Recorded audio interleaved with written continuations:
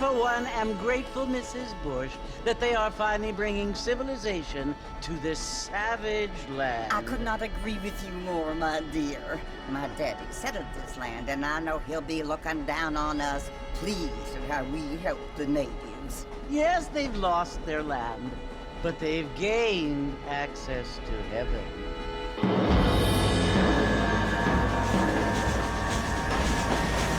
But Father, do you mean unless an innocent receives communion, they're destined to go to hell? It hardly seems fair. What I mean to say, Jenny, is that there is a great deal of difference between an innocent and a savage. I never thought of it that way. Yes, they lived like animals, but they're happier now.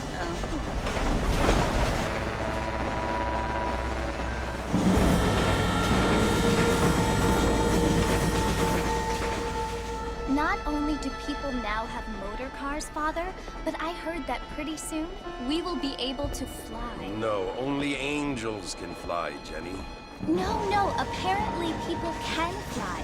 Didn't you hear? Out in Kansas, a man even got a car to fly. I hardly think so, Jenny.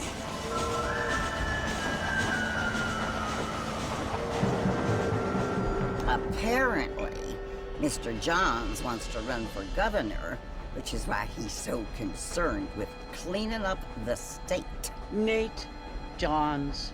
Yes. His family is nothing but hillbilly trash that came here after the war.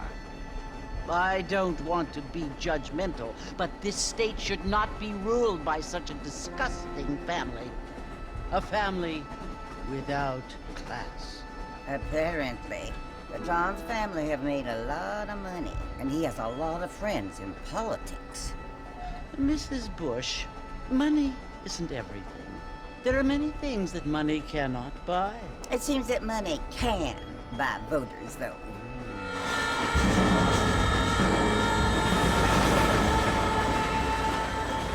What you must remember, my dear, is that we have been brought here to spread the word. And the word and civilization, they are the same thing. They are the gifts. It is the opportunity we have, the chance to live among people who are decent and who do not kill each other. And who let you worship in peace.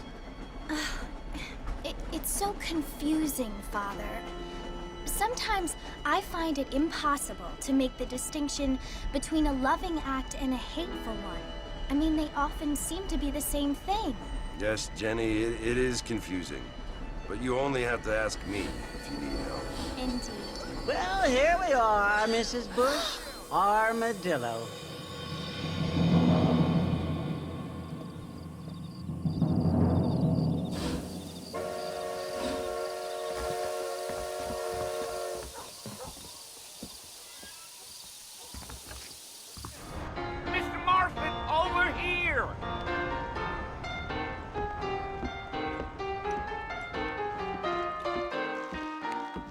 You must be John Marston. Sometimes. I'm Jake. Your friends from Blackwater hired me to guide you. They ain't my friends, but pleased to meet you, Jake. I got the horses saddled up and ready out front.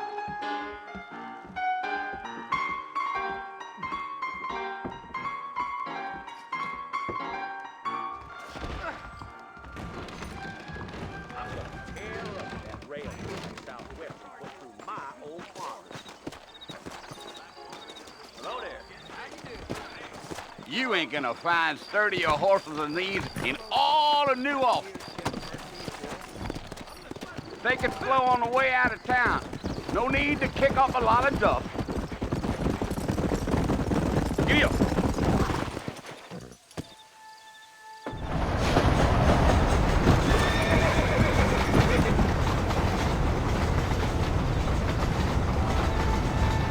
So it's Fort Mercy you want to visit? That's right. Ain't taking nobody up to the fort in a long time. Strange place for a decent fella to want to visit, if you don't mind me saying. Who said I was a decent fella? It's been abandoned for years now.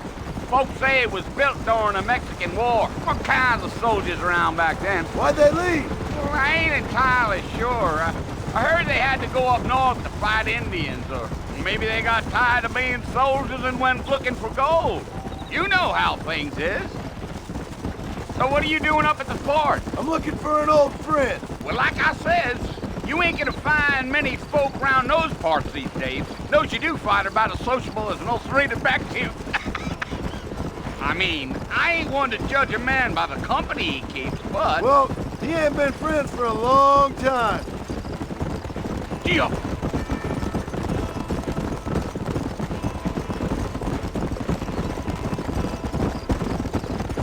Are you planning on spending any time in Armadillo, Mr. Marston? I doubt it. I ain't planning on staying very long. Well, if you're fixing for some female company, you can do a lot worse than Armadillo. Fine as cream gravy they are. Not like Thieves Landing. Dang, those girls ain't even fit for a drinking man to hole up with. I'm a married man, I'm afraid. Ain't we all?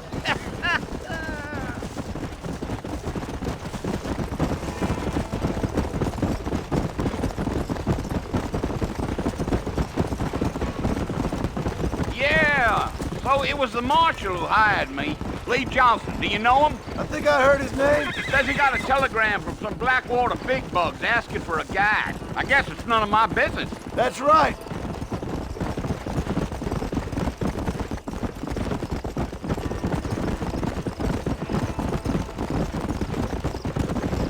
You ain't very talkative, are you? Nope. I'm just chewing the dog, mister. It's how I am. I don't mean nothing by it. Trust me. There's things you better off not knowing.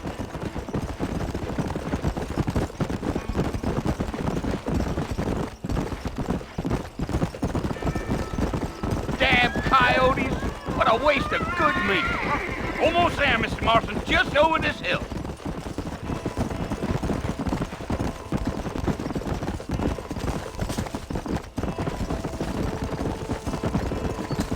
Whoa there. Listen, mister. This here's what's left of Fort Mercer. Some gang rode in and took the place over. So I understand. This is where we part ways, friend. You have yourself a good time.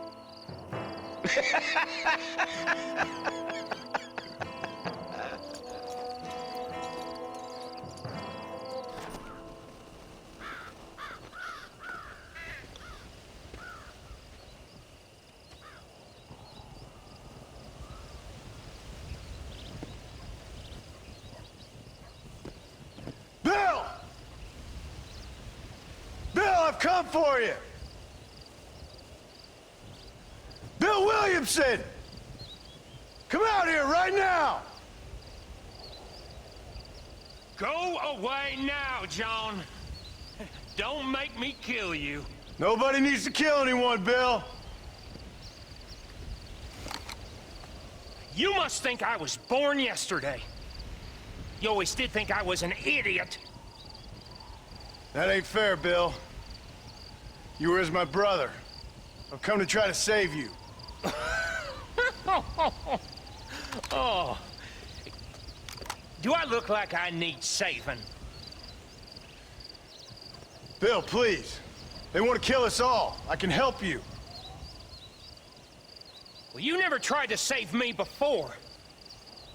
You only seemed to save yourself. Bill, I implore you think about this. You implore me? You implore me? You always were one for fancy words. Oh. Well, things are different now, John. Now I'm in charge! No more Dutch! And no more you. Implores. I implores you to go back and tell them to send someone just a little bit more impressive next time. Well? Oh. Poor John.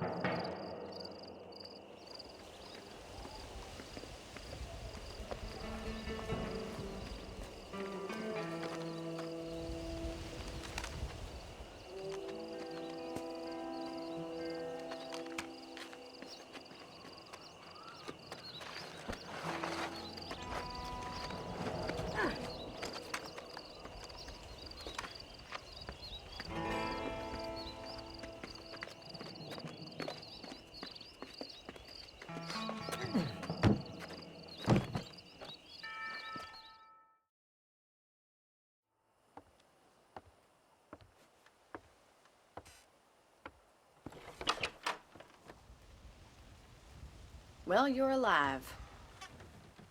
So it would seem. So, how do you feel? I don't know the polite word for it. I do. Stupid is the word we use around here. What were you doing? I was doing something stupid. Well, you'll be okay. Once you didn't die, the doctor said you'd be fine. He got the bullets out a couple days ago. Good. It cost us $15.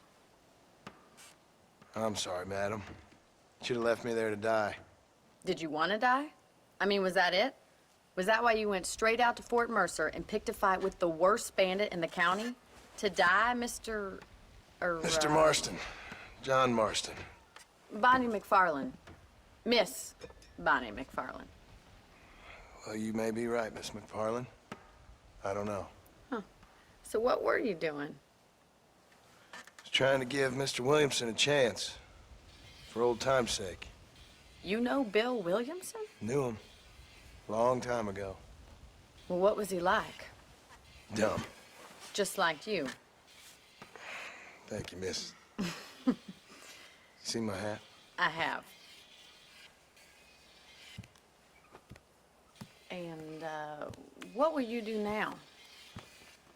Now I'm gonna take my time and go after him the less kind way. Well, that sounds very fun, Mr. Marston. Quite heroic, just like in those penny dreadfuls my brother used to read. Meanwhile, if you'll excuse me, I've got a ranch to run. Of course, if you're feeling better, why not take a ride with me later? Help me patrol the perimeter. You can earn back some of that money we wasted on doctor's bills. Of course. And thank you. For saving my life, I mean. Next time, Mr. Marston, I strongly recommend you don't try to lose it quite so earnestly. I'll bear that in mind.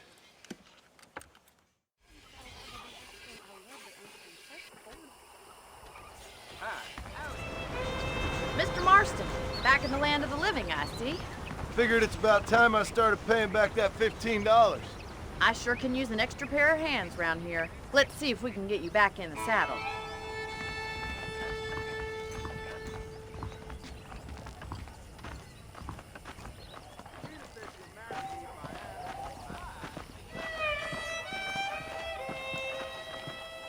There's the foreman's office. It's also where we lock up good-for-nothing outlaws, such as yourself. I'm happy enough with my current quarters right now, Miss McFarlane. Okay, let's see if you can still ride a horse. Come on then, I'll show you around the property. Come on.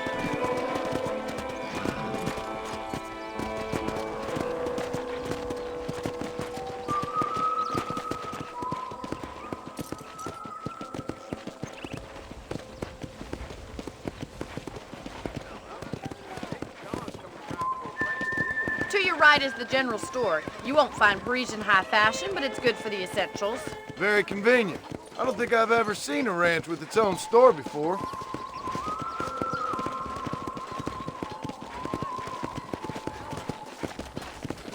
Hello. And here's the corral. This one's for the horses. What do you think? I'm no expert, but it certainly looks like a fine corral. I suspect you've stolen more horses than you've broken. Now, where'd you get such an idea? First impressions are hard to erase. Hey there! Giddy up! That's the train station. Things sure have changed since the line finally got finished, bringing in all sorts of new folk like yourself. Is that such a bad thing? Change is only good when it makes things better. Yeah!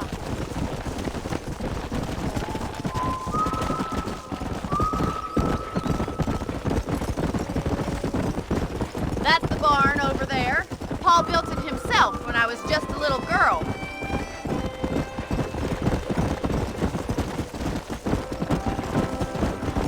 And here we are, back at the house. Let's stop for a while before we head out on patrol. You'll get no complaints from me, Miss McFarlane.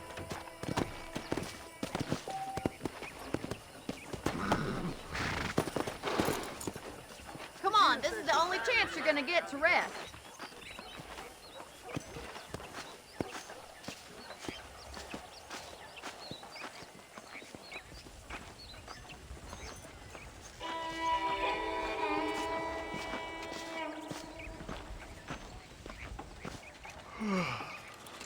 How about a cold drink, Mr. Marston?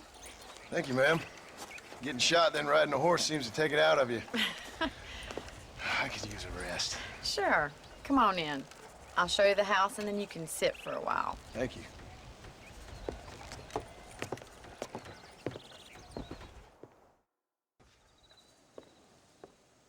Mr. Marston, Miss McFarland. remember me telling you about the trouble we've been having with rustlers and other undesirables? I do.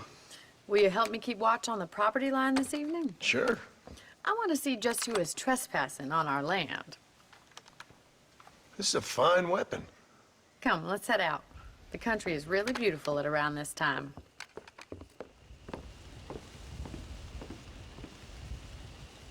Ready, Mr. Marston?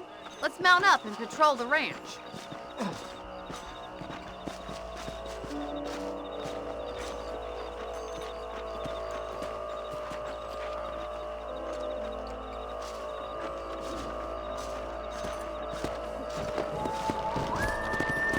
Let's go.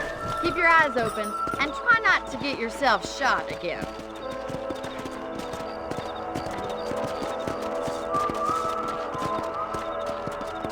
Thank you, Mr. Marston. I feel a lot happier someone's along with me. I feel a lot happier now I got a rifle. Well, with your trigger itch and my feminine intuition, we should make quite a team.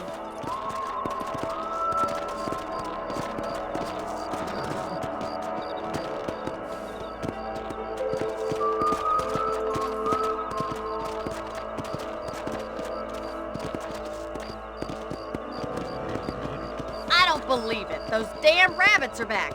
Give me a hand with them, will you? Come on, then. Time to put that bloodlust of yours to good use.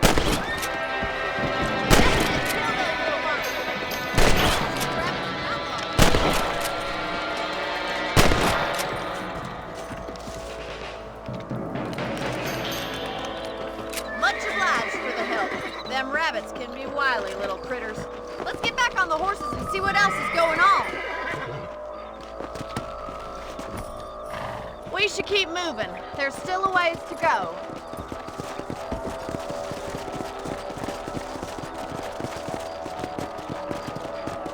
If it's not the rustlers stealing our cattle, it's the rabbits stealing our crops. It ain't never easy living off the land like this. Maybe you should move to a big city. Become a lady of leisure.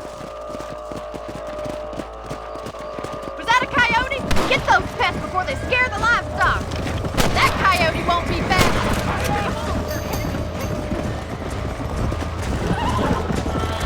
Let's go!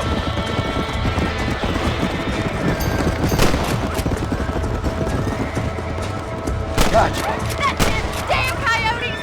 Whoa there! Well, we got rid of the coyotes. I just wish we'd saved all the chickens. Come on, I'll show you the way to your room.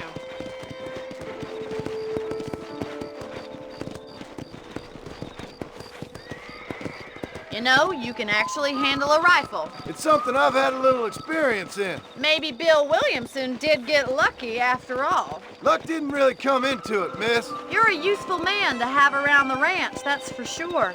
But don't think I've forgotten what brought you here. We'll do whatever we can to help you. I sure appreciate that, Miss McFarland. This is you, Mr. Marston.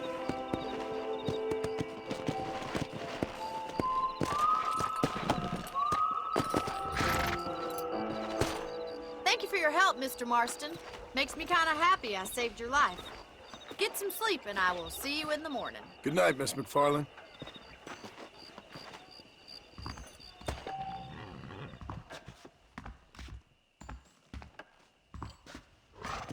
There's a change of season in the air. Oh, Mr. Marston. How are you doing today? I'm well, Miss McFarland. Thank you. How are you? Well, I'm fine. Thank you. So, how are your ribs? Fine. A little sore, but apart from a couple extra scars, it'll be as nothing happened. Good. Come in, come in. You know, you never did tell me how you met that Bill Williamson or what you wanted from him. No, miss, I did not. Well, why not, if you don't mind me asking? I certainly don't mind you asking if you don't mind me not telling.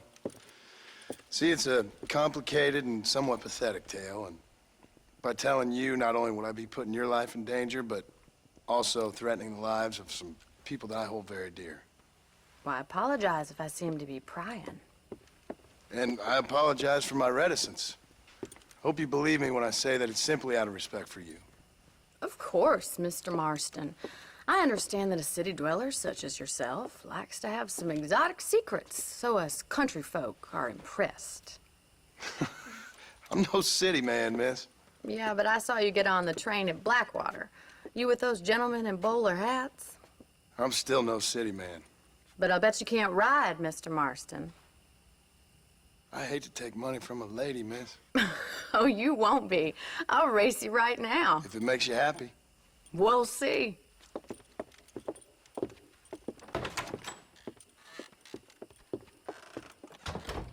All right, I'll show you how we ride around these parts.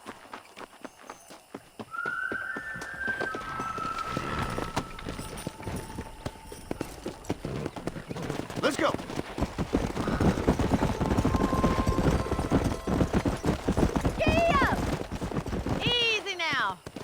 On the count of 3. 3, 2, 1, go! I trust you're not gonna be a gentleman about this! You don't know me at all, Miss McFarland. Let's go!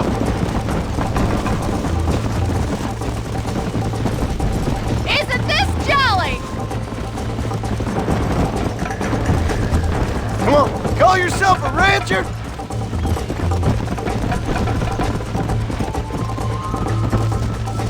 Would you like me to slow down? Yeah! Come on!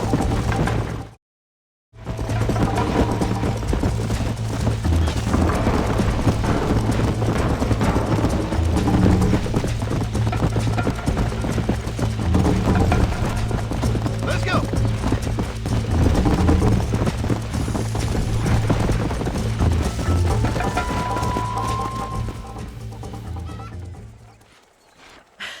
That was fun. Sure. You know, you should go pay the marshal a visit in Armadillo sometime. I'm sure he could help you deal with that nice Mr. Williamson. Yeah, I might just do that, Miss McFarland. You do whatever you think's best, Mr. Marston.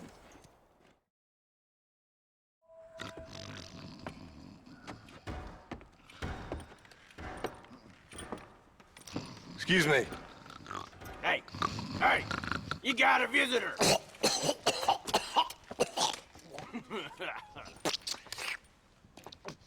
Shut up, you! And what you want? My name's John Marston. You wanted to speak to me. I did? Apparently so. Why? I guess because we're both in the business of the law.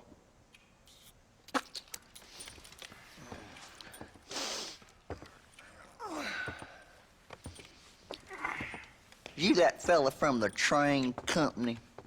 No, I'm from Fort Mercer. Fort Mercer? You them, one of them Williamson boys. Calm down. Go on, shoot him, mister. Shoot him. Come what, you getting cute with me, boy? What's going on here? I got me one of them Williamson boys.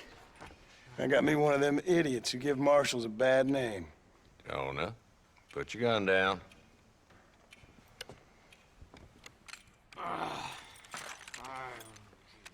You must be the man from Blackwater. Yes, sir. Listen, that dog ain't too bright, but he seems loyal. Jonah, get out of here for a minute. Yes, sir, Mr. Johnson, sir. And you. Oh, I done seen enough of your hide around here, friend. I think there's some school children down the way you can go and frighten. Oh, hardy fucking har. Dickhead. What are you doing here, Mr. Marston? Apart from frightening my deputies. I'm here to capture or kill Bill Williamson. Okay. Can you help me? He's outside my jurisdiction. He's in the next county.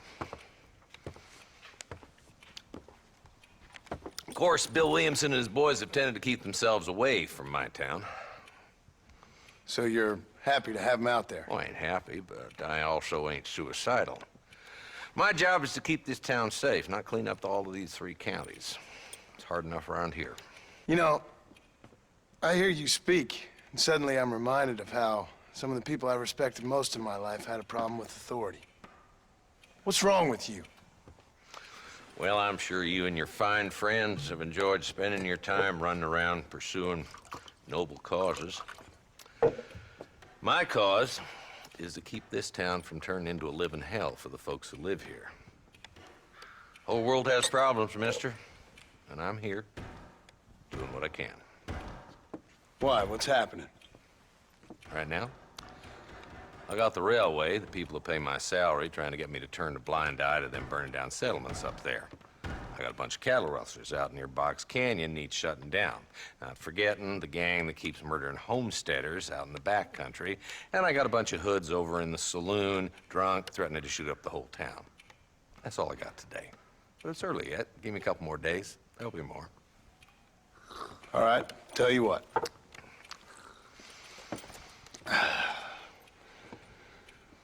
Let's go deal with them hoods in the saloon. Then we'll discuss Williamson. Okay, boy. You're a persistent little cuss, ain't you? Only when things matter. Come on then, Marston. Follow me.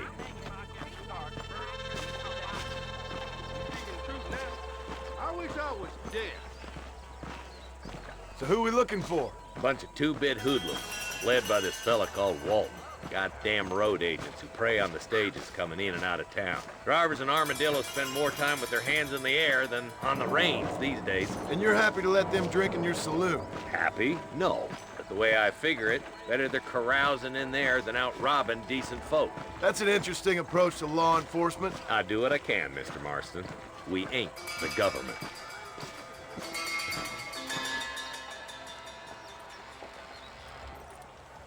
There's the dumb rat bastard now. Let's follow him. See what kind of hole he crawls into.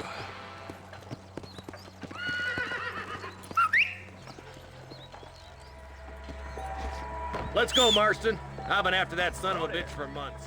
God damn it, he's on to it. Get out. Whoa. Come on. Walton's as bad as you say he is. Why don't we just beef him now while we got the chance? Because that ain't how the law works. Is that right, Marshal? And alive, he can still talk. Doesn't sound like he's a man to be reasoned with. He ain't. But a few days of my hospitality and he'll be telling me what I need to know. Walton's gang's been growing fast. Outlawing's easy money for easy work. Cholla Springs, Gap Tooth Ridge, these boys get around. Walton's the start, but there's plenty more where he came from. Come on.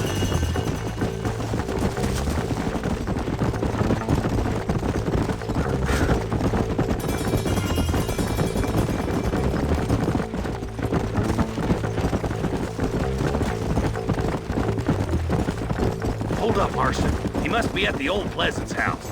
Probably best we take it on foot from here. Yeah.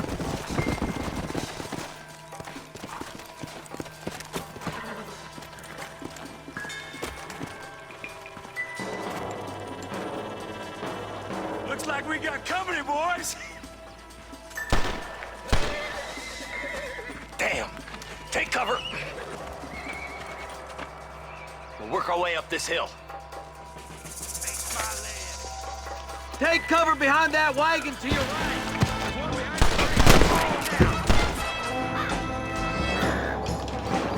Now move up to that tree. This is probably gonna hurt. That ain't done! Oh, man, coming your way.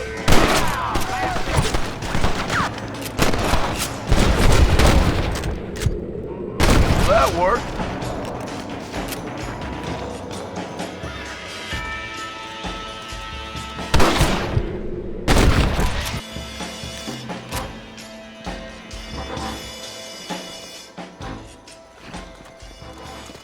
Not a bad shot, Mr. Marston. Why don't you check in with me next time you're in town? I don't want to be no policeman, Marshal. Nor did I, my friend, I can promise you that. I'll see you soon, Mr. Marston. Yeah. Oh, now. Ah, Mr. Marston, how are you? Good, Miss McFarland. How are you? I'm well. Would you mind riding with me to Armadillo? I've got to get some supplies and I could do with the company. Of course. You can take the reins. It wouldn't do for a terrifying bounty hunter such as yourself to be seen driven around by a woman. Take the driver's seat. Come on.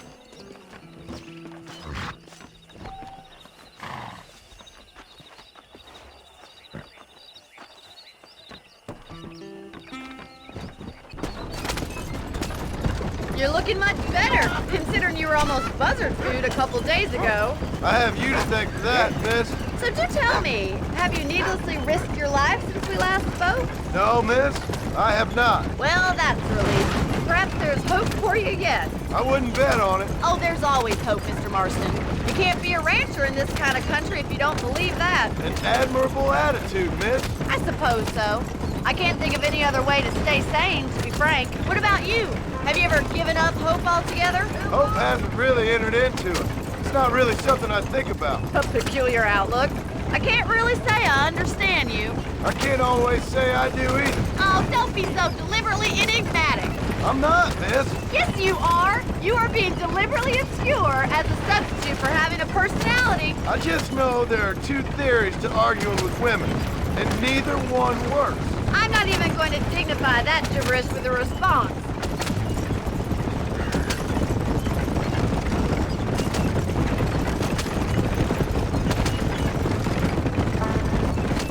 I think it's kind of funny I found you dying on the side of the road and now you're driving me into town. You have a strange sense of humor. Well, you must admit, it's an unusual start to a friendship. I didn't realize we were friends, Miss McFarland. Oh, please. Now who's being funny? Listen, I know that business with Williamson is your business, but I don't know. You've been good to us, and I don't think you're a bad man. A little stupid, perhaps, but not rotten.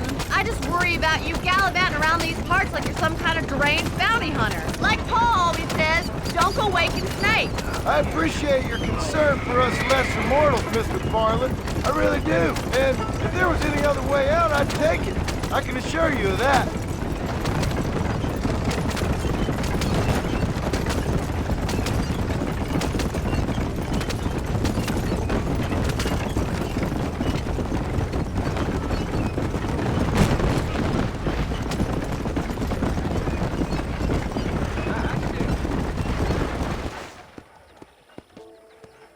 So this is Armadillo. Manhattan it is not, but it does okay for us.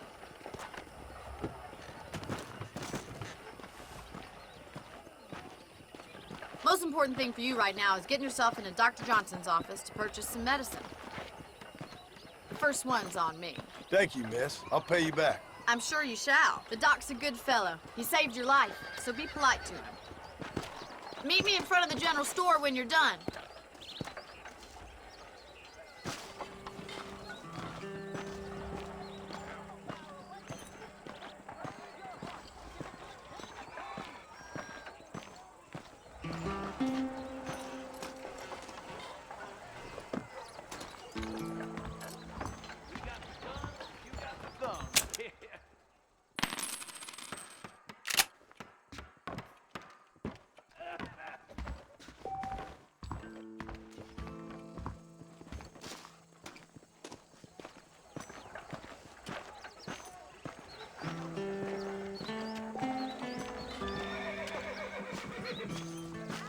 Well, ain't you a fine sight of beast?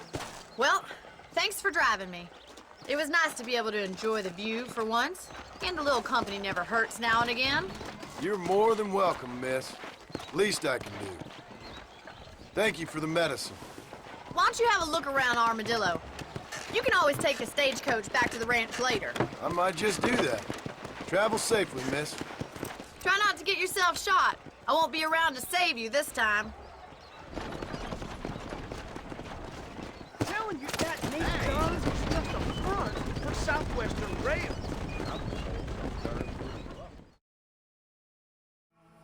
Hello?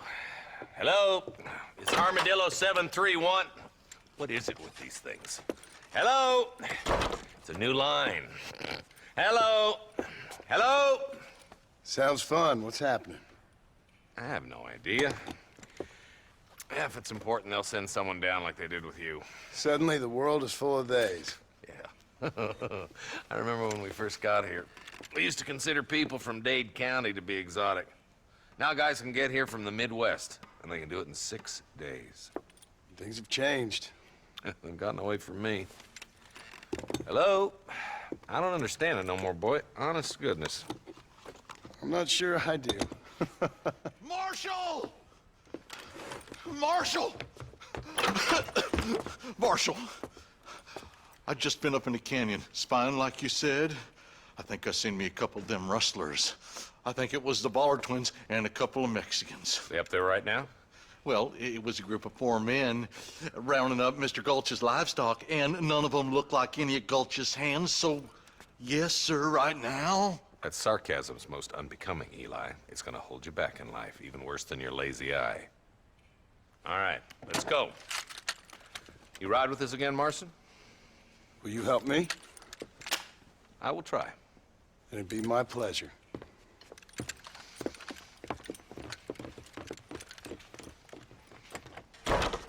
Why me?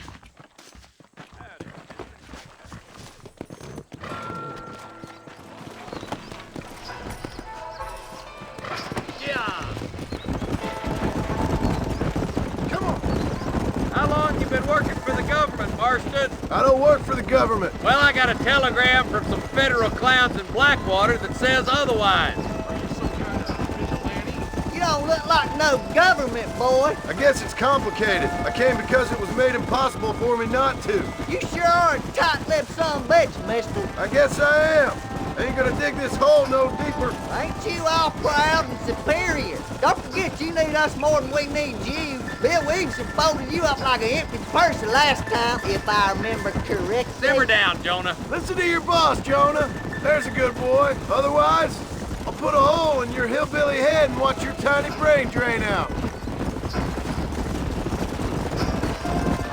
I'll be honest with you, Marston. I ain't for all this government interference. Believe me, Marshal, neither am I. I try to keep the federal boys happy. I mean, we need all the help we can get. But what does a flannel-mouthed city boy who's never forked a bale of hay in his life know about a state like New Austin? Nothing, I reckon. All this manifest destiny hogwash, taming a wild land. Nearly there.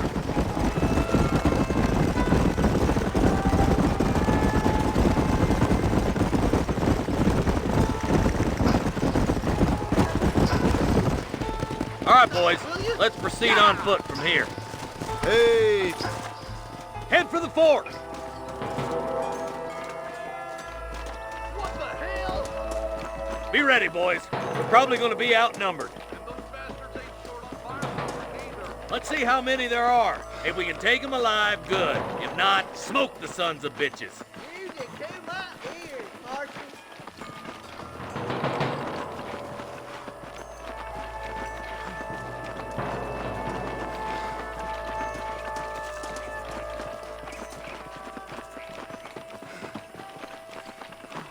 Damn!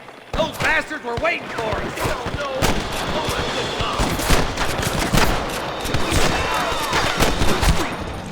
Playtime's over, kids!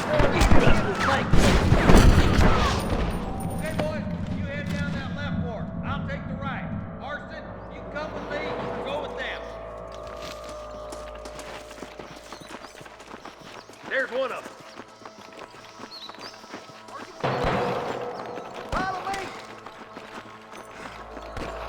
Me and you again, Marston. Let's hope this goes as well as last time.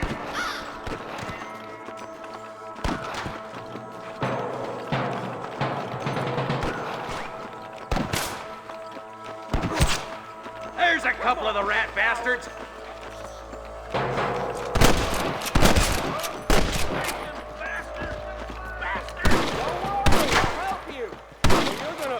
Put down your gun and surrender.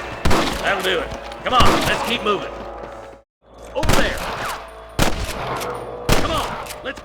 rest of the boys.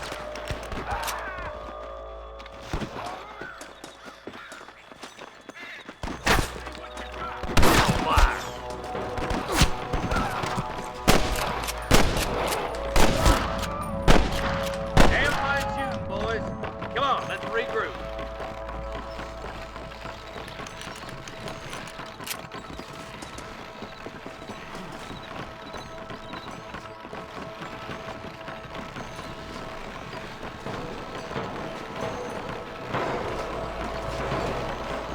Try to sneak up on them. The closer we are, the less chance they have of making a run for it.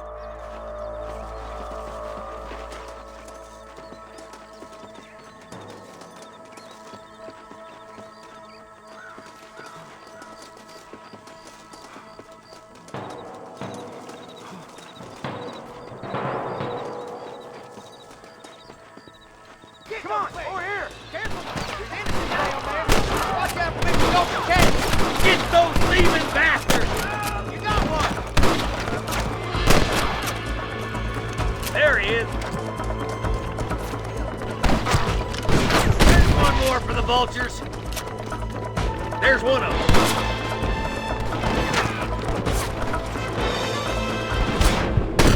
Swatting rustlers like flies! For Christ's sakes!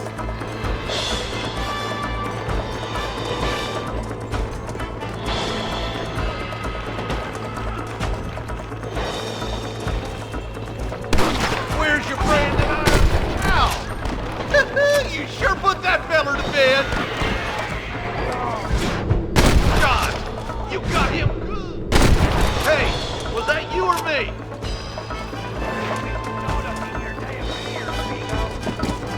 Sweet mother of God!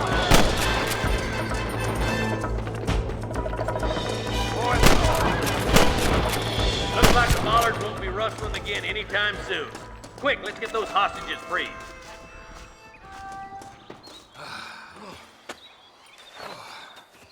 Thanks, Marshal. We're indebted to you with our lives. Just get them cattle back safe. All right. Oh, thank you. Oh, thank you so much. Thank you. Well done, Mr. Marston. Yes, well done. Now, about Williamson. I'll do what I can. You know, as you can see, this country is infested with all manner of scum. You'd say that again. Well, one other thing, Marston. Mr. Johnson, sir. It's Mr. Wes Dickens. He's missing. Who? Mr. Wes Dickens, the tonics merchant. He was due in town last week. Oh, the narcotic and bat piss salesman who cons housewives out of their money with promises of eternal youth. Yes, him, but I think you're being a little unfair. He's helped a great many of the county, and many of the townsfolk are really missing him. You hear that, Marston? We just butchered a gang of thieves, and the town is up in arms about a missing snake oil merchant. I am so glad to be serving such a wise and respectable people. Come on, Eli.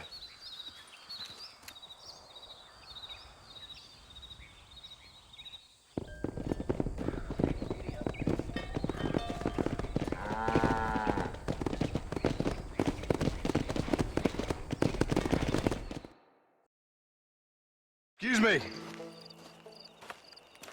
Excuse me, sir. You need help? Mister, you alive? Fuck, God damn it. Good heavens. Excuse me? I said, no, I'm not okay. Do I look like I'm okay? You look pretty good for a corpse. Praise be. Move up, mister. Time to get you to a doctor or an undertaker. Whichever you need once we get to town. St. Peter, open up them pearly gates. I'm coming home. Come on, mister. Come on.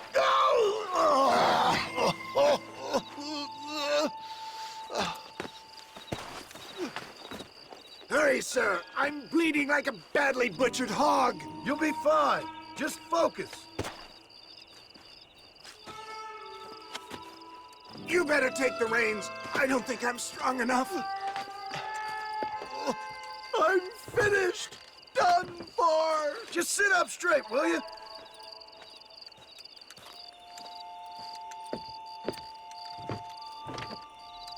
To Armadillo! Godspeed!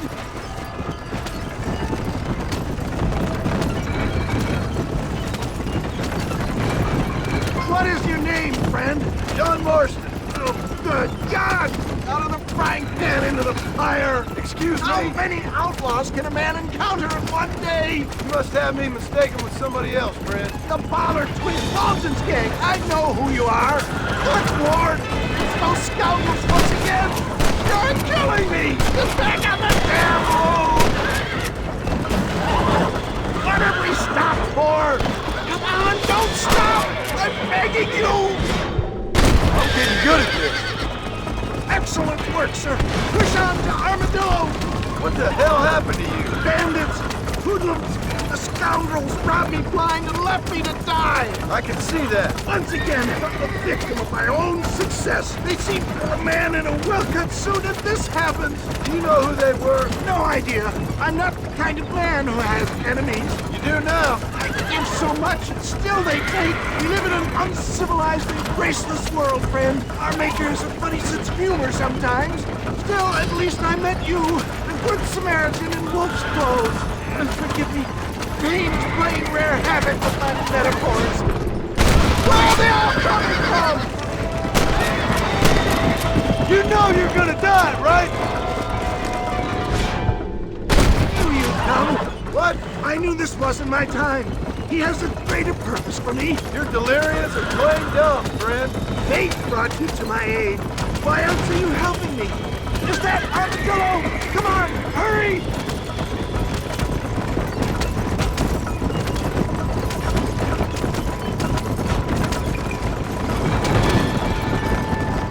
Yeah, I embrace you. For Christ's sakes, man, you're gonna be fine. We're nearly there. Into your arms. This is it. You're gonna make it. Where the devil are we? Armadillo, we made it safe. You'll be happy to know. Thank you, sir.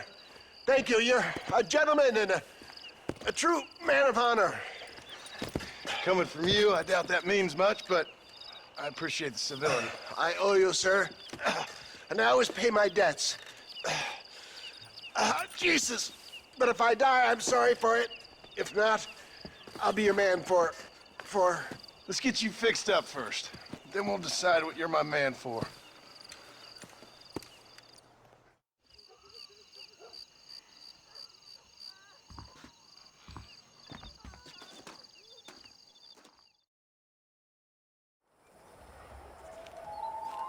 Mr. Marston, I've been hearing about your plans. Have you, Miss McFarland? Yes, from Lee Johnson, to settle here and build a life for yourself. I'm afraid those aren't my plans. See, I already have a life. Well, I had one, and I'm trying to reclaim it. Or maybe what you could say is that I had two, and I'm trying to end one of them so the other can survive. You do so love to talk in riddles, Mr. Marston. Do you do that, I wonder, as a substitute for having anything interesting to say? Probably, Miss McFarland. Oh, call me Bonnie, you fool. Call me Bonnie.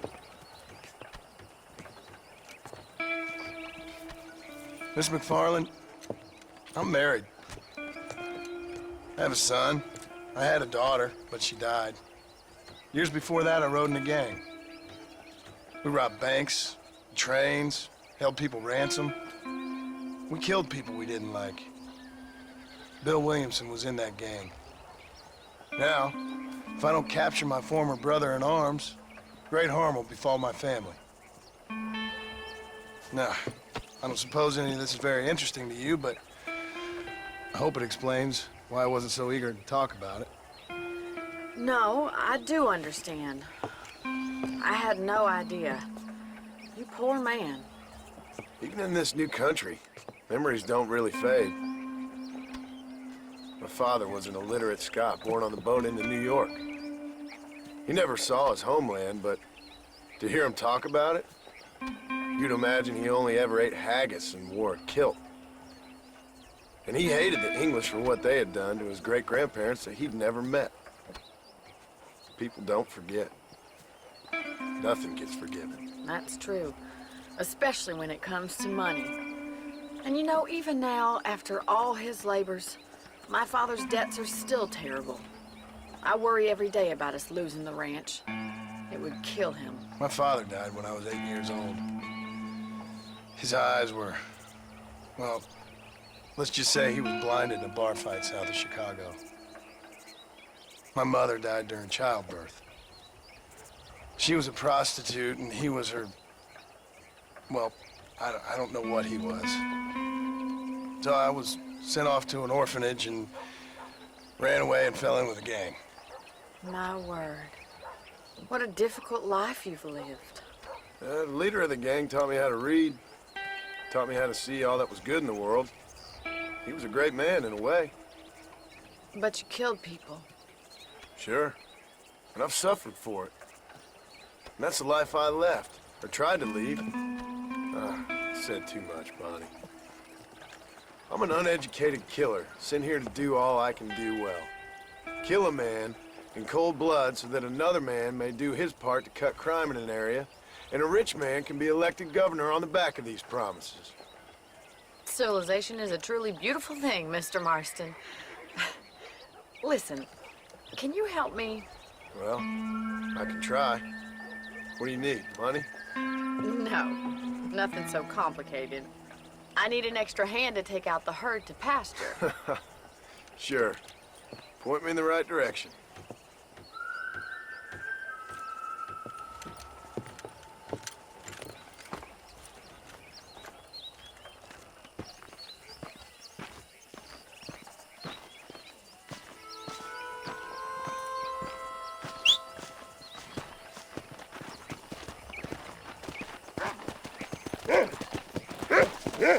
Right. Are you ready to learn how to herd some cows?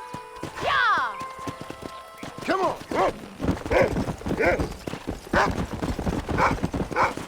Thank you for telling me all that back there. It must have been hard for you. Hope you understand now why I've been playing my cards somewhat close to my chest. I didn't know you had a wife and child. Then again, I don't think I ever asked.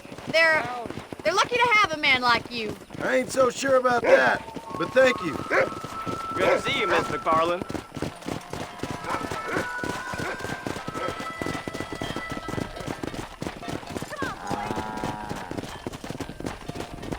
That's it. Keep on moving. Yeah! He's got it. Yeah.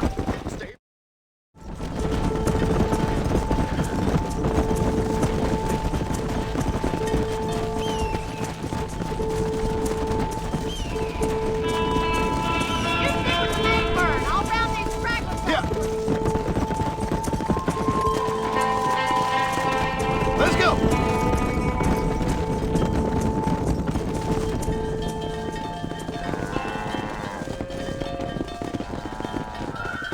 You're not bad with the herd. Ranching might be your true calling, Mr. Marston. Either that, or you were a cow in a past life.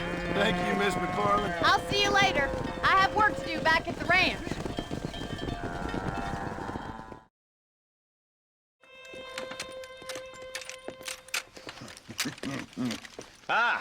Since you're here, you want to make yourself useful? Not particularly. Listen, son, I know you got a mission. Right now, I need another gun. Why? What's happening? We've had this problem for months with this group of bandits who are getting drunk and murdering settlers. Last night, they went to a big place up near Ridgewood. They burnt the place down, killed the men, burning most of them alive, and raped the women. Women folk then got their throats slit. One of them survived and walked in here this morning. Anyway, we got a posse gathering up near Ridgewood. Will you ride with us? All right. Thank you, John Marston. It's gonna be a bloody job. I don't think I know any other kind, sir.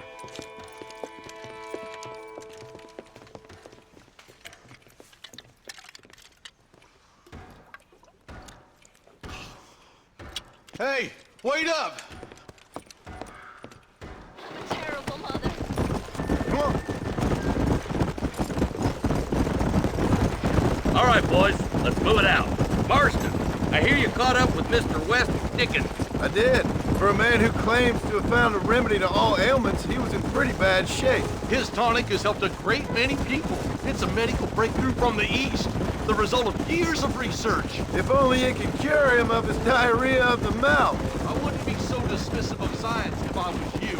Times is changing fast. He's no more a scientist than I am a priest, but people can spend their hard-earned money however they please. He's certainly a character. That West Dickens. I can't understand a goddamn word he said. A more flannel-mouthed bunko artist I've never met.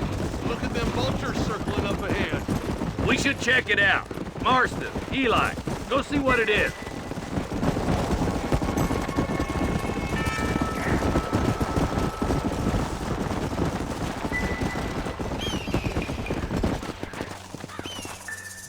Ain't no survivors here, Marshal!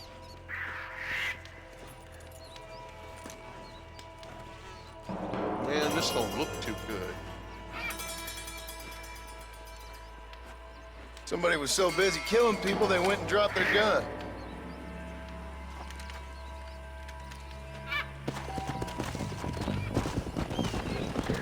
Let's go! We'll head for Ridgewood Farm. See if they know anything. What kind of man does that? A bunch of weak men. A pack of cowards is the most dangerous kind. Some men are just born plain evil. I think it's this land that makes the men. As much as the other way around. Men are born, and then they're born. At least that's how I see it.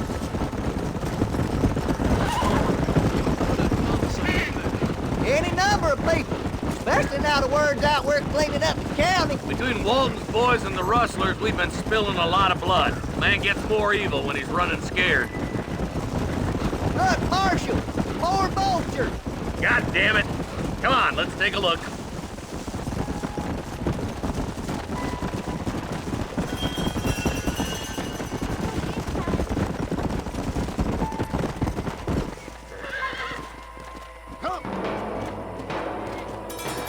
Man, more dead bodies. And the fire's still smoking. Those scumbags must still be around. Come on.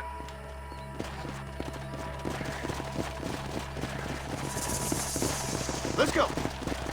Their trail leads to Ridgewood Farm. Come on, let's hurry. Sons of bitches! Didn't you once run a gang of outlaws, Marston? Yeah, but not like that. It wasn't our way. At least it wasn't my way. Killing and thieving's never right, boy. No matter how you dress it up. This is too quiet. I got a bad feeling about this. All right, boys. Let's have a look around.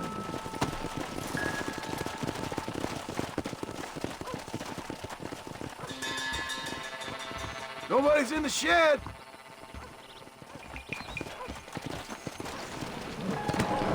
Come on.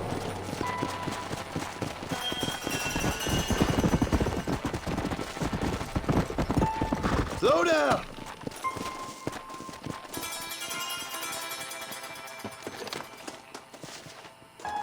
No one here.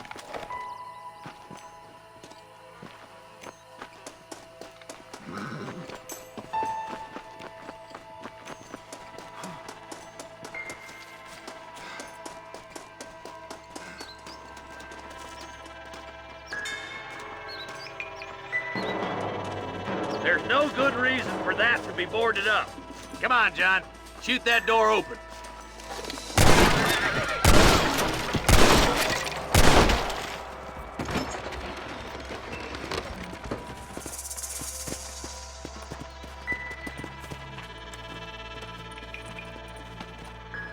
Holy sweet mother of mercy.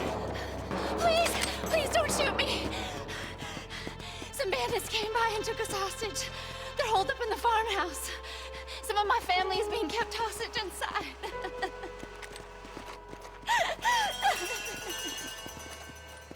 All right, boys. We need to get into that house right now. That was too close to my liking.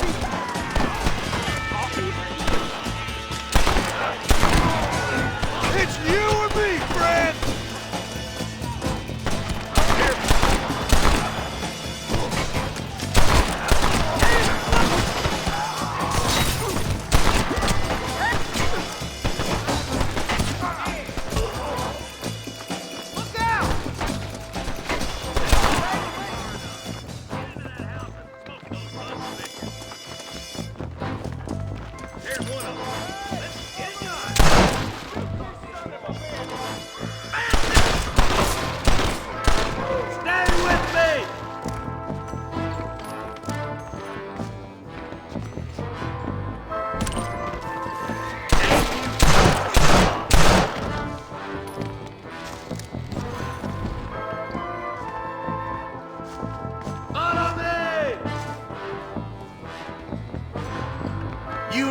gonna have ourselves some fun!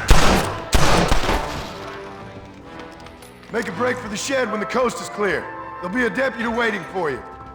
Stay close! You can make a run for the shed. Keep your head down. They did unspeakable things to me. Looks all clear, fellas. Let's check up on the farmers. Hellfire!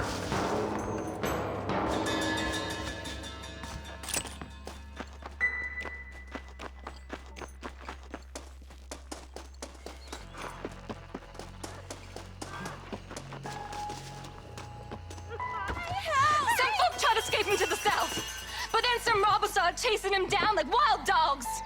I thought you were supposed to protect us, Marshal. You folk ain't men. You ain't nothing.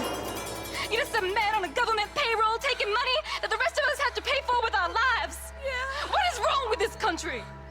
Not up, men. The man that kills the boss of that bunch gets $50. It ain't about the money, Marshal. These are people's lives. People's homes. Come on, they're gonna get away! All right, let's find those bastards. Let's go!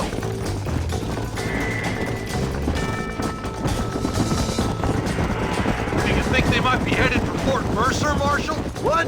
Williamson's men? Maybe. All this sure looks like their handiwork. Makes sense if they took this road. Come on, Marshal! This might be our chance! What's your beef with Williamson anyway, Marston? Let's just say he's the currency in a complicated transaction. What the hell you talking about? Some people I have the displeasure of knowing want him dead. Why does that involve you? We used to run in a gang together. He was once like family. If this is how you treat your family, I'd hate to see what you do to your enemies. That was a lifetime ago. And bearing in mind, he's left me for dead the last 2 times I've seen him. I'm about figuring we've been... Eyes up! You see that? You just walk away now, John. I didn't kill you before, but I sure as shit will now! Get yourself down here, Bill. You know you ain't man enough to stop me. You know I don't want to kill you, but I will. You always did have a high opinion of yourself, John. Dutch always said you were an arrogant son of a bitch. I guess he was about right. Get him, boys! Everybody, take cover! In that shed!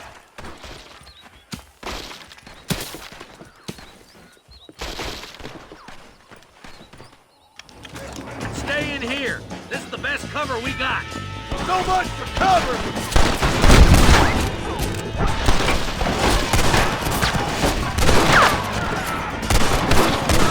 Get those raping bastards!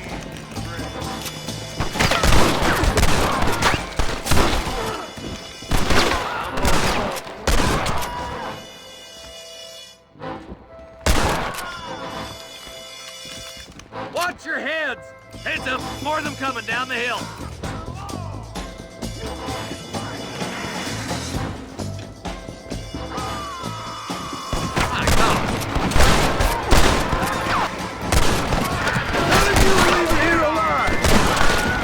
Ain't your life worth living?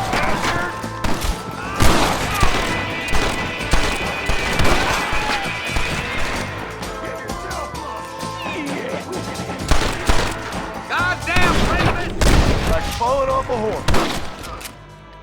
I told you I weren't no one nice. Hey, look what I got here. There's something that you're still breathing. Come here, boy. Come on, Bessie, give. Oh.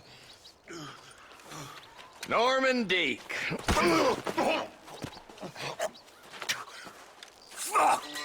Nice to see you again, buddy. Thanks for your help, John. Norman here is gonna help us get to Bill. Ain't you, Norman? Thank you, Mr. Dick. Mighty kind. Fuck you! Hog time. Let's get him to jail.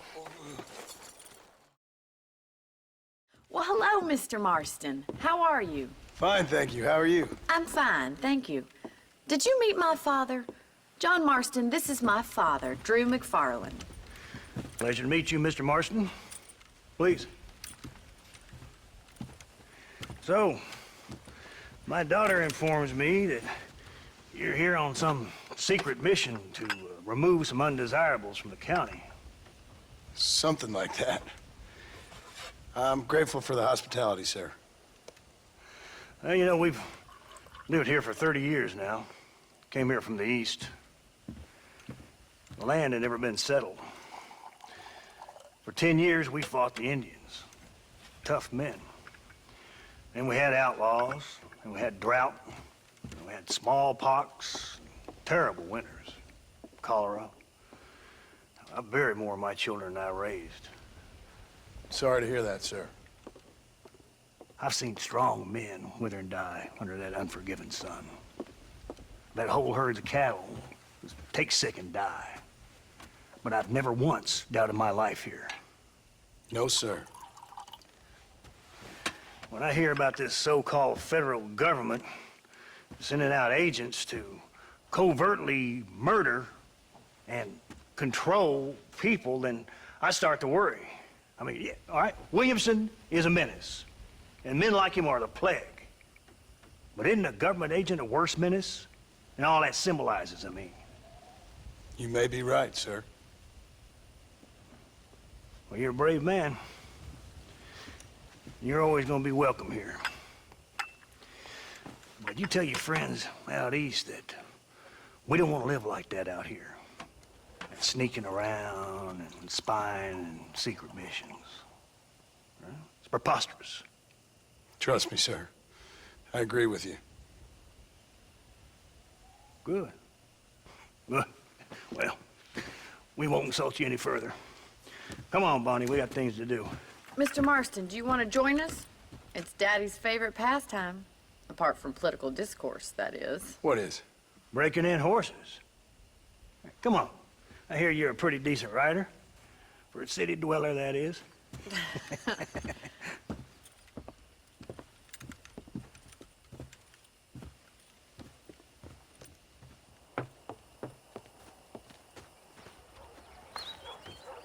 You're gonna need this, Mr. Marston. Let's see if we can put that new lasso of yours to good use. That ranch hand said there's a pack of wild horses nearby.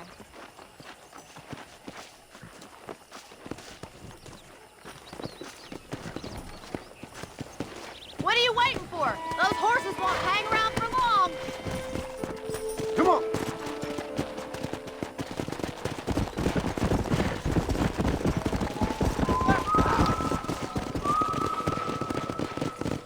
You sure have some interesting theories on what the government's doing, sir. They ain't theories, Mr. Marston. I saw the telegram Marshall got from Blackwater. It ain't exactly a state secret and sent you. Well, is he wrong? I saw those men from the train. The government can go to hell if you ask me. Those sons of bitches would steal a coin off a dead man's eye. Mr. Marston! He's right. Now, I don't know much about politics. Please, Paul, can we just enjoy But I the know ride? we're only as free as they say we are. Power's like a drink. The more you have, the more you want. And there's few men who can handle it. There's certain things in this country a woman could do much better, if you ask me. I ain't gonna argue with that, Miss McFarland.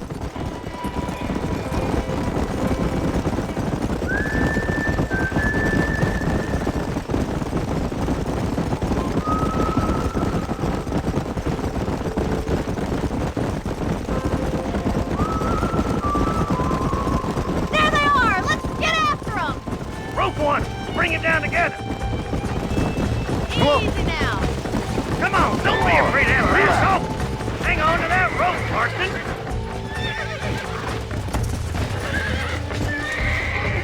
Keep it tight now, Marston! Relax now! Got it, Mr. Don't let it bug you, Mr. Marston! Lean into it! I got you now! Oh, there! Show me what you got, boy! Come on in, now, boy! You're doing Calm it down! Take it slow now! Relax Try now! not to spook us Nearly too there. much! Let's see it, boy! In no time! Easy! Good work! I'm impressed, Marston.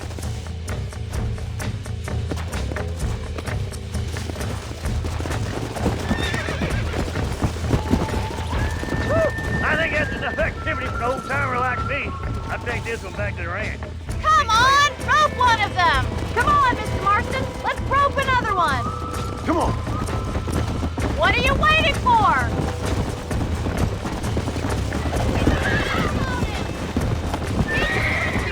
See what you can do! That's it! Lead with them! Hold on! Easy now! Easy there. That's it! Don't give... There. There you go. You're a regular Bronco buster, D-Roy! I think that'll do it for today. Let's get back to the ranch. Here!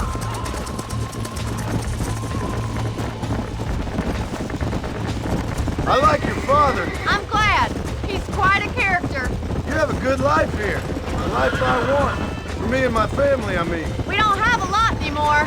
You have enough. It's one that gets so many folks in trouble. It'll sap your spirit and make you poor. But it's straight, and it's decent. There's no better night's sleep than after an honest day's work. It's no wonder you look so tired, then. Some deck must be shy of Joker, Miss McFarland. Well done, Mr. Marston. These are fine horses. Hey, Bonnie. Amos was saying some horses been spotted somewhere outside of Armadillo. Let's go, Mr. Marston. We can really do with those horses.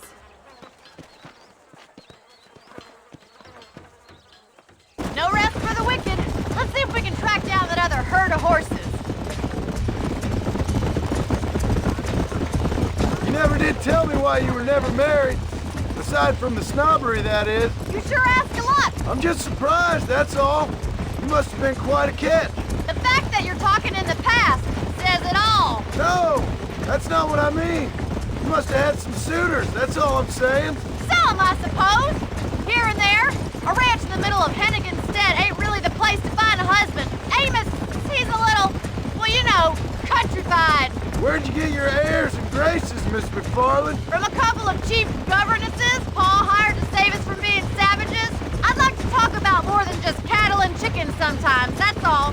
And after my brother left, it was up to me to become the man of the ranch.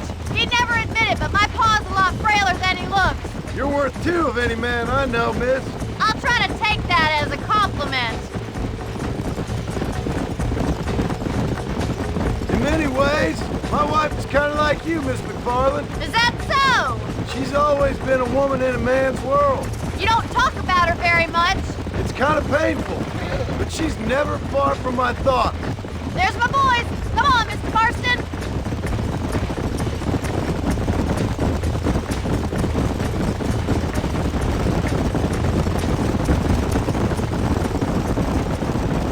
Let's drive them up the canyon where it narrows. We'll trap them there.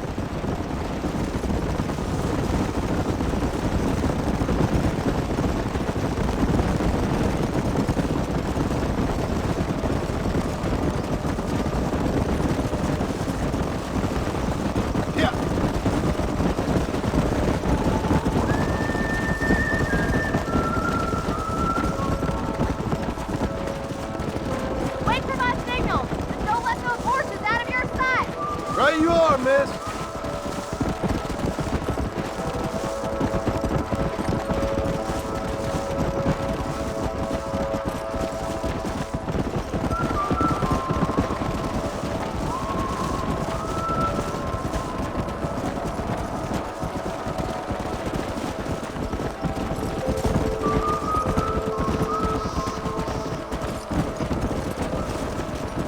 Come on.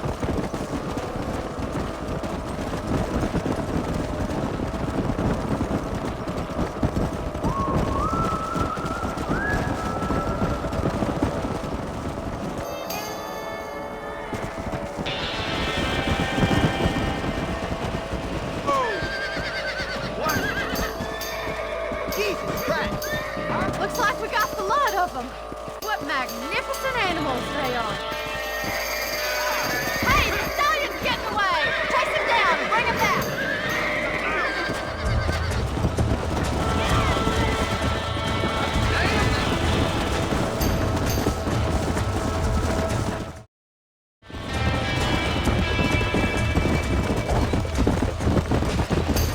I got you.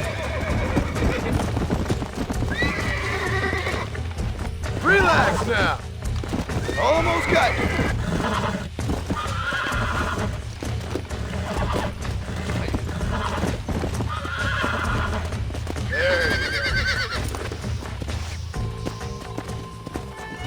Come on! Whoa!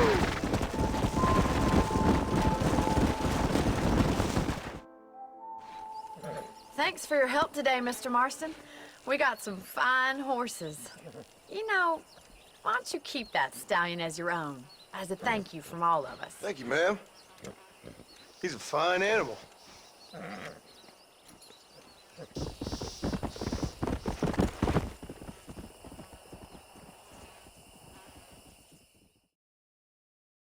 And I can tell you with no uncertainty that miracle cures are no laughing matter. I bid you good day, sir. Oh, Mr. Marston, good to see you. How have you been keeping? I'm well, Mr. Mr. West Dickens. Nigel West Dickens of East Cheap, London, New Waverly, New York, and Armadillo, New Austin. At your service. At my service. At everyone's service. At the service of science, of knowledge, of life. How are your wounds? Hmm? Much, much better. But then they would be. Would be? I know a cure for all ailments, Mr. Marston. Ah, I'm sure you do. And I'm sure for just $2 an ounce, I could live forever. Oh, but for you, sir, I do a bulk discount rate of $1.95 an ounce. As long as you buy 100 ounces or more. That's a lot of immortality. Give it up, old man. That's Mr. West Dickens to you, boy. Give it up, old man. Listen, Marston, I'm broke. But this stuff is good. It works. I need a healthy young man like you.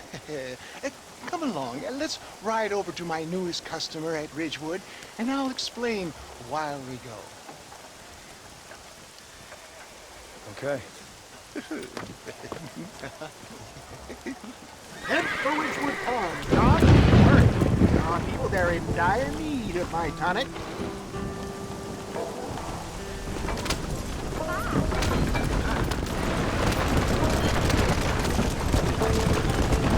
I heard about you, Mr. West Dickens. And I about you, John Marston. Hoodwinking the weak, gullible out of their hard-earned money. My dear boy, it was you who is gullible, if I may be so bold, for heeding such ill-informed discovery. You're as full of wind as a horse with the collar. I have been blessed with the gift of life. But those 12 of God try to stay on the road. And for that, I will not apologize. But the West Dickens elixirs speak for themselves. If my tonic is such a sham, how do you explain the fine fettle in which you find me? Last time you saw me, I was knocking at death's door. You should thank the doctor for that. I reckon you were acting it up worse than it was. Act I can, John. A more convincing Othello there's never been. And so shall you. A fair Iago or Cassio. I don't like the sound of this. Showmanship, John. The flourish. The bow. Get back on the road. We'll have nothing left by the time we get to Ridgewood. We are operating in a competitive marketplace. Our product must stand out. And how does this involve me? We're going to use your God-given talents to our advantage. I'm really starting to regret I'll drop this. you off at the outskirts of Ridgewood.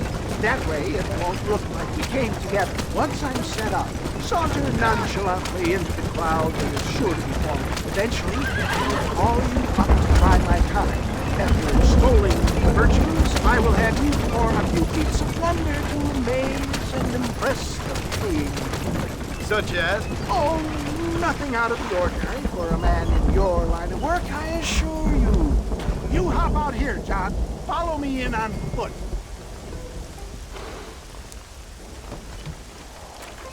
I'll see you there. Be ready to enchant the crowd.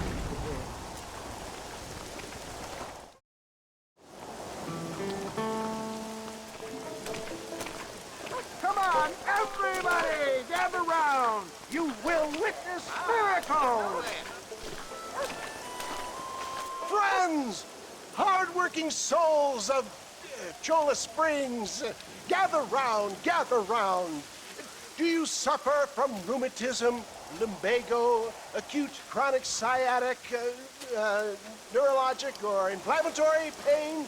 Well, I represent the only company that makes the genuine article that cures headaches, neuralgia, earache, toothaches, backache, swelling, sprains, sore chests, swelling of the throat, contracted cords and muscles, anxieties and ravaged nerves, stiff joints, wrenches, dislocations, cuts and bruises, and it adds vitality and vigor to the healthy man.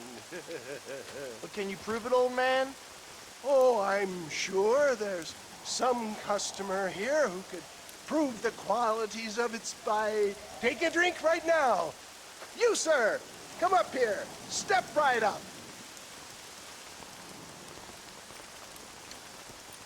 That's the spirit.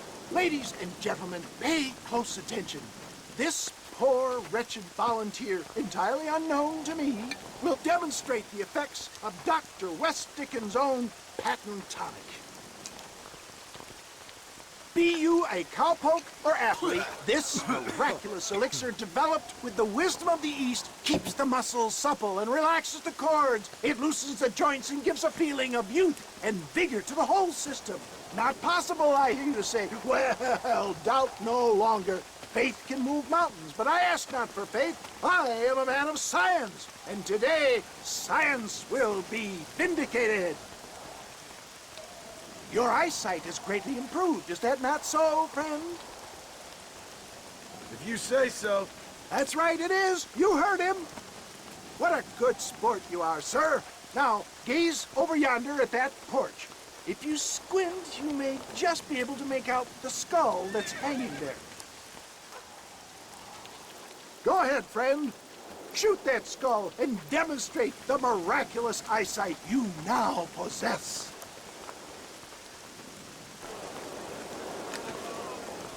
Remarkable! The eyesight of an eagle, granted by imbibing Dr. West Dickens' own patent tonic. Anybody can make that shot. This man is a fraud. If your eye's so damn sharp, why don't you try shooting my hat out of the air? My friends, our test case has been challenged to shoot a gentleman's hat out of the sky above our heads. You can fool these people, but you ain't fooling me. Right. Let's just see how sharp you is with a moving target. See? That tonic is a sham! Have you ever seen such an eye? Behold the power of the elixir, plucked out of the sky. Hey! Hey! What? You think you can put a hole in a man's hat and just walk away, do you? Well, it don't work like that around here, mister. Come on! Are you a man or not? A challenge of battle has been offered to our volunteer. Look at that! Inhuman strength! With there it is! Skeptics and dissenters, irrefutable proof! Do not let this opportunity pass you by! Look, he's over there. Go get this ends now. Watch out! He's got a gun! Who the hell do you think you are? You ain't leaving here alive. Marvelous shot, dear boy! The kind of deadly accuracy that can only be afforded by the West Dickens elixir. Come, I have plenty for all. You'll be fine. Get out of my way. Hey, where are you going? I want a bottle. Get me a bottle, please. One of them, right here. No harm in trying one bottle, I suppose. Well, I think that went kind of well, don't you? I'm just glad that my normal job involves either chasing after cattle or murderers. Not the likes of you, mister. Don't be like that. Now, if you'll excuse me, I'd like to say my goodbyes, head on back to the real world. Wait, sir. I've been thinking about your predicament, and I think I may have an idea. I've been thinking I could be your cunning Odysseus. Beware of the Greeks bearing gifts, sir. Williamson had better beware. We will make them into Trojans. I don't rightly get you. I want you to go and see my old friend Seth. He can come across as a little curious, but I'm sure you two will get on. He's most often found at Coots Chapel. He's very devout. Why see him? Because between him and me, we can get those gates to open for you, and you can walk right in, just like in Homer's great Trojan yarn!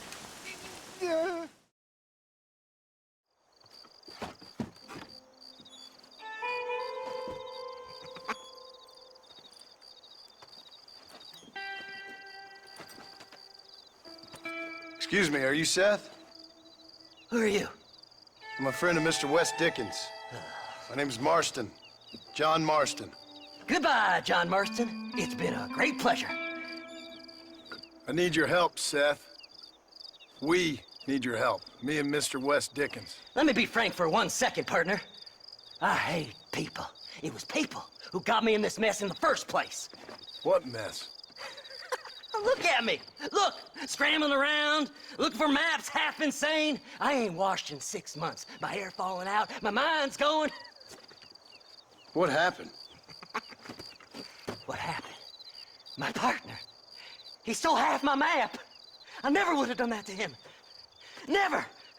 Look at me. Who did this to you? My partner. My boy, my man. Moses Forth. I don't have the facility to tell you what I would have done for that man. And what I would do to him now. Why? Because he stole half my goddamn map! And what map's that, then? The map, partner! The map that tells me where it is! Where what is, friend? I ain't telling you that. I ain't. Don't make me tell, partner! It's mine! It's mine! All mine! Sure. And where's this Moses now?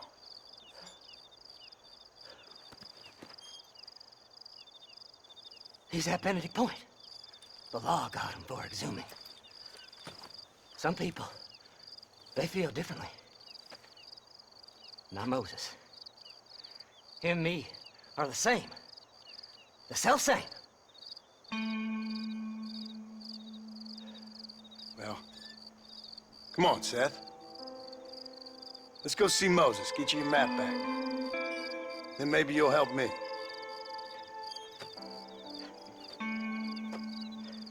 All right, partner. Let's go.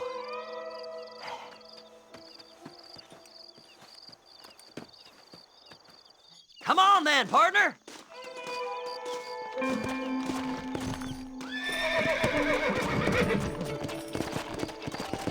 Here! How can you sink that low? Digging up graves and looting from the dead. Ha, hypocrites! The whole damn lot of you. Are you saying it's better to steal from the living? They're corpses.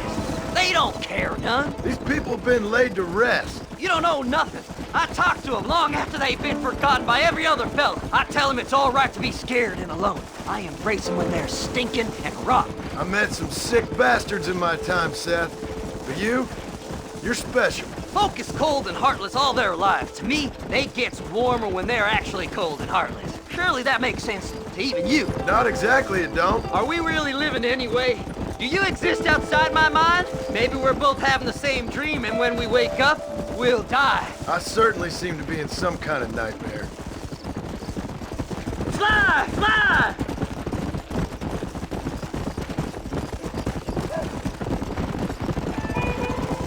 Have you looked in the cave, Seth? It's very dark. What'd you say? I didn't say nothing. I just heard you say something. You're a crazy man. You should get that head looked at. Seth, I need someone who can get a wagon inside Fort Mercer. I was told you could help me, but I'm not sure you even know what day it is. I don't. I can't even tell you what year it is. I knew this was a waste of time. So, you want to go after Bill Williamson, do you? You know Bill? Oh, yes. I met Williamson and Deke, all them boys. Sometimes they call me on when they get some special job needs doing. I got a reputation as a man who'll do things most other fellers won't. Now, that I can believe. I reckon you can get in there, no bother. Assuming you help me find this map, that is.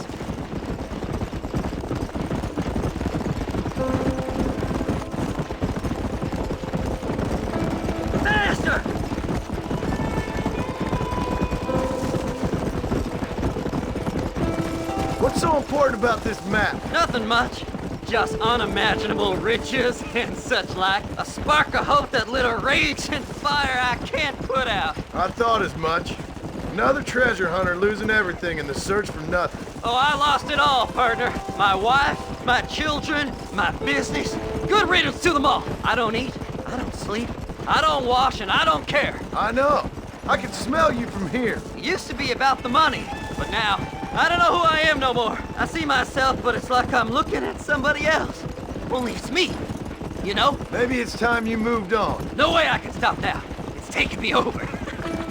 There's no difference between night and day. There.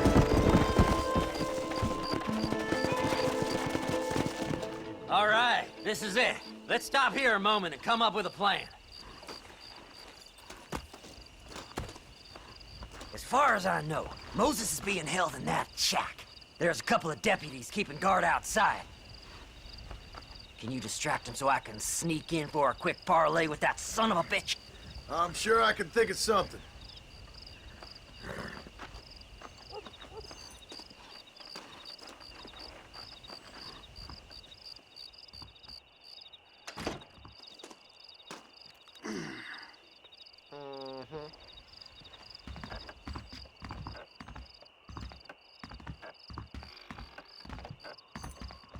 Lead them away from the shack and out of sight. Somewhere out past that hill.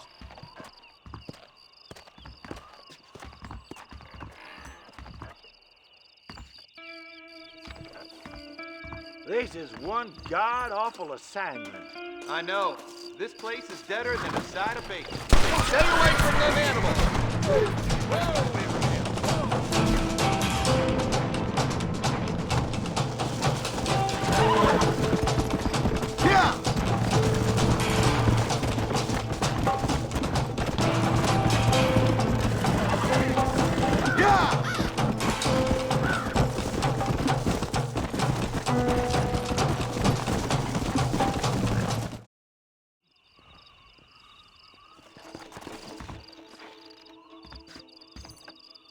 Good job getting rid of them clowns. Now keep an eye out in case they come back. Moses? Oh, Moses! You got a visitor! Oh my God, Seth. They arrested me. It weren't my fault. Ah! Get the hell away from me! Get that slippery bastard! I need him alive, though! Just leave me alone!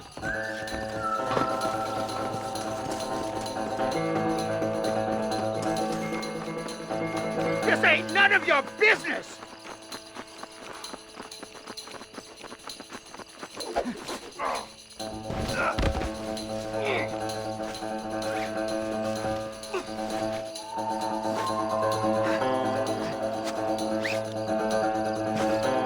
Let me go! I'm begging you!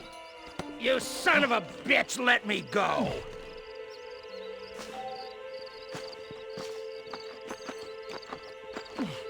You must be stupid trusting that crazy bastard.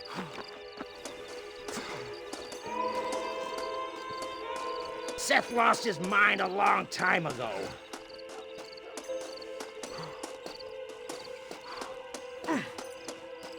Just name your price.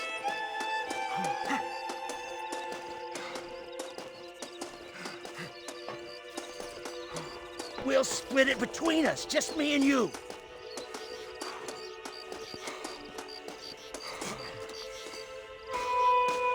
It's mine now. You hear me, Moses? Mine. Mine. Moses, you son of a bitch! Where's my damn map? Damn you, Seth! Damn you, Seth! You've always been a twisting little freak. I ain't telling you shit. Ah! Then I'm gonna cut you up piece by piece. Till you find your tongue.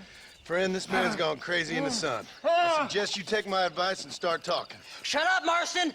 I want to cut into a bona fide man's flesh. Ain't never cut into a live one before.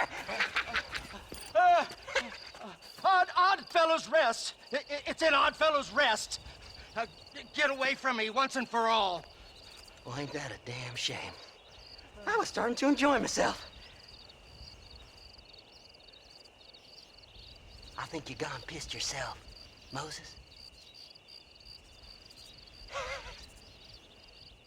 Those deputies went and put a bounty on your head. Best we clear it now. Don't need the law on our backs. I don't have no money, but I got me a pardon letter. Here, take it. You earned it for helping me with the Moses. Come on. We can pay it off in the telegraph office. Best we deal with this now, mister.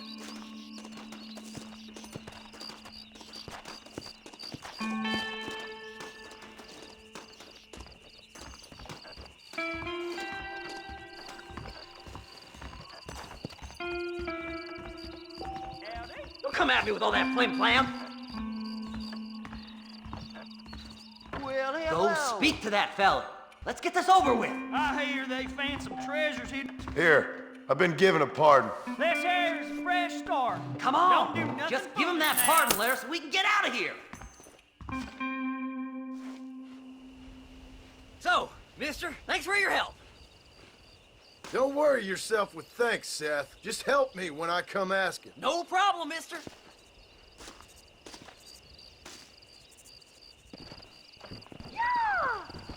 Fly, fly!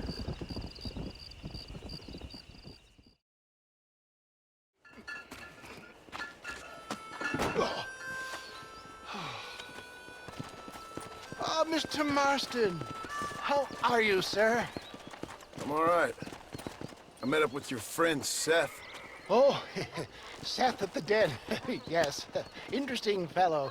You don't meet many men these days with the moral fortitude to cut straight to the chase like that, do you? Thankfully not, Mr. West Dickens. Yes, contemporary society is remarkably harsh on professional exhumers. But did you know that in ancient Egypt, it was an art form valued more highly than literature? I believe Seth comes from that school of thought. How very interesting. Look, you thought any more about our plan? Ah, your plan, dear boy, your plan. I am merely the help, not mercifully the arbiter of wisdom. What you are, dear boy, is the man whose life I've saved twice now. A man who sells lies and deceit to unwitting people. A man who, if he doesn't help me, I won't think twice about putting a bullet through his skull. Feeding to the vultures myself. You see, Mr. Marston, you have the exterior of a violent man, but the soul of an angel, and that is what I think I cherish most about you. That's what I thought. But before we can attend to your particular problems, we need some extra lubricant to oil the machinery of business. And this being America, that lubricant with which we concern ourselves is money. Money? What are you talking about? Oh, we need weapons. Armor plate for the wagon, extra hands, and I need some danger money. So, let's sell some more of these cures. Sell cures? Around here? Do you want to see me lynched? Oh, no. The sport of kings. Racing, my friend. The sport of kings. A noble activity without reproach. Exactly the kind of activity where a lying, cheating degenerate like myself can prosper. But come, let's finish the loading and we'll discuss it as we drive.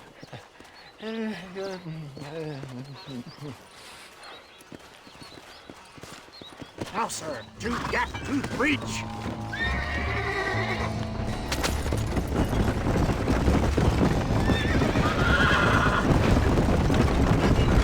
Seth is an interesting fellow, is he not? I wouldn't say interesting, more deeply disturbed. I can see why you two get along. I see the good in everybody, John. It's a flaw of mine. I have a soft spot for life's flotsam and jetsam.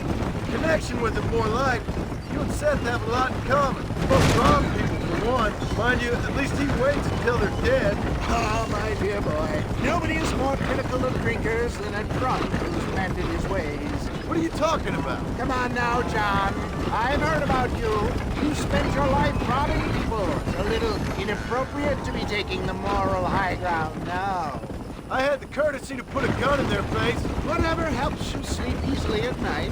We stole from those who had too much, tried to give to those who had too little. A Robin Hood with spurs.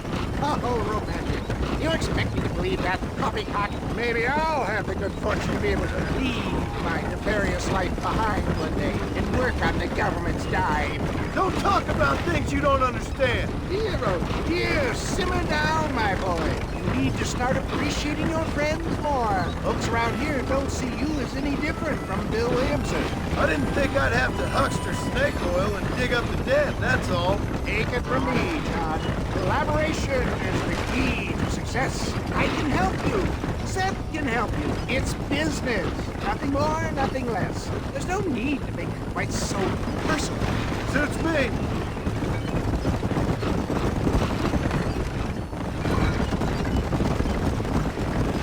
Anyway, John, let's talk about the race. Yes, the race. Oh, come on.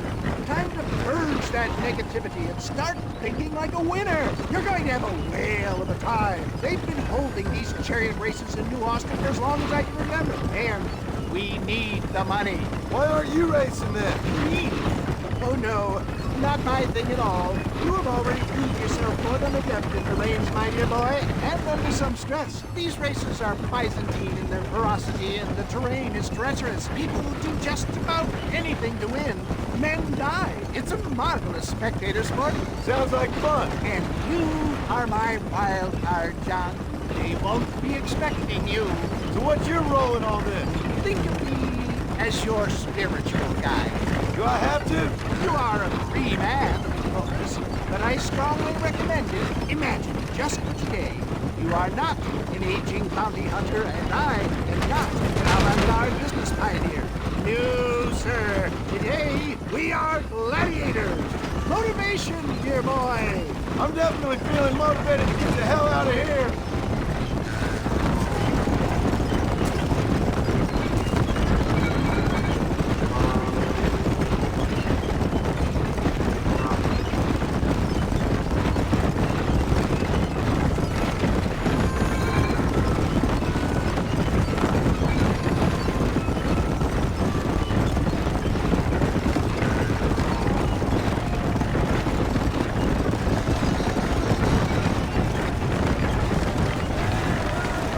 Here we are, John. Gap Tooth Breach.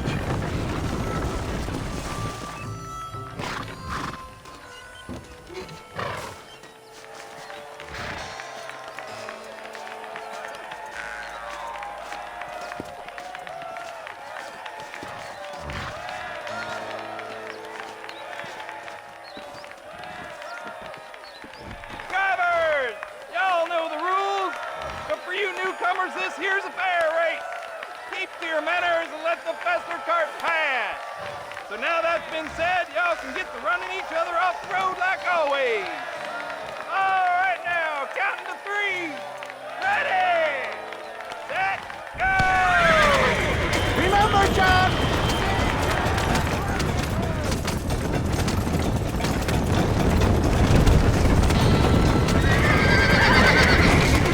Come on, let's get forward. Out of my way!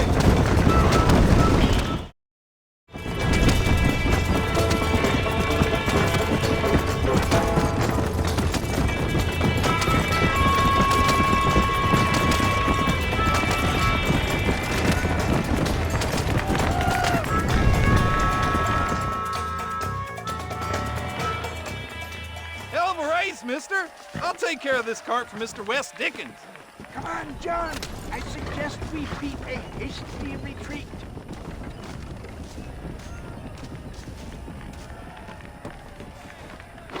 Right, best remove ourselves from the stage before somebody decides they want their money back. Fine by me.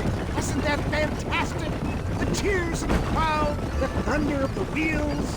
The falling rocks, the homicidal maniac. Oh, come on, John. Even a cold-hearted misanthrope like you must have found that just the tiniest bit exhilarating. Not the friendliest bunch, are they? They take the racing very seriously in these parts, and your participation was not entirely pre-approved. That was clear. Ah, sport, war, and heartache. The guilty pleasures of mankind since the dawn of time. I'd get away from the men we just swindled before you start waxing too lyrical. Yes, of course.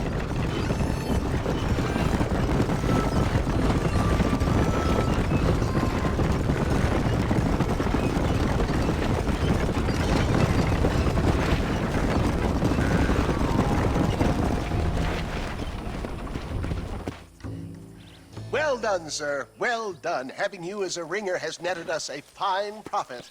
We seem to be wasting time, old man. Oh, patience, my friend. The Trojan horse cannot run before it can walk, if you'll forgive the metaphor. Next, we need to procure some grand and overwhelming firepower. And for that, you need to contact an old friend of mine. Goes by the name of Irish. Irish? Yes, he's an interesting kind of fellow. He usually can be found in Armadillo or some other town around here on some bacchanalian revel or such. Great. An alcoholic arms dealer.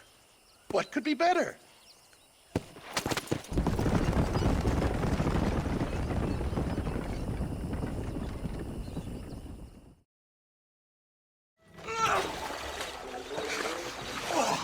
Yes, boyo, you messed up properly this time, didn't you? You little paddy bastard. You thieving McCunt. You got it all wrong, Welsh. All wrong. It was French, I promise. He said he was going to rip you off. Now he's ripping me off. Here, keep on talking there, Irish. In about 15 more seconds, your whole world's gonna turn black. What's up, boys? Fuck off, boyo. This don't concern you. When a man with a sing-song voice tells me to fuck off, it always concerns me, boyo. Look here, this patty bastard stole our guns, tried to steal our horses. Law's clear on the matter. I never stole nothing, sir. Never did, not in all my life. That French cunt is playing with the Welshman's tiny and ineffective mind. Hush your mouth. Anyway, you all got horses now. No one needs to die. Leave him be. Who do you think you are, boyo? The bloody cavalry? Your voice is really starting to get on my nerves, boyo. And you're getting on my nerves. Yeah. Irish is what dying for.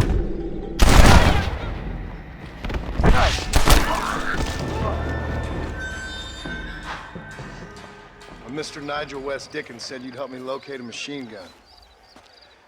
And since I just saved your life... I can't thank you enough for taking care of those two degenerates.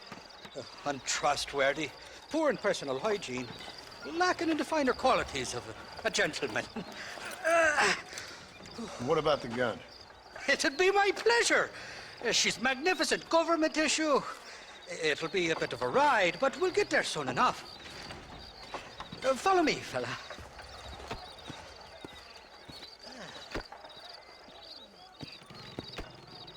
Let's get this over with. The saloon's calling me. Come on, then. Let's find this gun. Come on!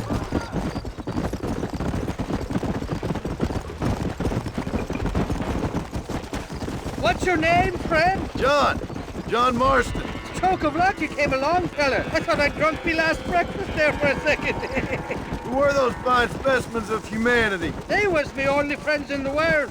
And boy, am I glad to see them bastards dead. We all met on the boat over a few years back, we did. Thick as thieves ever since, and that right there was the problem. Is it normal for friends in Europe to drown each other? Never trust a Welshman, me pa always told me. And he got his throat slit, so he should know. The kind of fellows who will steal an acorn from a blind sow and then kick her for squealing. And as for that French bastard... He didn't sound very French. Not for now. The thieving bastards are holed up at the cabin by the lake. Can't wait to see the look on their faces when we blast in there. They'll be more surprised than a slut dog with their first porcupine. You best not be lying to me. Listen, fella, I didn't ask for your help back there. I don't owe you nothing. I'll decide what you do and don't owe me. I've had enough of your overly aggressive manner, fella. You don't know who you're dealing with here. Irish, I've met enough men like you to last me a lifetime. Two-bit slugs who think they're snakes.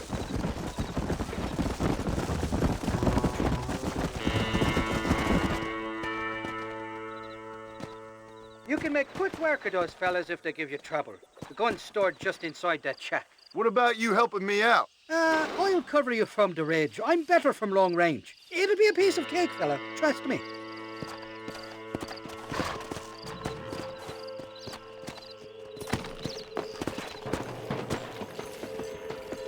What the hell do you want? We got... Bad spot here! God damn it!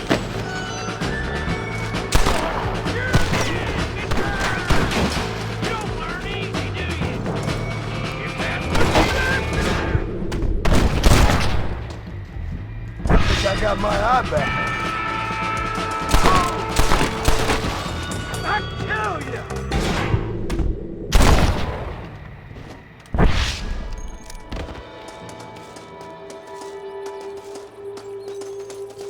Didn't see me, did you?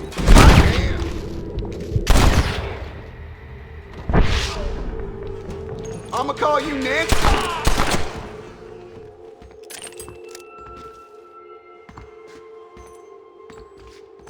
It's not here. That lying sack of shit. Mighty fine horse that you got there, young lady. I thought you let hungry Irish honey tied and string. Where are you? Oh, who do you want? I see you. Get away from me. Right here. Where's that machine gun, Irish? Oh, Mr. Marston. I found you one. Found us one, Irish. We're in this together. You, me, and an assault on Fort Mercer. I'm the guy that saved you from getting killed back there, and who you owe your life to, remember? Not really. Happens to me all the time. You don't want it to happen to you again, do you, Irish? No, friend. I wants to buy you a drink. I wants to tell you how much she means to me, how special you is. And I want to tell you that if you don't produce a Gatling gun within the hour, you'll wish you'd been killed back there. It's the whiskey, sir. It gives me the memory of a newborn babe, as innocent as can be.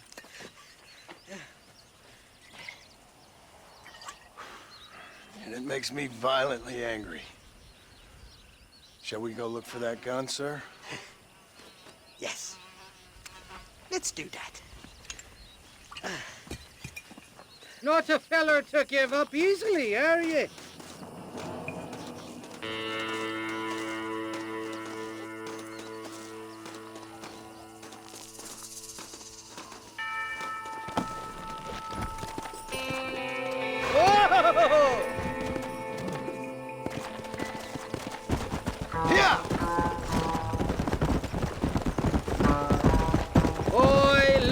Faithless Flora, the lily of the West. You're not gonna pass out on me, are you, Irish? Me? No, I'm right as rain. Or at least somewhere stuck between fair and meddling. Well, you're gonna be stuck somewhere between dying and dead if you try to cross me again. It weren't like that at all, feller. Me intentions were pure. I swear it on me poor mother's life. I just gets a tad confused from time to time. Honest mistake. If there's any more confusion, I'll finish what your friends in Armadillo started. Jesus! You're an impatient bastard, aren't you? Where's the gun, Irish? I hear some miners been blabbing about a machine gun they found. Apparently, they got it stashed up at Gap Tooth Breach. What do miners want with a machine gun? Shoot it at somebody, I suppose? Or sell it? I don't know. Never been down a mine in all my life. Sounds real fishy to me, Irish. I've just about had it with you and your game. You and Wes Dickens are so crooked, you can swallow nails and spit out corkscrews. Maybe if you was more cordial with folks, they might be better inclined to help you. I saved your life and you repaid me by lying, nearly getting me killed. Not fair now, Johnny. We should go around the side of Gap Tooth so the miners don't see us coming. I still don't know what miners would want with a machine gun. Miners are always spiky bastards. Spend too long without daylight and proxies and it starts playing with your mind. I never heard so much shit come out of one mouth. Only telling you what I heard. Oh, and we'll need a wagon or something to get it out of there. That gun's heavier than sin. So how was I supposed to move it by myself last time? Two-faced little bastard. Easy there. Here we are. Let's stop here a moment to get a lie of the land.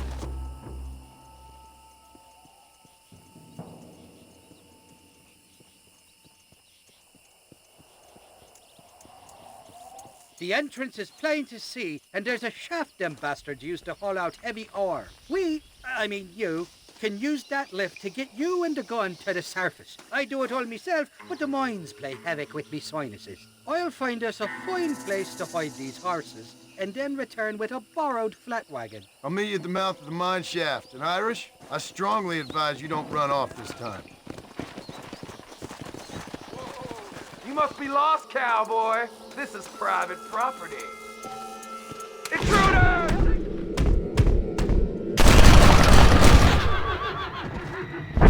Just walk away!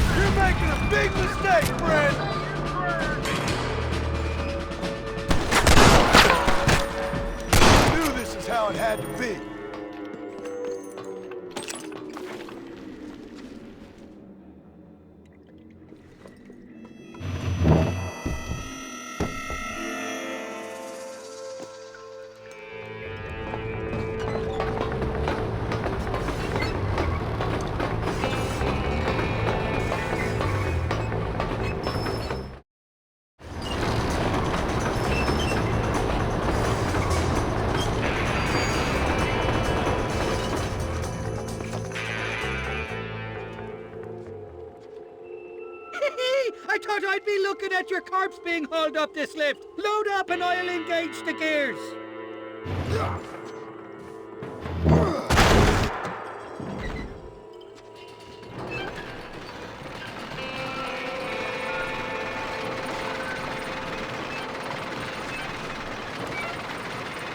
Sakes alive!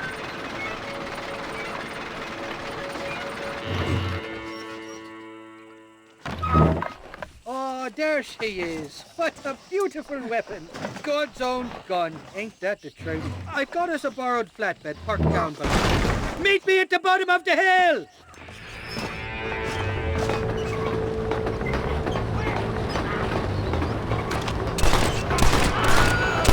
Why don't you go get some bread? Even this up a bit.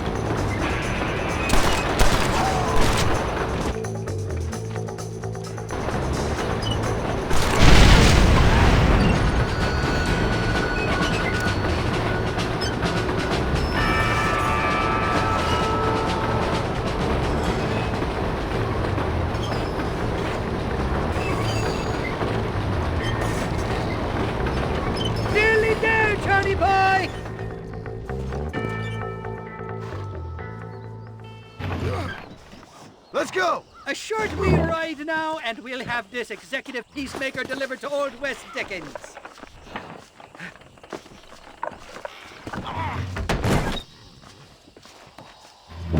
Just make sure it doesn't fall off on the way.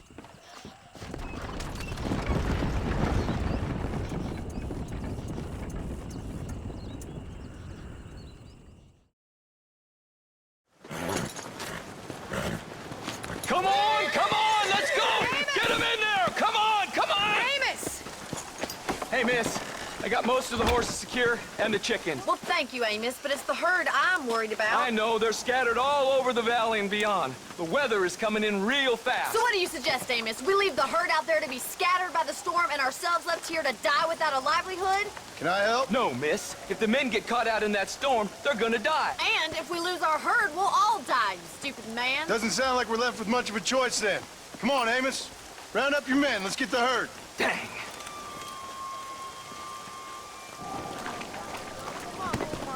Hurry! Come on.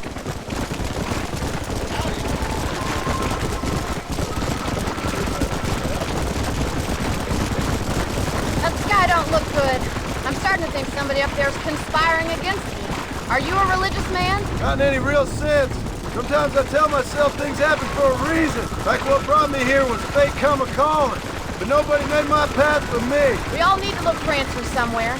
Some in big old books, others in big old bottles of whiskey. Believing in some kind of divine purpose ain't gonna give me my wife and kid back. Past is who we are, Miss McFarland. There ain't no changing that. Faith is a luxury I can't afford. We have 2 herds out grazing in different pastures. We'll need to merge them and bring them all back.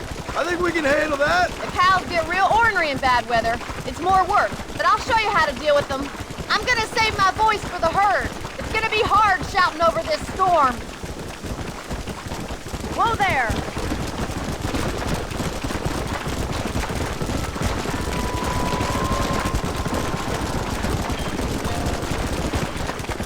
Easy now. Let's take them over to the other herd. We'll try to drive them all back to the ranch together. Come on. This is getting nasty. It's getting harder to see anything.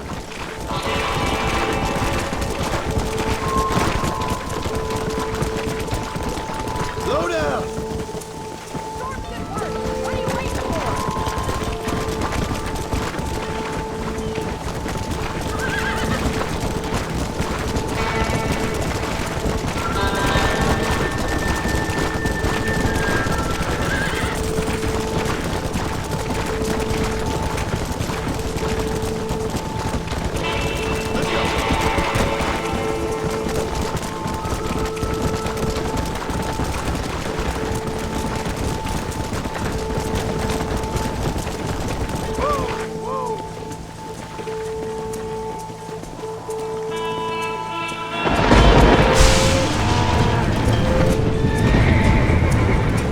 They're spooked! We have to stop the stampeding! Oh my god! They're running for the cliff! Let's go. Yeah.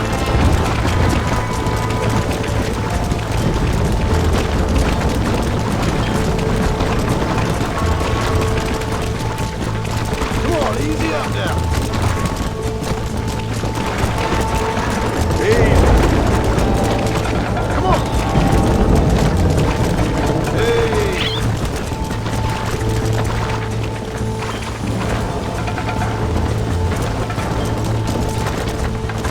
Whoa.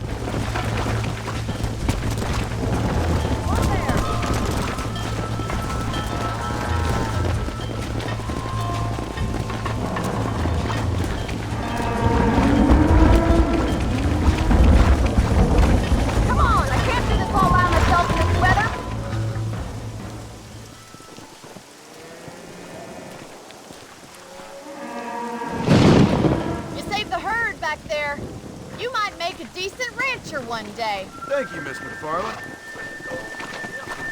Come on, boy.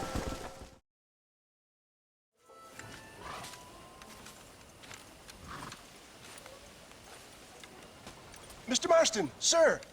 John Marston. Mr. Marston, don't be so childish. Come on, sir, I implore you.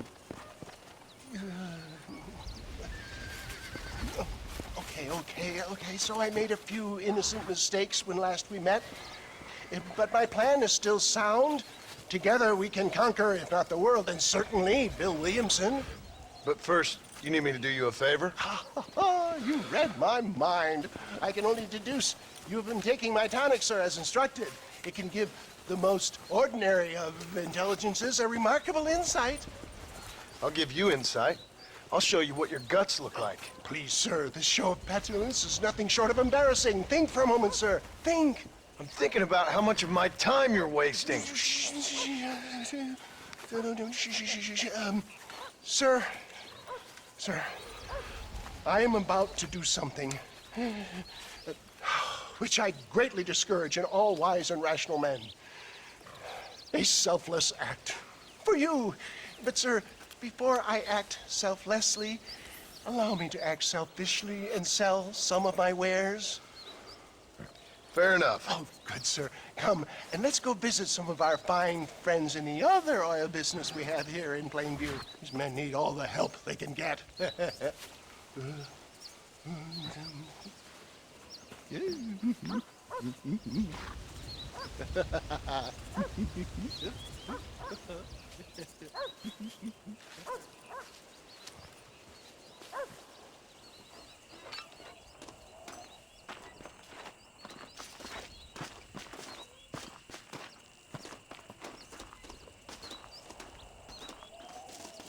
Ladies and gentlemen, gather round, Friends, hardworking souls of Plainview, do you suffer from rheumatism, lumbago, acute chronic sciatic, neurologic, or inflammatory pain? Well, I represent the only company that makes the genuine article which cures headache, neuralgia, toothache, earache, backache. Well, this man is a fucking charlatan. He just got done swindling us down at Cho Springs with this song and dance. I say we tar and feather him right now. I say we shoot the bastard. I think it's time we take our business elsewhere. I apologize if science is not your forte. Good day, one and all.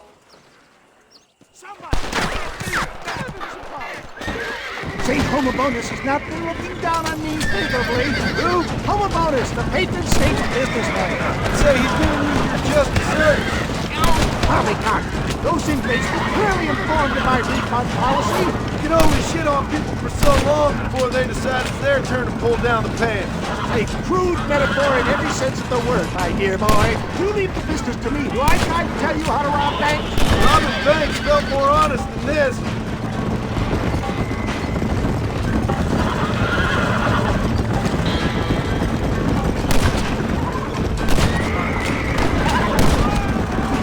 You should run off home!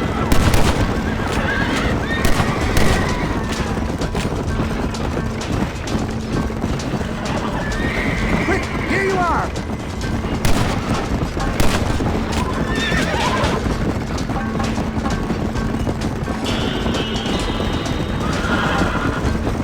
Here. Sure is lucky I came along when you did. Lucky for who? That's it. You really want to die, friend? Good shot.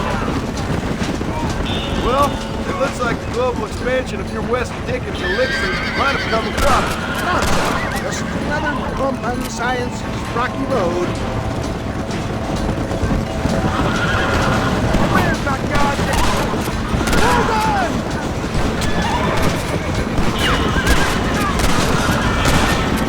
Look to the front, John!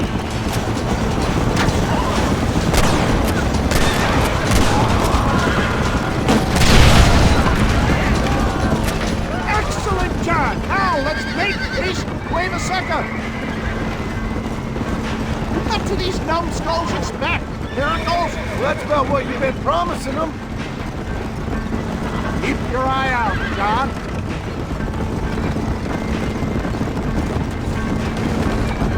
For a man of the people, you sure ain't very popular. I am up against the weight of premium ignorance, my boy.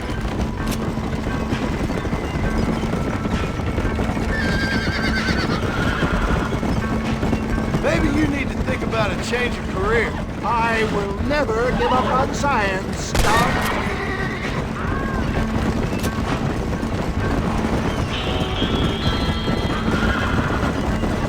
How can these people harbor such bitterness? Well, I ain't surprised. That tonic I drank at Ridgewood went through me like a dose of salt.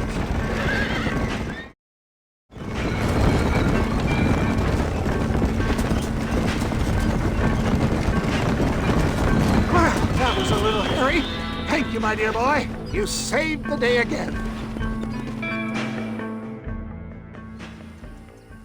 It always impresses me with the speed with which a group of men can turn from passive sheep into murderous wolves.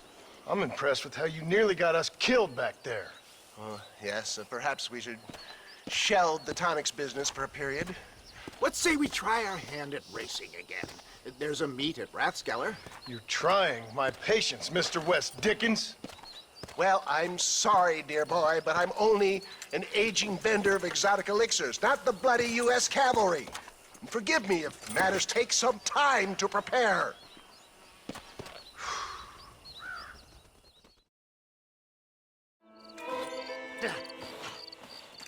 Seth, Hey, John. Hey, partner. get what you need? Ready to help me? Not quite. Not quite ready. You see, I wasted a bunch of time looking for that last bit of map. And I got to thinking, Moses was a liar. And I imagined myself doing all kinds of unpleasant things to his corpse. And then I realized... Realized you were sick in the head? That you needed to move on with your own limited time on Earth? No, partner. I realized Moses weren't no liar. The issue was Aiden O'Leary, who said he had the body. Aiden died in that flu epidemic, and the bodies weren't even buried yet. Got the body sitting in the back of that wagon behind you? Yes, sir. You're not even gonna wait until they're buried before you... Well, they don't care, do you, boys? Honest folk off to a better place. Apart from that Aiden O'Leary fella, I never liked him. They say he lay with his sister. I don't like women, partner. I don't. Not since Mammy died. Seth, what are you gonna do with those bodies? I'm gonna take them back to a nice quiet spot and look for the map. I needs the map, partner. I needs it. Let's go! We ain't the only ones with an interest in these here fellers. Can't wait to get my hands on these. Find someplace quiet near Tumbleweed. I got a feeling the treasure's around there somewhere.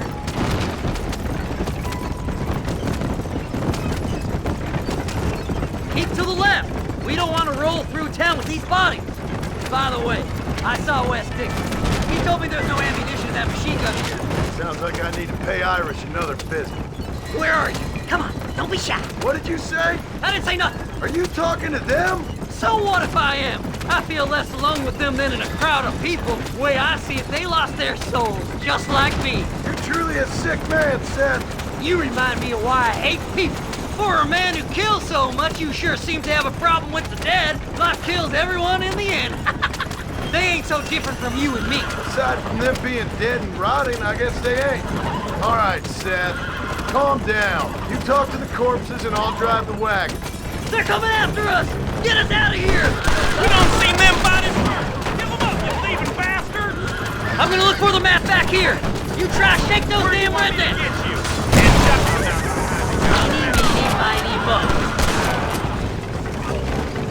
No need for money where you're going, friend. Well, that's all I needed you for. There's there, my friend. I won't hurt you. Woo! Somebody needs a new cologne.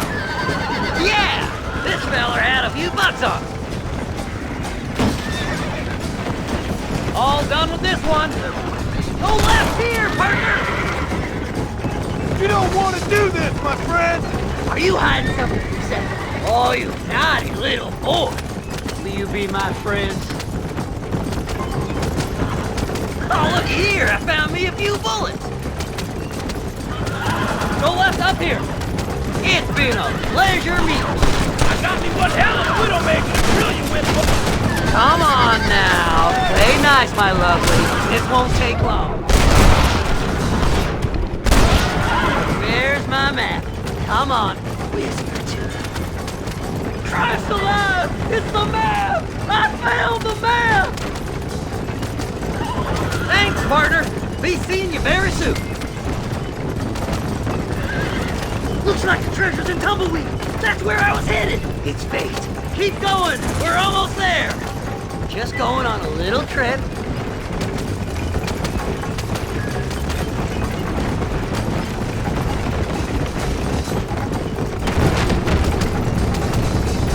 Finally, month's assertion. I'm gonna be rich beyond my wildest dreams. Maybe then you can take... Thanks, mister. I reckon I'll sit here a while trying to figure this out. I'm gonna be rich. When you're done with that, get over to Fort Mercer. I need you inside that place. After I find my treasure, mister.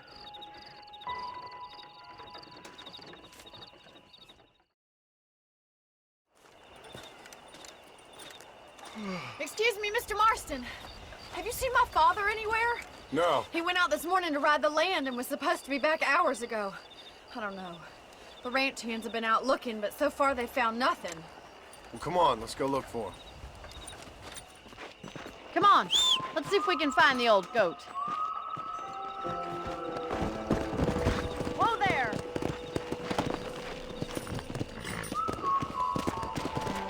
Come on! I've got a bad feeling about this. It's not like him to be away for so long. Don't worry, we'll find him. He's not as young as he used to be. What if he's hurt himself? Your father can still handle himself just fine, Miss McFarland. He's built like an oak. You're probably right, but I can't help worrying. He's all I've got. Don't you have any brothers or sisters, Miss McFarland? I had 6 brothers, but 5 of them died, either from sickness or foolish choices. And the other one? He left for the east and never came back. Must be getting on for 10 years ago now. He's a high and mighty banker in New York, according to his last letter. He should be here, helping you and your pa. I don't want his help.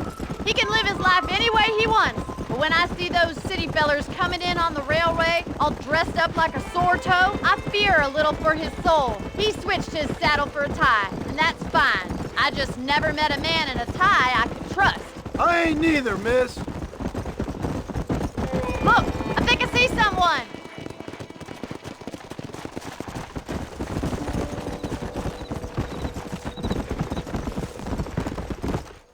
Daddy! What happened? Nothing nice. Rustlers, I guess. Maybe the Baller twins, that bunch. And you head back to the ranch right now and fetch the wagon. Yes, sir. Marston, you watch after her. I'll do that, sir. Giddy up! Come on! Watch out! What could have happened to those poor men? And their horses were dead, too. I think we should get back there as soon as we can.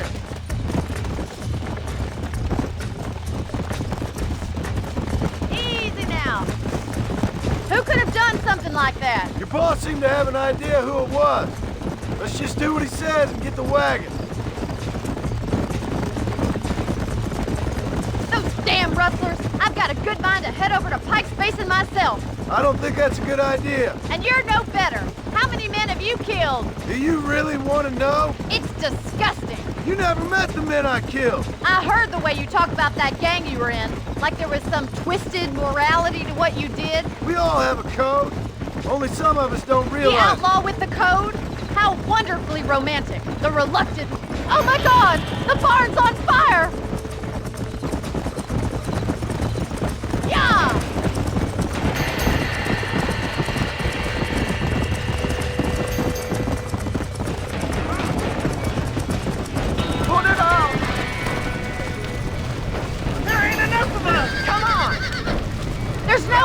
through the front! They're trapped in there.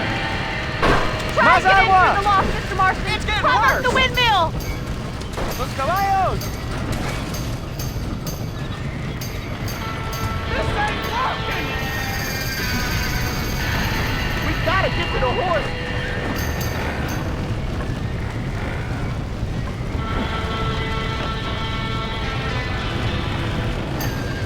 Somebody get them horses out!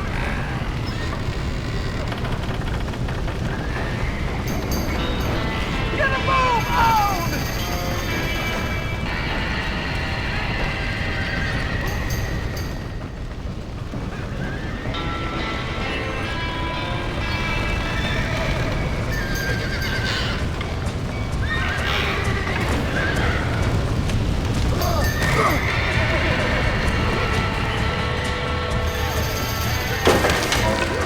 He got the door open!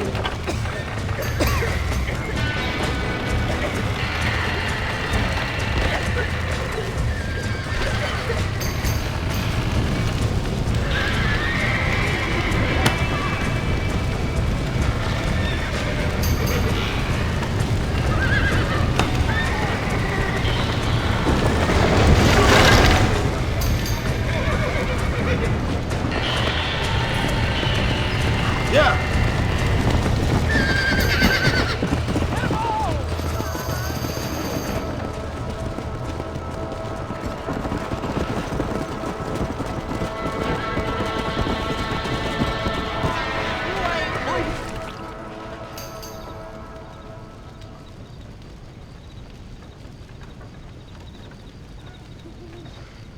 You sure know how to handle yourself. Thanks, Marston. Yes, John, thanks. Well, you saved the ranch. If you'll excuse me, I've got chores to attend to. Hey, hold on a second over there. Sincerely, John. Thank you. Well, I did all I could, Miss McFarland. Sorry about all the damage. That gang seems to really want you out of here. Yeah, well, my father fought Indians. I scarcely think we're gonna be frightened by some white trash. White trash can be pretty frightening. Well, they don't frighten me. Good. John, my family owes you a great debt. I think you got enough debt. You saved my life. All I ask of you is this. If I get back home and get my farm started back up, you'll sell me some cattle. I prefer doing business with people I know. Of course, Mr. Marston. It'd be my pleasure. Well, you get some rest. I've got to go see how my father's bearing up.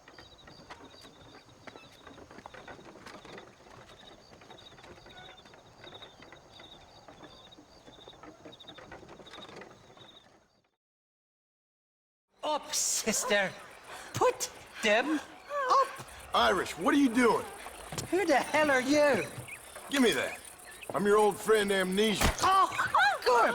Blimey. And I've come to tell you, if you ever pretend to forget my name or your debt to me again, I'll make sure you reach heaven before these two ladies. Now get down there. Oh, Mr. Marston. How are you? Ashamed. Ashamed to know you. What the hell's wrong with you, robbing these gentlewomen and ladies of the Lord? I thought they was doxies. Ladies, I'm sorry about this man. He's unfortunately lost his mind to the demon drink. At least I hope he has, and he wasn't this stupid all along.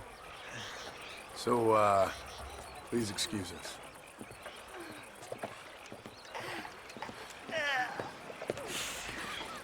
Now, Irish, that Gatling gun doesn't work.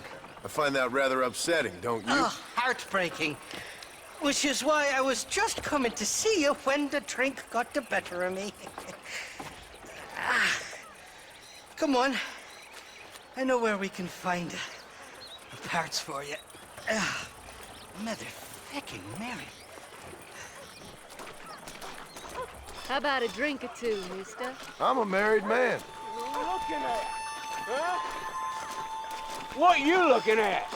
What you looking at? Huh? I can't stand to see a man walk around with such a dry pecker. Can I help? Drunk as I am, my prick's in fine working order. What a lusty specimen you are. I like that. That fresh air's got me head spinning like a top. Can't be good for a fella. Shut up, you lazy drunk, before I stop your head spinning with a bullet. I resent that, Johnny. I've been working like a beaver on your behalf. You've been working like a weasel on my behalf. Bushwhacking defenseless ladies of the cloth? You must have been raised on sour milk, Irish. What are you talking about? I'm a good Catholic boy. You're a booze-blind coward. And you're a hypocrite, Marston. You've robbed just as many innocent folks as me. I tried to only rob those who had more than they deserved. Christ, the church has more money than anybody. Where are we going, Irish? Just to the warehouse here in Thieves' Landing. I'm telling you, Johnny boy, it's all set up. We're meeting this pal of mine at the back door of the office, hobble-tongued feller by the name of Shaky. And he's got the ammunition we need? Jesus, stop fretting, will you? I knows about guns front, back, and sideways. You're gonna be real familiar with mine if things keep on this way.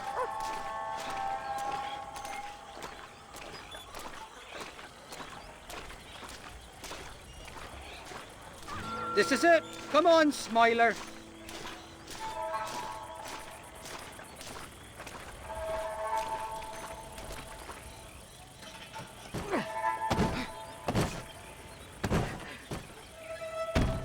Damn it. That stuttering bastard said this would be open. Oh, well, we'll go around the back. Shaky's probably waiting for us there. I'm beginning to lose my patience.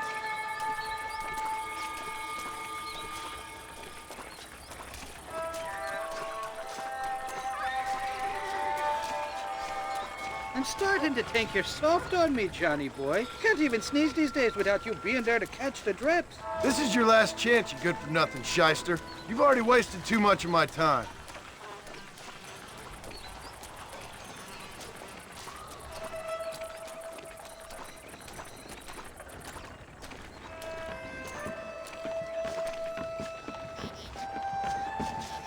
Keep your eyes open. Shaky's all right, but I don't trust the gang of fools he runs with.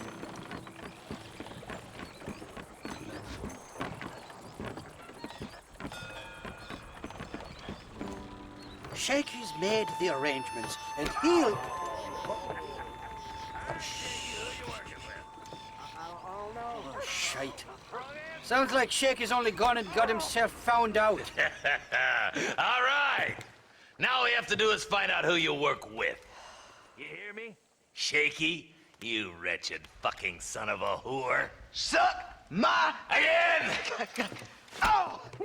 Labor relations don't sound like they're exactly at an all-time high.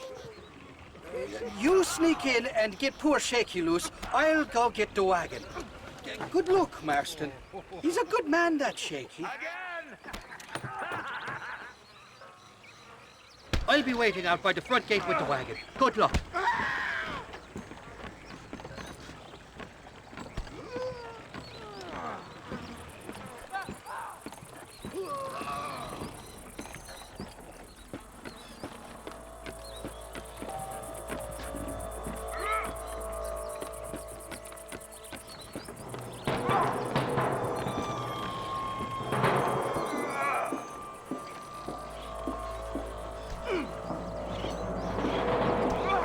Hey, you hear that?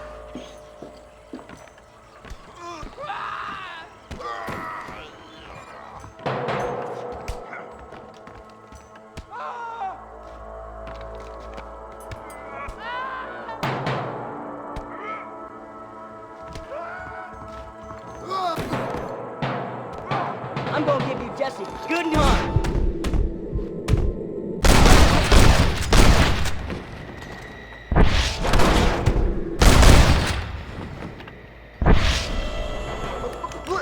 Please, mister. Thank you for your kindness, mister. I thought I was a dead man. My kindness is only as good as the bullets you can fetch up for me and your friend Irish. Let me down, and you'll be a dead man. This is gonna be one hell of a fight. All right, let's get out of here while we got the chance. I thought we were friends!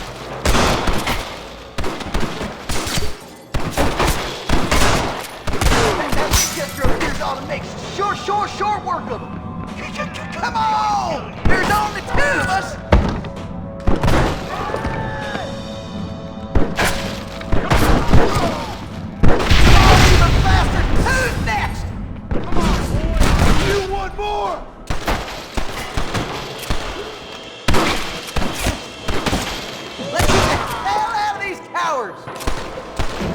No. For the door! Follow me! Open the door! I got you covered!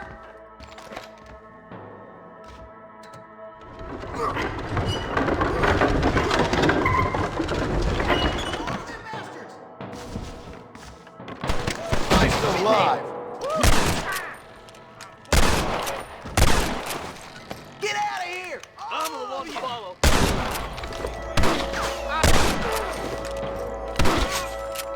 There's our rooster, right there.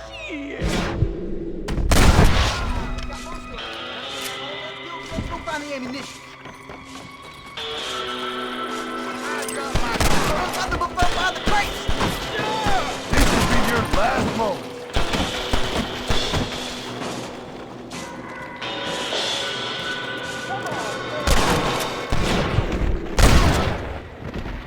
Who wants me next? You should have run away.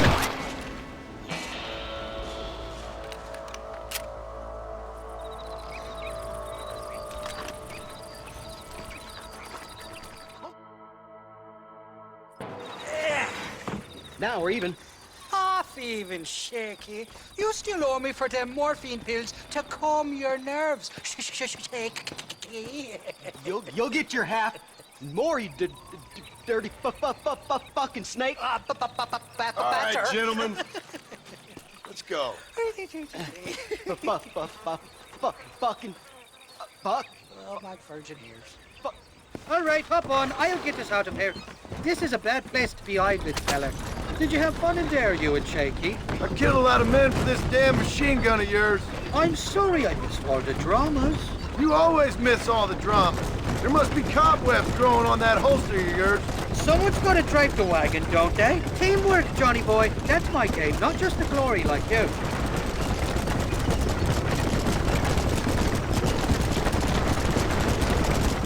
That's too damn close! Christ, they're coming after us! Hold him off, Johnny. I'll get you back to McFarland.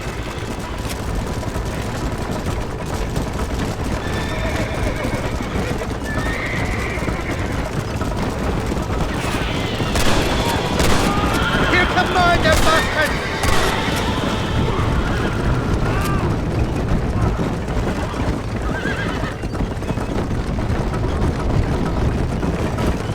I don't like this, Marston. My heart's beating like a bloody drum. Just drive, Irish. You're acting like a schoolgirl.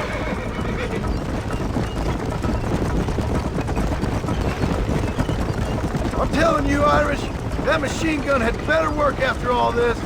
Look out, there's one on the bridge up ahead. It's you or me, friend. Jesus, we really ruffled a few feathers back there. Seems like half New Austin wants to be dead. Jesus, somebody wants that ammunition real bad.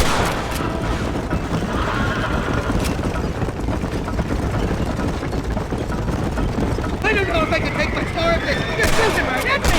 You're a real cold-blooded killer, Irish. They're not giving up, are they?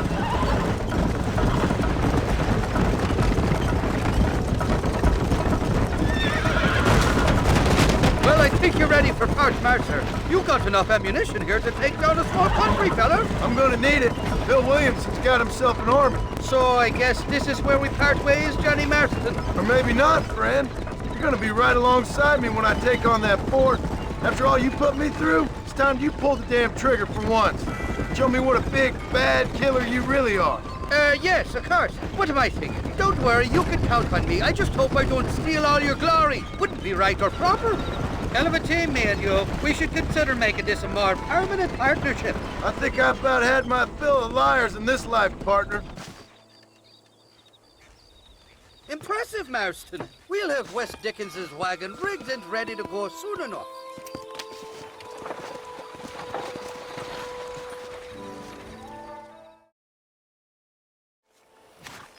Mr. Wes Dickens! Ah, Mr. Marston! How wonderful to see you, sir. How wonderful. Are we ready then? Yes, sir. Nearly, sir. Very nearly, sir. I just need some cash to get some extra hardware fitted to my old Trojan horse here. You what? Never mind, sir. I can only presume that you have not enjoyed the benefits of a classical education, so I will not take umbrage if some of my illusions sail over your head, sir. I won't pretend to understand you, but I will endeavor to make you understand me. Either we do this right now, or I put a bullet in you and get on with my day. Please, I knew you were a violent man, Mr. Marston, but I did not think you were a stupid one. We need money to outfit my carriage, to turn a simple tradesman's vehicle into something more subterfuge. And I'm about to tell you how we are going to gain said cash. Now, I know that you ride very well. So come, sir, to Rathskeller Fork. Follow me, John. It's not too far to Rathskeller Fork.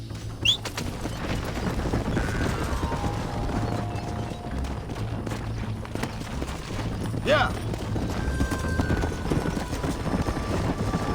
So how are you, John? Okay, all things considered. Hopefully we can get through today without running into another army of your satisfied customers. Onwards and upwards! I refuse to let the blind stupidity of the proletariat derail my calling in life. Nothing blind about it. I'd say they saw right through you. Before knowledge comes doubt, my dear boy. Everybody knows you're as crooked as a dog's hind leg, Wes Dickens. I resent that implication, John. I wasn't implying. I was telling. You're such a successful businessman. What are you doing living in a cave? Delightfully Dickensian, isn't it? If you say so. Are you familiar with the concept of philanthropy, John? I'm surprised you are. Oh, I don't do any of this for myself, John. I hope you realize that. It's been quite a ride, John, hasn't it? We haven't gone that far. No, I mean us. Ridgewood Farm, Gaptooth Reach, Plainview. We make quite a team, you and me. Brains and brawn. We should consider a more permanent partnership. This partnership ends as soon as I have Bill Williamson. I appreciate your help, but I've just about had it with all your schemes. You need to realize what's at stake here. I know, John, I know. Just win this race and we'll be ready. I give you my word.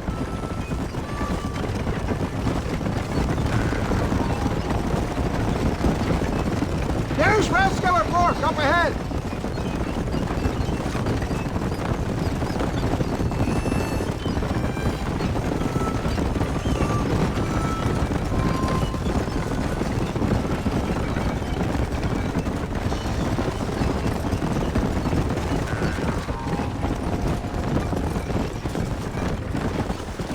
Easy.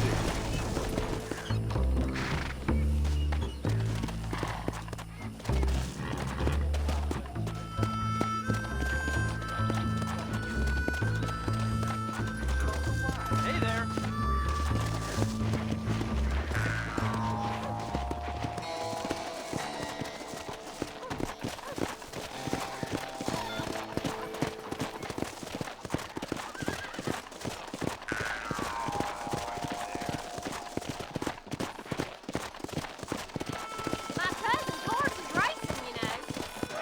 Gentlemen, this will be a fair race.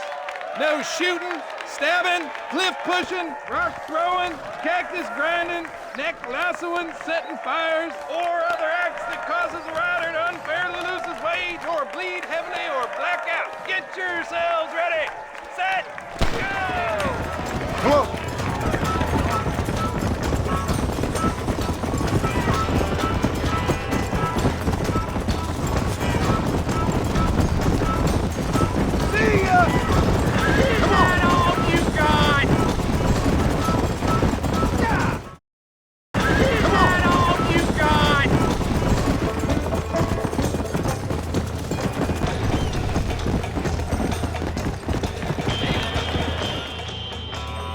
He came, he saw, he conquered.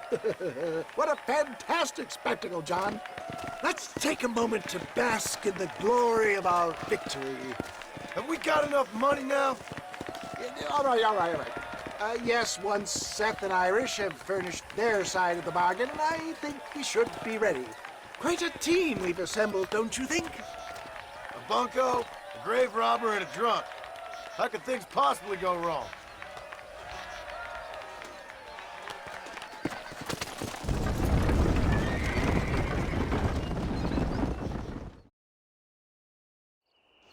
Oh, Oh, it's like that, is it? Huh? Not talking to Seth today? Oh, the old silent treatment. Oh, whoa, hoo-hoo. That's quite a stimulus. Hey, Seth. Seth, come back here. Oh, hey, partner. I was just looking for you. Looking for me? What? Over there? How you doing? I'm good. Well, see you later, partner. Where you going, partner? Nowhere. Okay. Nowhere wouldn't happen to be where that thing you're looking for is kept, would it? No, sir. No, sir. Come on, partner. Okay, I was just fooling. Partner, you know, the thought of that treasure does funny things to me. According to the map, it's somewhere in that big abandoned house.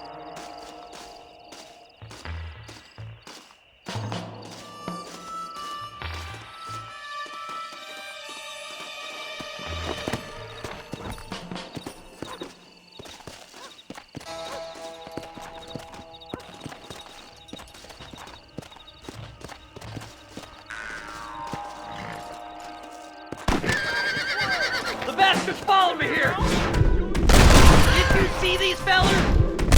Dubious as they look, I figure they must be with you. That's it, partner. I'll boil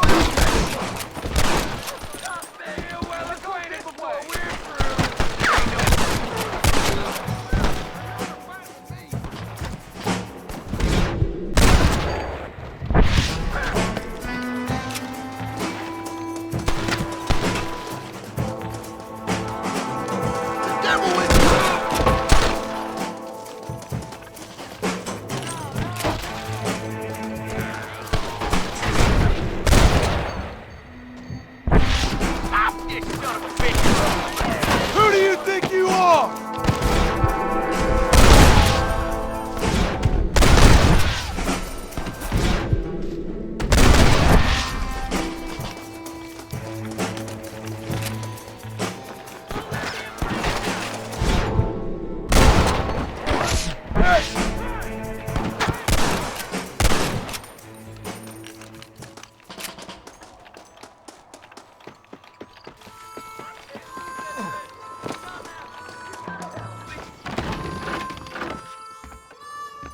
Damn, this one's locked. Let's check the back.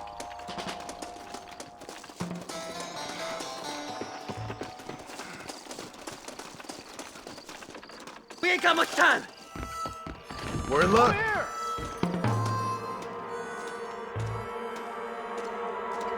What's that meant to be? Look out!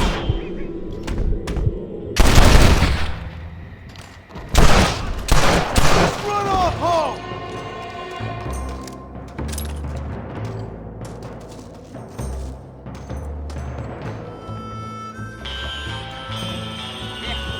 This can't be happening! Don't let him get my treasure, mister!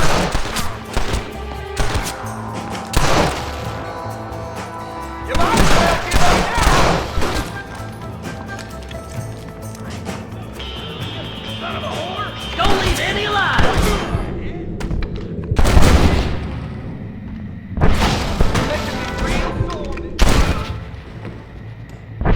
You can still run away!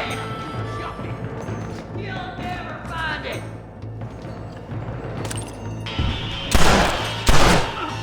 I see you there, you cheeky little scammer.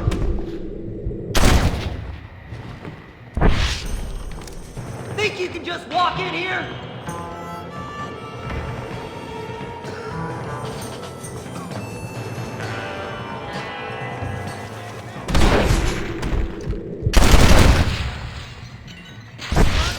Get over here!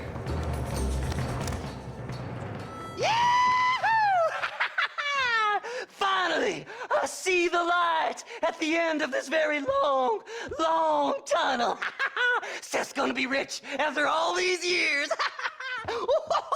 It's silk sheets and Parisian whores from now on, mister.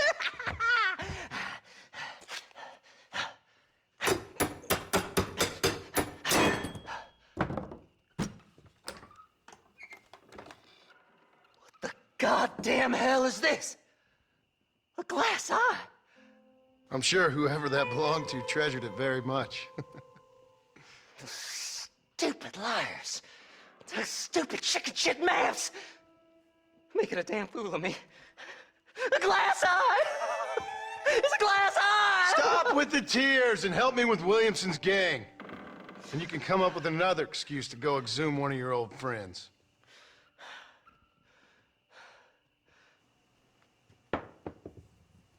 Hunting dead man's treasure ain't done me no favors. Sure. I'm ready for the living.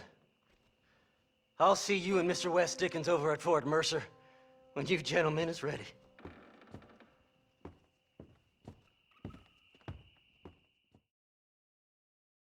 I don't have a clue. All right, but it's gotta be something to do with that government boy. We'll talk to him, find out what he knows. Fucking is. Where is she, Marston? Who? Who? My daughter, you fucking scum! Where's Bonnie? I don't know. I haven't seen her since after the fire. Why? Why? Because she hadn't been seen since yesterday afternoon. You know, I don't think I can cope. If I lose another child... Now, Drew, nobody's lost anything yet. I'm sure she's fine. Oh, Mr. Marshall! Mr. Marshall! Come out, wherever you are! Who the hell's that? Hey, buddy! That'd be your next fucking mayor. Even better! Good day, Mr. McFarland. Get down from that horse, boy, or I'll shoot. I wouldn't recommend that, mister. Not if Drew McFarland wants to see his Bonnie back in one piece. Hey, Mr. McFarland! This is a nice girl you got there. Get out from there! You know, part of me's got to thinking I should just marry her myself. Give her a baby and that. What do you want? That's better. I want Norman Deke. I want him set free. Then you'll get your daughter back, mister. We don't do deals with outlaws, boy. Yeah, you do! Let's not waste each other's time pretending otherwise. Oh, government themselves ain't much more than a bunch of crooks. This is the land of opportunity, mister. And I'm giving you the opportunity to get your daughter back before 15 friends of mine take out all their anger and their loneliness on her. Where the hell is she? Where is she, boy? Bring Deke up to Tumbleweed in a couple hours. And don't get no funny ideas, or I will slit that horse throat myself. You boys have a pleasant afternoon. Yeah! What do we do? We do as he says. You and me, Marshal. Mr. McFarland, I'll get you your daughter back. I owe her that. Please do.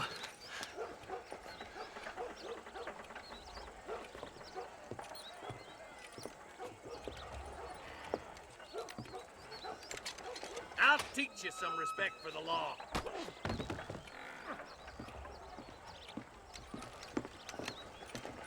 Hurry up, boy. Let's go. Quick as you can, Deputy.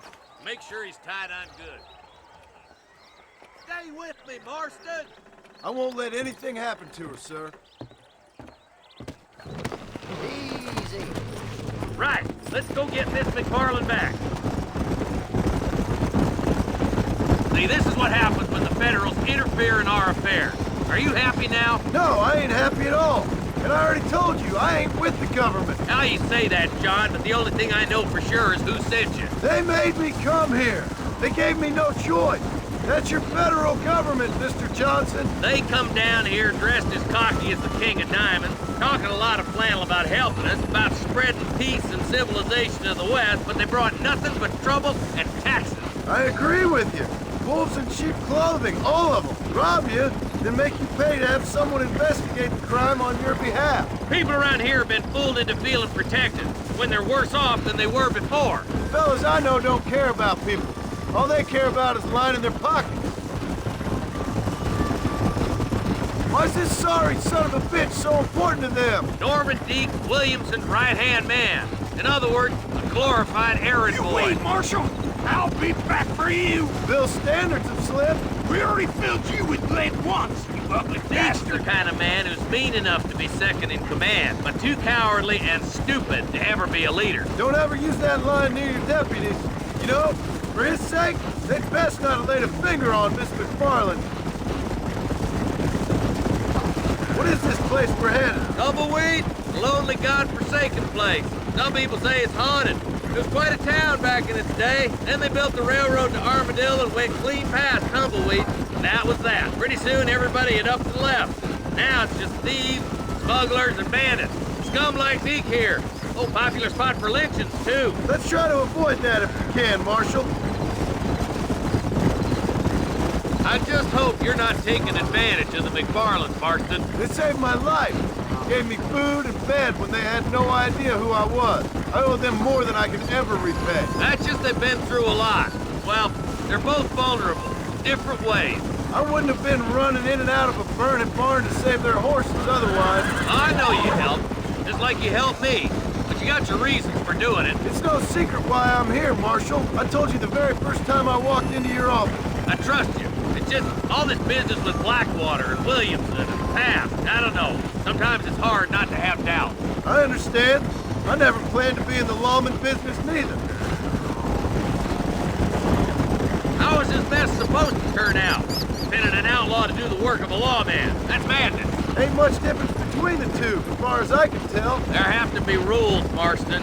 Even you must understand that. It's easy to make up rules, but they ain't much use if people don't understand why. Like my son, if I tell him not to do something, he'll do it anyways, just to spite me. If I punish him, he resents me for it. But if I show him why it's wrong, at least he has reason not to do it again. That's nonsense. Without laws, we're nothing more than animals.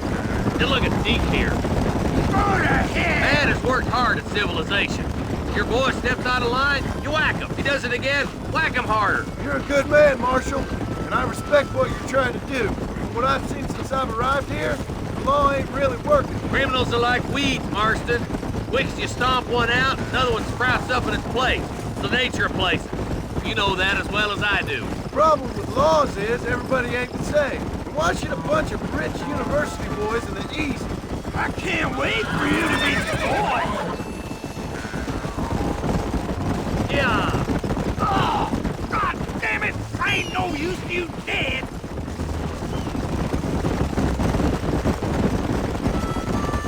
Stop burning so hard, you son of a bitch! Come on, boys! Over the bridge!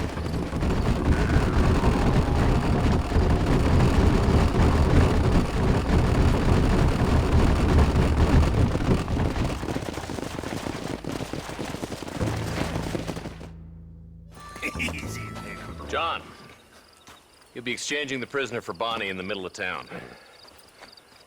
Keep your eyes open. I sincerely doubt these scum plan to play fair. Fair my ass. You bet. Besides, Norm here's gonna be my shield, ain't you, Norm? It'd be my pleasure. John, you lead Deke into town and make the exchange. I'm sure it's been nice for the boys to have a whore to play with. I hear those rancher girls like it in the rear.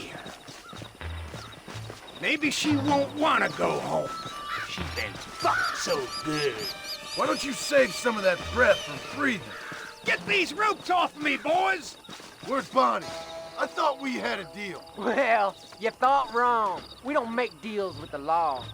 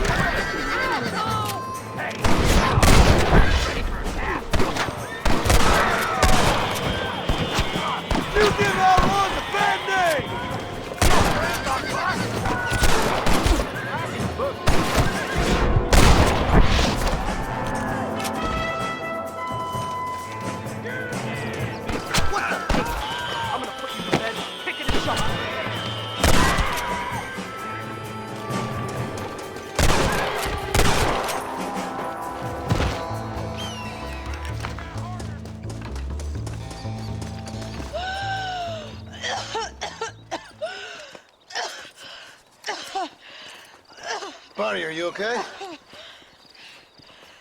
I'm fine now, Mr. Marston. Thank you. Thank you. What the hell took you so long, stupid man? Well, you weren't exactly helping me. If you think I'm gonna lower myself by making a joke about being all tied up, you got another thing coming. Come on.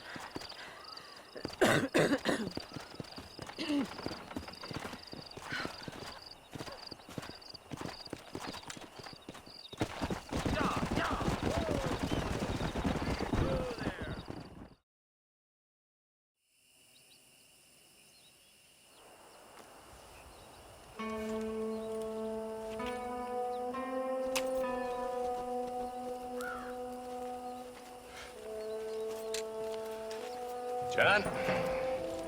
Marshal? Gentlemen!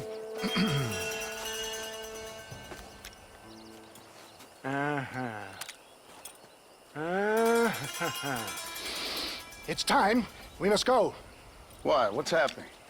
Seth has managed to get himself inside. But we can't leave it too long, or they will soon realize how very curious he is and remove him from the premises. Or slit his throat and watch him bleed to death. But for a minute, he will delight and amuse them. That's when he'll get us inside. Okay. Marshals of the law, when the shooting starts, take that as your cue to start awarding each other medals. Huh? I mean, take that as a cue to get inside and clean up the mess. Oh. All I care about is Williamson. It is vital we stop him. Agreed. That man is a stone-cold killer. Williamson's a proud fool. The question is which will win out between his pride and his instinct for survival.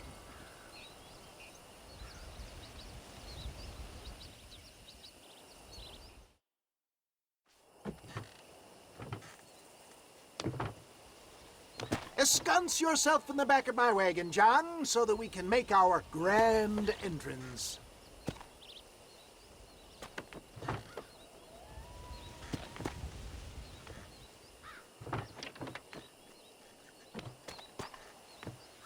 Come on. Let's go!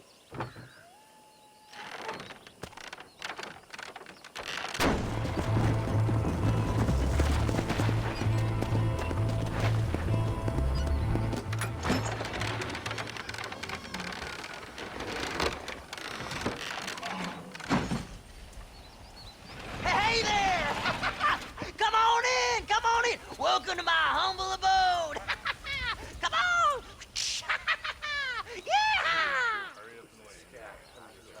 Greetings, my good men. What would you say if I said immortality was at hand? What would you say if I told you I could teach you to fly? What would you say if I told you I could turn a man into a beautiful woman?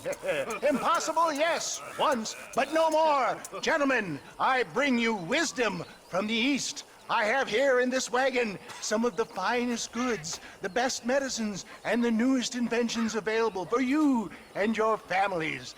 Exotic trinkets from the far reaches of the earth, elixirs that give vigor and strength. And for you men of physical skill and athletic physique, this miraculous elixir can keep the muscles supple and relax the cords. It loosens the joints and gives a feeling of vigor and freshness to the whole system. Why, some men have reported to me that after drinking it for 1 month, they can chew through steel. What the hell? It's a trap! Get your thumb! Hang them down!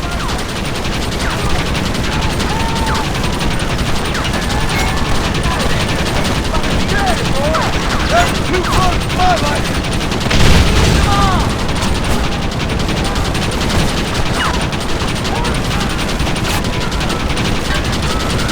Christ alive!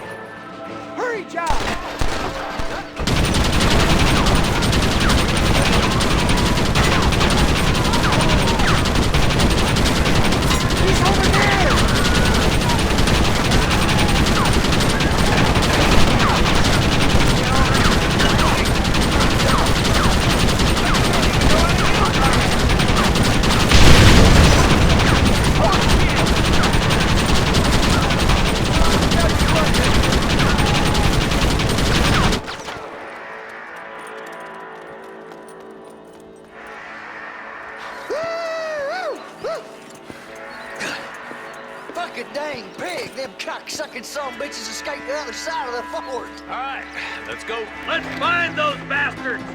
Hellfire!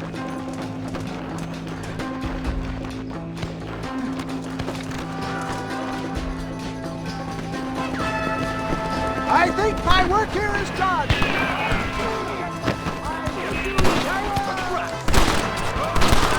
Give us Williamson! Move forward!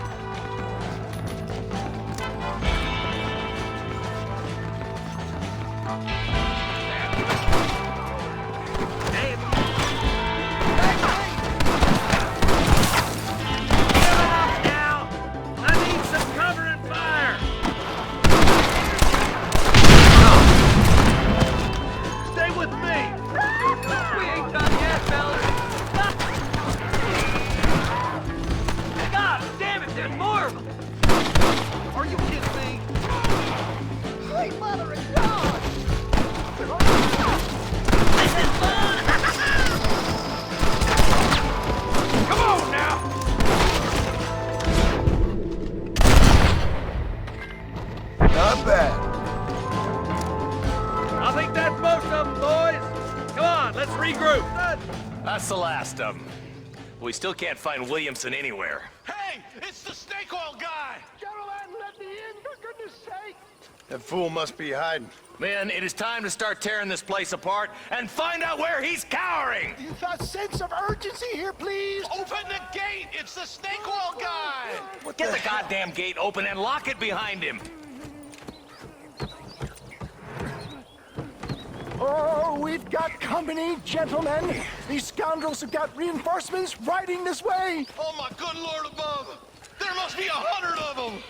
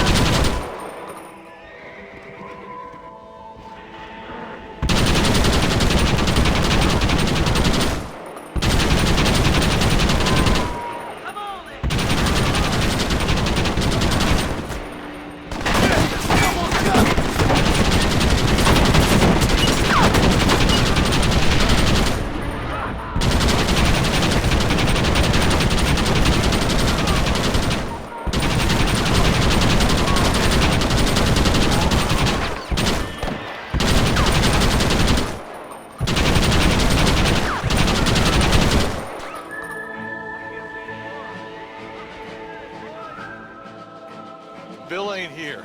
We looked everywhere. Hold on! Oh, darn, I missed it. Mr. Marston, we got a live one.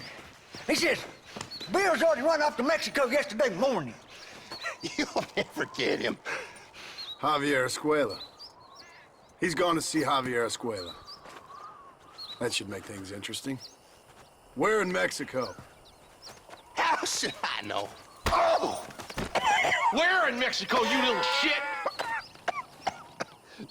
Someplace near Chuparosa, I think he said. That's bandit country. Chupa-feckin' Oh, I'll take you there, John. I'm real popular down there. You just meet me at the ferry. I've got lots of friends down south. I'll see you at the ferry, Irish. I'll just get me things. I'm sorry about this, John. I guess you'll be heading to Mexico? So it would seem. How is it down there? Wonderful. A sweet, peace-loving people with the love of social justice. May you always find coin in your pocket. It's been a pleasure spending time with you, boy. You too, Mr. West Dickens. Marshal? All right, boys. That's enough.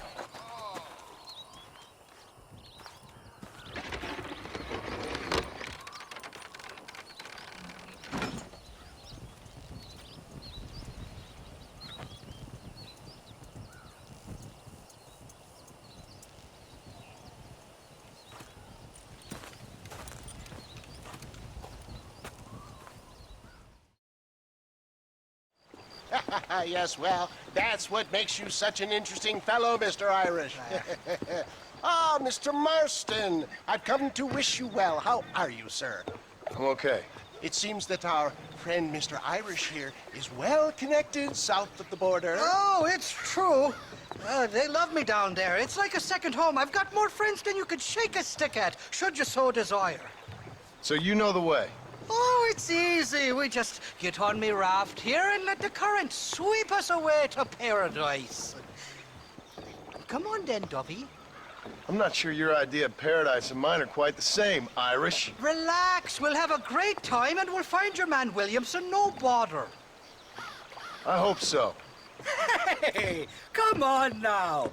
Look at it this way. I know we ain't exactly old pals, but, you know, have I ever done you wrong? No, but not through lack of trying. Hey! Well, you boys have fun down there. I shall miss you, John Marston. Thank you. Where are you headed? Oh, me? Oh, London or Paris or maybe Peking. I'm a traveling man, sir. This land is much too small for the likes of me.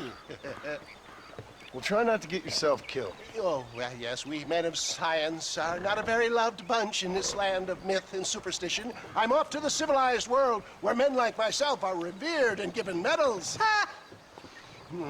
Have fun. The same to you, sir. The same to you.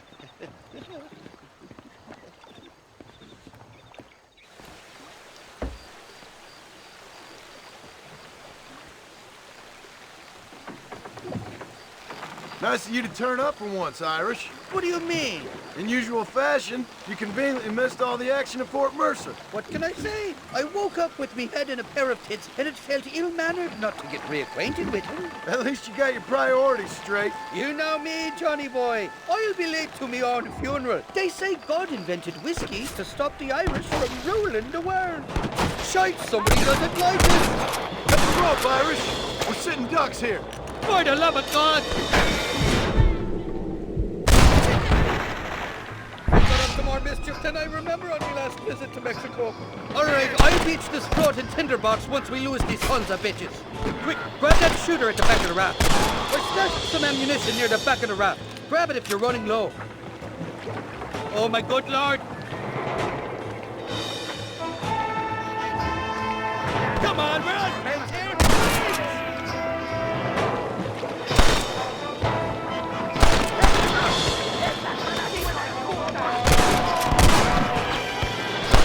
This ain't gonna end well for some. You ain't getting another penny out of me! So much for a warm Mexican welcome! Bloody Nara! Look out for those two fellow on the horses!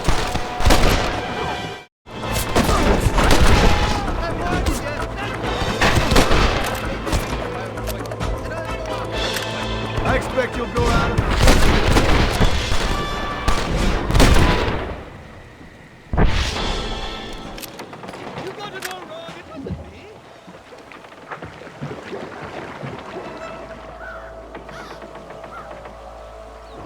This is the fourth time your so-called friends have nearly got me killed. I thought you said they loved you over here. They do. At least the lassies do. Oh, them big brown eyes. Turn stone into butter, they would. And the Mexicans know how to make a bottle of liquor, too. Oh, that poke? Now, there's a drink that would take the frost out of a frosty morning. Oh, you're gonna have some fun. I'm just here for Bill Williamson. Well, I'm glad to be back. This place is a wild devil's paradise. Apart from the fellers trying to kill you. Down here they call me El Rato. The cat. On account of me stealth and cunning. I'm pretty sure Rato means rat, my friend.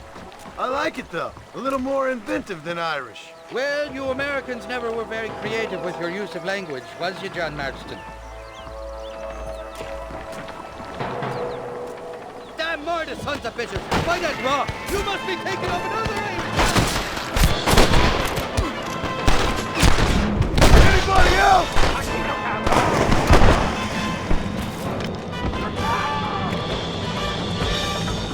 I haven't stepped foot in this country, and they're already trying to kill me.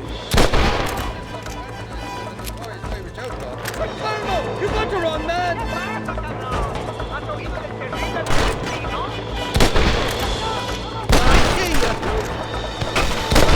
Sneaking from the trumpet! Good chance, friend!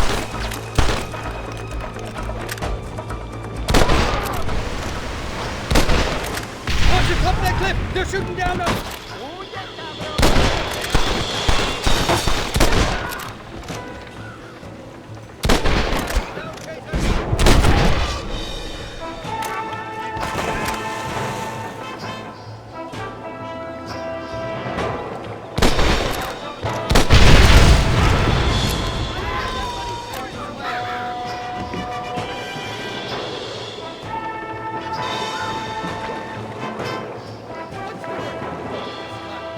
Tell me. You must have been called it a few times.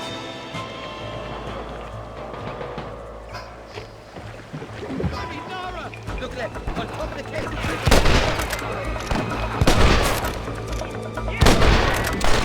You must have a real bad death wish!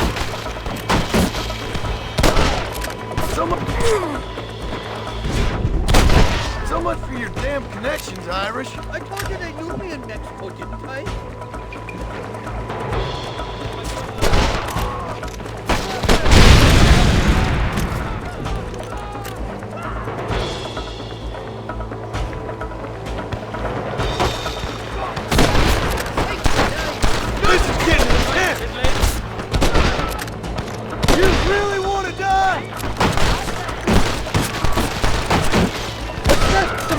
Near the back of the raft.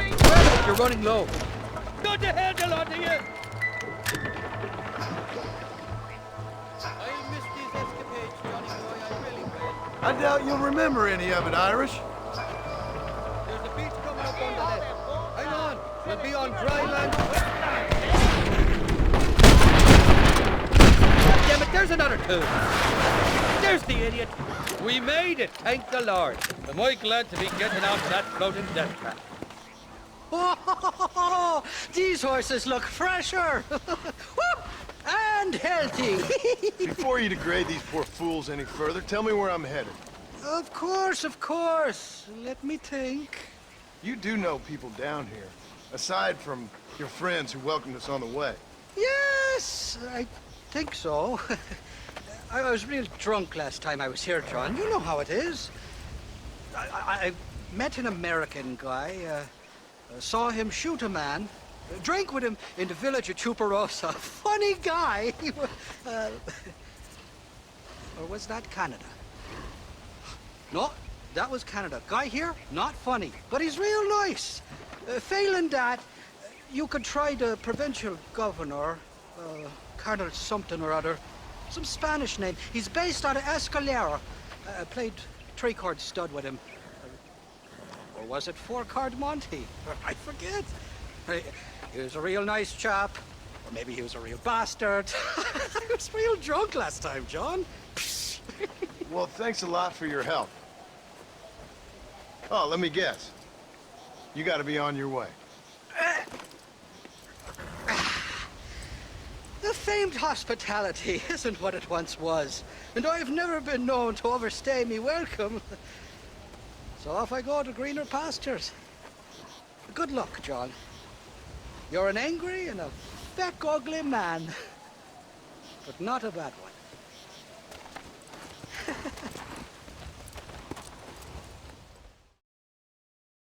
¿Qué pasó con el otro?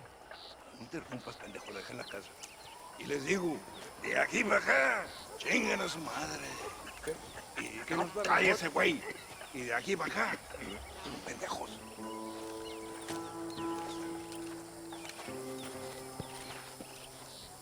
¡Eh, gringo!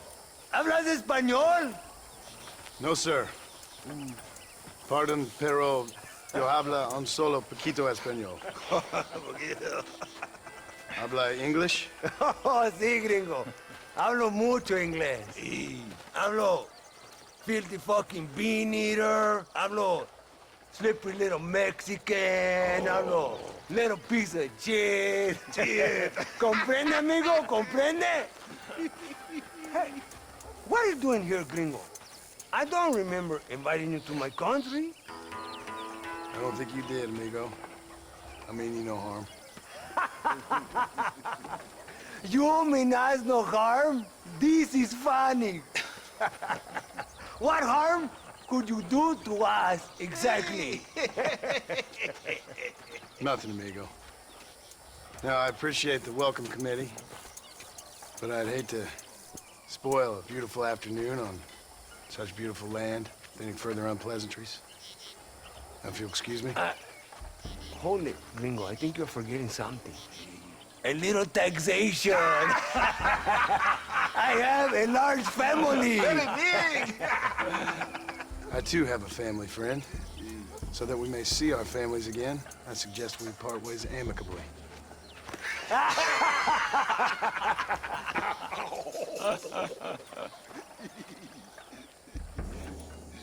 Can I see the boots, gringo? I think you can see them from where you're standing just fine, senor. Take off the boots, Americano. As you wish.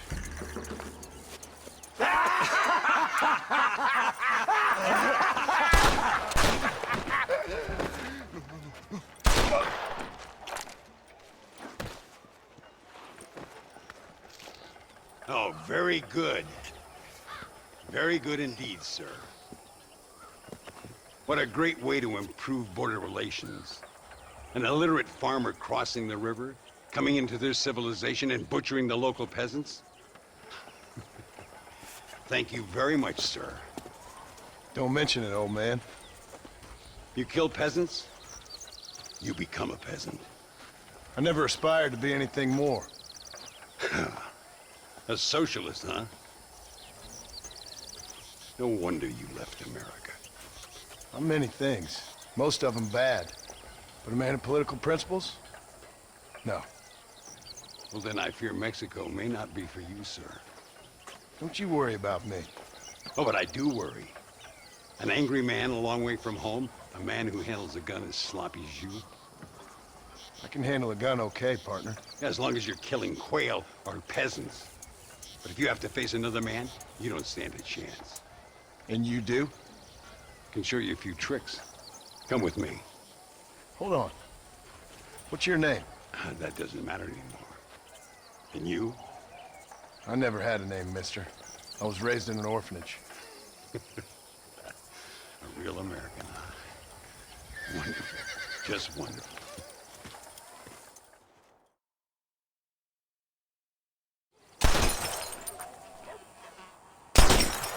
Well, you won't make it in the circus, but you can shoot. Keep on practicing. Thank you, old man.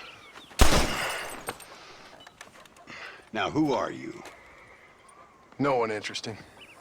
Who are you? Landon Ricketts. Not a name that means much anymore. Means a little. You were famous when I was a boy. Yeah, killing men's a strange kind of fame. I was the fastest in my time. I must have been. I'm the only one left. What are you doing here? Living quietly. Waiting. For what? I don't know. And you? I'm looking for a couple of men. Bill Williamson, Javier Escuela. Escuela's from here. It could be. This whole place is teeming with Americans on the run. Mercenaries, locals hell-bent on revolution. Revolution? Another one? Yeah. Never really ends. This whole place has been a hotbed for revolution since before the Spanish left. Now there's another local guy running around promising the peasants their freedom. Just like the last 2 or 3. Local government, foul bunch. Colonel Allende, he runs this place like a feudal king. He's an awful individual. Is that so? Yeah. Until someone puts a bullet in his head. Come on, let's get back to it. You gotta keep that back straight. Otherwise it makes the gun jump. See if this Schofield makes a difference. Now that's a real gun.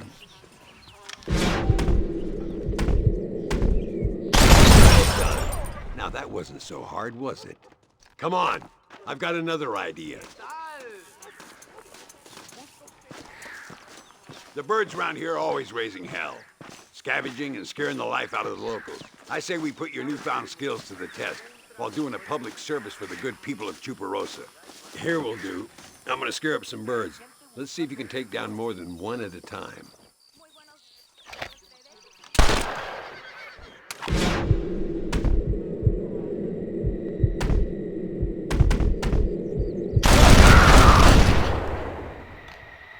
Nicely done, sir. You've been taught well. I'd have to say I'm surprised you heard of Landon Ricketts. I would have thought an old goat like me would have been long forgotten by now. I heard many a story when I was a boy. Still do sometimes. What, these days? I find that hard to believe. What do people say? Oh, you know how them conversations go. Fellers arguing over who's the toughest, who's the fastest, and who shot people in the back. I'd place good money on me still being the fastest. Is that so, old man? I spent my life proving people wrong, partner. Ay, Señor Ricketts!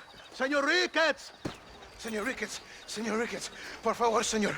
Our bank wagon's under attack just outside of town. We need your help again. Whoa, slow down, Ramon. We'll take care of it. Thank you, senor. Again, you are the savior of this town. Well, my friend, are you ready to take a less theoretical exam? Sure. I don't think I ever rode with no savior before. Come on, these people need me.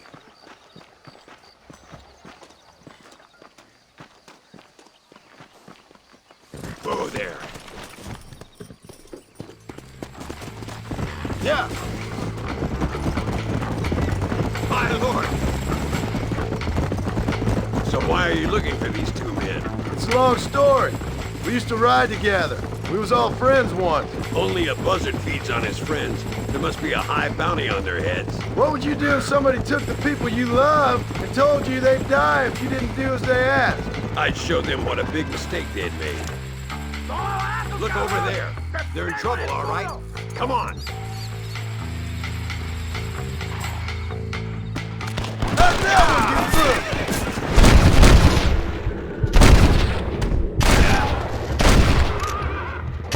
Just give it up!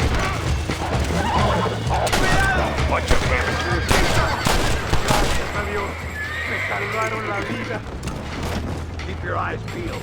These bandits don't give up easy. Let's go!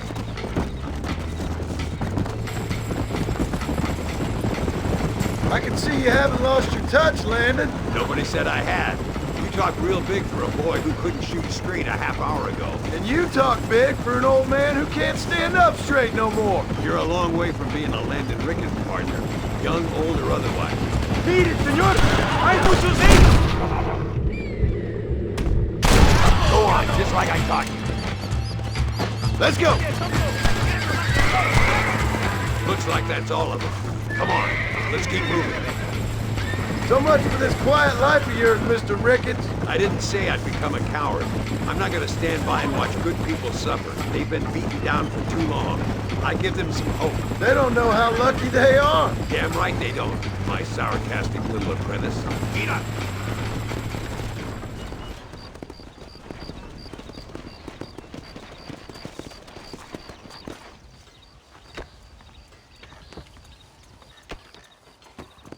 Sano y salvo.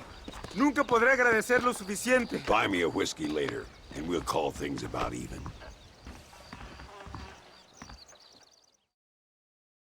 But I got a wife. Muy interesante. Gracias, amigos. Mr. Marston, how the devil are you? I'm fine. How are you, Mr. Ricketts? I'm good. I'm glad you're here because these men were just telling me about Mr. Escuela. Javier Escuela? Emilio, let me ask you something. His nombre is Javier Señor Escuela? Is Javier to see? No sé, señor. He doesn't know. I got that bit. Ask him, was he about 5'8"? Mustache? Did he have an American in tow? A big American? Emilio, Estabacon, Grande Americano? Yo no sé. No. Again, I got that. But they do have his sister. Emilio's, I mean. She's a fine young woman, a teacher. A human being. Not the clothed vermin so many people seem to have turned into. Tell him I'm sorry. When a man's family is involved, you need a little more enthusiasm than mere apologies. I have enough worries, sir. This man's problems pain me, but they're not quite my own. Those who sit on the fence make a choice, in their own way. Don't you think, Mr. Marston? Of course. And what about you, Ricketts? A man living in the past? A man who ran away from home? What choice did you make? I'll tell you what choice I made. I'm a fighter, sir, and I'll fight to the end. I think we should get going.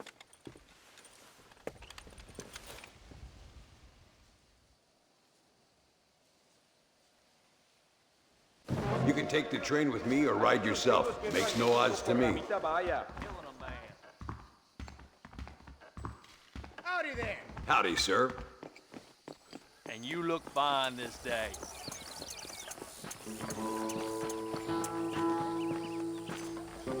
I've been hearing some things about you, John Marston. Really? That perhaps you're more in need of my help than I thought. Is that so? That some recent encounters with this Bill Williamson fella haven't gone exactly in your favor. Funny how everyone seems to know my business, but nothing about the men I'm looking for. It isn't easy getting the locals to talk.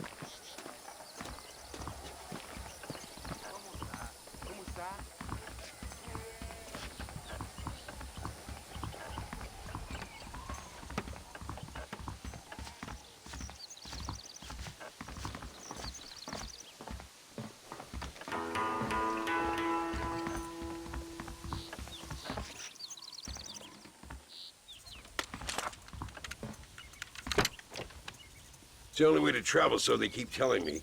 We'll get off at Casa Madrugada and ride from there. Don't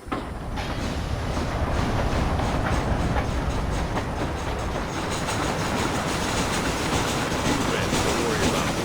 I'm too old to sleep. I'll wake you when we get there.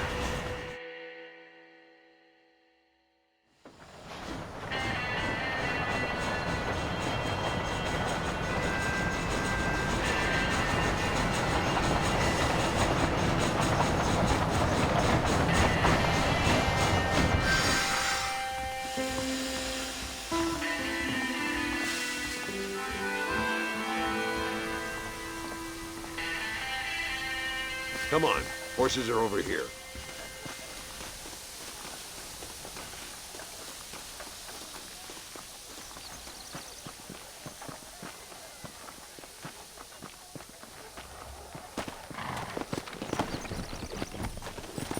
Come on, first stop, El Matadero.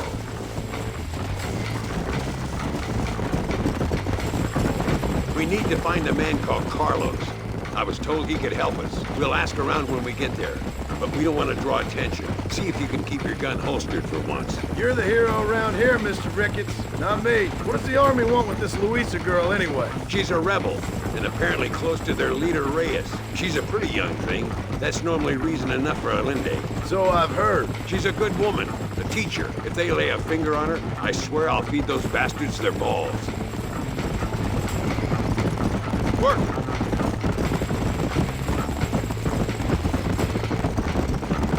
Here we are. Looks kind of sleepy, don't it? All right, let's find this Carlos guy.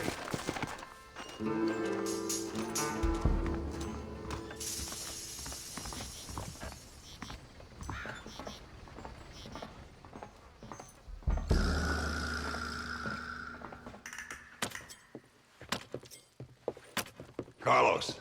See? We're here for Luisa. She's still being held up in the caves? Yes. She's still up there. Who's the cowboy? We're here to help. Muy bien. I can distract the guards. You and the gringo can get inside. Let's do it. I will keep them talking, senor. The rest I will leave to you. Hope you're ready for this.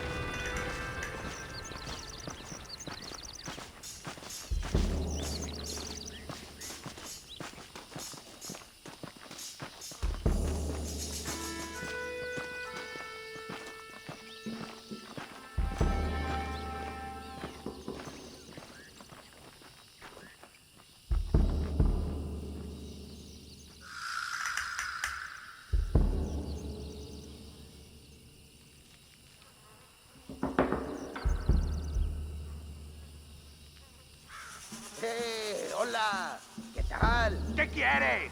¿No puedes estar aquí? Hace calor hoy. Bien bochornoso, ¿verdad? No lo voy a decir otra vez. ¡No puedes estar aquí! Oye, soy yo, Carlos. Pues trabajo en el matadero. No me importa quién eres. Esta es una zona militar prohibida. Vete a casa. Me gustan sus botas. Muy bonitas. Mi hermana tiene las mismas. Pinche campesino de mierda. Te voy a colgar al lado de tu cerdo. Váyanse al infierno, traidores. Well, I say we've waited long enough. Follow me, we'll shoot our way in there.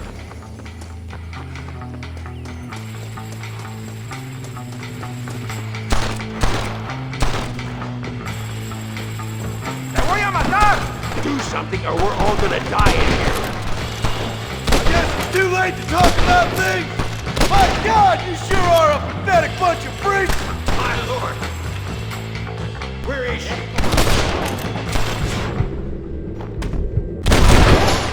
Guess I'll make the good man after all.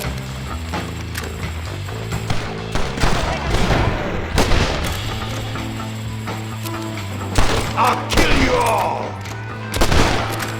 Get up here, Marston. What the hell? You animals, she's just a girl!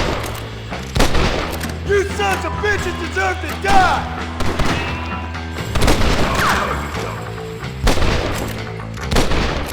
Drop that bastard, Marston.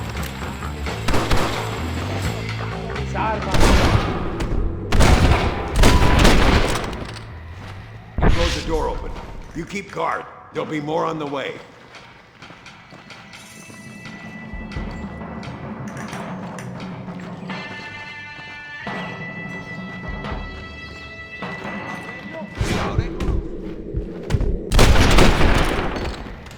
Come on, then!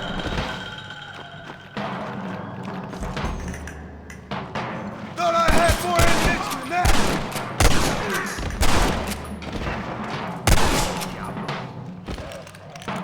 Get behind the table. I'm gonna blow it.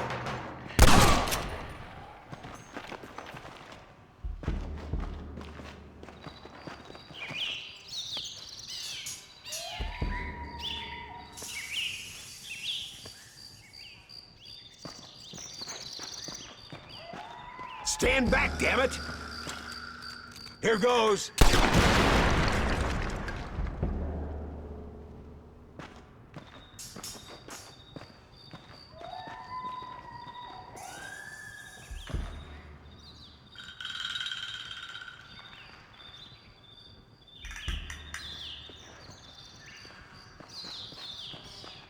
Come on, boy! Poor girl's barely alive. Let's get the hell out of here before any more of them show up.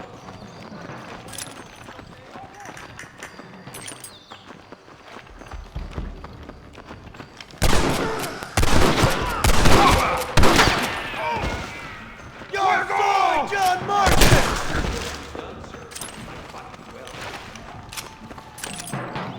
¡Ojo, pendejo! ¡Estos tiros no fallarán!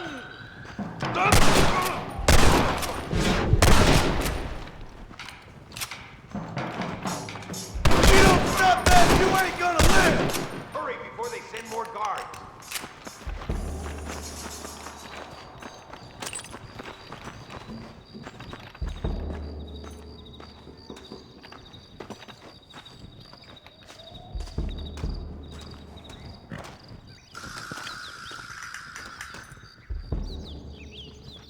Looks like Carlos left us some horses. Come on!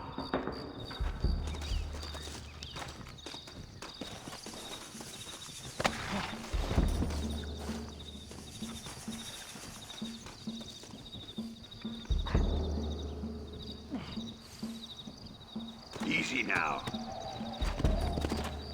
Let's go before any more of them show up. Yeah!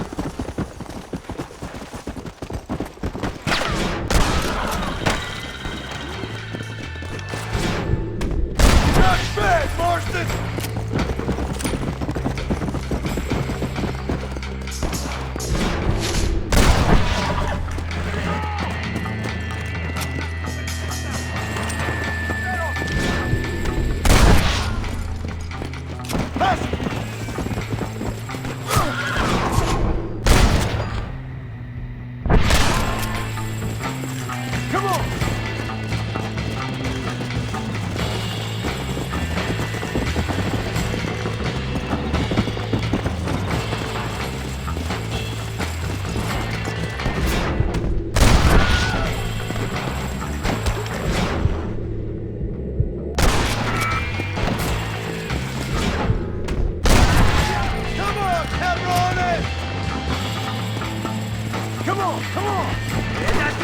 cabrón!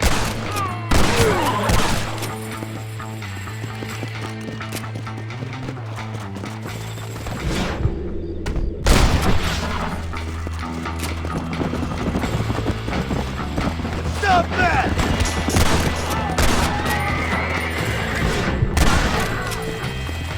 Faster!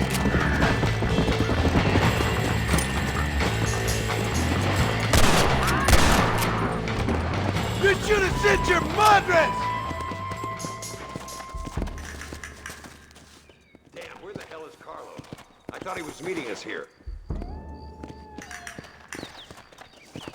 I hope he's coming. I don't want to wait longer than we need to.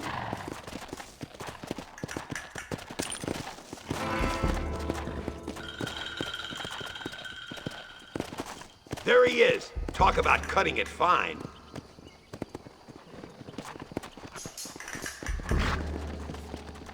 Luisa, gracias a Dios. Thank you for saving me. You're good men. Friends of the people of this land.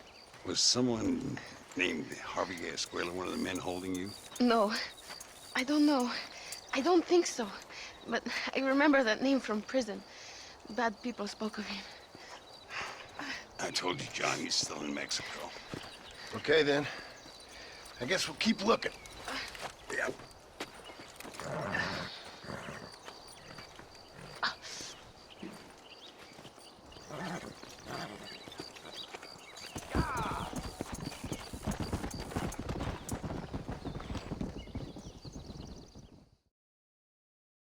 Por unos pesos podemos retirar a mi cuarto y conocernos mejor, ¿eh? No me toques. I fold. No tengo nada. Gentlemen, I thank you. Oh, yeah.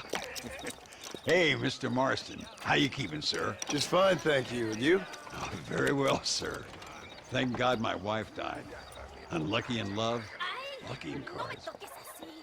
Garzon, champagne for everyone. Keep playing, Mr. Ricketts. Oh, I'm sorry, Herr Muller. I'll keep playing you in servitude for the rest of your life on Earth, if that makes you happy. Yes, I shall indeed, sir. Well then, your deal. Oh, Marston, would you like to join us? I don't think so. I'm just gonna have a drink. Oh, come on. Sit down. Sit down. Okay, then. Gentlemen? Hey. Na mach schon!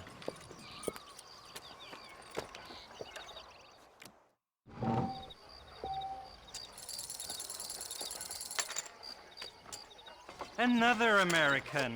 Now I need 2 pairs of eyes.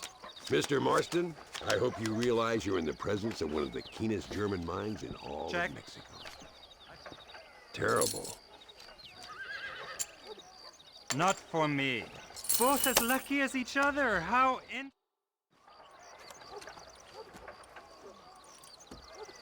You fucking cheat! Excuse me? You fucking looked in my fucking cards, you fucking cheat! Now, Herr Muller, let's calm down. There must be some mistake. There's no mistake. Your Yankee friend here is a fucking cheat. Easy there, Germany. Calm yourself down. Oh, yeah, you know exactly what you did. Yeah, I know exactly what I did, friend, which was nothing. Now, I'd prefer it if we could all play a friendly game and no one get hurt. You planted this guy, Ricketts. Now, why would I do that? I've already beaten you. Now, calm down and let's finish the game. There's no more cards game. Ease up there, friend.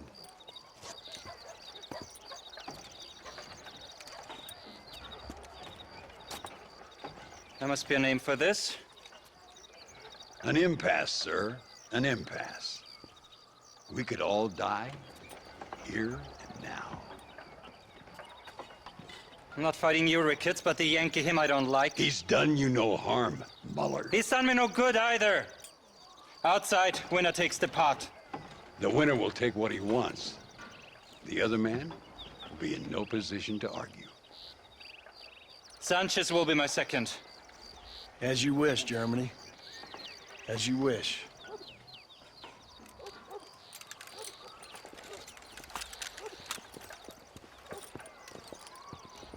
Walk with me, John. I want to make sure you know how this is going to work. A duel is all about timing. If you pull your gun too soon, you'll be less accurate. After you draw, pick your shots carefully, like I showed you. Once you've picked your marks, the rest, my friend, is in the hands of fate. Come on, Yankee! I'm a busy man. Steady now, partner. Stay calm. Nobody steals from me, especially an American.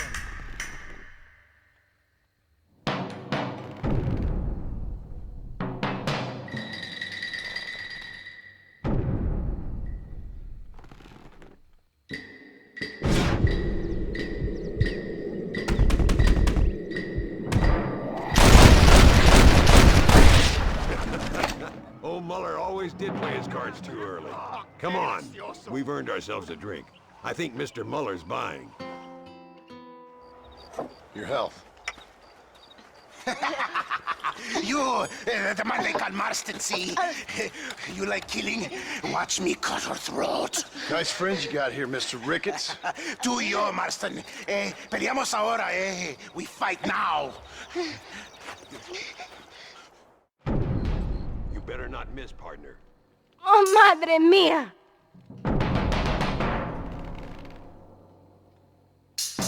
¡No, por favor!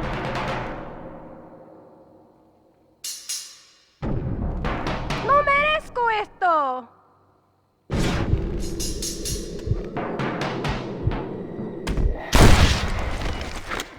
¡Ayúdame!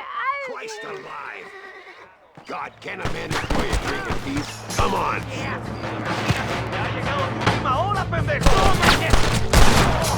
Good God! No te vas a engañar solo. El estilo lo ve todo. I've had it with you fools. El destino te matará rápidamente. Stay away from Chupa. Well, partner, I think we can safely say this poker game is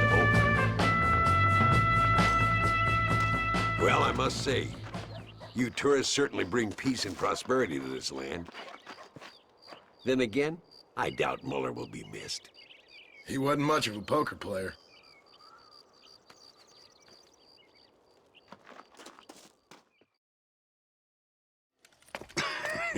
Hey, Gringo. Mr. Ricketts. Come on in. Sit down and have yourself a drink. Sure. Say, any word of Javier Escuela? No, nothing yet. Say, why are you after him anyway? We're old friends.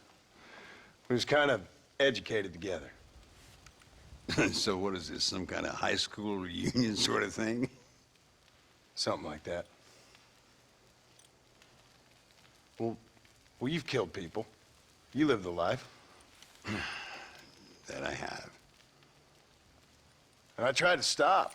I mean, I don't know. I tried to go straight. I did. I left the gang after the gang left me. Left me to die after I'd been shot. They'd all gone crazy anyhow. Our old leader, fella you probably heard of. Anyway, he more or less lost his mind, went and shot a bunch of people unfair like. I got shot in a robbery. They left me, and I left them. Well, that's how it goes.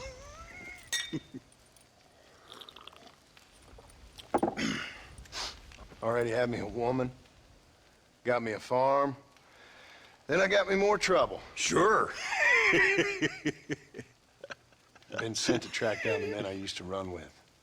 Track them, kill them. Well, if you don't, someone else will. There's no escape. Look at me. I spent 25 years killing men. Look at me now, sitting around here like some low-rent would-be messiah. We're relics. Come on, have yourself another drink and let's wallow in a little self-pity. Sounds like a plan. Your health. Mr. Ricketts! Mr. Ricketts! Thank the Lord I have found you. And you, Mr. Marston. Will you sit down? You all right? I'm well, sir. But Allende is sending more men to the death. Prisoners who have not been tried. A prominent writer, Castilla, and a local official whose only crime was not putting the small holders on the street when they were late with taxes. writers and government officials. For once, I agree with Allende. Some men need to be killed. Mr. Ricketts! I was just joking. Where are they? Out near Escalera. Let's hang up our self-pity and go shoot ourselves some bad guys. You're gonna be all right. Thank you. Both of you.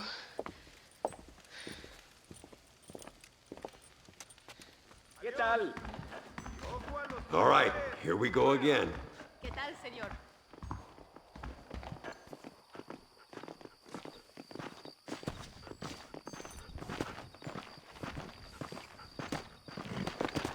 Easy now. No rush. I'm sure they'll hold the execution till we get there. Come on.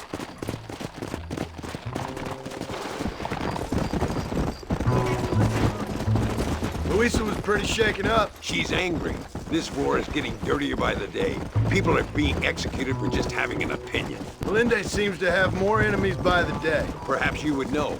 Rumor has it you've been making all kinds of new friends. I don't pay much attention to rumors. Just be careful, John. Keep jumping from one side of the fence to the other. You might just get impaled on it. I have to find these two men. With respect, how I do it is no concern of yours. Choose your tone wisely, partner. Remember who you're talking to. How could I ever forget? And who are you, John Marston? Apart from a rat feeding every other hand he can find, my name means something. All you've done is kill a few peasants, and the only real outlaw you've taken on dropped you like a bad habit. Now, I politely ask you to watch your tone, Rick. All I'm saying is, maybe there's a reason why people around here don't want to talk. You must miss your family. It's the only thing that keeps me going. You know, you remind me a lot of myself. How I used to be. Stubborn and angry. You ain't changed all that much. I always thought I'd lived a charmed life. Look! It's an army convoy. I think I see the prisoners in those wagons. This is our chance. See if you can take control of that first wagon.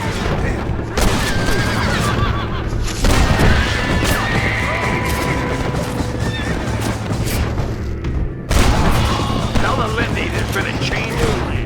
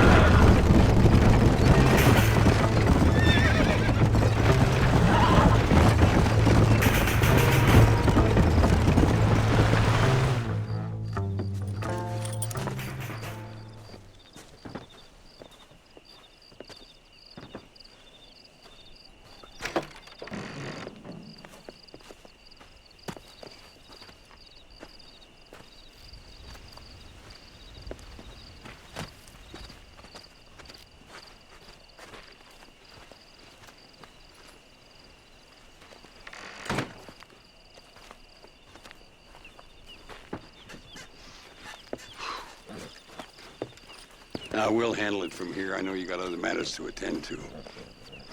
It's been nice riding with you, Mr. Ricketts. And you too. You took me back to another time. Talk to Louisa. She'll help you, and she's well connected in that other land. I hope you find what you're looking for, Marston. You know what I'm looking for. If you say so, Marston. If you say so. What do you want, gringo? What are you doing here? Have you heard? There's a war going on. My name's John Marston. Been sent here to retrieve a couple of men. Can I speak to your commander? You want to talk to my boss, gringo? I guess. Because I'm not good enough for you? No, sir. You think you're better than me? You come to my country, my poor little country, and you think you can be friends with the president? No, sir. I'm sorry, sir. Things must have come out wrong. Maybe you can help me. You'll be sorry, friend.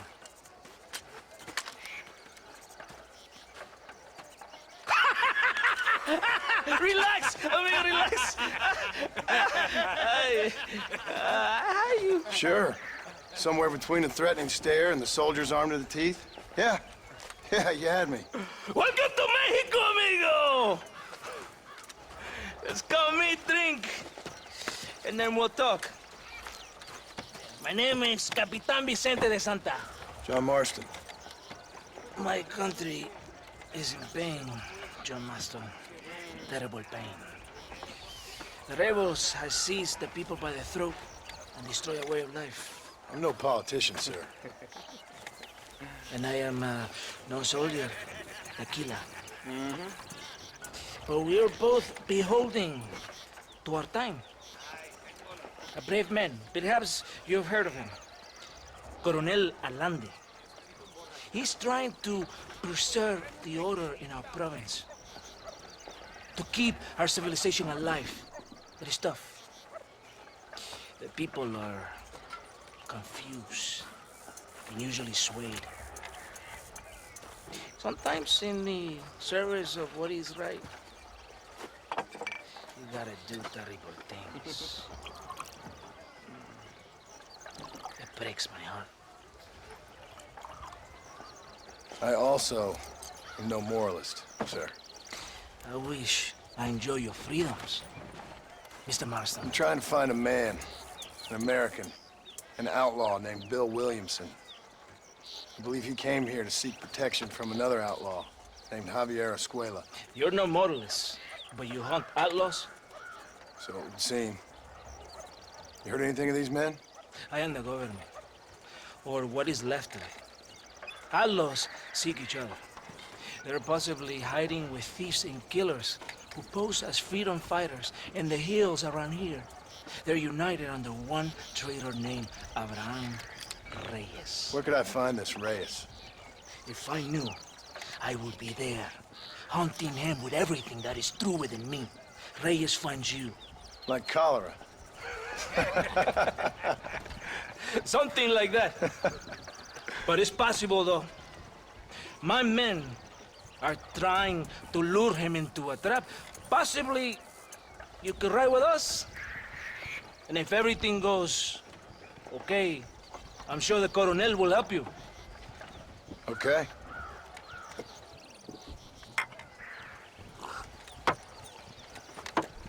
¡Vámonos!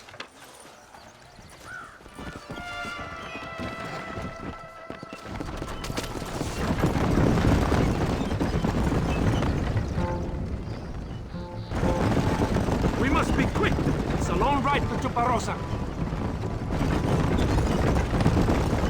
You did not expect such a warm welcome from the Mexican army. I can see. I didn't know what to expect. I hadn't even crossed the border and I was being shot at. You will hear a lot of words like tyranny, oppression, here. Words that the peasants have been taught, but do not understand. Meaningless words. The army is suffering a crisis of reputation. Even I've heard about the colonel down here. He's not famous for his passion. This is the point. Have you met Coronel Allende? Do you know him? No. Like a papagayo? He just repeats lies you heard. Maybe. Allende is a good man, a strong man. He carries the weight of 1,000,000 problems on his shoulders. Am I supposed to pity him? You gringos are so quick to judge. You love to talk badly of other people because it makes you feel better about yourselves. Maybe you should look in the mirror. You the one talking about this, and I ain't here to make a judgment on the way of your government. I've got enough problems with my own right now. This isn't America, Senor Master. We are poor. Kindness must take a different form. What is better? To pull your arm around a hungry man, or to beat till he grows something to eat? I think you need to answer that question yourself. Who are these Aldos you hunt? This Billy, the cowboy, and his Mexican friend. Bill Williamson's a fella I used to know, and Javier Escuela, well, I knew him too. What do you mean? You know these men? We was friends once. Part of the past I can't seem to get rid of. The past is all that's real, my friend. It cannot be erased. That is the problem with the people here. They spend too much time dreaming about imaginary futures. I know I can't change the past, but I'm sure gonna do something about the future. Whatever helps you sleep at night, amigo.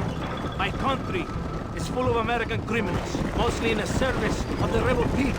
Mexico is an easy place for a man to lose himself, whether he wants to get lost or not. Hopefully not too easy.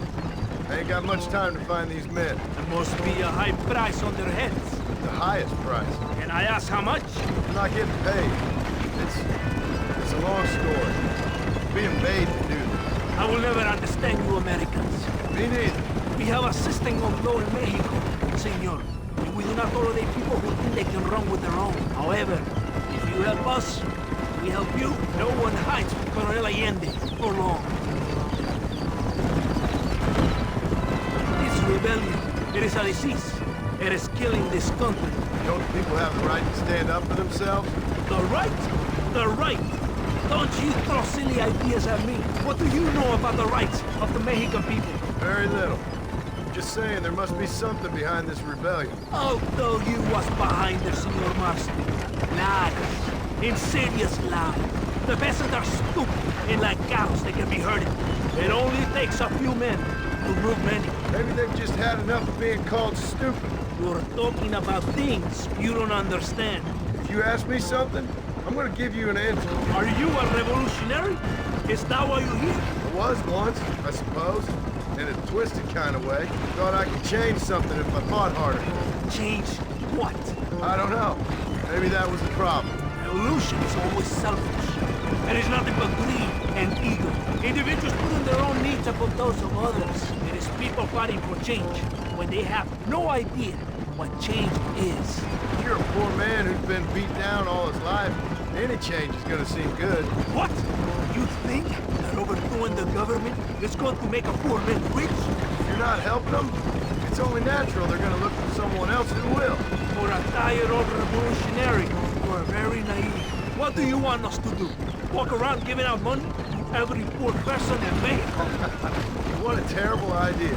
First, they need to look at why they're poor. Then they need to go out and do some work rather than sitting on their culos talking about freedom. Who's this man we're looking for? The leader of the rebels? Abraham Reyes, he's a traitor, a liar, a coward and a sinner, a hero who has done nothing. I have no more respect for the shit I looked this morning than I ever will for that pathetic form. That's a nice image. He is from a rich family, a man born in a golden cradle, who pretends to fight for the poor. He's taking advantage of the ignorant and the weak-minded. He must be telling the people something they want to hear. Of course he is. All that bastard does is stand in a balcony, giving speeches. It is easy to make promises you can never keep. It takes more than a few promises to build an army. Reyes wants power, nothing else. He doesn't care about anybody but himself. He's prepared to destroy everything my compatriots have fought and died for, just to hear people shout his name. It's not for now.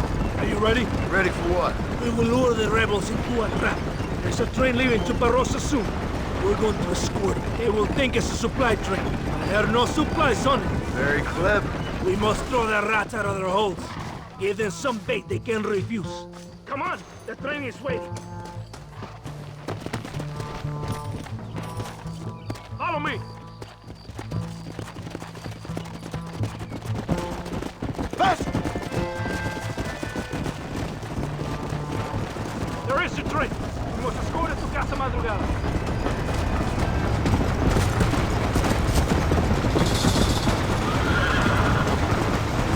There, we will show the rebels Who's in charge?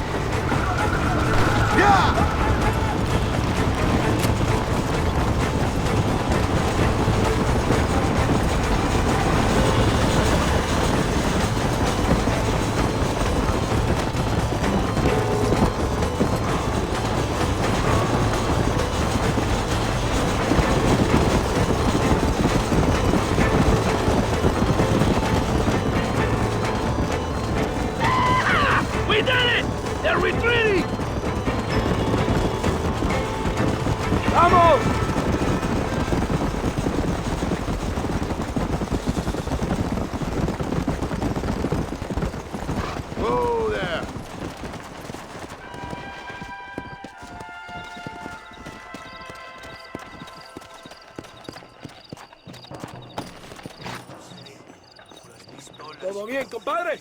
You did a good thing for Mexico today. Coronel Allende will be very pleased.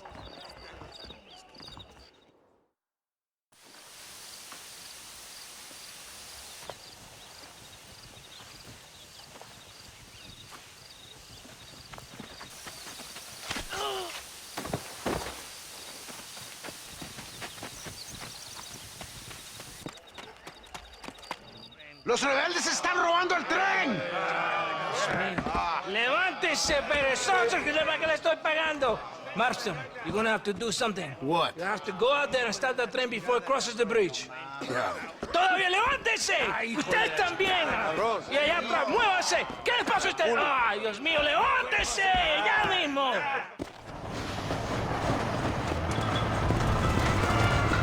Let's go! The train is getting away! Whoa!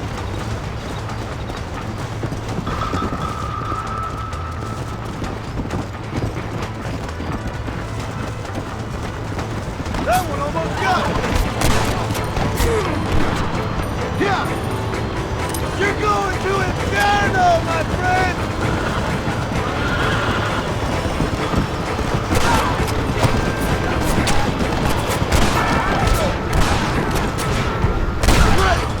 Now what the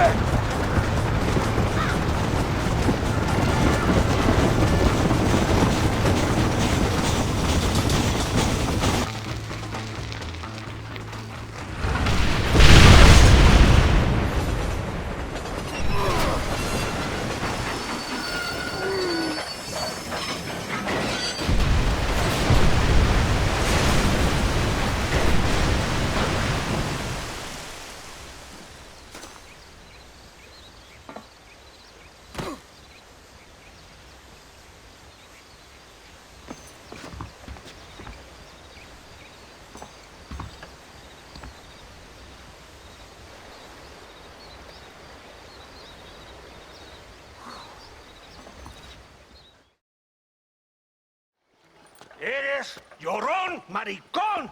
Me das asco. Hablas lealtad, pero eres transparente.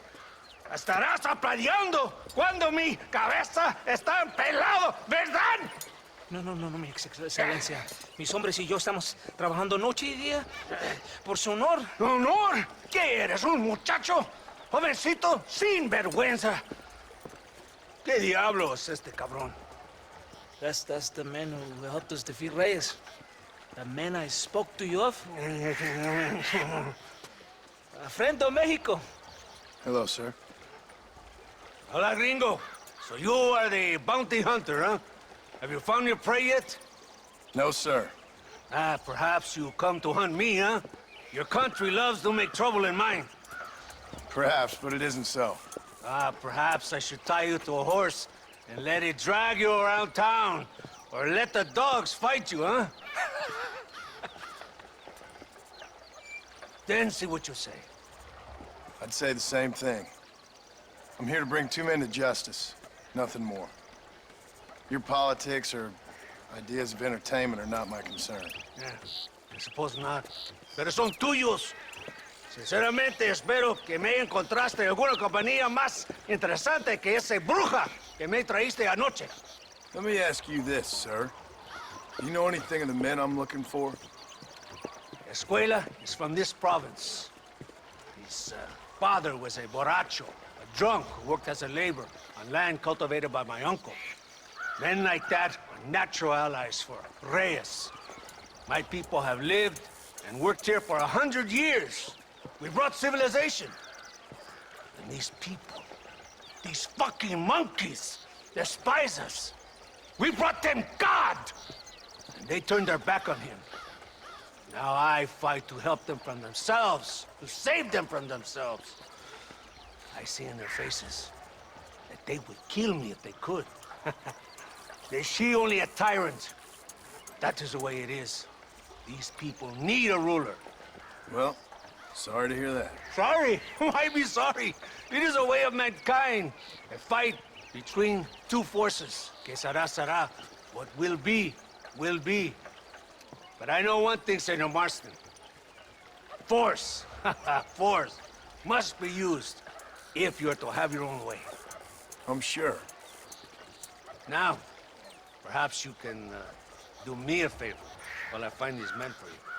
After we find the men, then I'll help in any way I can. You are in no position to negotiate.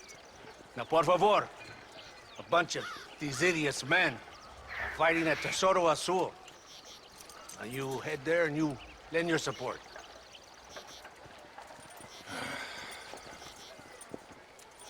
Baboso, ¿cuántas veces voy a decirte? No ponga detrás de mí. ¿Qué eres, cabrón? No está mi sombra. Vaya. I sent some men ahead. We will meet them there.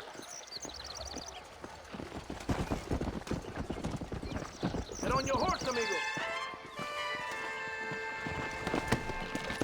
Come on.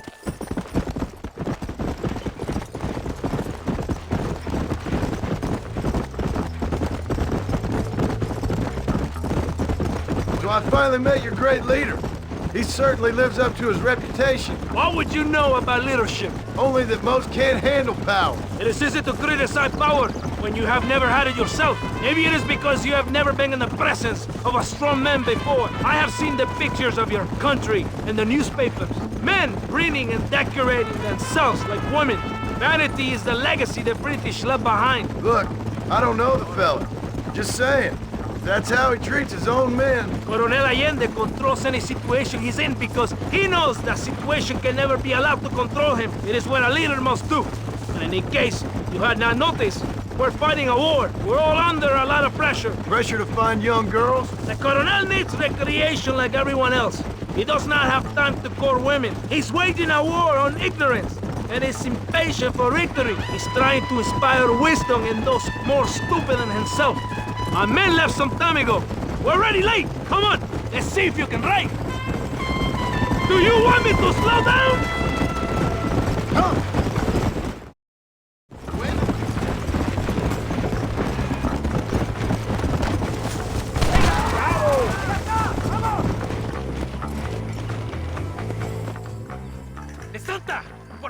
hace tanto? ¿Y quién es este gringo? Nos debe un favor. Cada hombre ayuda. I hope you fight better than this little girl, gringo. Come, let's have some fun.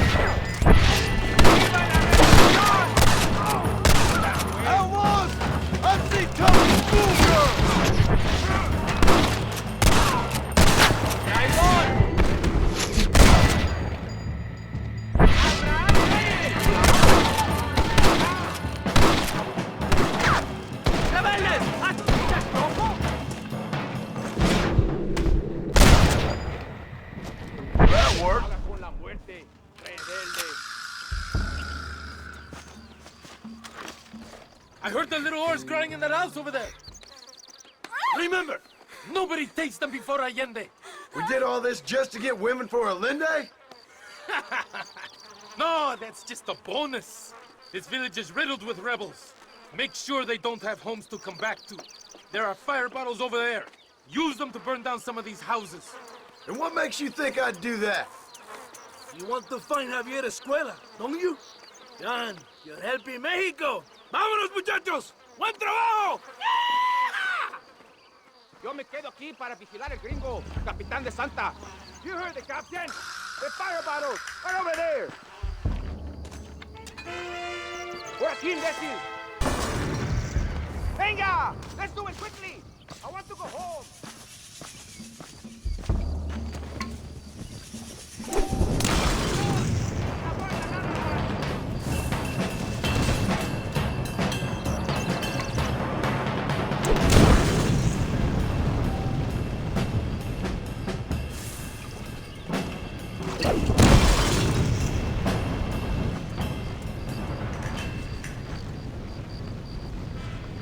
Isn't that beautiful? You really are pathetic. You need to relax. Come back to the villa and sample some of the new girls before they spoil.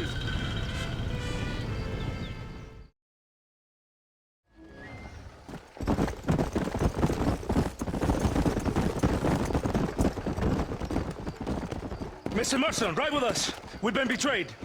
What's happened? There's no time. Ride with us. Then we'll find the man you seek. Come. I have men waiting for us, just outside Escalera. Vamos! Come!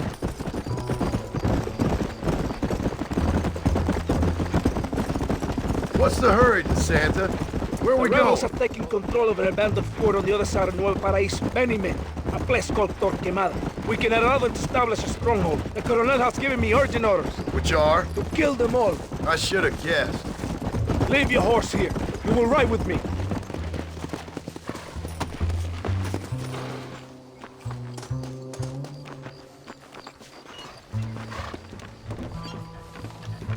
Captain Espinosa already has men there.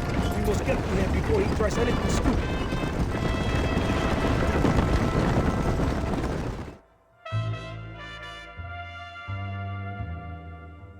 Wake up!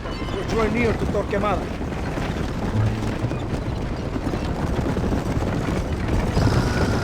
Stay alert. Something doesn't feel right. Rebels! Hold them off! We're not far from the camp!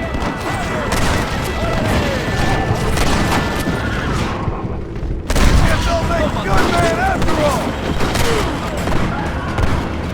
Things ain't looking bueno! Mierda!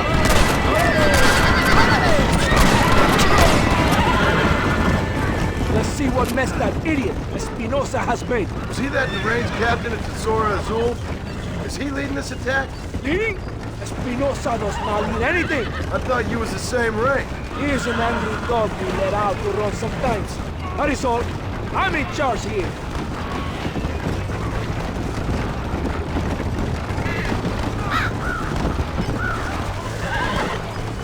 Follow me. We will lead the wagon here. ¿Y dónde carajo están los otros que necesitamos? ¡Nos van a masacrar con estos pocos! Rebeldes que tú y tus hombres se habían encargado nos atacaron. Ten cuidado con ese tono de voz. Master, come on. Ignore the stupid ape. Shut your mouth off his boy! Gringo, take that sniper rifle over there. Maybe that made his work. Oye, tonto, ¿no sabes que duelen los tiroteos? ¿Dónde vas a usarla? You're dead! ¡Muerto!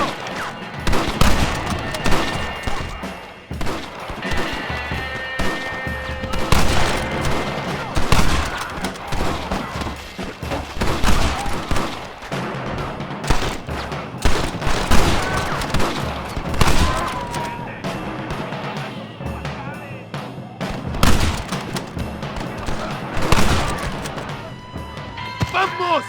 ¡Sígueme al bloqueo! ¿Qué piensas hacer, pendejo?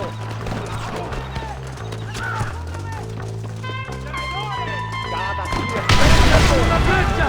¡No les dejen pasar! You should have sent your mother!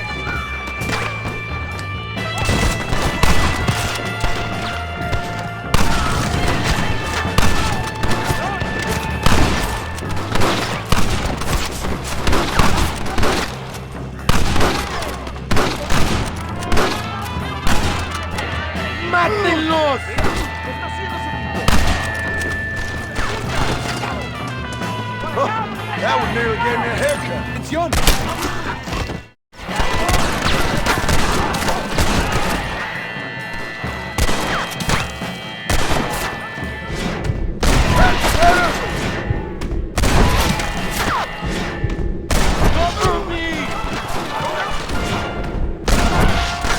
¡No dejen ningún sobreviviente!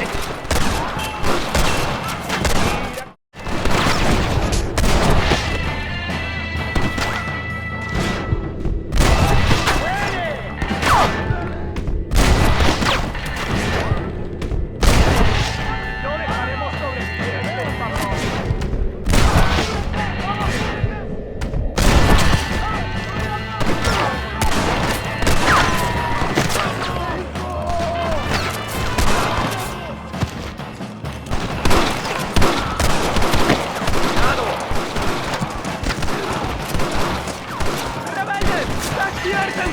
You knew what you was getting into.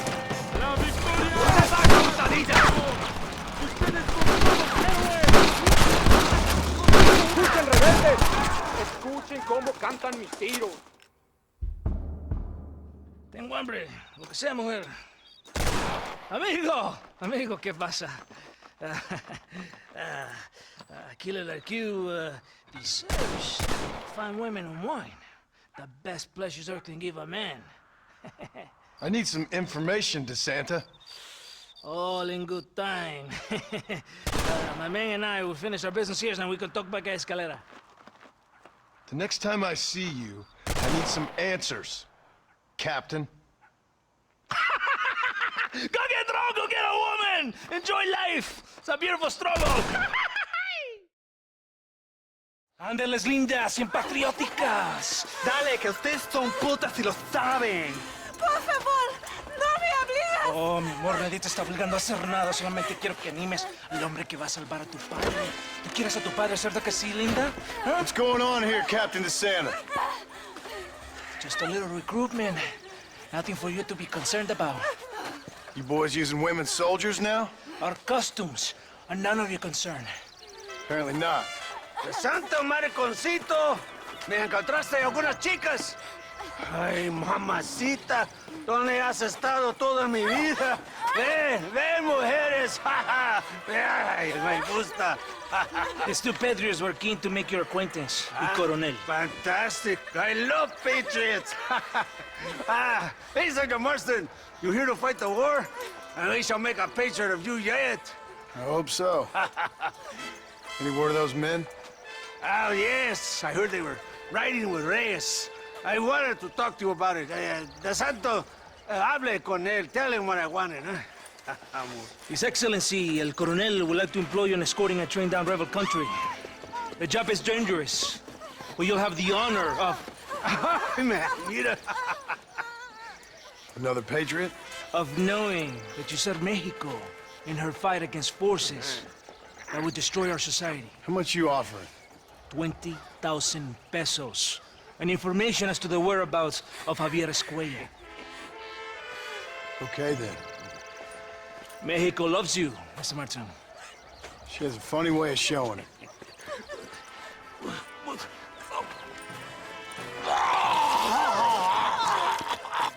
Come, gringo!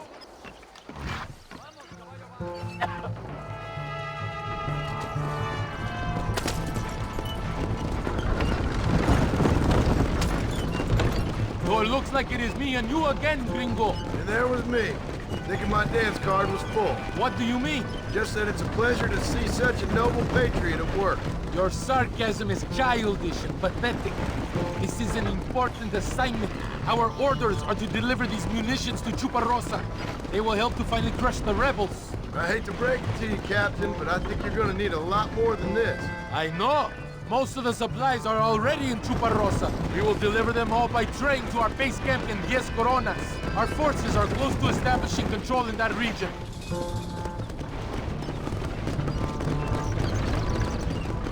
Why didn't DeSanta come with us? Why do you think? Because he is hardly a soldier. I'm sure he has other important business, like mailing letters and sweeping floors and flirting with Barbie. He fought with you at Are you defending that pathetic little errand boy? I did not see him fight. Without me, we would have lost the battle. He knows less than nothing on how to lead men. Yet he's the colonel's second in command. That is a good job. You are a funny man, gringo. De Santa licks the colonel's boots and plays with his waiter friend. That is all. I am Allende's brazo derecho, his right arm. I am one of the few men he respects. Is that right? You and him have something special, do you? The colonel needs a maid, a woman he cannot fuck. De Santa is that woman.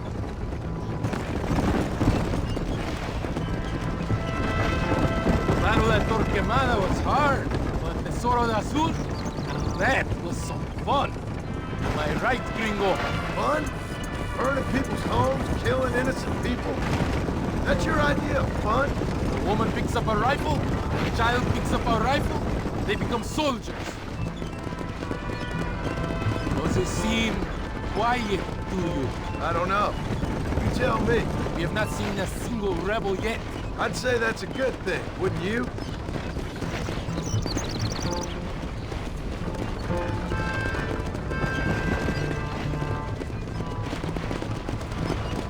¡Hijos de puta! ¡Rebeldes! ¡Mátenlos! If you don't stop that, you ain't gonna live! ¡Dios!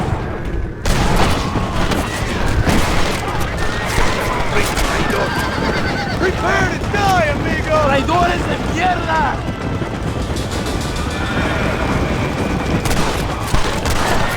¡Baboso! ¡Les voy a masacrar! I think that is all of it. Buen hecho, padre.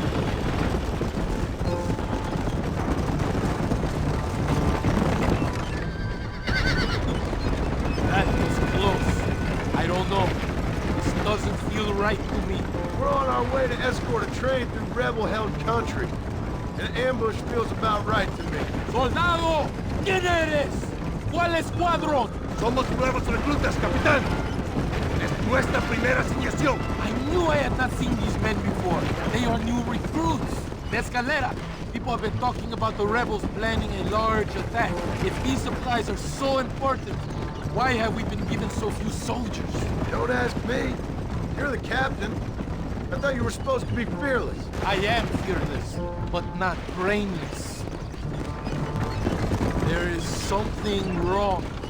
I feel it. Maybe you just need to take a piss or something. The colonel told me that the Santa had praised my actions at Torquemada and called me a hero. He asked for me to be given this important assignment. Why would he do that? The cabron hates me. Yeah, but... It's another ambush!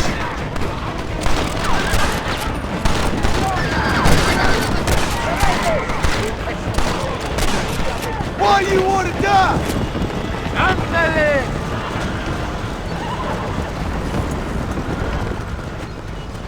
Is that our train? Yes, it seems to be on schedule. At least one thing is going right for us. I agree. We ain't off to a good start.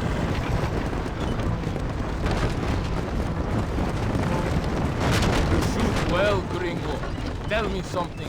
What is your weapon of choice? What do you mean? Come, my friend. Your belt is full of weapons. Which is your favorite for attacking a man? You ain't right in the head, Captain. Do you want to know what mine is? Not particularly. Truth. We are close to Chuparrosa now. I still have a bad feeling about this. Tell me, why are you here? What did they promise you? 20,000 pesos in Javier Escuela. That is a lot of promises. Do you know where Escuela is? You think I'm going to tell you that before you have fulfilled your obligations? Do not take me for a fool. I'm giving you no reason not to trust me. You must understand why we are suspicious of you. Most American vigilantes come here to help the rebels. It is strange you have chosen to work for the army. I'm not working for you. How many times do I have to say this? Call it what you want, gringo. We are exchanging favors then. I ain't seen many favors come my way yet. Abraham Reyes is trying hard to recruit gringos to fight for him. His propaganda is everywhere. He promises women, gold, and, of course, you got money and the chance to interfere in business that is not your own. How can any American resist? I've done everything you've asked of me. If Melinda doesn't give me Escuela and Williamson after this, I think it's best I go ask the rebels directly. Is that the threat? Be warned. You are only alive right now because of me.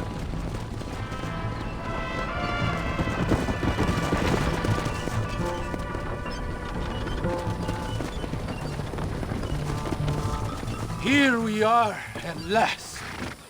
Soldados, abordamos el tren.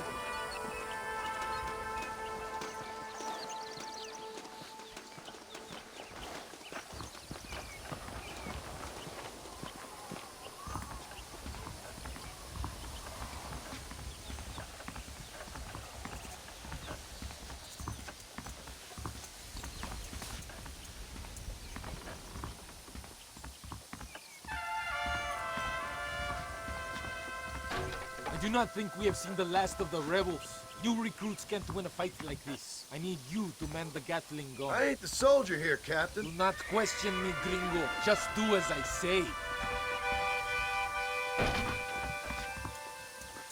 Vámonos! Manténganse alerta! Take your position now! I hope you know how to use that gun. Can't be that hard. Just point and pull the trigger. Don't worry, Captain. I've used one of these before. For a cold-hearted killer, you're an anxious son of a bitch, ain't you? We have already been ambushed. Our squad is made up of 2 recruits and the 2 men that Santa hates the most. I think it is right to be anxious. Yeah, well, I wasn't exactly expecting a pleasant picnic by the seaside myself.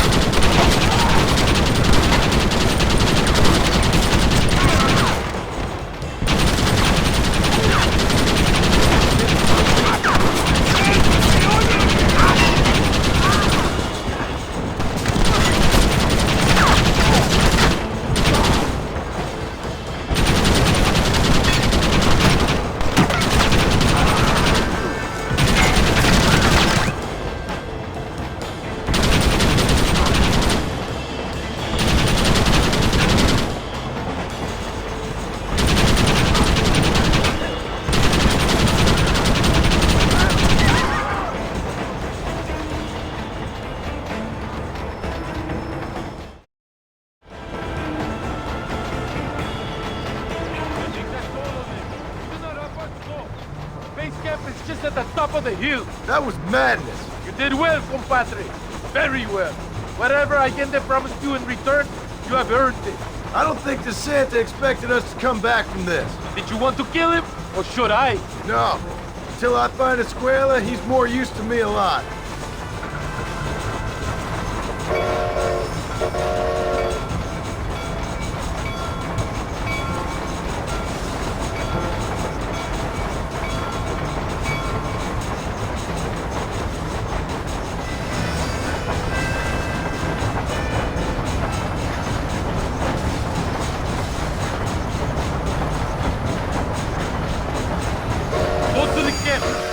Commander will want to speak to you.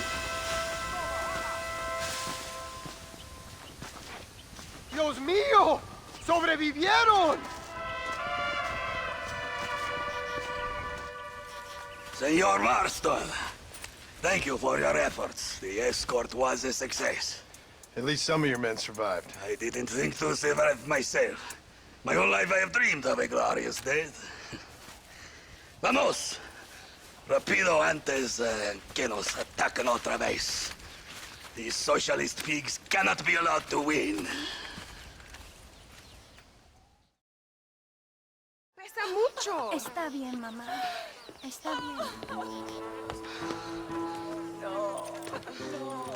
Señor Marston.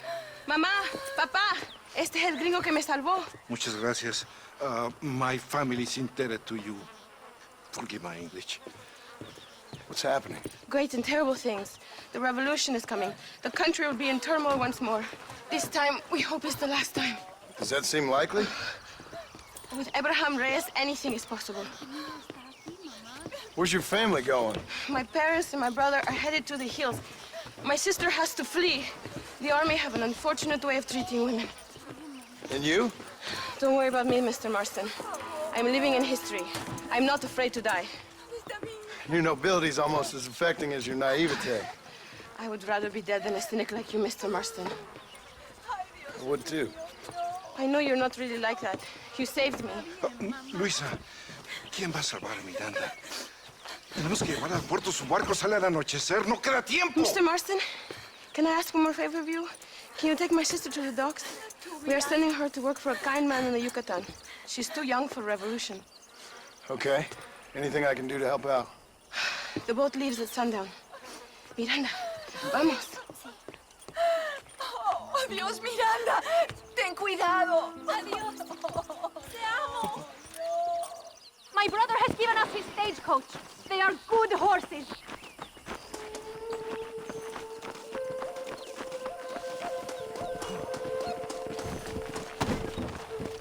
Let's go, before I change my mind.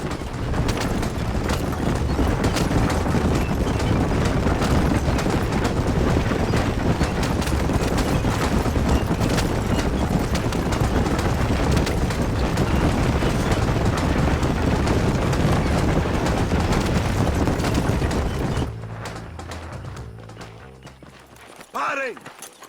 ¡Papeles! Este camino está prohibido. What do they want now? Act normal. It's nothing to worry about. Te conozco. Eres un pinche rebelde. ¡Disparen! ¡No les dejen escapar!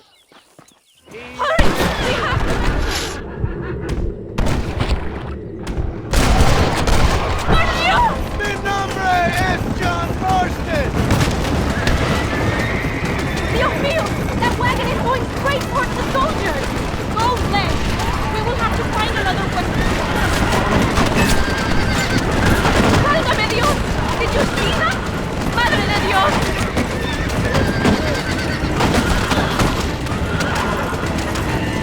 I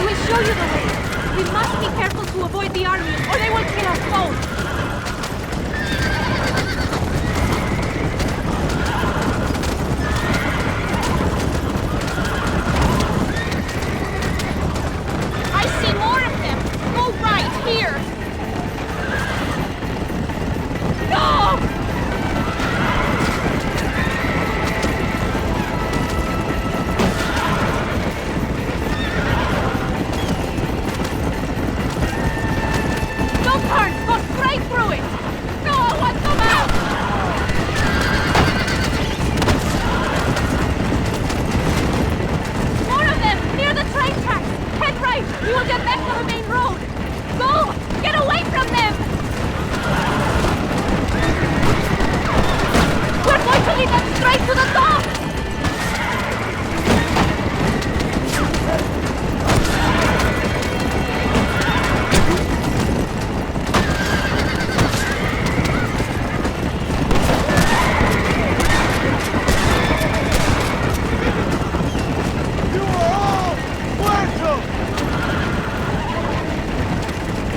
Look! Straight ahead!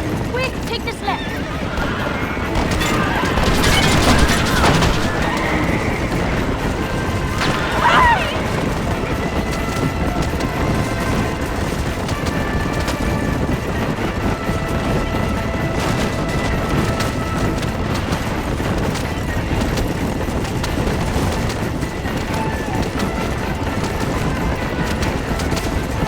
Stay right!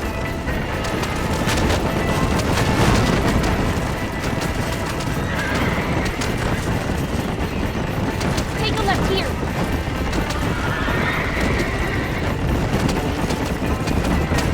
Get rid of them! We're so close! That ain't done!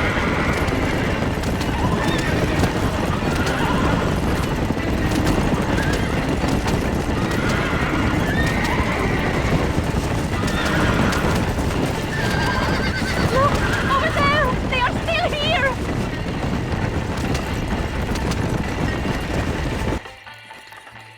Gracias a Dios! We made it in time! Thank you for everything. Will I see you when I return? Not likely. I ain't planning on staying very long. In some other life, then. Maybe. You should get going. Travel safely.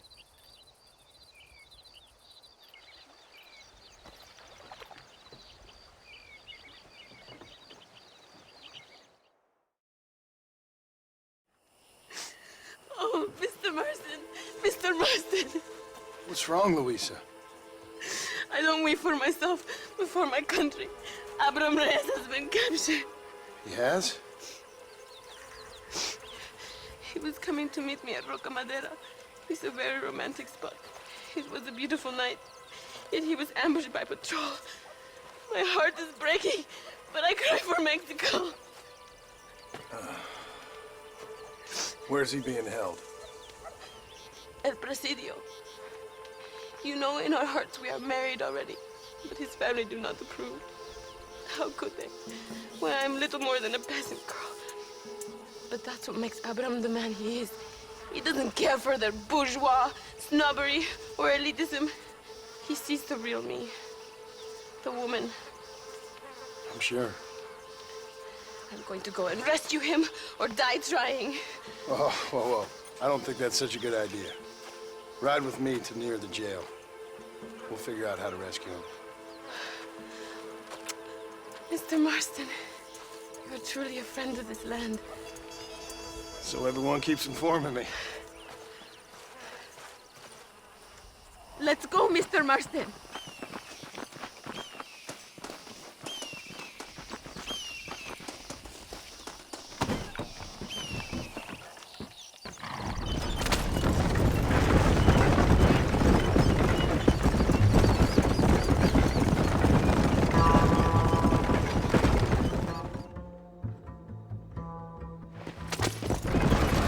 It is not far now.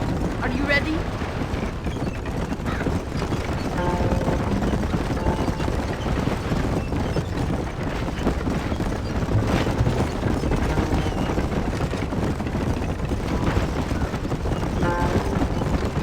El Presidio. There it is. You have to find the way in. I'll do my best. There is a partially broken down wall.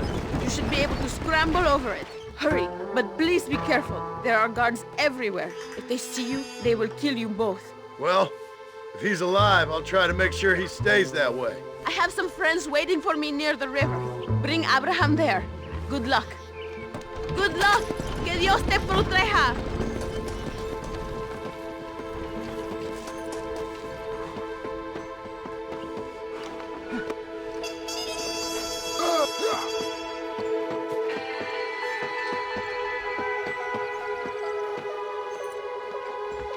Nadie va a llorar por ti.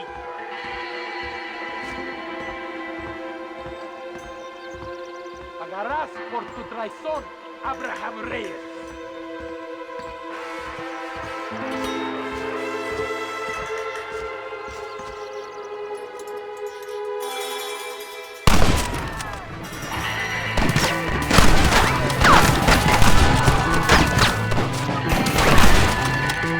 You don't even know what you're fighting for!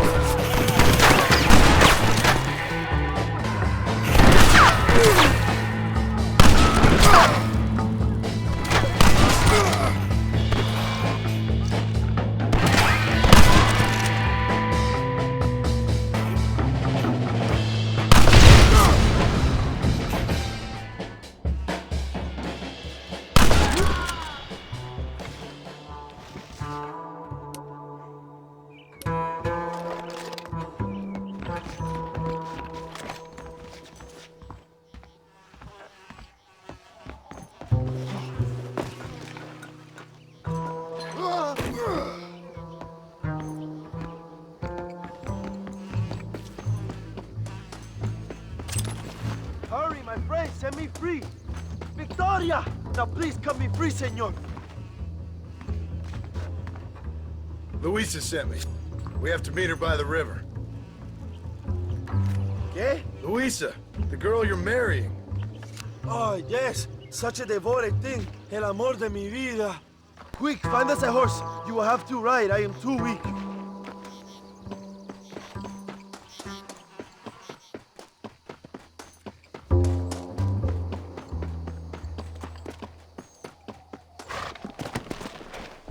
Let's go!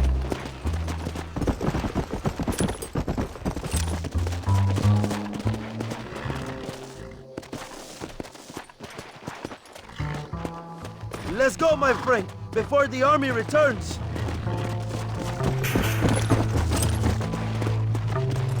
Yeah! Luisa sent me. Vamos, date prisa. The army's coming. Come on! Cuidado! Behind you!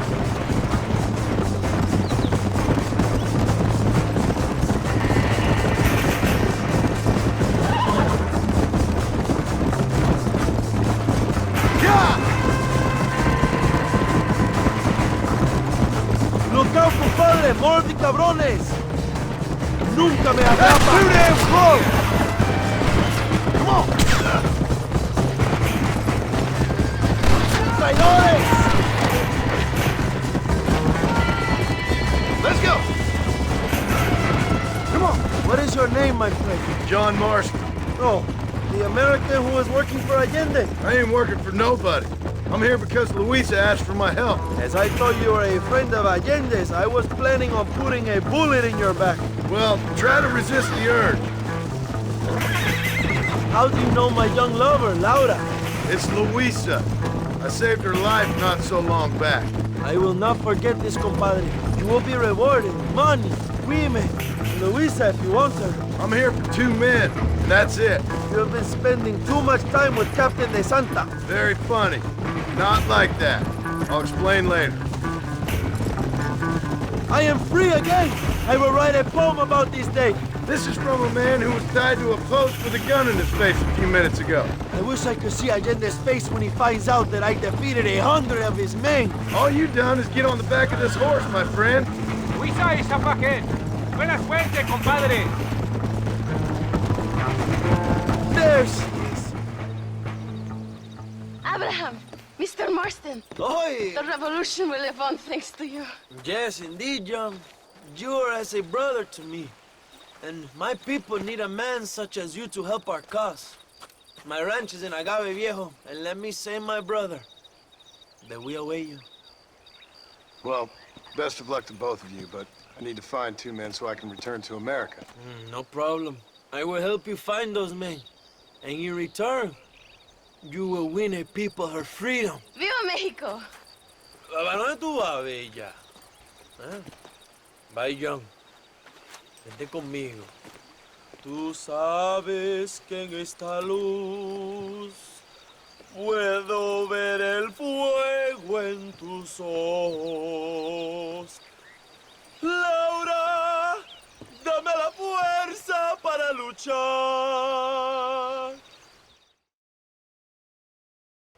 Your milestone! Good news, good news. The Coronel himself wants to speak to you. Come.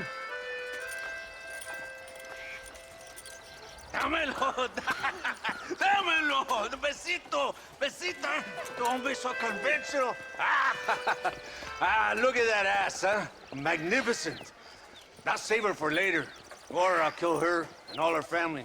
They're probably rebels anyway, huh? Anyways, it's good to see you, amigo. Good to see you. You know, you are a rare find. A gringo who is also a friend of our country. Bienvenido. We welcome you. Okay. Lad, relax, relax. I have some wonderful news for you. Quite wonderful, in fact. You know the men you hunt? They have been captured in Chuparosa. I want you and DeSanta to ride out there, and then you can take possession of them. It is my gift to you for all your help, senor. Although part of me wishes that you would remain here and enjoy more of our hospitality, huh? Thank you. If it's all the same, I'd like to collect them in. I have a wife and son at home whom I miss. Don't we all, amigo? Don't we all? DeSanta, I want you to take care of Senor Marston. Vámonos, cabrón, go! Adelante! Mi amor! Mi amor!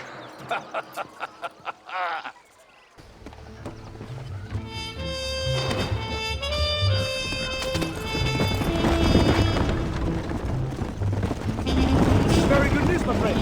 Then I say the Coronel will find these men for you. For your sake, you'd best be telling the truth. You have my word. After that trick you pulled on me with the munitions train, I ain't sure that means very much. You have Espinosa to blame for that. I'm now done. After everything we've been through, I think we can trust each other, don't you? How did you find me? They were captured just outside Chuparosa. The rat must come out of his hole eventually, being held in the church. A chance for them to contemplate heaven. Before you send them to hell, we have the area surrounded. Oh, cheer up, Johnny. This is what you came for. You're so tense all the time. Come, let's have some fun. A little competition with my soldiers to see who's the best shot. What do you say? Anything's better than talking to you. Ah, excelente.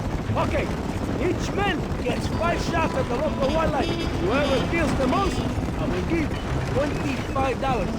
Carlitos, tú primero. Con mucho gusto. Vamos, gringo. Never did tell me why you're hunting this outlaw. I guess this beats getting a real job. You know,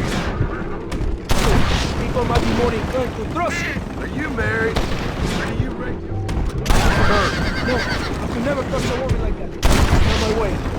Remember, it's an honor to please the leader. My wife and child have been taken from me. That's why I have to find these men. I can sympathize with you, Senor Marston, and married to my country. These rebel traitors, they're trying to take it from me. No, I never took a wife. A woman can be a powerful force. Like my mother, or a destructive one. Like my mother, I find it better to avoid that. But these strong men become weak by giving them the temptations of the flesh. Okay, let's go again. Canizales, es tu turno. Estoy listo, capitán! So this means your time in Mexico is coming to an end. I hope so. You know, I will be sad to see you leave. No, you won't. You have helped many people, just like Coronel Allende was able to offer you the skip in return. One brave man to another. Does your brave colonel ever leave his villa? I haven't seen him anywhere near a fight yet. He's the military commander, but he also governs the province. He must be protected. Get out of harm's way. Abraham Reyes? Rebel leader? I hear he rides with his men. And how would you know that? Reyes is a coward, blinded by love for himself. All he does is write songs and poems about winning battles he's never fought in.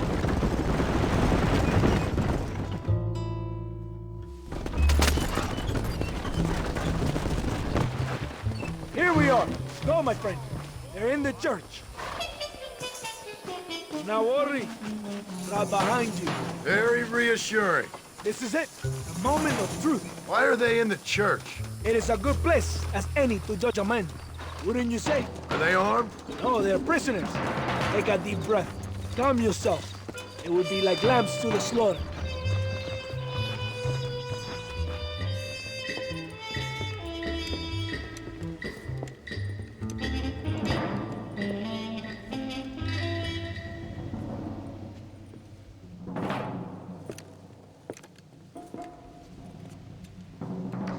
Mr. Marston. Gracias for your service to this land.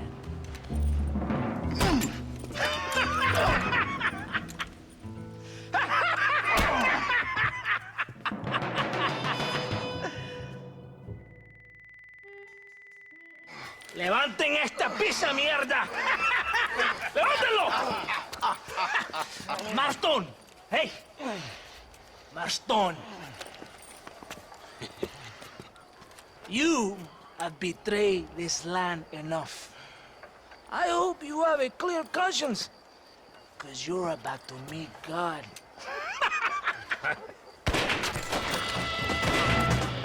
My brother! They will kill you if we don't get your ropes off! Over here, I will free you!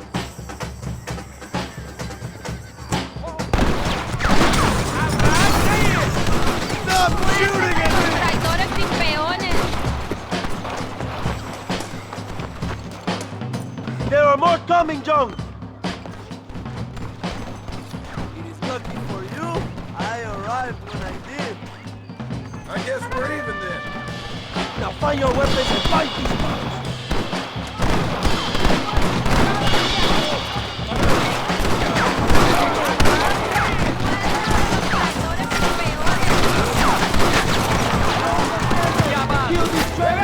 You think I'm joking? This is your chance for revenge! We will save you, Joe!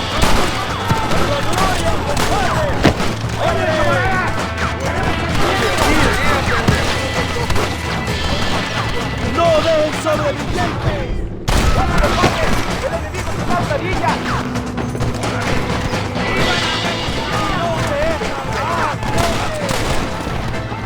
This is what's happening, partner!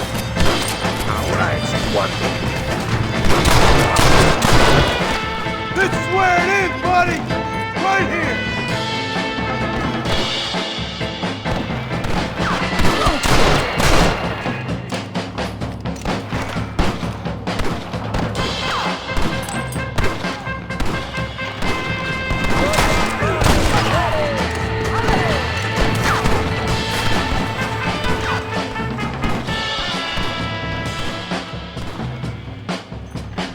Are you here to fight or...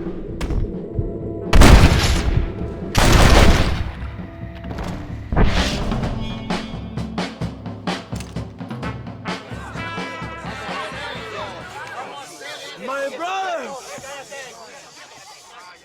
Today, we have proven that the days of this evil regime are numbered. Soon, we shall be free, living together in a noble republic, justly ruled by fine men. But, el trabajo, the job is not done. Our struggle is not over. We will fight all day and night until local tyrants like Allende are no more. And him and all his dogs are brought to the sword. We shall be free. This time things shall be different for every man and woman in this land. And one day soon, Allende will know justice. My brothers, fight on! In our hearts, we are all free! Let us make it so! ¡Viva la revolución! ¡Viva México! ¡México! ¡México! ¡México! ¡México! ¡México!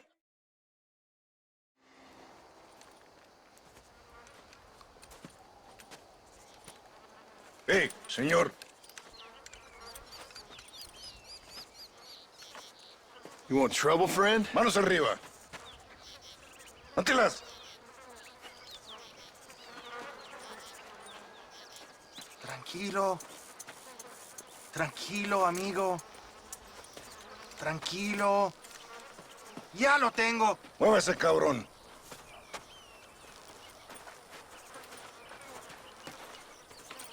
Muévese.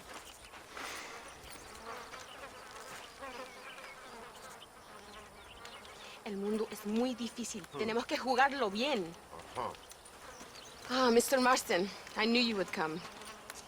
Thanks for the welcoming committee. I'm sorry, we cannot be too careful. The world is very dangerous. Especially when you greet it with a gun. Please.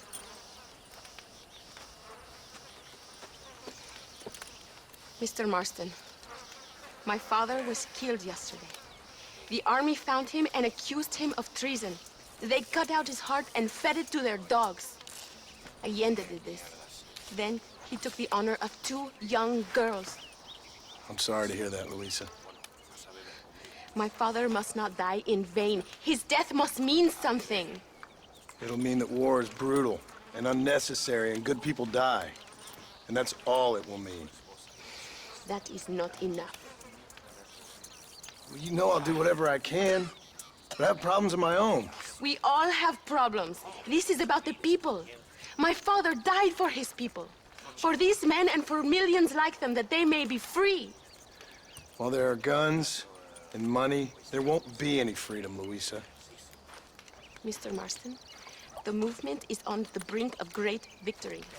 Allende knows this and has sent for reinforcements. Abraham Reyes asked personally that you stop them reaching Escalera. They are coming by the old trail. You must ambush them. I have my own family to worry about. Mr. Marston, I have lost my father. My mother is in the United States. My sister has fled. I have no family. Just because. Please. Good actions make you a good man. Then I'm doomed. But I will help you, out of respect for your loss. Thank you, Mr. Marston. Thank you. Let's go. We do not have much time to prepare the ambush.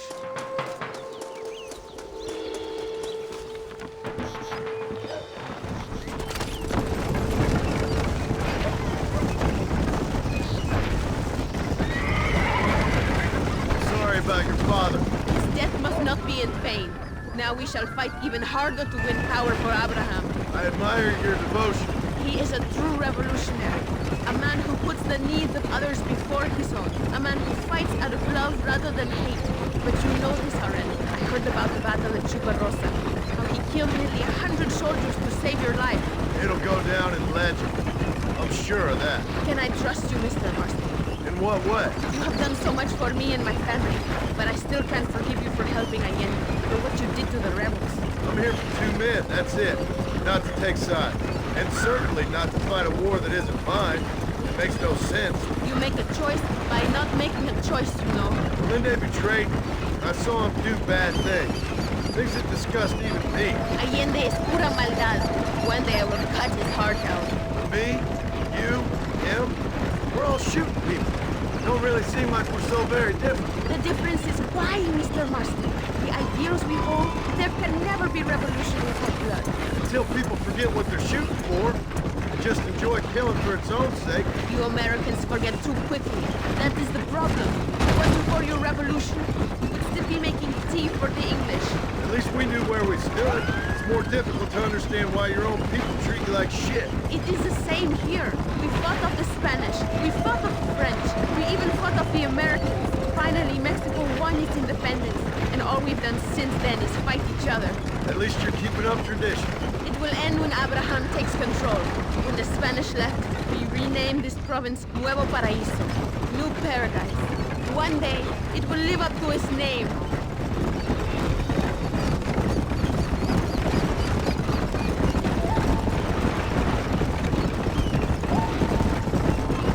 Why do you doubt our revolution so much, Mr. Marston? I guess I can't pretend to understand your country's politics. But you think we are fighting for nothing? Take no notice of me.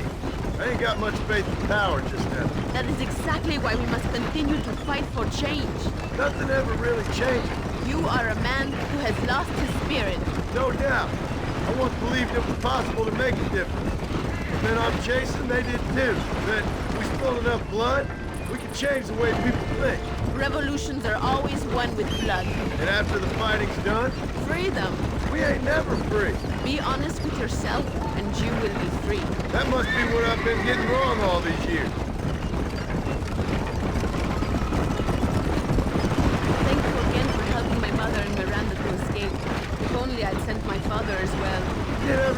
could. They know nothing of my father's death.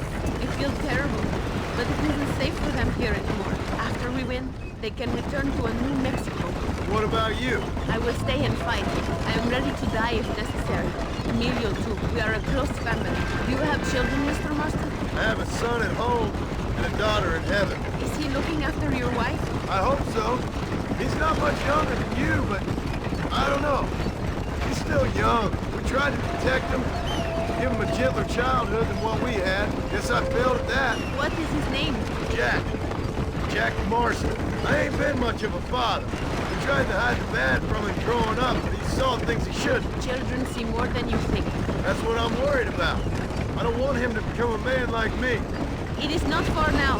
The army convoy will be coming from the east. We going to steal their supplies? No, destroy them and kill everyone. Abraham wants to send a message. You have experience with explosives? A little. It's been a long time. Good, because we do not. You will man the detonator. My men are waiting there for us. They will also need your help setting up the dynamite. I'll do my best. We will do this for my father, John. There they are.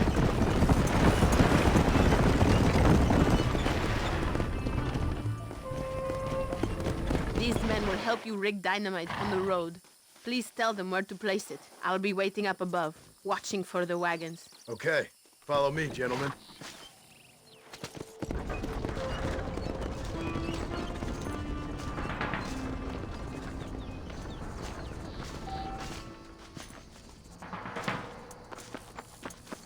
And here! Here! Another one here! Set the last one here. Don't meet Luis at the detonator? We will handle the rest.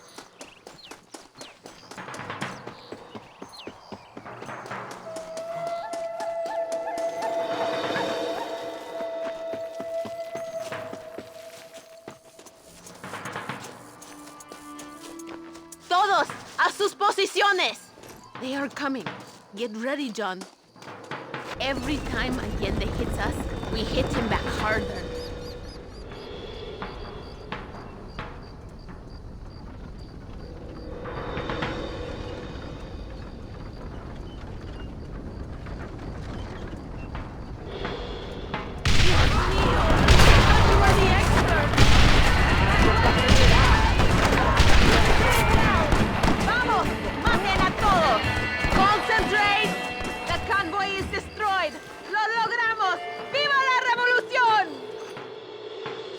Thank you, Mr. Marston. We are a step closer to power. My father would be very proud. I hope it was worth it. I must return to Campo Mirada. Meet me there when you can. I will do my best to return the favor.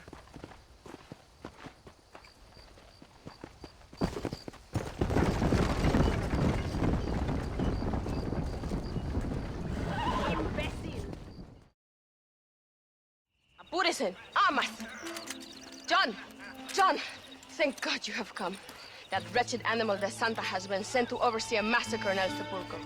Come, we must stop him and finally kill that vermin and all of Allende's other followers. Go now. My men will show you the way. I will stay with the camp. Here!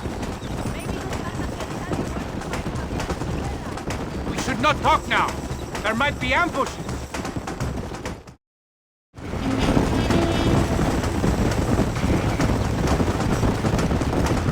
El Sepulcro is just up ahead. All right, let's hold up here a minute.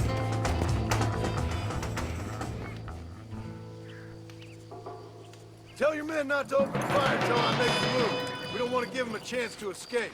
And leave DeSanta to me. I need him alive. You will wait for your lead, señor. En el nombre del gobierno provincial del coronel Allende y del Estado de este país, te condeno a muerte por traición. ¿Tienes algunas últimas palabras? Come on, quick!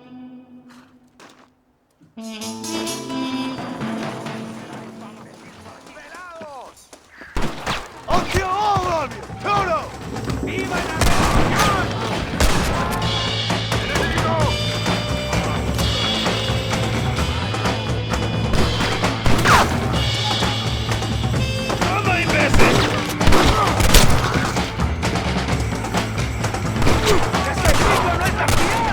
It's no use running, DeSanta!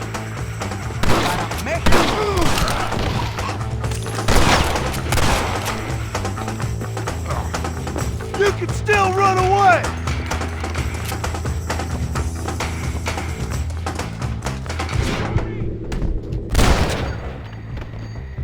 Didn't you, Barossa?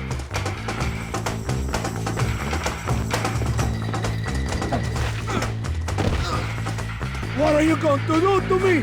You're angry. I can understand that.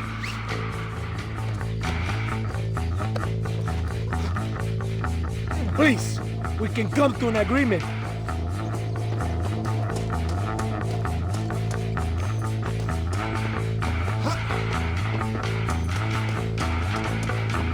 Think about what you are doing.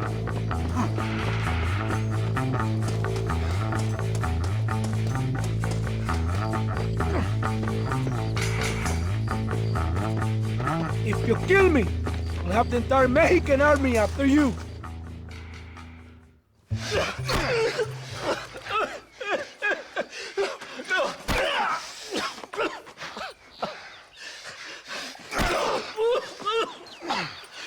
You fucking pig!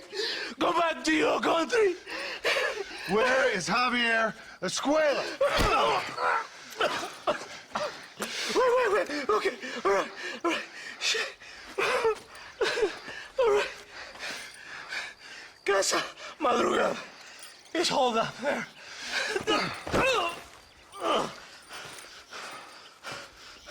Now hurry up and kill me, or just let me go, okay? Can we kill this piece of shit now, senor? Or would you like the pleasure yourself? You are the better man.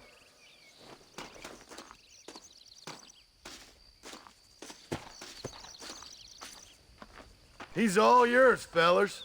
I got what I need. Esto es para Mexico! It is done. Come on. Now we find your friend. Are you crazy? We cannot stop now. Let's go.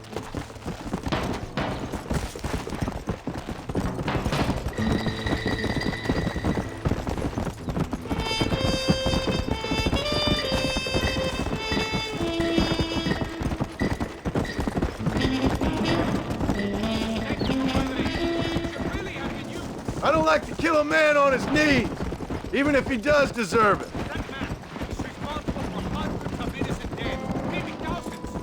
He will burn in hell. We all will, my friend. Espinosa is dead, De Santa is dead, the army is without leader. We must move on against them now before it's too late. First, you need to help me find Javier Escuela. Let's go.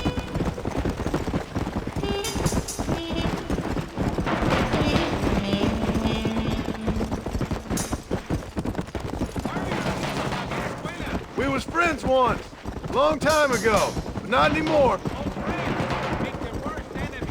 You're telling me.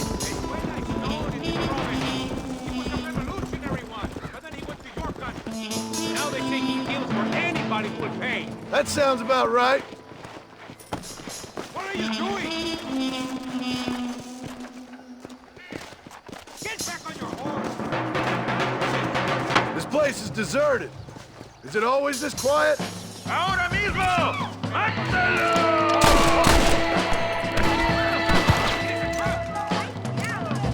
I'm wide open here!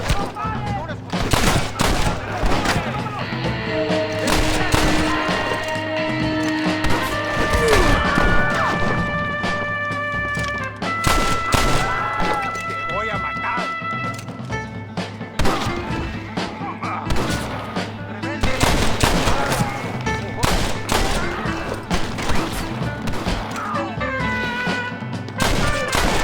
It's over, friend! Hey, you, lady. Where's Javier Escuela? Javier Escuela. He hasn't been seen around here in months. You shut up this place for him, huh? I wouldn't spit on him if he was on fire. I don't blame you. But Captain DeSanta said he was here. And you believe him? You must be more stupid than you look. Go shoot up some places.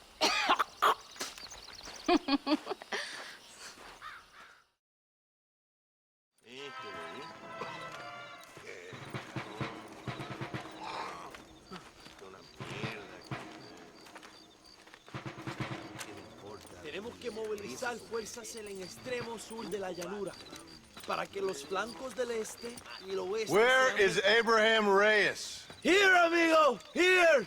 Well, look who it is. The American bandit turned bounty hunter who is about to win the Mexican Revolution. I don't know about that, mister. No, but I do, Mr. John Marston, I do. A man like you, or me, with just a few such men, I tell you I could rule the entire country. Hey, hermanos unidos! Set my people free! Libre Mexico! Libre Mexico! Viva la revolución! Their energy is like food to me. I feel I was sent for them and they were sent to me. Good for you. When I rule these people, I shall be fair and judicious and wise. How so, you ask? Very simple. I know these people. I know this land. In short, I can make them better. It must be pleasant to be a man so at one with his destiny. Ay, Dios mío, I don't do it for myself, John Marston. I do it for my people. Well, exactly. Sarcasm, my friend, should be beneath a man such as you, don't you think? Very little is beneath a man such as me. Ha! Okay, well, in that case, I assume a little robbery will be a pleasant day's work. All in a good cause, of course. Come, my brother. Let us strike while the iron is hot.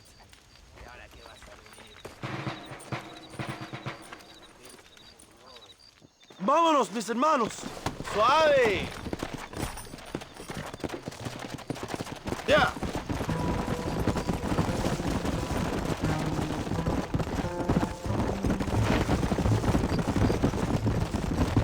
You must tell me more, John. Are my sources correct? Have you come to Mexico to murder your two best friends? Not exactly. We were friends once.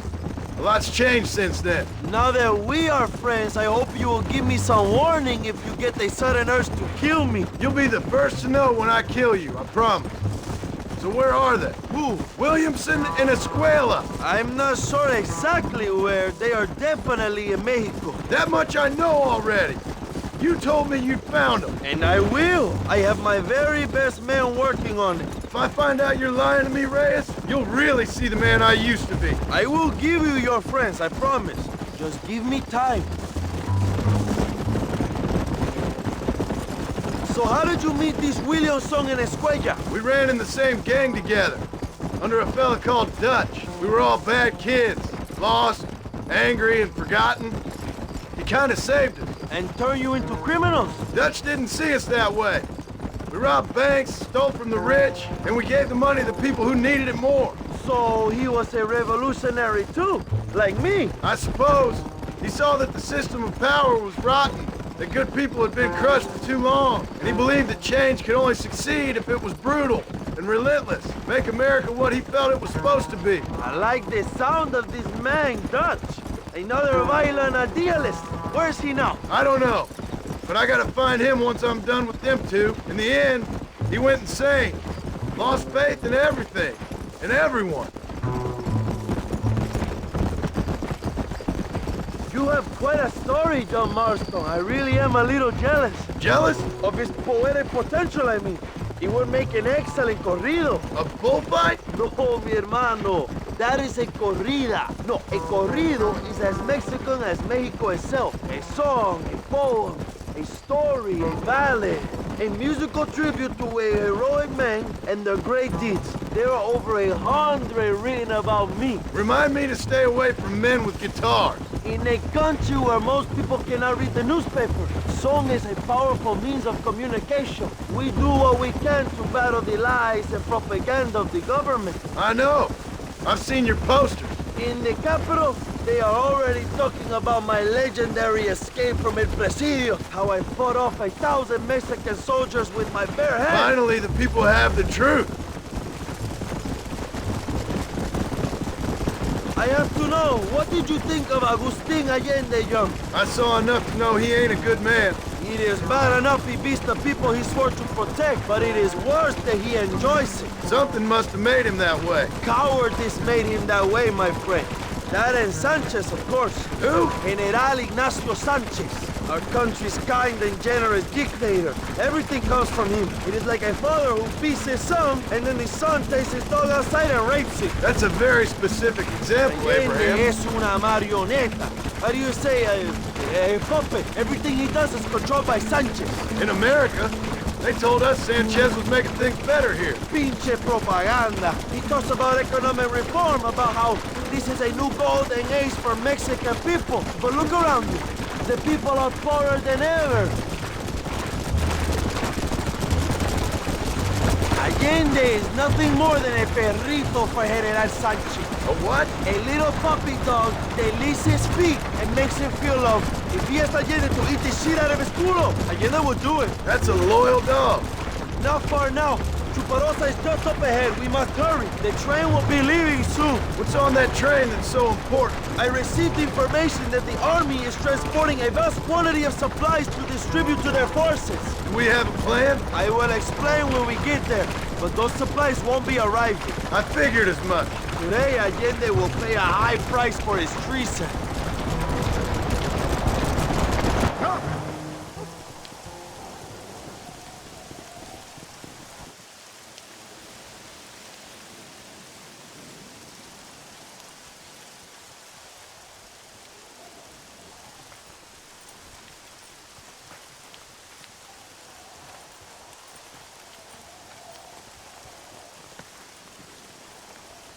So listen, this train is filled with valuable supplies we need, but it's also filled with government troops. We'll set off a very loud distraction. You can board the train, and then you can disconnect the army cars, huh? Okay. Okay, but listen, we've got to get this done before the train rolls out of the station. You make it sound so easy. Well, did I not promise you fun times, amigo? Eh? There are too many soldiers. We must surprise them. Here, take this knife. You can use it to kill the guards quietly. Wait until I distract them. Then get on that train as fast as you can, John. Wait here while I create a distraction. ¡Suave! ¡Allende es un hombre muerto! ¡Alerta! ¡Alerta!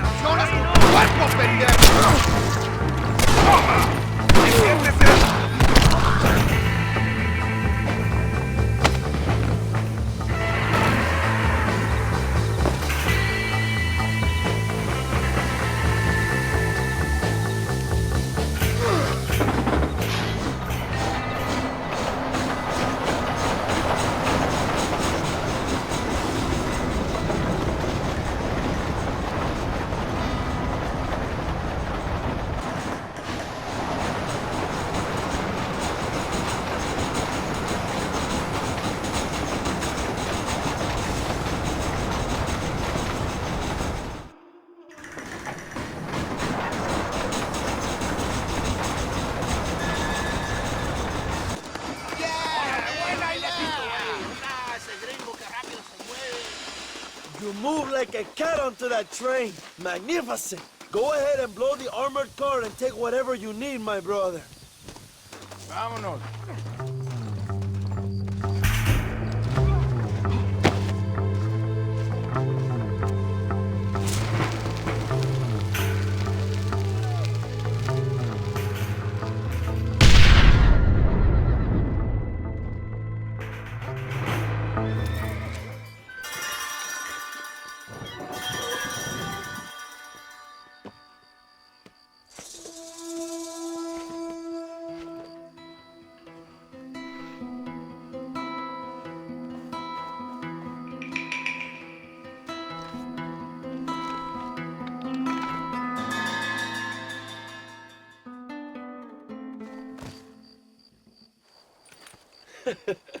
Not a bad day of robbing the establishment to give to the poor, eh, Mr. Marston? Very noble, I'm sure, but I need to know where Williamson and Escuela are holed up. All in good time, amigo. I'm off to deliver these goods. I'll see you back at the ranch. Oh, my spies tell me they soon will have the information you need.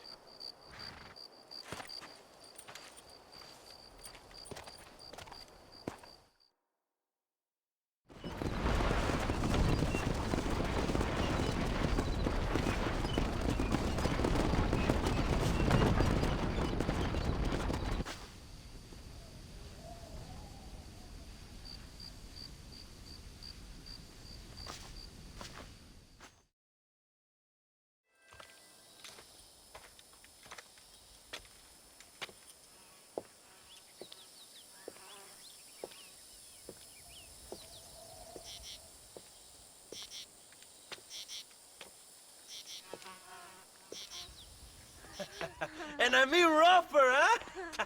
What would your most loyal follower, Luisa, say about that? Who? Luisa, the girl from Campo Murata? A gentleman never tells, but she was a most wonderful... I just say she was increíble. Yes. Let me tell you something. I strongly recommend her. You take her when you have the chance, my brother. She thinks she's your wife. My wife?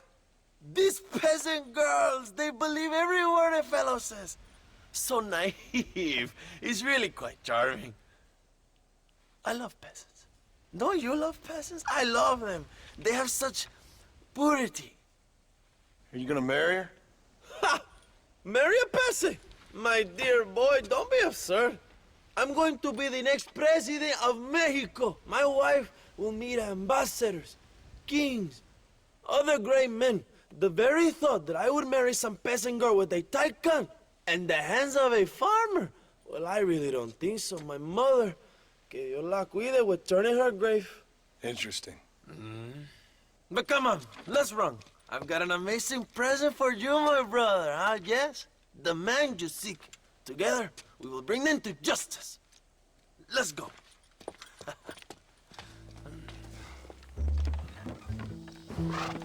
Bien, vamos, hermanos.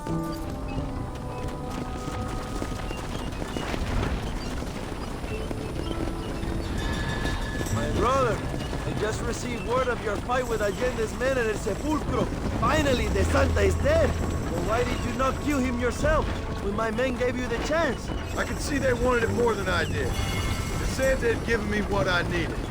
Or I thought he had. A lot of young boys will sleep safer in their beds now. The Santa was only following orders.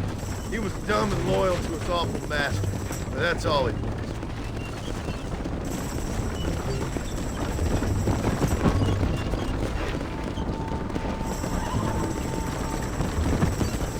Where are they, Abraham? They are at El Presidio, John. Can you believe it? The place we first met. The scene of one of my greatest victories over Allende's traitors. You could not write a better story. It's a story I want to finish.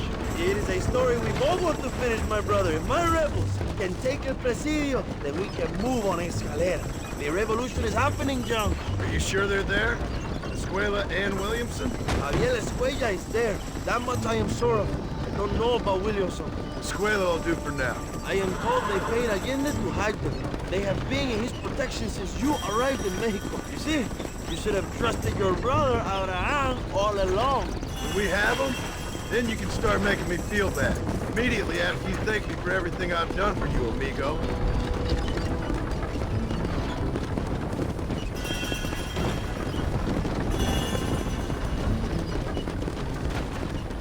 I knew I had heard the name Javier Escuella before. He is from this province. They tell me he was once a notorious bounty hunter and also one of the early revolutionaries. That sounds about right. All before my rebellious urges took hold, of course. I think I was still traveling in Europe at the time. I was living in Madrid, the ambassador's wife. That sounds about right as well. Escuela was always a torn man. A cynic who desperately wanted to be a romantic. Whereas you, Young, are a romantic who wants to be a cynic. Javier would die fighting for what he believed in. He had a lot of passion, no love. Although he really admired Dutch, of course. But then we all did. You was the leader of your little group of fortune hunters, and now Dutch started falling apart. It hit Javier harder than any of them. He went crazy. It was like the one thing he'd ever believed in turned out to be a fraud. You talk about him fondly. It ain't exactly fondness. We was close once, but he never cared for me or anybody else. Not any of his so-called brothers. He left me to die. We had a chance to save him. And didn't he teach you any Spanish during all this time you were together? I remember cabron being used a lot. Well, now you get to pay that cabron a surprise visit. I ain't here for revenge. I just need him and Williamson.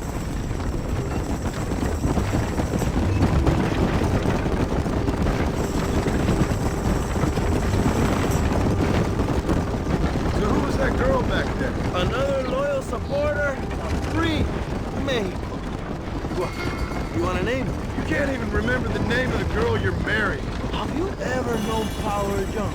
I'm a semi-literate farmer and hired killer. I ain't in the power game. Then you will never have the knowledge that any woman will bear your child. Except for her, it will be an honor. I've known about enough bastards without making too many more of my own. A man like me cannot be with just one woman. It would be an injustice to the people I have devoted my life to serve. You have an interesting way of serving the people.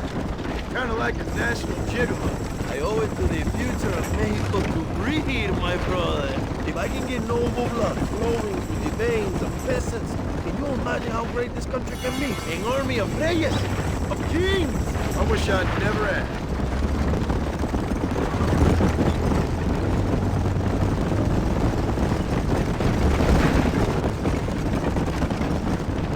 Have you enjoyed your time in Mexico, John? It ain't exactly been a vacation. Why are you talking like this is already over? I don't know. One way or another, this might be the end. What do you think of the Mexican people? I ain't sure. Some of them been kind, but a lot of them tried to kill me. Come, my brother. I know what you Americans call us. Greasers, sun-greeners, pepper guts. For a land of immigrants, you don't like foreigners very much. I don't care who a man is, what he does and where he's from. If he treats me right, I'll do the same. It's that simple for you, isn't it? You would make a fine socialist. What about the Chinese workers here? I hear you ain't exactly made them very welcome. That is different. They are an inferior race. You have all the makings of a great leader, Abraham.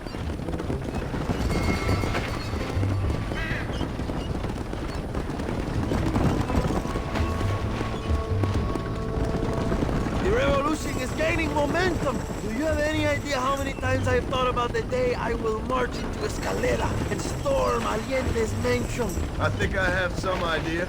Soon it will be me sleeping on those silk sheets and the colonel lying with the cucarachas. From what I've seen of Allende, you might want to wash those sheets. You might be right, my friend. Do you really think a revolution can work? Do you have enough men? Revolution begins with one person, John. One person ain't gonna defeat the Mexican army. The poor are many and together we are strong. They are ready to fight. If it does work, it will. If it does work, and you take down Allende, what then? I will give the greatest speech of my life. But after all the fighting and all the speeches are over, what will you do? I will march on the capital and take on Sanchez himself. All right, when Mexico's yours, and you have all the power you desire, what will you do with it? Like any great leader, my brother, I will delegate.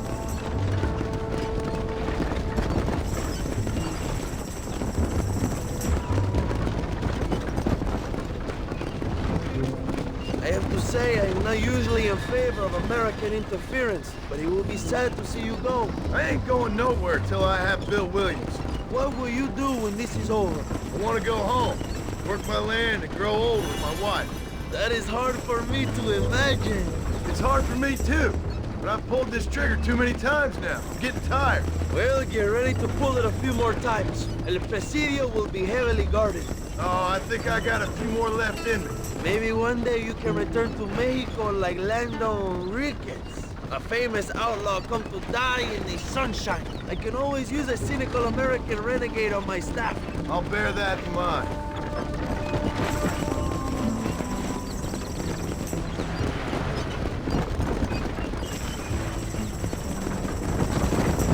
Allow me some silence on the journey. I have the weight of a nation on my shoulders.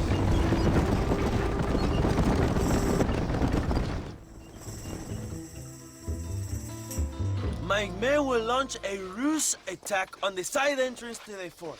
Meanwhile, you, my American friend, will drive this wagon at the front gate and jump off when you're close.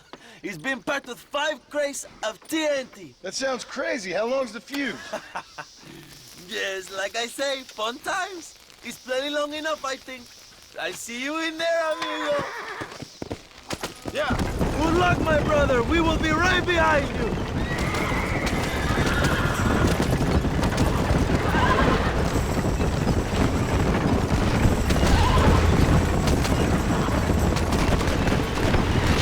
Come on, John!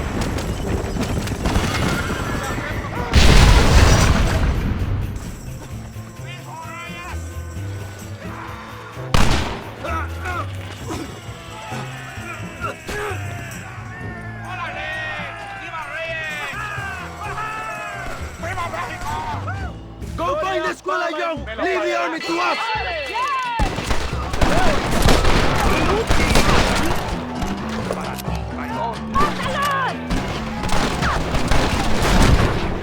Stop shooting at me! Madre! ¡Para la gloria, compadres! ¡Órale! This is your chance, John! Find the Escuela!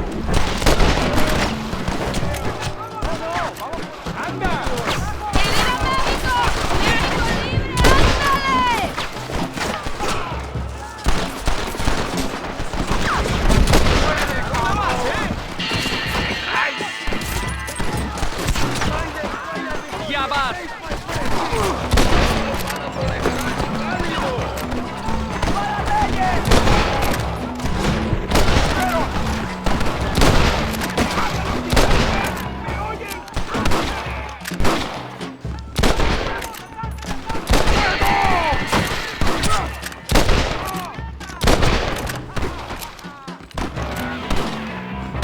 I know you're here, old friend!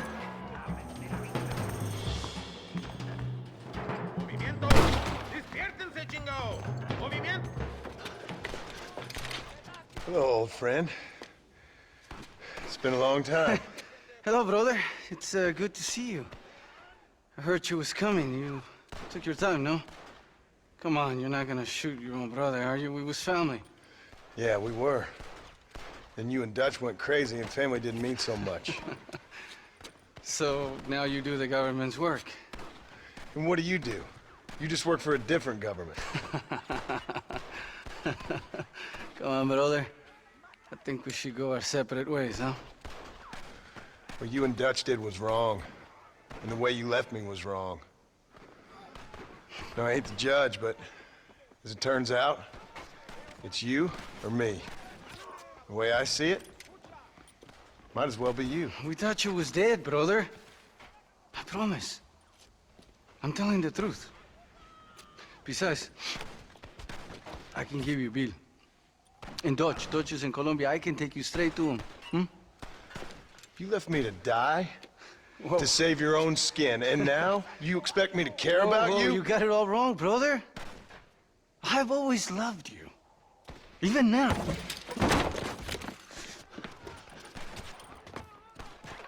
Go back to your farm, John!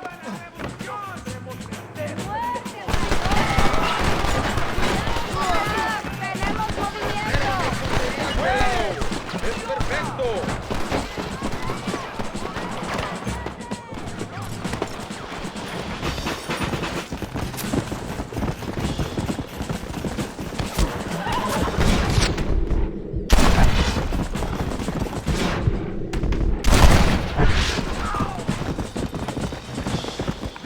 in now! Give it up, Javier. I'm taking you in, my brother. I'll let the others judge you. Do you think I won't kill you, brother? He ain't here, brother. He's with Agenda.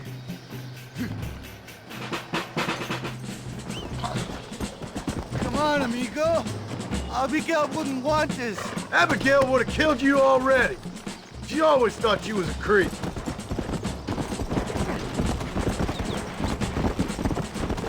We was family, brother. You and me. Like Cain and Abel, I guess. Leaving each other for dead. Put him in the cell for now, John.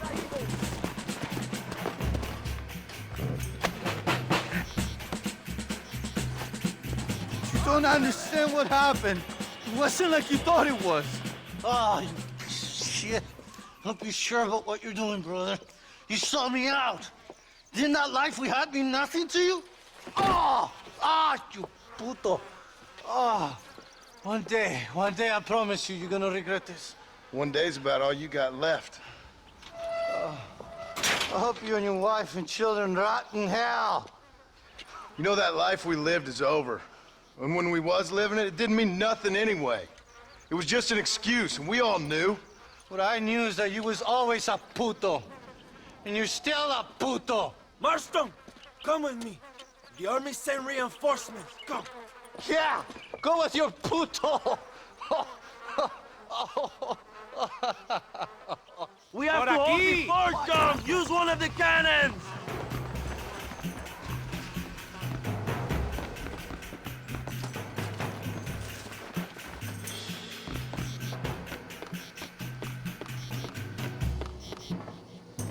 ¡Maten a los hijos de puta!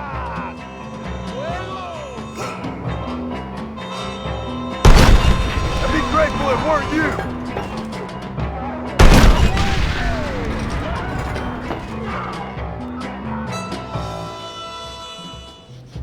¡La revolución es imparable!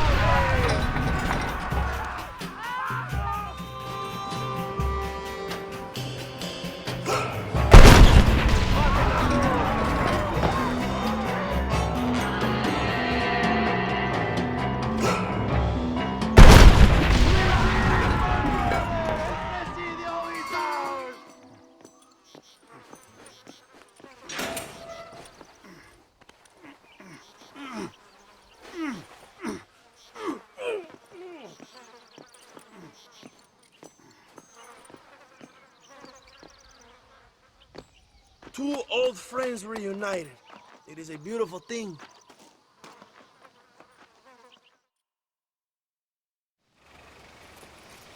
Mr. Marston, fancy seeing you down here. I must say it's a pleasant surprise to see you. You've done well, Mr. Marston. Now, Javier here gets to see how far the hand of justice can reach. Come on, you.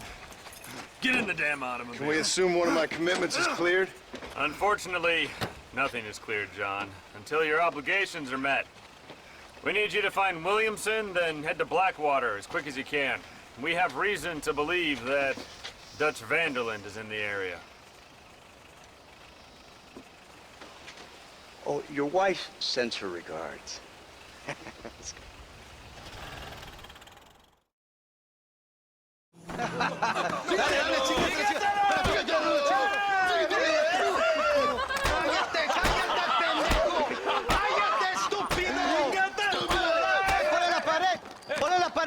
Voltealo. Quítate, estúpido. Le voy a dar un balazo. Quítate. Quítate, pendejo. Quítate. 1, 2, 3. ¡Que viva México! ¡México ¡Ándale! libre! ¡Ándale! No, no, para atrás. Usted para atrás. Para atrás.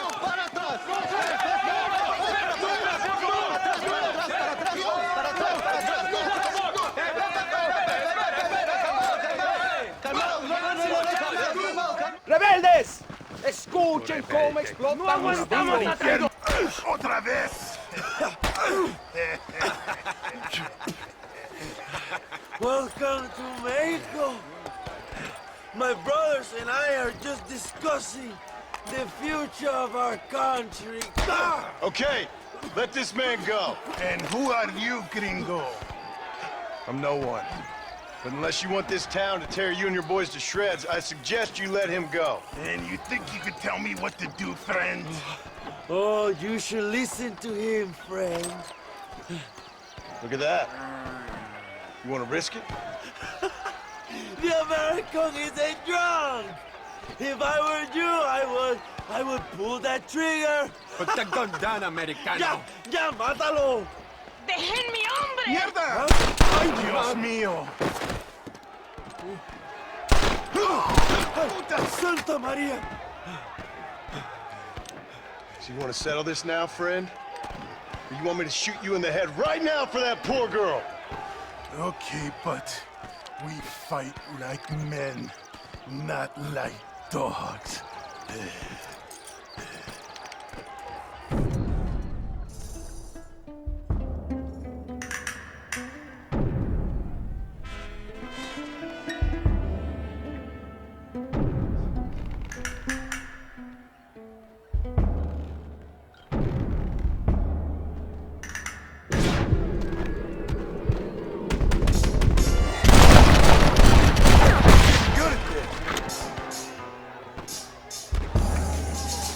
Thanks, my brother. Now the people are finally ready. Today we overthrow the Coronel. Senor, there are prisoners in jail who will fight on our side. Can you save them? I will rally the peasants, John. You go after the prisoners. ¡Únanse a la lucha! ¡Juntos podemos!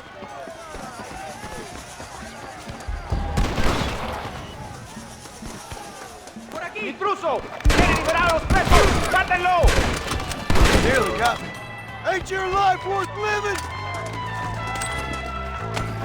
Libéranos, amigo. Somos leales a Abraham Reyes. Dios. Thank you, compadre. I will fight next. Muchas gracias. Gracias.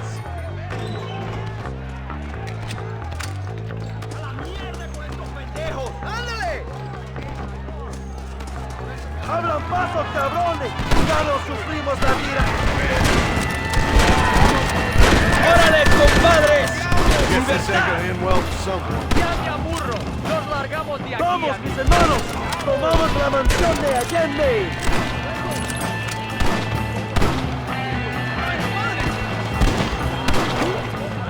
¡Look out, John! ¡Machine gun!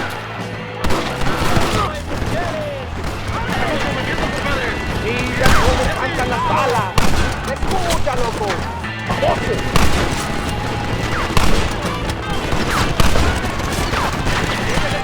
You must have a real bad death wish!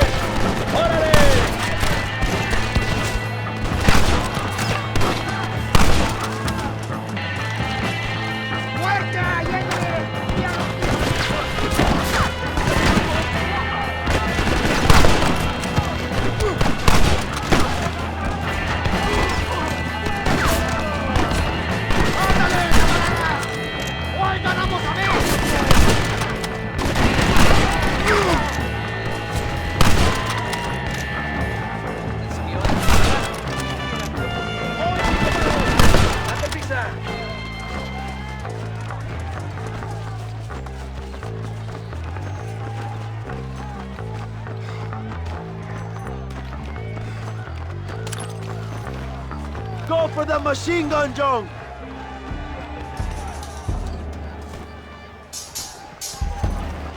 We will blast through the door with gunpowder barrels. Wait while we get everything into position. ¡Ojo, pendejo! ¡Estos tiros no fallarán!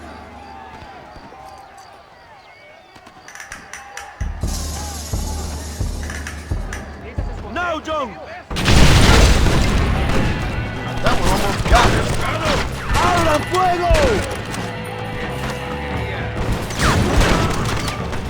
I hope you got money for a funeral!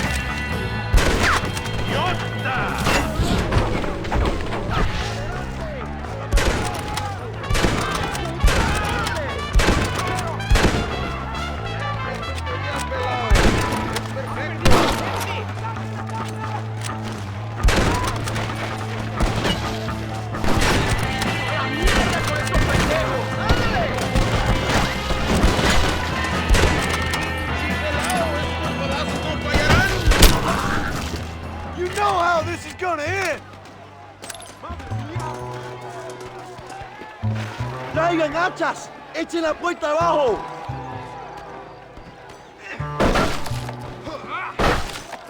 There are more coming up the hill. Defend the gate, Joe. Nobody gets through.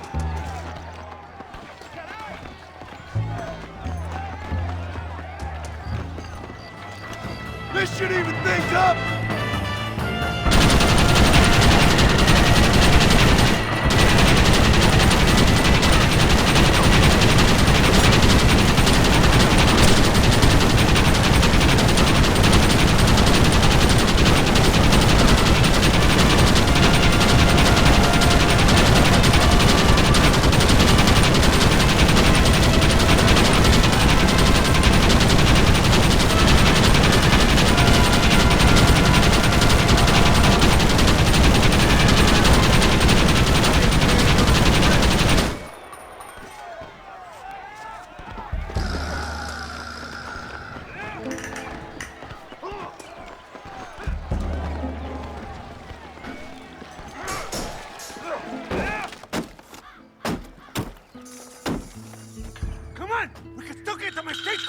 Go then. I'll cover you. They're getting away. We have to stop them.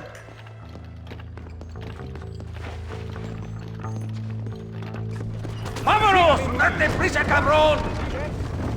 To their horses, compadre. We cannot let them get away. Stop shooting at me! I thought you was tough! Stand and fight! ¡Traidor! ¡Me das disgusto! ¡A la batalla!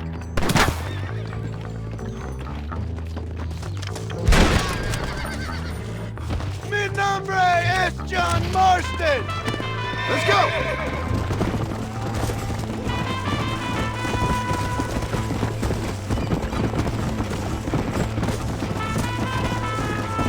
Come on!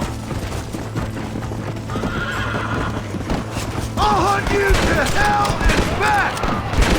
Come on! Give up!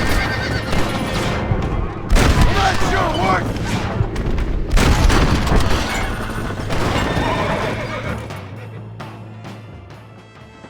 What the hell are you doing? Find my freedom, pendejo! Now shut up, you dumb ape, and get out of the wagon! Apúrate! I'm coming out! Don't shoot! Here, take Williamson. Just let me live. I will leave the country, I promise. You always was weak-minded. You're the one who let Dutch drive you insane! Dutch wanted you dead! We all did! Well, I'm going after him next! I'll outlive all of you! You always was a traitor! You bastard orphan! And you always was a dumb inbred hick! Esta noche duermo en tu cama, cabrón. All right, John. I'll come quietly.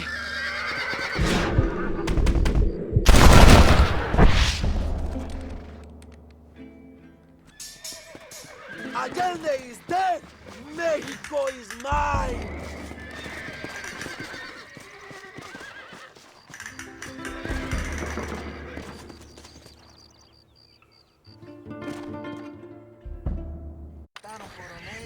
My people are free, and it is all thanks to you, John. And to the people who laid down their lives. People like Luisa. Oh, yes. She was very brave, and she will be missed. Who was she again? Your peasant girl wife-to-be?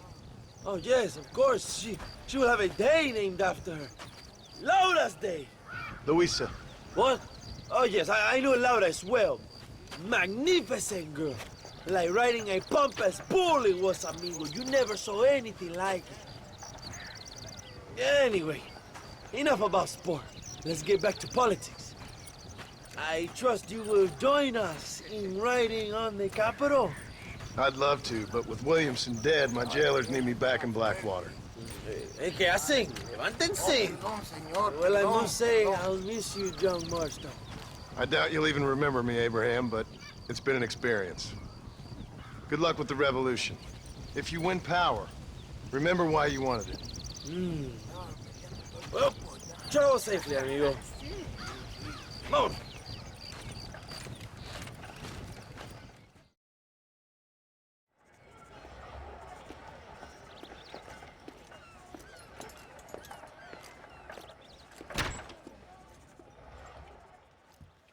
101, 102, 103, 105, 106. I'm here to see Mr. Ross. 107, 109. Edgar Ross. 113. Upstairs on the right. 114. 115. 116. 117.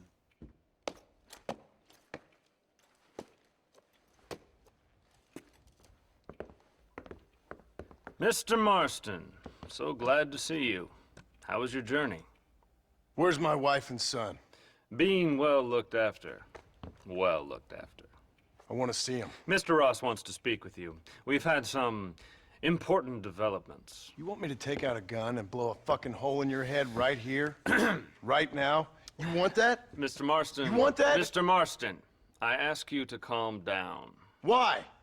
Why? I did what you asked. I got you Williamson and Escuela. It's over. Stop playing games with me. No one's playing games with you, Mr. Marston. But if we were to play some games, there'd be some interesting ones we could play. Thanks, sir. Like hanging you for murder, or confiscating all of your property, like that little farm of yours, or having you put in an electric chair. Those are the sort of games we could play. But we choose to play a different game. So calm down and play along with us. Where's my wife? You know, I forget, but I hear it's very nice this time of year. Mr. Marston, please, I've never insulted your meager intelligence. Do not insult mine. We've done this little deal for your freedom in exchange for all your men from your old gang. You gave us Williamson and Escuela. We still don't have Vanderlyn, but now we know where he is. Then go and shoot him. No, sir. I want you to shoot him for me. And then I'll let you be. The last thing I want to do is make martyrs out of all these people. He could be killed by some petty squab or by another lowlife. We believe Vanderlyn is holed up with a group of renegades near the wreck of the Serendipity riverboat. Yes. Another group of renegades. Obviously, the first group, your group, has, shall we say, been disbanded? Disbanded. Anyway, Mr. Ford and Mr. Marston, shall we go? Oh, Mr. Marston, your wife and son are doing well. Let's both try to ensure things stay that way. Okay? After you, sir.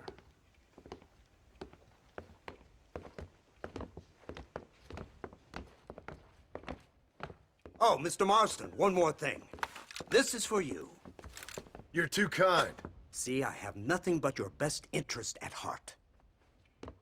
Let's hope it doesn't go off by mistake. 343.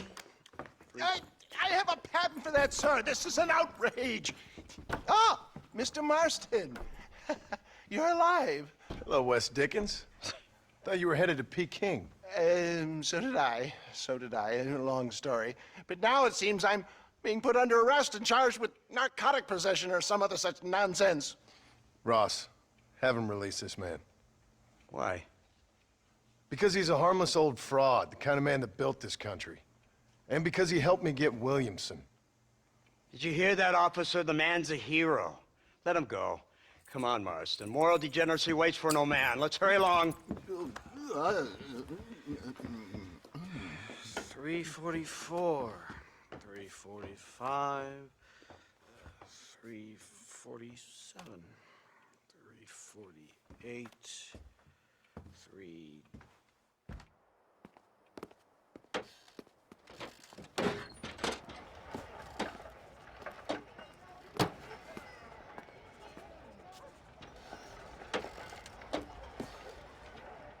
Head for the wreck of the Serendipity, Mr. Fordham.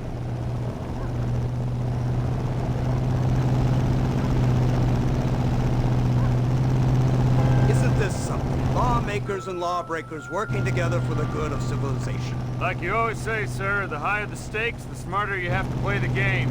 I can't imagine I ever said anything quite so trite. In any case, I'm not sure Mr. Marston would agree with us. Unfortunately, Mr. Marston isn't broad-minded enough to appreciate the unique opportunity we're offering him. Son of a hole. You best watch your damn mouth. And it's strange you should say that, Mr. Marston, because according to my files, you are the whore's son. Now, what else can I recall from the files? Oh, let's see. You killed hundreds of innocent people. You've robbed at least 40 banks that we're aware of. They told us there was a prize when we got to 50. I'm glad this is all such a joke to you. I want my family. And I'm sure all the men you murdered wanted their families too. Come now. You're stupid, but you're not that stupid. We both know how this has to be, and it could be all over today. As soon as we find Dutch Vanderlyn, you can go back home and play being a farmer again, or whatever else you've been intending to do for the last few years. First it was Bill, now it's Dutch. After Dutch, it'll be somebody else. Where does it end? It ends when we say it ends. You're in no position to make demands. Like you will. You don't just walk away from that. Buy a few chickens and make it all disappear. You should be dead or rotting in a jail cell by now. We are giving you a chance at new life, a chance at redemption. You can't erase your past, Mr. Marston, but we can.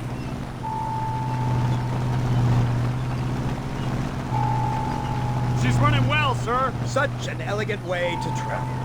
What do you think of this automobile, Mr. Marston? Slow. But so convenient and reliable. Are you comfortable? No. You see this, Mr. Fordham? The brooding cowboy. There aren't many of these left, you know. A bit of a cliche, admittedly, but still a dying breed. Like the buffalo. Just as dumb, but not quite as noble. They move most cows by rail these days, I hear. Not where I'm from, they don't. But you aren't from anywhere. A new dawn is breaking, Mr. Marston. This is the age of the machine. And soon, we'll all be living on the moon. Maybe. This is the future. Anything is possible. Finally, this godforsaken land is entering the 20th century. Prosperity has arrived. In the form of assholes like you. I don't understand you people. The trappings of progress are here for the taking, and you're too stubborn to take them. It's not far now. The old Serendipity wreck has been used as an occasional criminal hideout for years. We were informed that Vanderlyn and his gang are making camp here. We'll stop on the cliff above, and you and Agent Fordham will go on foot. I'll stay with the vehicle and keep watch. And you'll do as I say, Marston. Don't try anything stupid. Oh, I think he knows what's at stake. Don't you, Mr. Marston? Let's find Dutch and finish this. Come on then, Marston. You're with me.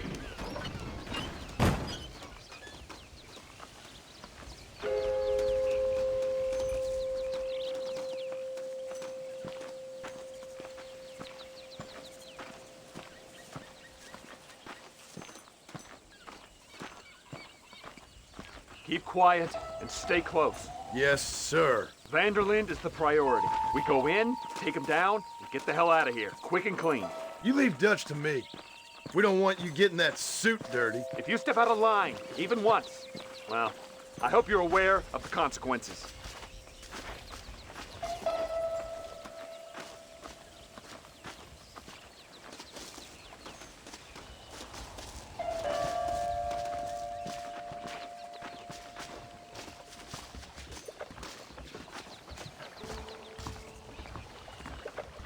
Seems real quiet, don't you think? You tell me. Maybe Dutch caught wind of things. That informant better not have been lying to us. Keep your eyes open. They are open.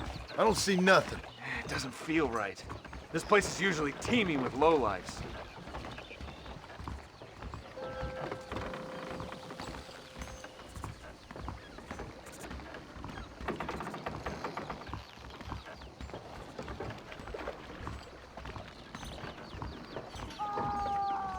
There's someone up there. You go investigate. I'll keep watch here.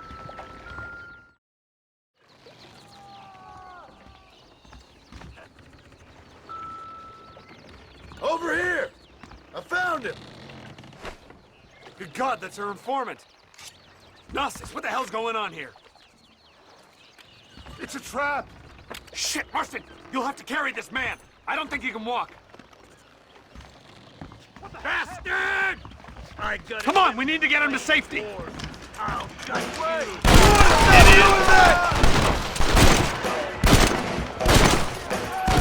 Good grief! Put down your weapon! one of them? You Fire! This is your last chance to surrender!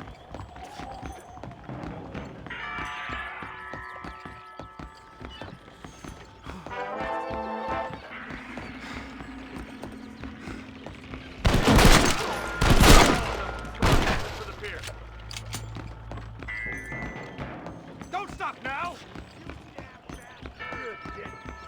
Unbelievable!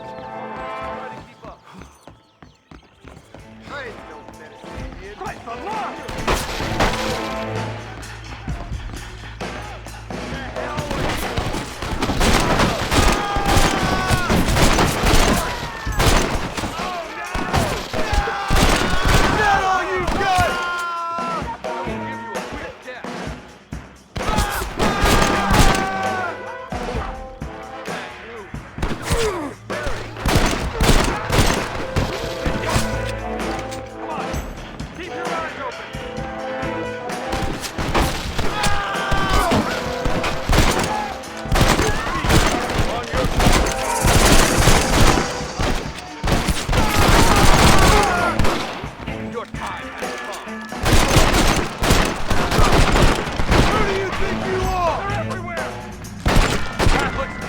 Back to Agent Rock.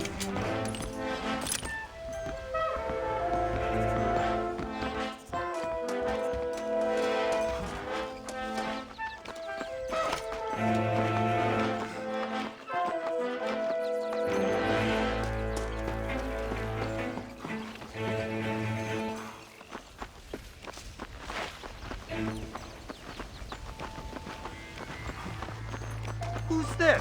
What in God's name is going on?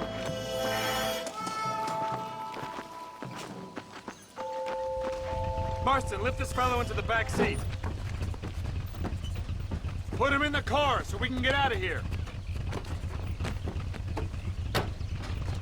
Let's go, there might be more of them.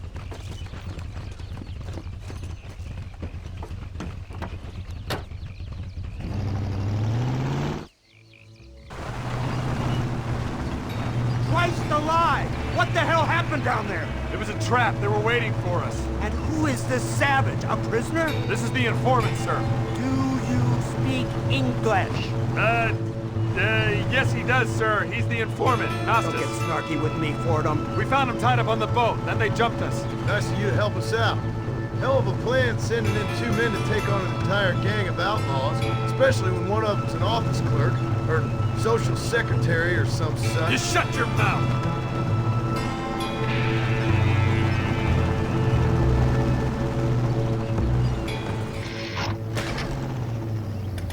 Come on, not now! What's wrong? I don't know. The motor just gave out. Well, fix it, you fool! We need to get this man to a doctor! Of course, sir. It's Dutch's men. Marston, we'll hold them off. Fordham, he'll fix that damn engine! Stay with me!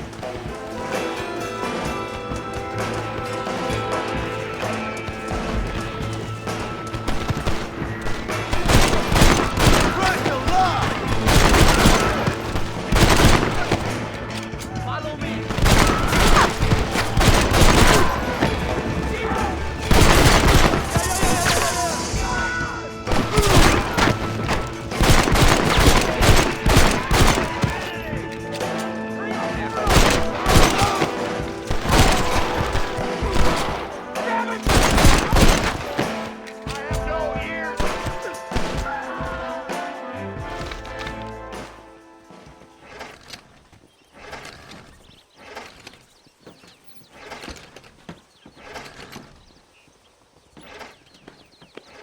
I can't see any more of them.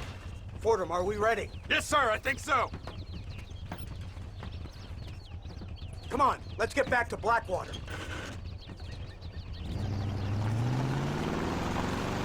Damn, that was close.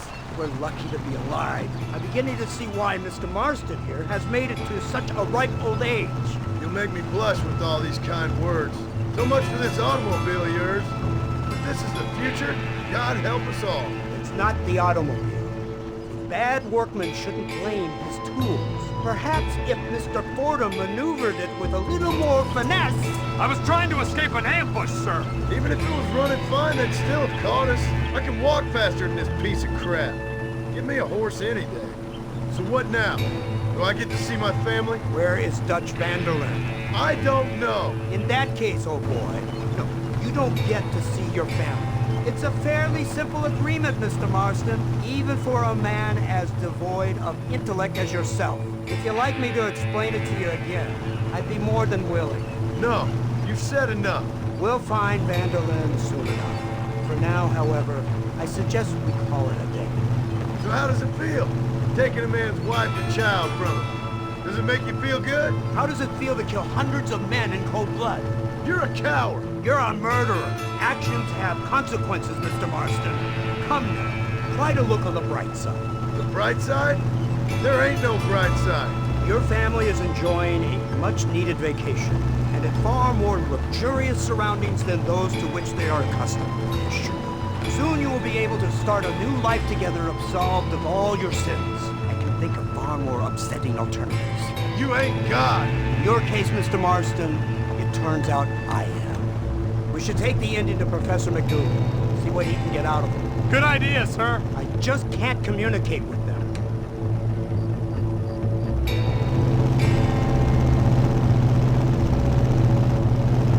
Here we are. Thank God for that. So, this is the office of an anthropologist named McDougal. He was thrown out of Yale for degeneracy. We should tell you something. Indeed, but he's been helping us deal with the natives in this area. They see him and they presume we're all idiot academics. Huh? Give me a hand here, Marston. Ah, Mr. Ross, Mr. Fordham. Good day, good day. What on earth's going on here? Kid got shot in the leg. Beat up pretty good. We'll send a doctor. Now, McDougal, we need information from this fellow about Dutch Vanderland.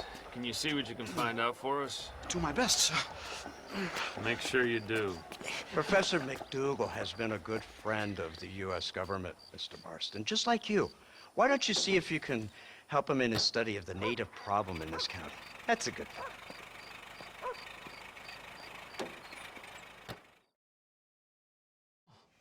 Incredible. Simply incredible. Hello, Professor. Oh, hello, sir. Oh, Mr. Marston, sir. Good day, good day. How are you? Well, my family's health and well-being are being threatened by some unscrupulous government agents, and my own hard-won freedom is under duress. But these problems aside, I suppose I'm fair. Yes, the problems of civilizing nomads. Tell me, sir, are you from Norse stock? Not as far as I know. I was raised in an orphanage. My father was Scottish. Unfortunate. You'd make an interesting case for my theory of natural population characteristics. Really? Well, yes, a white man, obviously, but with a savage spirit. Trust me, sir, I mean savage in the best possible sense. Natural nobility, but also simple, pure. I've been looking at some blood samples through my microscope, and you know what? No. Well, of course you don't. It's a remarkable breakthrough. I've been looking at the blood of both natives and white men of corresponding height, weight, and age, and you know what? Again, no. They're exactly the same. It's remarkable. It completely refutes my last book. But I'll tell you what, sir. This sabbatical in the field may have been somewhat forced upon me by circumstance, but my scholarship has benefited enormously. Would you like to partake of a syringe of cocaine? I've quite enough for two. Not right this minute, no. So it's a remarkable drug. It entirely restores the ego. It takes one back to a primal state. It helps my thinking enormously. Nastas, come on. Come in, sir. Would you like to take off your slippers? Or skin a rabbit? I know we cannot see the stars, but still my heart is pure, and we meet as equals. These savages must be spoken to simply in metaphors. No, sir. I grew up on a reservation and attended school. Oh, lovely. But I can show you what you want to see. I know where the group of bandits you seek are hiding. Both of you. Vanderlyn has attracted a following of young men on the reservation. They are turning to bad things. The savage heart cannot be conventionally civilized. I was right all along. Where's Dutch Vanderlyn based? In the hills, in Cochene. Let's go. I know a way there that is not guarded. Marvelous. It's simply marvelous. Hello, sir. A scientist, a criminal, and a savage. What a strange trinity we make. Come on. Come, let's hurry. Stay close. So, I understand we have a mutual interest in Mr. Vanderlyn? You gonna kill him too? Kill him? Good God, no!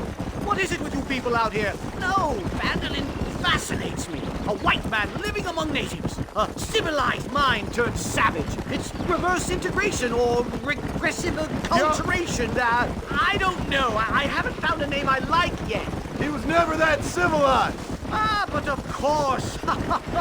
Edgar Ross mentioned your unique history with the man. Although I was away with the fairies at the time, I must admit. Surfing great waves of euphoria. Well, anyway, yes, some kind of Robin Hood, Oedipus, communist tale of naivete and betrayal, if I remember correctly. We ran in a gang together, Professor. I wouldn't try to read too much into it. It's my job to read too much into everything, dear boy. Look, Mr. Marston, buffalo! What a noble beast! I see him. The white man will soon be the end of them. What on earth are you talking about, Nastas? Too much hunting, sir. Your whole society is based around hunting. But we hunt to eat, not for sport. Soon, there will be no buffalo left. Who teaches you this nonsense? Extinction is a myth refuted by Darwin. Species don't die, they evolve. Hunting in time will make the buffalo stronger. These trees are quite foreboding, Nastas. Are you sure this is the right way? Yes, sir. It's rather dark. Ain't you never seen trees before? I thought you were a brave cultural explorer. It's this way, mister. Good Lord, no. I rarely leave my room. I explore with the mind, Mr. Marston. Enjoy it while you still can. Soon you will have cut down all of these trees. Me? Or are you making a sweeping statement about the white man in general? There is no respect for the land anymore.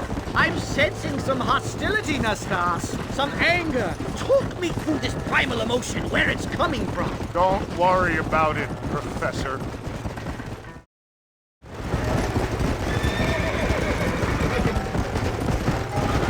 There's the cliff. We'll leave the horses here and climb the rest of the way.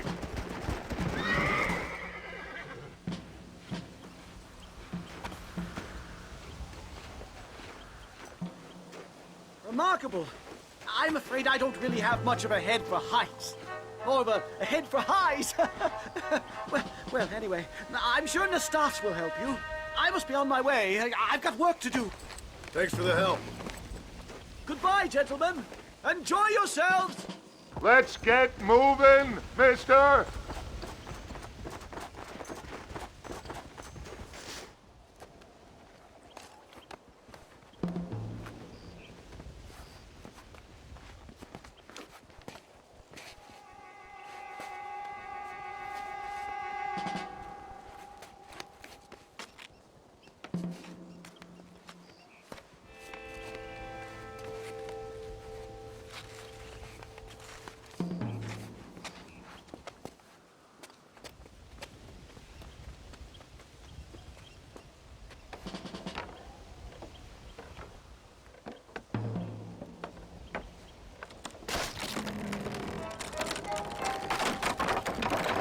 Damn! See if you can find another route, Mr. Marston. I will have a look around.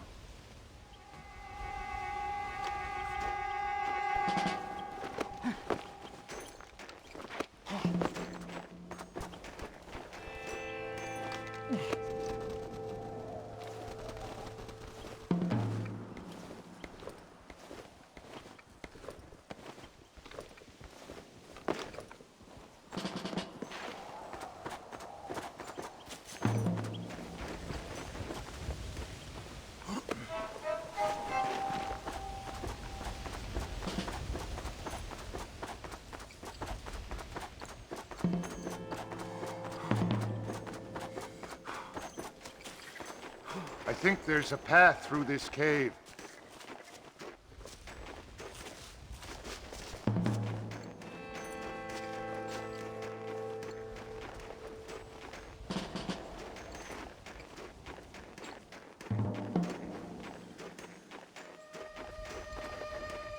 Yes, look at this. A mine shaft.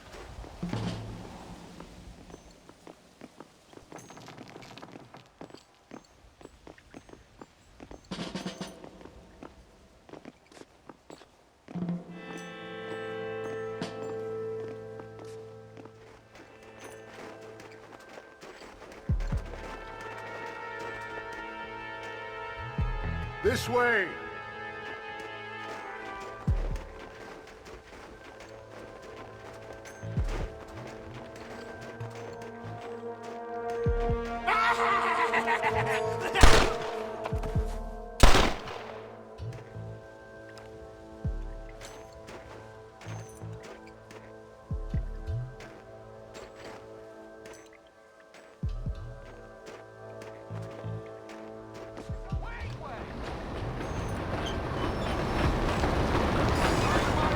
Get out of here! God, I'm so angry! If you don't stop that, you ain't gonna live! Just run off home!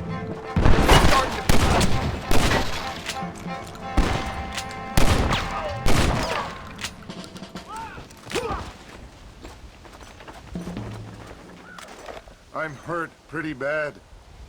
I don't think you should go any further. I'll be fine. But you go ahead. I don't want to slow you down. You sure you're all right? Just need to take it slow. Go on. I'll catch up, or see you on the way down. Don't worry about me. Go look for Vanderlyn. Good luck.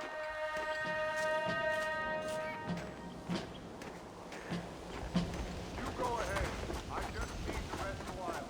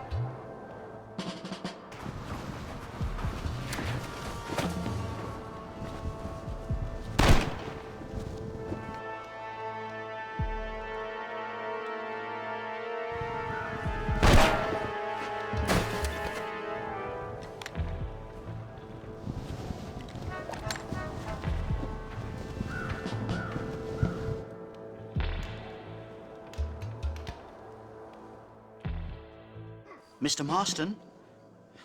Mr. Marston! Mr. Marston! Here you go, Mr. Marston. Put that stuff away. You banged your head. Nastas and I carried you down. Nastas heard the shots and he hurried up to rescue you, and he carried you down. I improvised an escape plan. I'm more of a planner than a man of action. Thank you, gentlemen. Friends of mine are with Vanderland. We must try to reason with them, sir. Vanderland's gang contains several natives. We must meet with them and try to save them from disaster. My people have already endured many disasters. Before, this was all our land. And now we have brought you civilization. Well, sure, it hasn't been easy, but it hasn't been easy for anyone, Nastas. Why, I knew a man in Yale whose father once shot 18 natives in one afternoon out in Wyoming. Oh, the man was quite traumatized. He took to lying with choir boys. For a wise man, you are a very stupid man, mister. Gentlemen, I'm gonna leave you to figure out right from wrong. You are simple-minded, sir. Thus, I do not blame you for not understanding reason. Then again...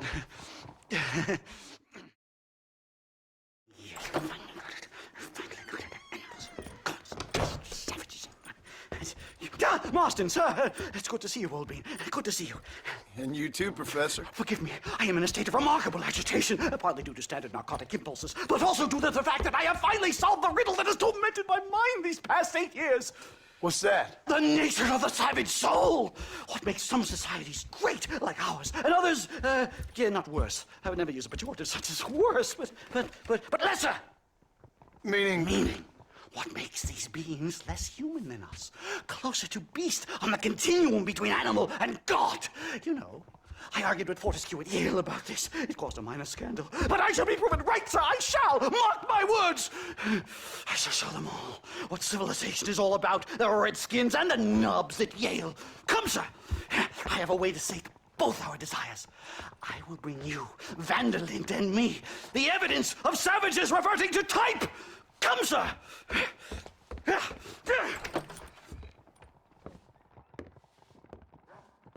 Follow me! I asked Nastas to bring the horses around front. Quick, man, quick! What's going on with you? My heart's beating like a drum. Try to calm down, Professor. Calm down! I've never been so excited in all my life! Hello, Professor. Mr. Marston. Yup! This is it! Years of research! What were you talking about back there? Where are we going? Nastas has set up a meeting. A powwow, I think they call it. A meeting of minds, of souls. Indians and whites, academics and criminals coming together to find a common understanding. Nastas, this fool's making no sense. Some of Vanderland's men have agreed to meet with Professor McDougal up at Bear Claw Cabin. Why the hell would they want to do that? I think they are interested to find out what conclusions a white man has reached on hundreds of years of culture and society from the comfort of his hotel room. Wonderful! Do you think I could ask for a skin sample from the soles of their feet? I don't think that's a good idea.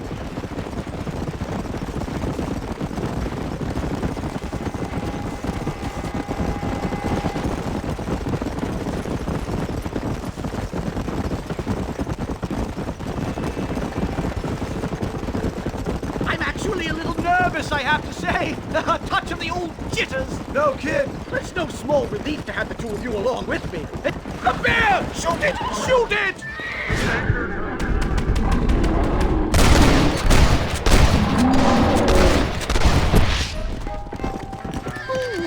My God, that was terrifying. I say we leave before any of its friends turn up. My goodness, I'm still shaking! What a ferocious animal! That bear showed no signs of aggression. If we hadn't shot first, it most likely would have ignored us and moved on. All very well for you to say, but perhaps you have some kind of primal bond with these animals. This is it. Slow it up! Well, let's get this started. I hope I don't have to smoke a pipe.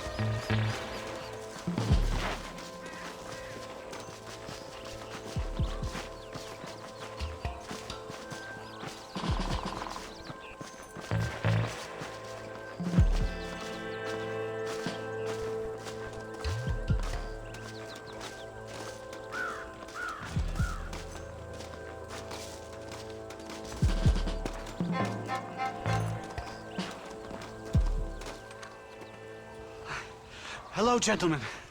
We come in peace. Those words mean nothing coming from people like you. Look at what you've done to us. Look at us! We live like animals, scrabbling in the dirt. Well, violence isn't the answer. Maybe you live in a different America than we. Men like Vanderlyn will lead you to disaster. I think we've already experienced disaster. The likes which you could only imagine. Put your hands up! We come in peace! Do as he says, Marston. You call this a meeting? Give me your damn weaponry. This is not what we agreed to. You shut your mouth, you treacherous snake! Holy shit! Damn, Dutch! Professor, get down now! They killed the stars! It's a nightmare! Do something quick! Never in all my days! Is that the best you can do? Whatever you do, please don't leave me in here! The sun rises. Don't drag. Unbelievable! Oh, no! I've had about enough of field work for today. Time to return home, sir. Right. Let's go now while we got the chance. Yes, let's get out of this hellhole and back to civilization. Yeah!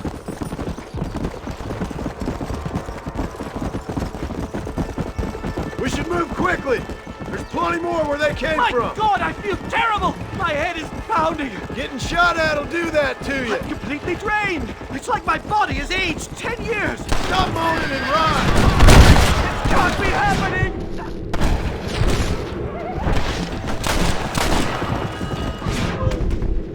Not bad, Marston. This would be a fair fight if you could shoot straight. I think that's all of them.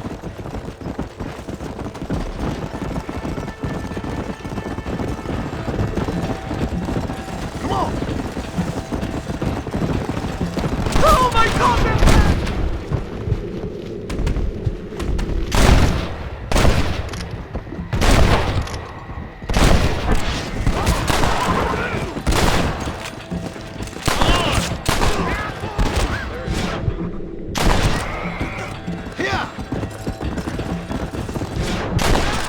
Go home, buddy!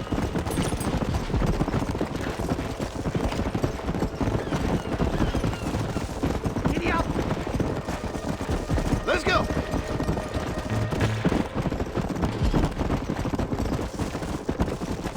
Let's go!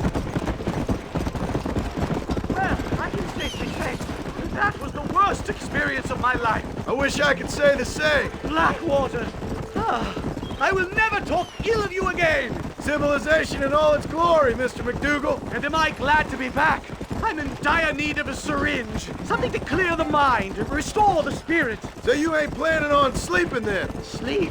My dear boy, I'll probably never sleep again. Howdy, sir.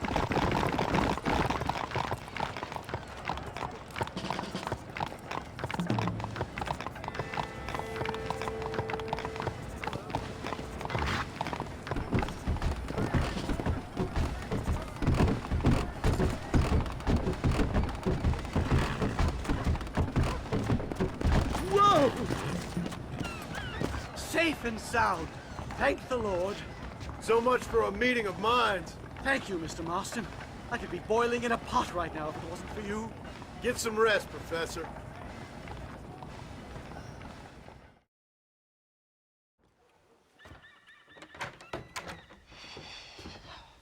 What a pleasant surprise, Mr. Marston. An informant just told us some interesting news. Our mutual friend, Mr. Vanderlyn, is about to pay call on his bank manager. What do you say to having a little financial discussion with the fella? This way.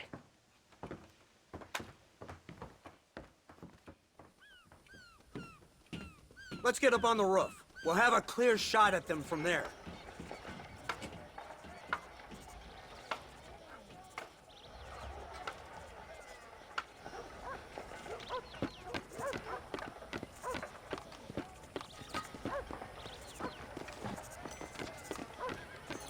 Cattle rustlers, huh? Thieves, sheriff, every one of them is That door is the only way in and out of the building, so cover it tight. Do you see those horses to the left by the building across the street? Dutch's boys hitched them there. They'll have to run that way to make their escape. Don't start shooting until they're out in the open. If we spook them, they might retreat back and hole up inside. Don't shoot till I give you the signal. Keep your sights trained on that bank door. The law just gonna keep coming until you're done. Guy Crossfield, right? Nobody shoots until I say. Someone's coming out. He's unarmed. Hold your fire. They shot him dead! They're coming out! Gun them down! Got them making a break for it. Get them! Push the street!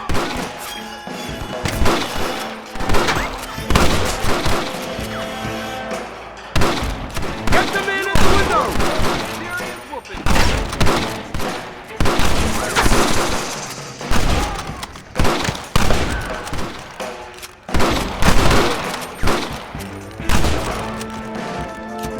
See the murder from the bank? Take him out! Marston, head into the bank with Hopkins and Manning. Get Dutch. Be careful. There may be some innocent people there.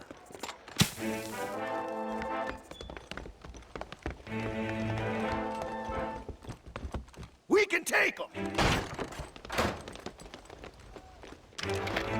Let's move! They'll cover the windows from up top! Out of the way! Marston, shoot the door open! Let's go! Watch out for hostages! Sidewinder. I ain't playing here! That's better! No! Everybody out! Run! Now! Good work! Dutch ain't down here. He's got to be hiding up here.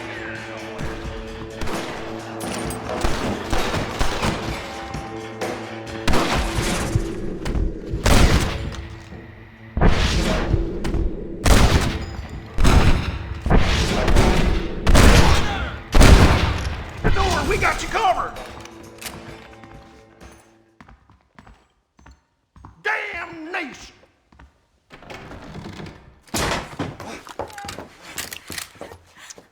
Oh, it's nice to see you, John. Hello, Dutch. How's Abigail? Well, I hope. Ain't seen her for a while. 'Cause you've been chasing me? Let the woman go, Dutch. Of course. Of course. How's your little boy? He ain't so little now. No, he must be what? 15? 16? Doesn't time fly? Don't adjust. It's over, man. Of course. Of course. I surrendered, John. You're the master now. I've been my master since you left me to die. We all make mistakes, John. I never claimed to be a saint, but equally, I never took you for an errand boy. Just trying to help my family, Dutch. By making compromises we all have to. Now let her go. It's over. You want the girl, John? You always were the romantic sort. You know, gentlemen, this man here, oh, he married a whore. Used to ride with us. We all had her. Oh, but he married her. And you know that makes him a better man than us. He's a better man. Have the girl, John. Easy, Dutch. She's a parting gift from me. No! God damn! I don't see him! What the hell happened in there? This is your fault, Marston. You got a gun too, Sheriff. You waited too long. Next time I'll just shoot the girl. That's enough. Come on, let's find the bastard. Get on your horses! I just saw Dutch make a run for it. Yeah, come on.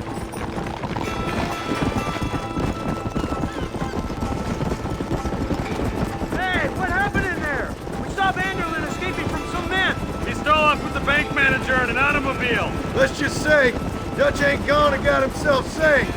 He killed some poor woman. There's an old logging camp further down this road. It's been abandoned for years. My guess is that's where they're headed. Come on, follow me.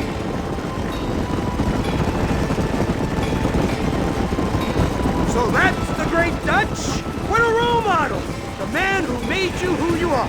I guess so. Has he changed? No, still the same crazy bastard he turned into. How was it seeing him after all this time? He tug on your heartstrings? Kinda reminds me of you.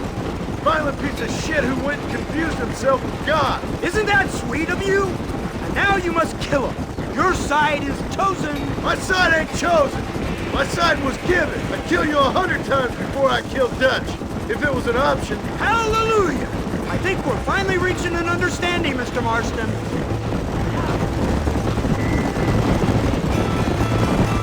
Who the hell are you fellers anyway?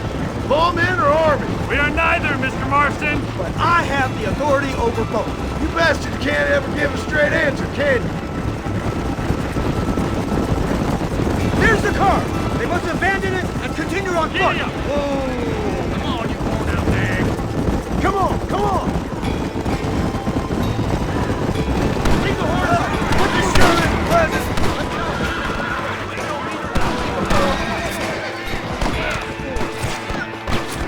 You ain't nothing but a bunch of women!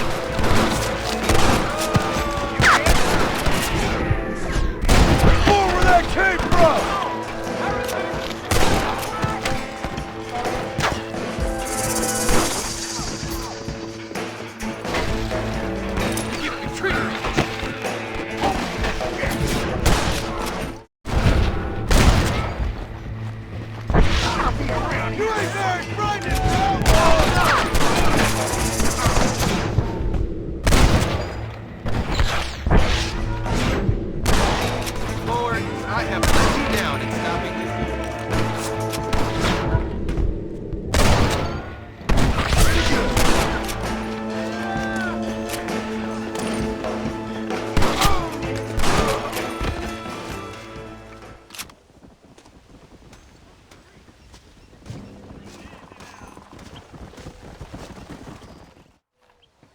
Where's Dutch, Marston? He got away. Scared to shoot him? Too much to handle? When the opportunity presents itself, I'll put a bullet in him, don't you worry. Won't like myself for doing it, but I'll do it. Ah, good man, good man. You know, at the end of this, you'll probably get a medal. I know I shall.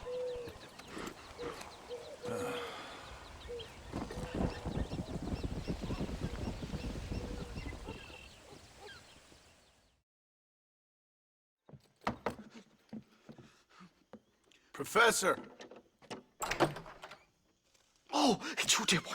Come in, and shut the door. What's going on? You leaving? Yes, sir, yes, I am, sir. You know the thing that is vital, without which scholarship cannot proceed, sir? No, I don't. Not having a bullet in your flipping neck, sir. I'm not cut out for this. No, I'm not cut out for this at all. Nope. They're fucking savages! Savages! I think we all are. Not me, sir. I'm from Connecticut. I'm a professor at Yale. I write books. I do not deserve to die out here. Where's my tincture? Oh, yes.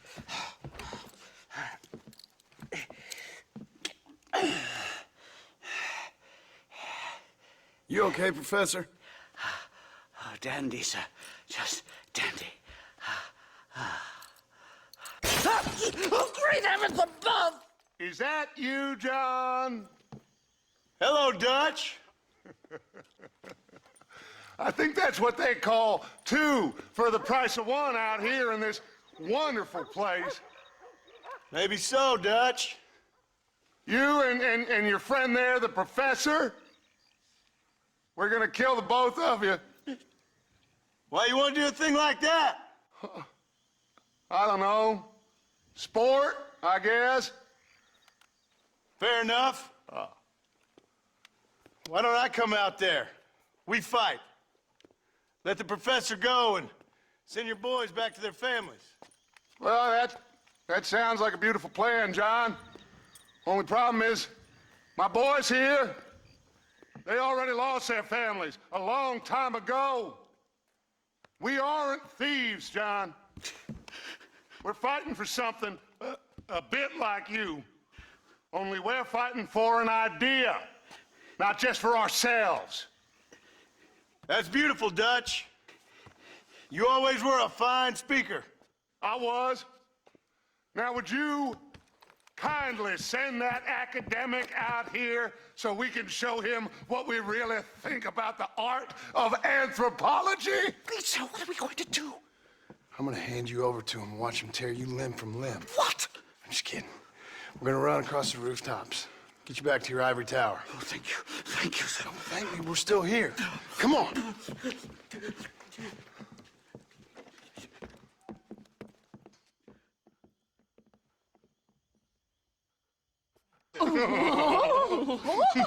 Yes. Oh, come here. Oh, Good day, sir. Madam. Look here, sir. What is the meaning of this outrage? You two stay down and shut up.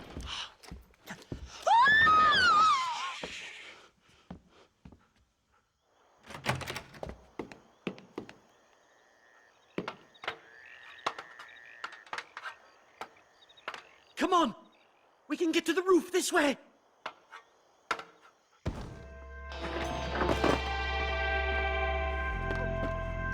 John! Help me, John! One more move, and he's a dead man. Oh, you took your sweet time! Christ alive, how many are there? We're completely surrounded! Bastard!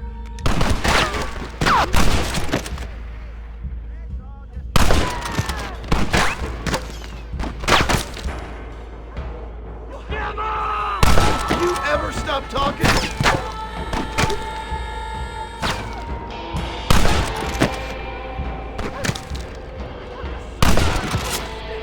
You really ain't helping, McDougal.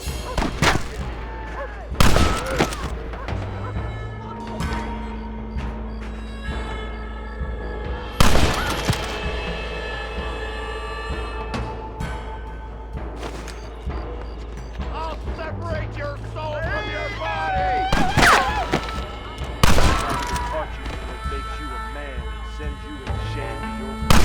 I think that's most of them. The coast looks clear. Come on then, let's make a break for it!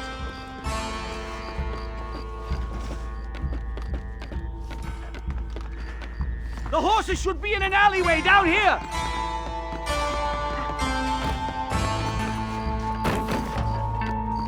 What the devil?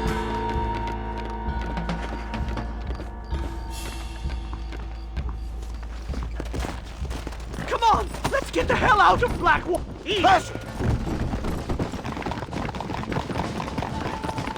Head for Manzanita Post! I'm taking the first train out of here!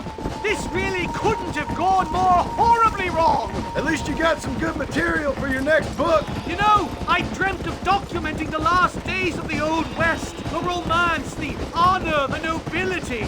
But it turns out it's just people killing each other. It always was, Professor. And the Old West ain't quite dead yet. Oh, I know, Mr. Marston. Believe me, I know.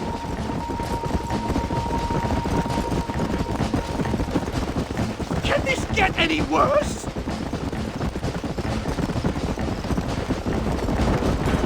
Oh my God! There's more of them!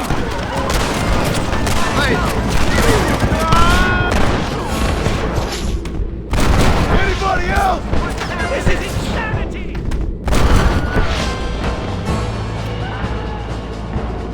Yeah! I just can't believe I was wrong all these years! Or was I right? I don't even know anymore! About what? They are savages! No more than you and me. Most of these men were raised on reservations, educated in boarding schools, and what good has it done? Their land was taken from them. Land they'd lived on for... Hurry! There's more of them!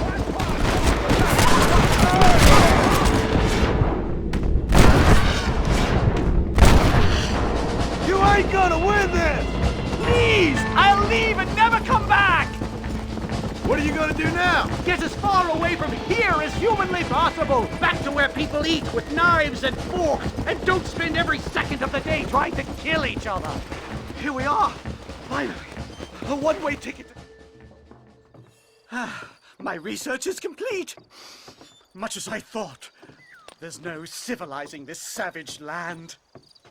I could have told you that for nothing. Ah, but they'll give me a prize in New Haven for this. Well, they bloody better. Well, goodbye, Mr. Marston. Best of luck, dear friend.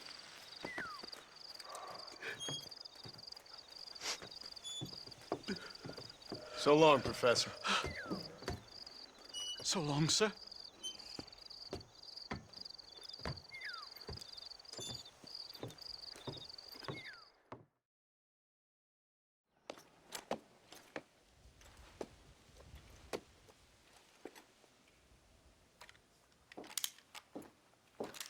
What do you want, Marston?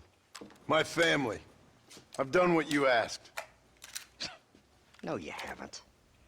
This is the land of opportunity, and I gave you the opportunity to save your family, and you failed. How could I possibly reward you? Marston, you're a public menace. We should have had you killed. I wish you had. But since you didn't, where's my family? Oh, spare me the noble savage fall on the sword tripe, will you, old boy? It's nauseating. You don't wish to be dead. You're an insignificant creature desperately clinging on to life like the rest of the scum in this town. Yeah, I know it's tough. You like Dutch. He's a charming fellow. He makes sense. He's like one of those nature writers from back east. Only he takes things a tiny little step too far. Rather than just loving the flowers and the animals and the harmony between man and beast, he shoots people in the head for money and disagreeing with them. He's a goddamn killer. Now,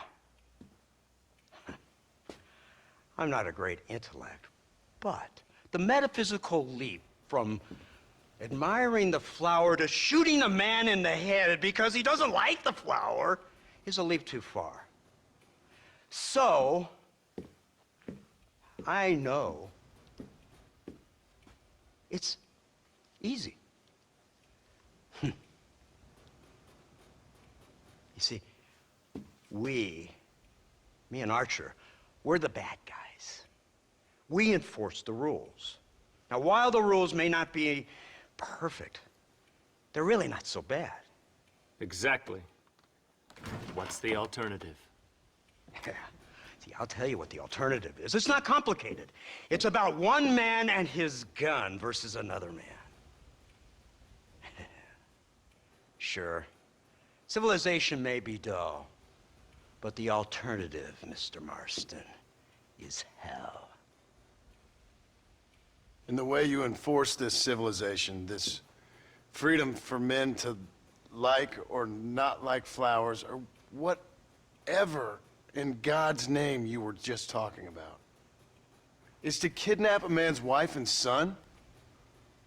Well, I know there's contradictions. I'm not going to lie to you. Yeah, as I said, I'm not a great intellect.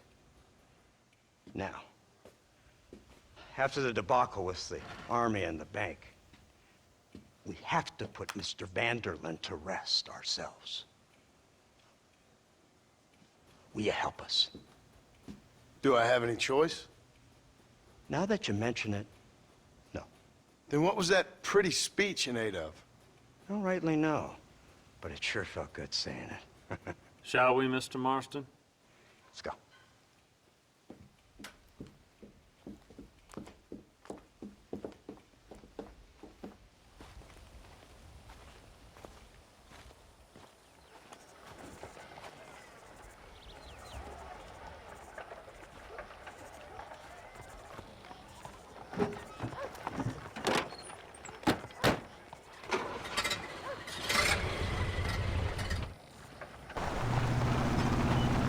Now keep your finger off that trigger until we get out of Blackwater. Oh, quick!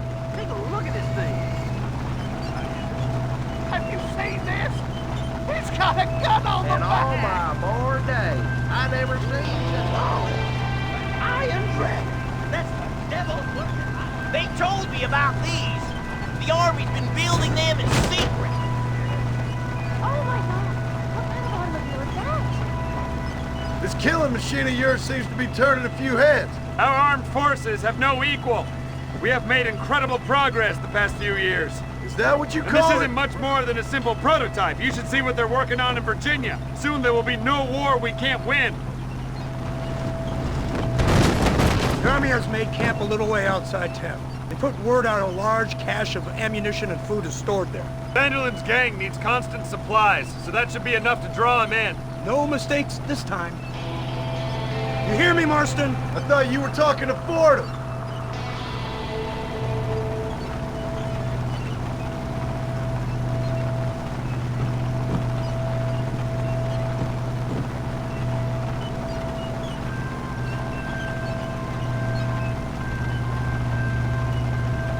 Here they come! Look, they brought the machine gun!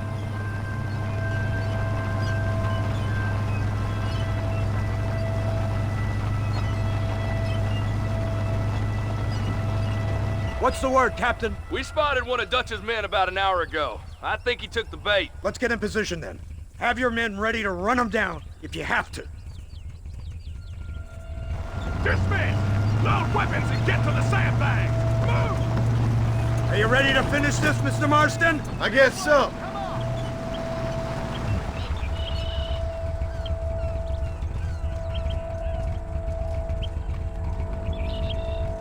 Hold your fire until I give the word.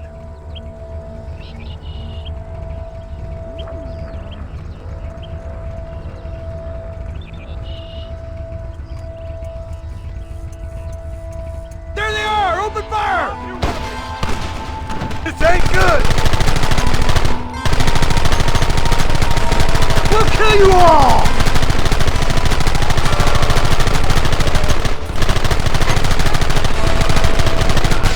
Take him down!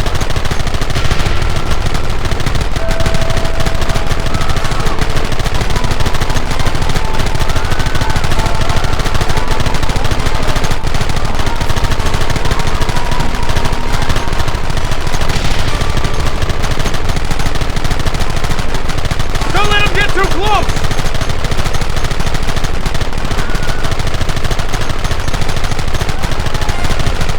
Keep them back!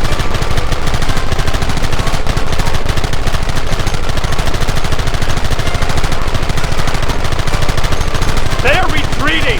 Cease fire and mount up! We're going after them!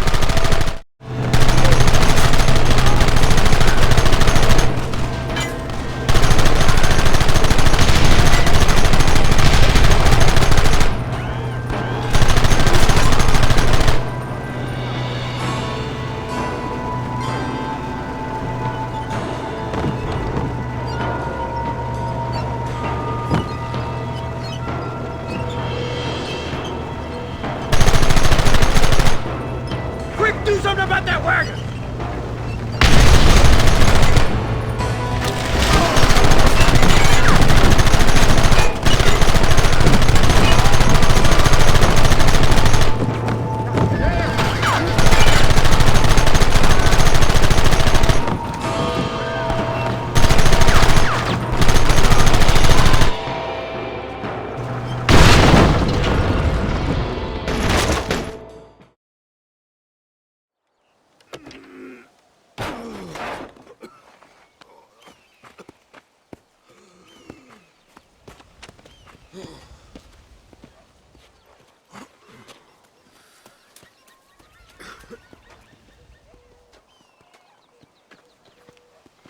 Well, Mr. Marston, it seems like your mentor Dutch no longer looks quite so kindly to his student. That man is insane.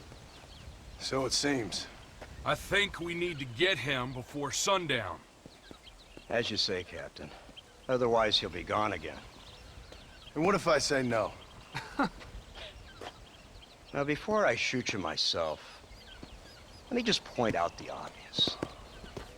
The one person we have left that can appeal to Mr. Vanderlyn is the last person we know who knows him. Your wife. That won't be necessary. Mr. Ross, Captain, let's go. Mount up, men. Let's move out.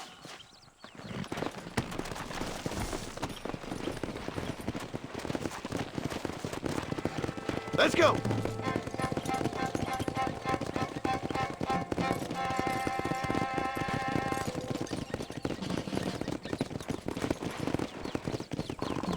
I can't believe Vanderlyn has built himself a fortress in the mountains. He's crazy, but he certainly ain't stupid. You already seen that place, right? McDougal told me you went up there with that Indian chap. I seen it all right. We'll be lucky to last 5 minutes with this many men. Governor Johns is going to be very pleased. Nate Johns?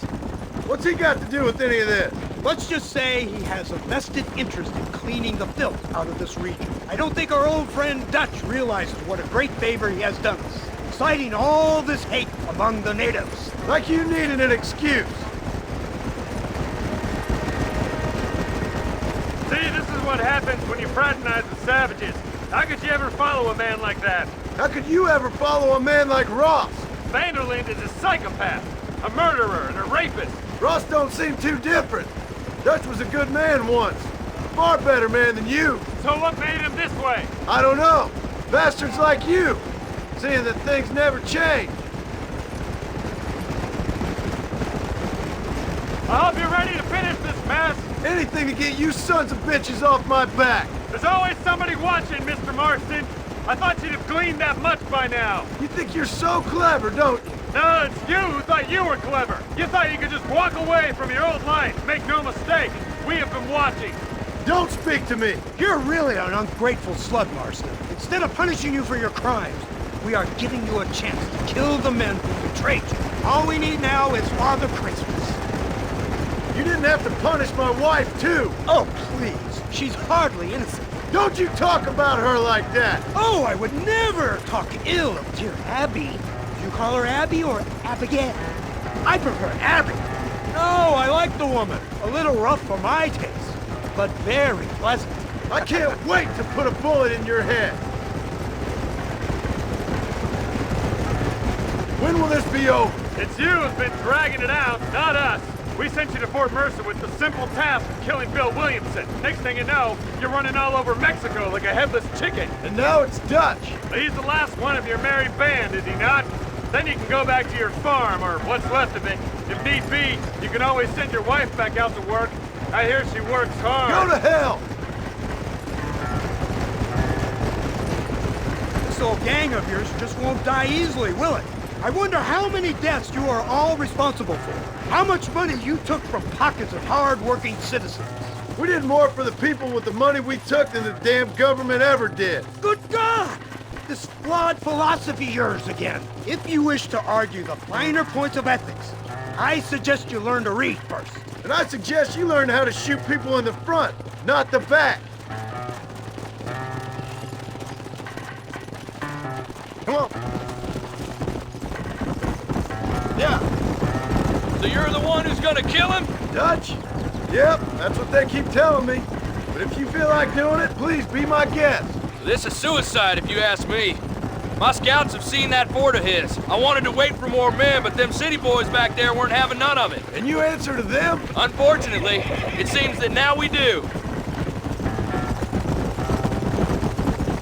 They said you was in a gang with this Dutch Vanderlyn. I was once. A long time ago. Don't seem like the kind of fella you want to run with. Unless I completely misjudge your character, of course. When he turned crazy, I left. At least I tried to leave.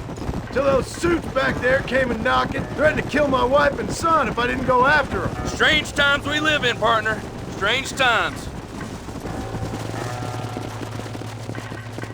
It's a funny business.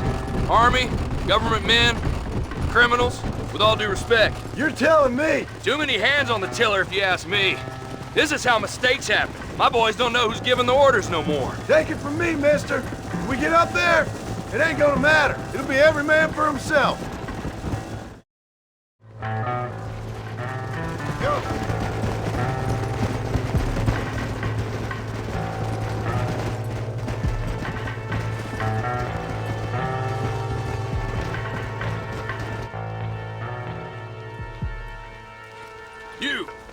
gate open. Move, soldier.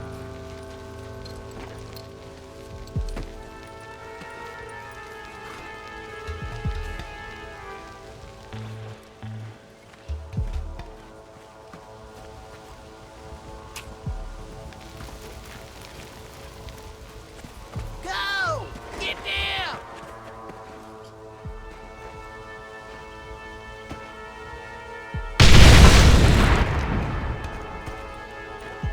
Forward! Move in! Come on, boys! Everybody move in!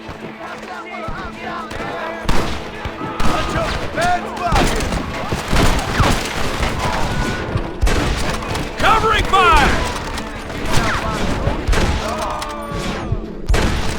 Push forward! Where are they all coming from? Don't try to hide, I see you! I got a bullet you're intended for. Drop your weapons!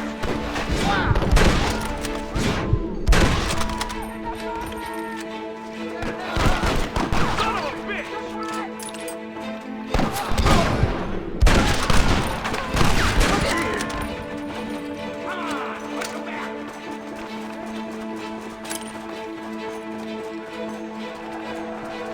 You ain't outlaws! Chump! More of them! Come on! Shoot them!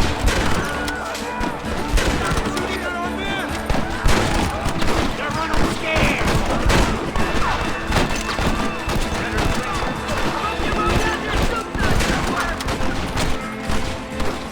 What the hell? Every last one of you!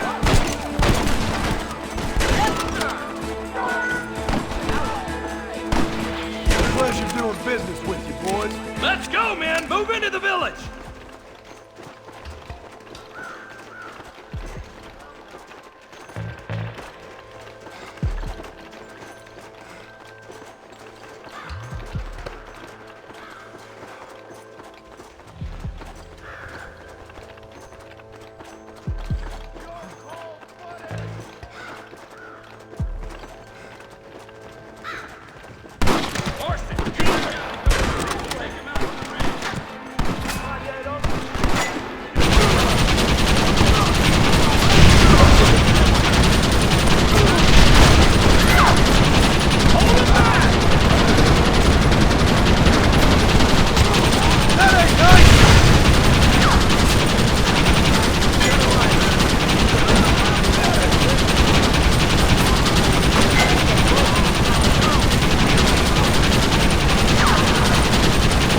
Anyone still moving?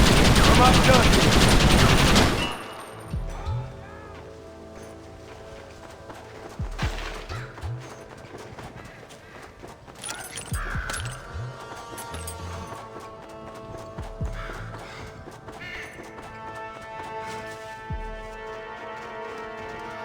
Right, Marston. We'll take 2 men with us. The rest will stay here and take care of the wounded. They'll plant charges at the gate. You and I'll provide the cover fire. All right, men. Blow that gate open. Get ready to hold off their fire, Marston. Hold them off! We need time to set the explosives! Hellfire!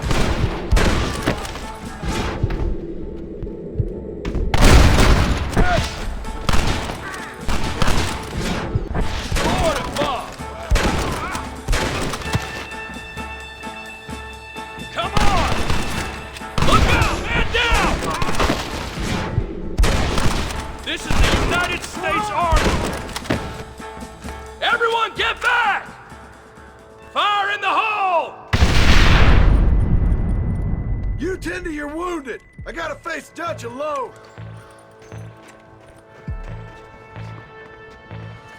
Looks like it's me and you, John. You should have stayed at home. You better follow me. For Christ's sake! I have no ears for your bastard words! Somebody over there. Working for the government, John? All I taught you. I'm ashamed. I don't have a choice. There's always a choice. You're just too blind to see. They got my family! Abigail was any man's wife, John. Jack, he's another whore's son. Just like you! Son of a bitch! God damn it! You'll never take me alive, John!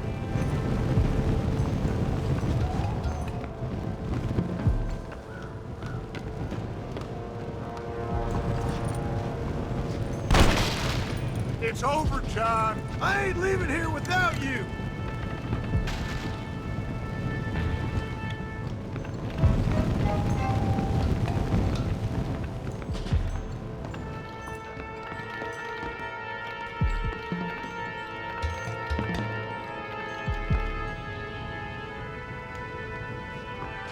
You're just like me, John.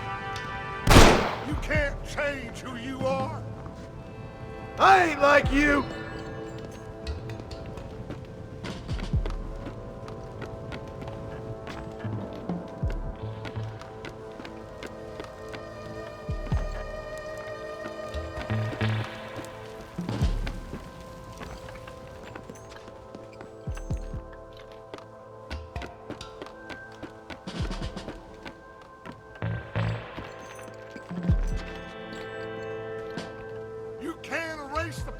John, killing me, it won't make it go away.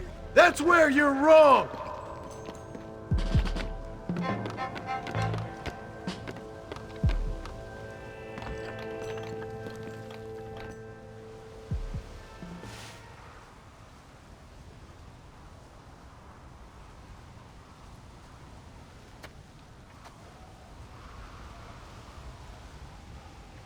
Hello again, John. Hello, Dutch. We gotta stop meeting like this. Sure. I got a plan, John. You always got a plan, Dutch. This is a good one. I don't doubt it. We can't always fight nature, John. We can't fight change. Can't fight gravity. We can't fight nothing. My whole life, all I ever did was fight. Then give up, Dutch. But I can't give up, neither. I can't fight my own nature. That's a paradox, John. You see? Then I have to shoot you. When I'm gone, they'll just find another monster. They have to. Because they have to justify their wages. That's their business.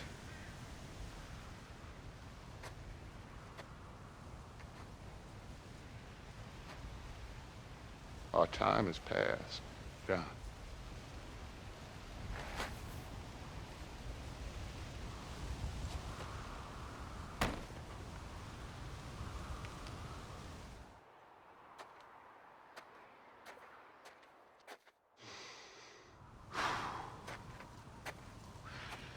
So at the end, you didn't have the guts to shoot him.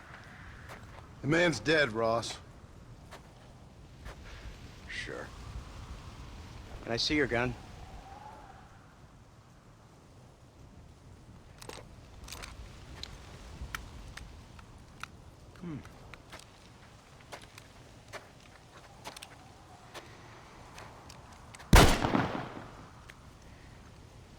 Oh, trust me. It looks better in the report that way. Where's my family? Your wife was killed in a prison riot last week. So, I'm only joking, dear boy. They were sent back to that Scrabble ranch of yours in Beecher's Hope. They're quite safe and sound. They better be. Thank you, Mr. Marston, for everything. I know this wasn't easy for you, but I have to say, you've done your country proud. Yeah, exactly. See you around, John. Try to stay out of trouble. Come on, Archer. Let's go find somebody else we can annoy.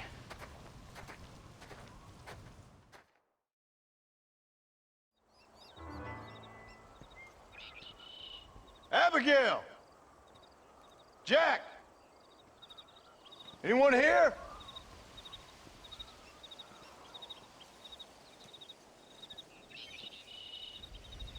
Anyone home? Oh, darling. I never thought I'd see this day again. You no-good hillbilly piece of shit! I thought you was dead! I thought you was dead, John, huh? Where you been? Where you been? You know where I've been, darling. You know. You saw Dutch, didn't you? Yeah, I saw him. And Bill? Yeah, I saw him too. And you didn't go back to him? I left that life. Just as you left yours. How'd they treat you? Oh, I can take care of myself, John. One guard got funny on me one time, but I wasn't so ladylike and he didn't try it again. Nor no one else. How's the boy? Oh, like you. And like me. Well, he's like a kid growing up without a father. That ain't fair. What is fair? Well, some trees flourish, others die. Some cattle grow strong, others are taken by wolves. Some men are born rich enough and dumb enough to enjoy their lives. Ain't nothing fair, you know that. We tried to change. I mean, ain't that what you're supposed to do? We did change. And it's over now.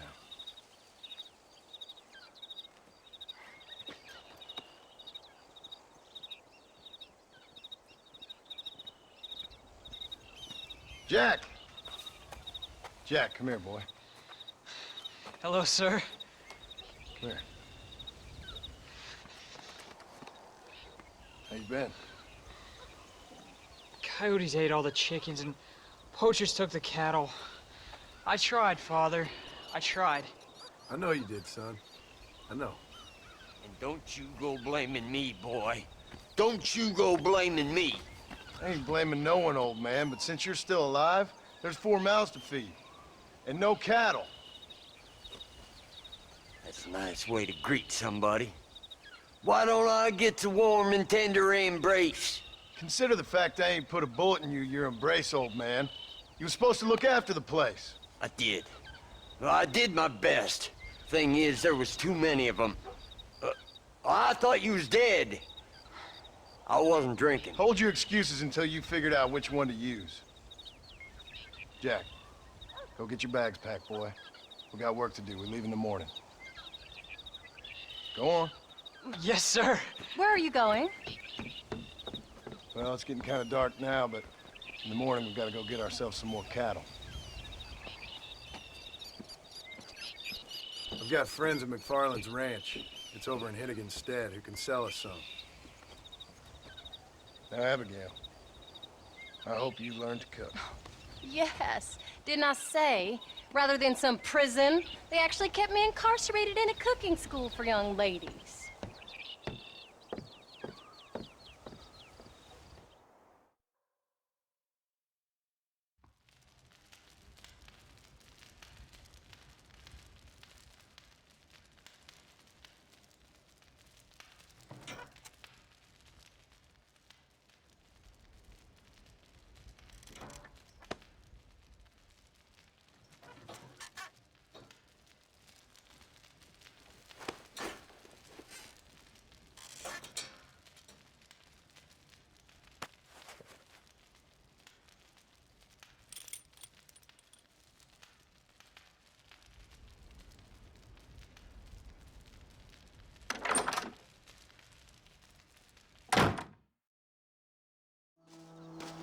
How do you do? All right, we should get moving.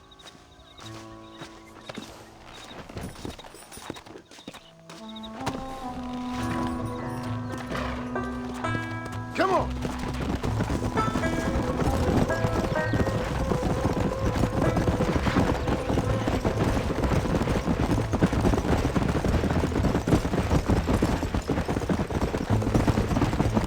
How you feeling, Jack? I'm feeling fine, sir. We got a decent ride ahead of us. I've never been to Hennigan's Stead.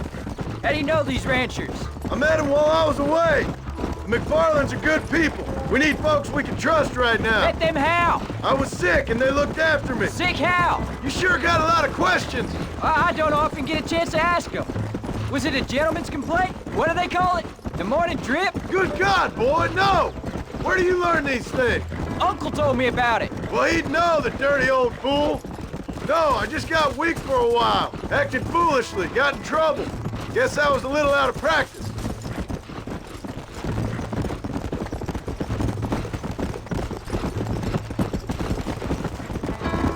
Hey, Paul! What? Where were you all that time? Where'd you go? What'd your mother tell you? She said it was some kind of important government business. That's about right. Some people thought I owed them some favor. Why did they take us away? They thought it wasn't safe for you here by yourself. Those men harm you? No, they're okay. Some of them even told me stories. I think I'd like to be a government man one day. Or a politician. I'd rather you chose an honest profession. Like you mean? I know I ain't been the best father, Jack. I made some bad choices. But all that life, it's over now.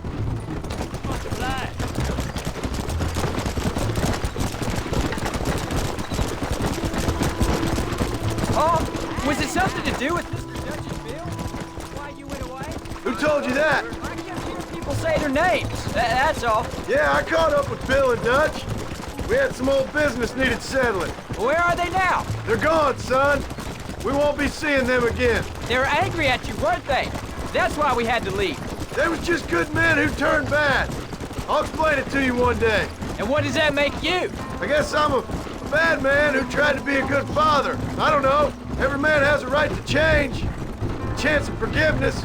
Ain't that what the good book says? You've never read me the good book, sir. Well, I imagine that's what it says.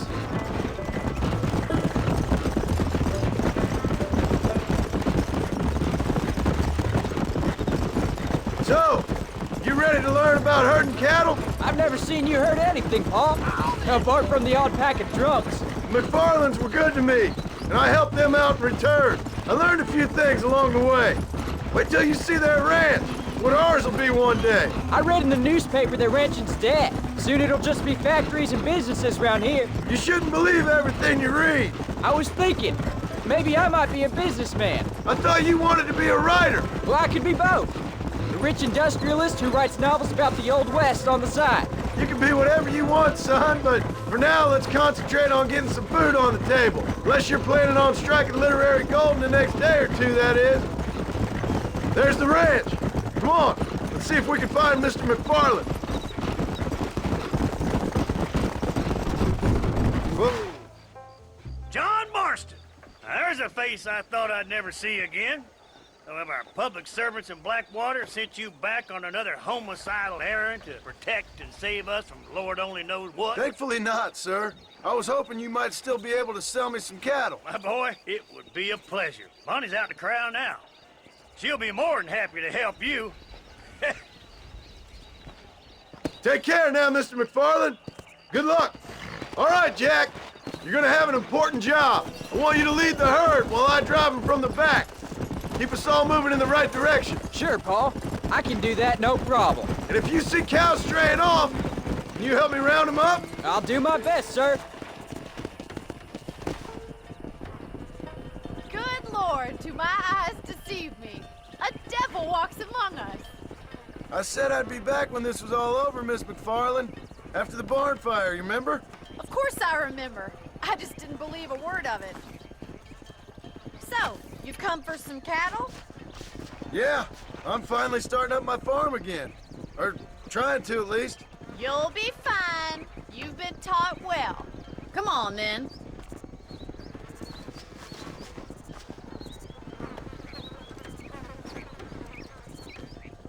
Giddy up! There you go. Come on.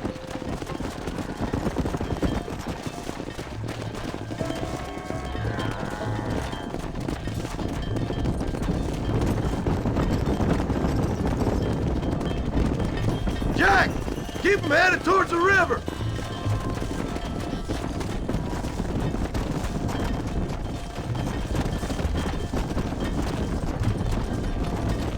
I'll ride with you until you get them off the ranch.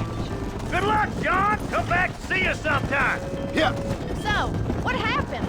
Last I heard, you were headed for some exotic escapade in Mexico. It's a long story. Too long to tell without a drink in my hand. Back to the riddles, I see. And Mr. Williamson? Let's just say Bill and I settled our differences. Come on. Yeah. Say hello to Miss McFarland, Jack. Whoa there. How's your wife? She's well, I think. We haven't had much time to talk yet. Well, I'm glad you're back together again. It's gonna take some time. We've all been through a lot.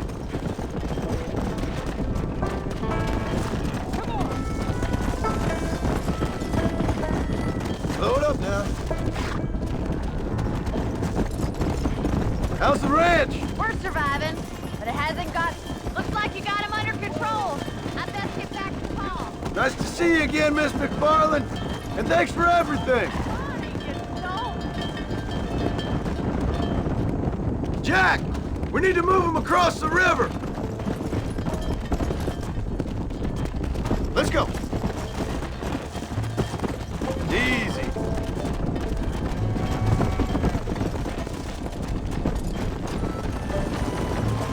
Let's go. Yeah! You're doing a good job, son! Just lead him straight up the hill towards home! Will do, Paul.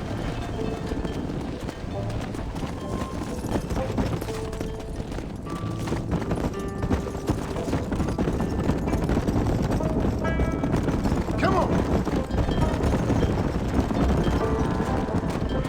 Come!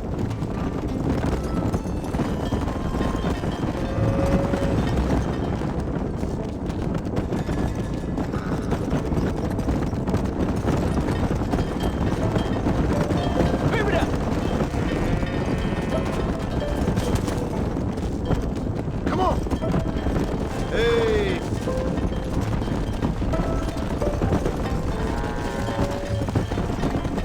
Whoa! Come on!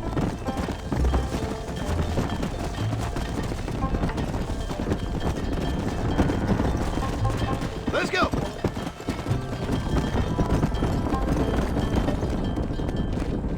Hold up, Jack! This don't look right. I'll deal with this! Stay with the herd, Jack!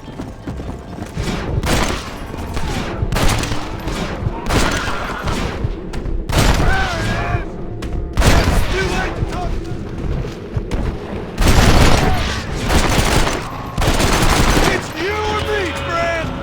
Let's go!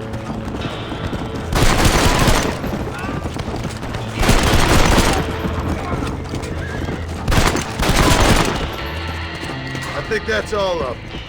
Jack! Wait there, I'm coming! Let's go! You all right? You're not hurt, are you? No, I'm fine. I'm fine. I wasn't scared, honest. Sorry you had to see that, son. Those men won't be stealing from anybody else.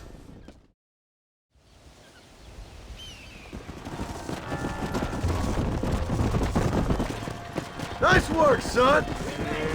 Did real good out there. Go on!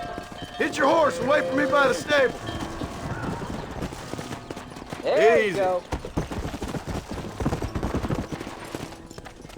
That's a fine herd we got ourselves.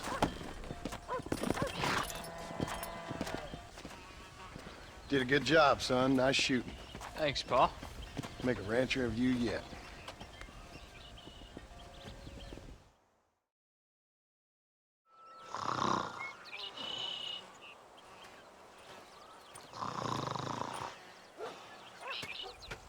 Get up, old man. I am up. Get up! Oh. There, I'm up. Well, thank the good Lord you're back. Nothing worse for an old man than sleeping in the warm afternoon sun. You want a long sleep, Uncle? That can be arranged. It'll cost me less than food. You always was a hard and nasty man, John Marston. You always was a useless, conniving thief. And where's them cattle? Did you take them to pasture? It's coming around to that. When exactly? It's easy to pick on the elderly. It's easy, but it ain't dignified. Come on, old man. Do this together.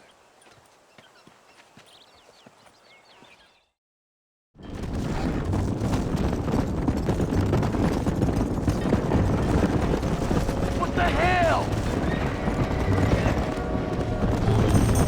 Stop the herd!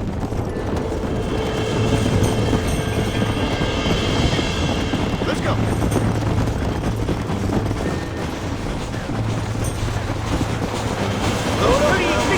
Drop that son of a bitch! Got ourselves a hero, do we? Do something! There's only one way to livelihood. You shut up and stay here! You starting to regret this yet?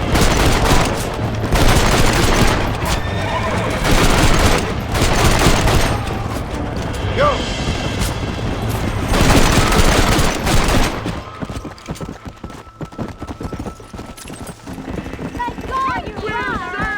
You folks okay? I think we're safe. Thank you. I thought we were done for. Just helping out. Now you take care. Come on.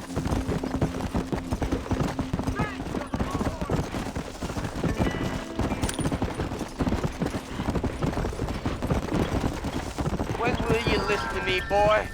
You could have got yourself killed. Shut it, old man. Come on. Let's get this herd moving again. We got some toddlers, John. Come on. Whoa.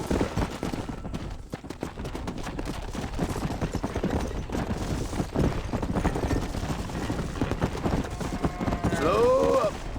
Let's go.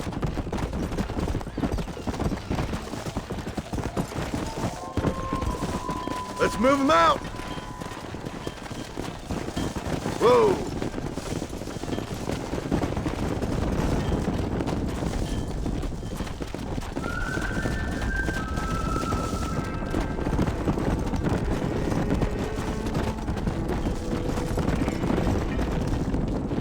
Yeah.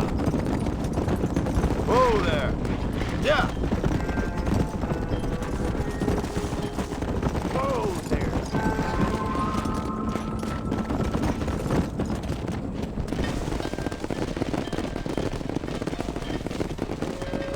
You look after the herd. I'll ride back. No thanks. You got your pound of flesh from me today.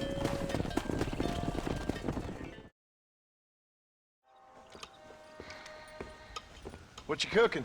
Same thing I've been cooking the past 15 years with the hope of poisoning you. Ain't working so well. Not yet. Be honest, though. Tastes bad enough to kill a man. I never was much of a cook, but I did try to be a good wife. And you have been. Given what we was and what we came from, I think we've gone and done okay. I look at Jack. I look at him and I think we've been blessed. Maybe he can be something more. He's a good kid. He can be whatever he wants to be. He ain't gonna be no frontier gunslinger killing and running no gang, though. That way's over. Railroads and government and motor cars and everything gone and done away with all that. And he ain't gonna marry no orphaned working girl running with a bunch of hucksters, neither. If he meets one like you, I hope he'll marry her. Stop. For an illiterate gunslinger, you sure know how to make a girl blush. God damn crows! John! You have got to go deal with them. They've broken into the silo again and are eating all the corn out from it. Of course, my angel. Wait. Get out of there. All right, all right. Go on. Scat. Shh.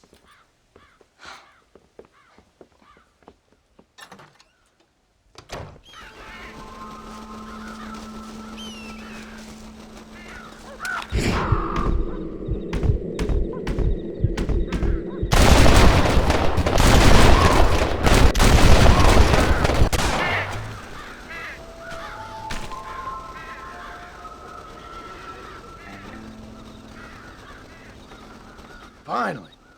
Now about that stew.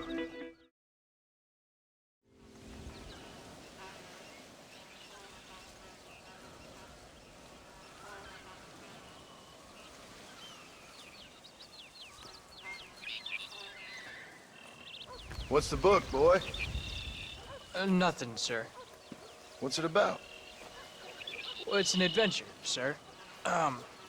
Set out in the West, and it tells this amazing story of how people killed the savage Redskins, and how this man, this brave man, hunts the man who killed his father. I'm glad you're enjoying it. Talking of adventure, how'd you like to learn to track elk? Really big ones in the valley this time of year. We could use the meat. Well, I know you'd rather read your adventures. Trust me, this can be very enjoyable in its own way. I suppose maybe it's a little less dramatic. So, let's go, come on. You may get to see me get gored by some massive wild beast. Then you can write a story about that. Very funny, Paul. I'd forgotten how funny you was. Grab your things.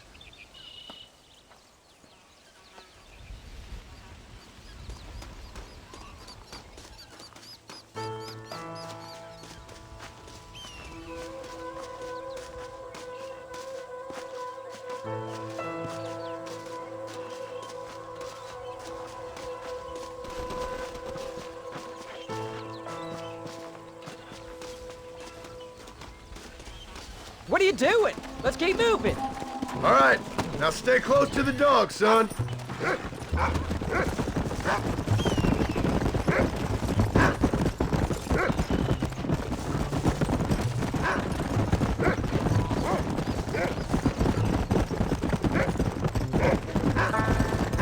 When he finds something, you stay back and I'll show you how to make a kill. Whatever you say, sir. You sure you're ready for this? I guess so. Now the trick to hunting is calm and patience. You gotta think and move like an animal to catch an animal. Let's go. There's no time for rest. A rifle helps, doesn't it? Elk don't stand still, son. I wouldn't know. This is the first time you've taken me hunting. There's lots of things I ain't done with you, but I'm gonna try and make up for that. You don't seem too excited about this.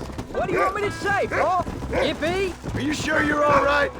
I mean, I know all that business must have been hard on you. Jack, he's on to something. It wasn't nothing. I'm not a kid anymore. Well, it won't happen again. It's over. Until the next time, you mean? There won't be a next time. Don't make no more promises, Paul. I've heard them all before. Slow down. You know, one time I hunted a bear up in tall trees.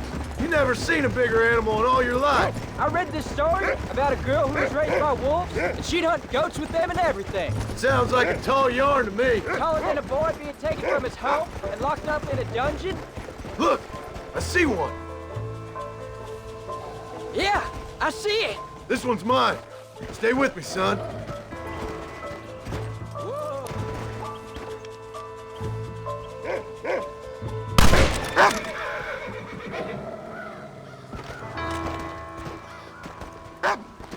Come on, I'll show you how to cut the meat.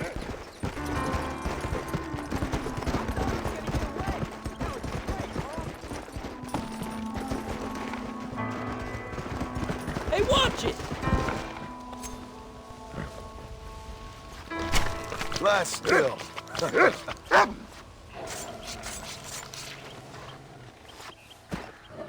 Hope you were watching. It'll be your turn next. All right, let's see if we can find some more. Find another one, Rufus! Go! You ready to take a shot, Jack? Of course, Paul! Remember, it's all about timing. Wait for your moment. Don't snatch at it. I know. I saw how you did it. If you say so. All right. When he finds them, you take the lead. Here! Go on, Rufus! Go find him, Rufus! What have you found, Rufus?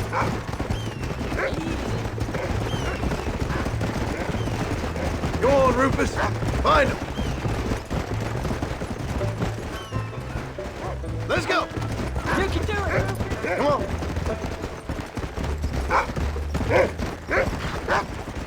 Where is it, boy? Go on, boy. Look, they're over there. That's it, son. You can do this. I see Russia.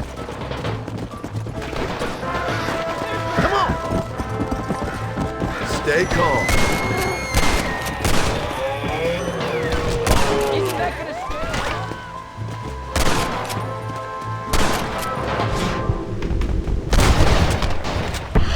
You saw how I cut the meat, Jack. Now it's your turn. Whoa!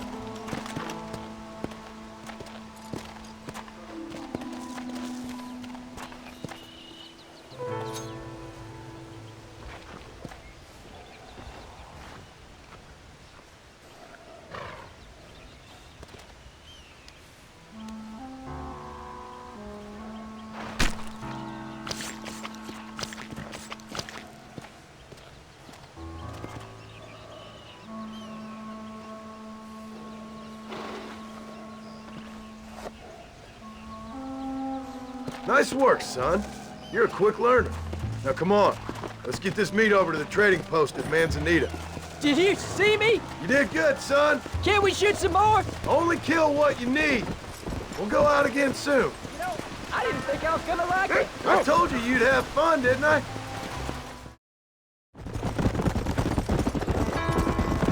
Yeah. All right, here we are. Jack, you wait here. I'll be just a moment.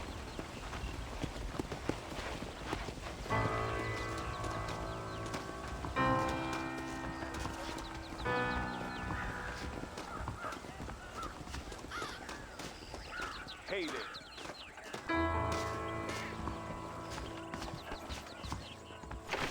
Good to see you. Howdy. Nice to see you, Shelby. Hi there. Adios. Let's see what we can do for you. Ojo a los traidores. Well, that's all I got for you this time. All done. Let's head home.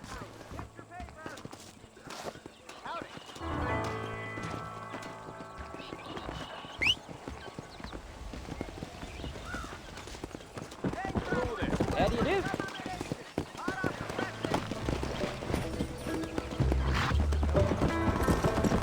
Let's go.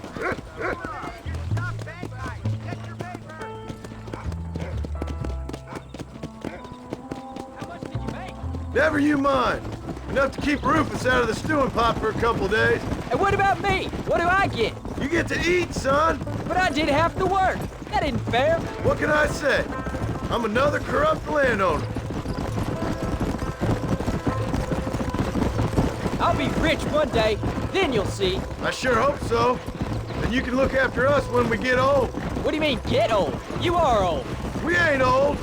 Uncle's old. Well, he should be in a museum. Yeah, preserved in whiskey for the next 1,000 years. So, you enjoy your first hunting trip? It was great, Pa. Herding cows, hunting elk. You're growing up. Proud of you. I always told you I wanted to help. You know, you and me, we work hard. We can make something of this farm. I'd like that. And thank you for looking after your mother. She said you were very brave.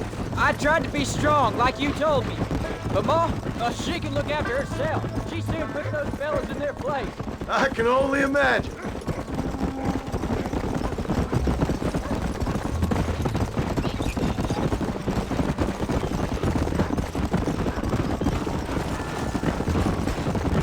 Easy. Oh, Pa, that was so much fun. I can't rightly believe it. Just like in the books. We'll do it again soon. Now get to your chores.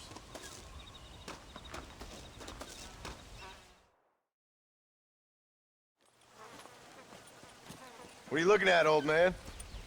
There's some Mustangs and some such out there beyond that ridge. Wondering if it's worth getting you and going to round some of them up. Fair enough. We're nearly out of money. Ranch is in turmoil. We may not make it through the winter. What could we possibly want with some good quality horses? Come on.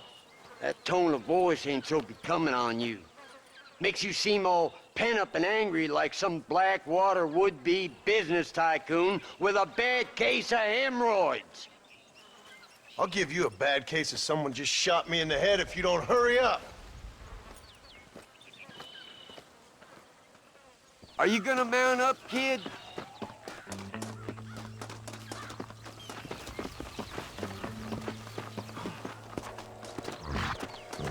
Come on, follow me. Get up.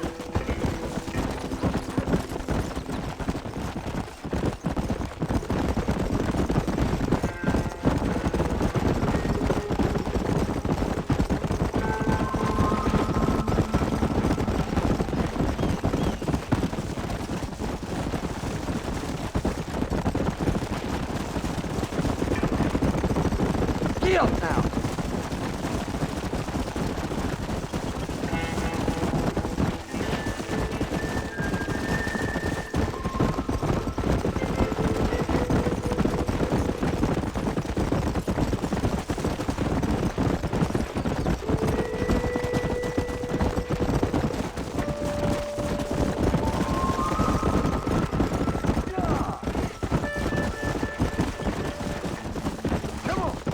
I see him.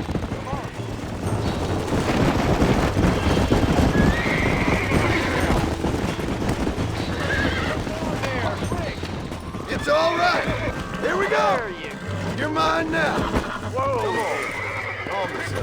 That's more like it. Stop talking, damn it. Get us another one. Come.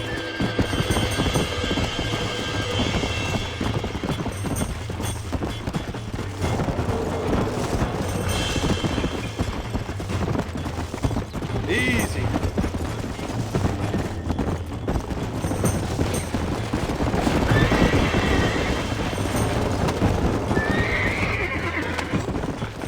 Calm it down.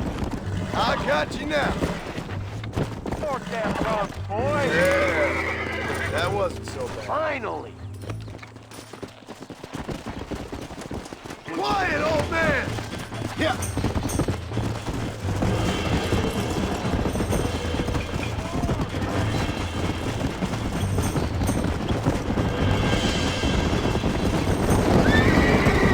Go! I got you! Nearly there! Get into it! You were a wild one. You got him now, John! Hey, don't be running off! I think that's enough for now. Let's get him back to the ranch.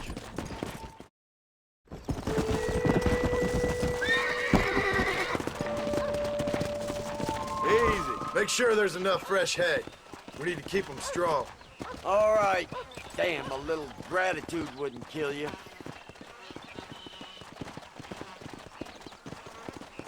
Not a bad day's work.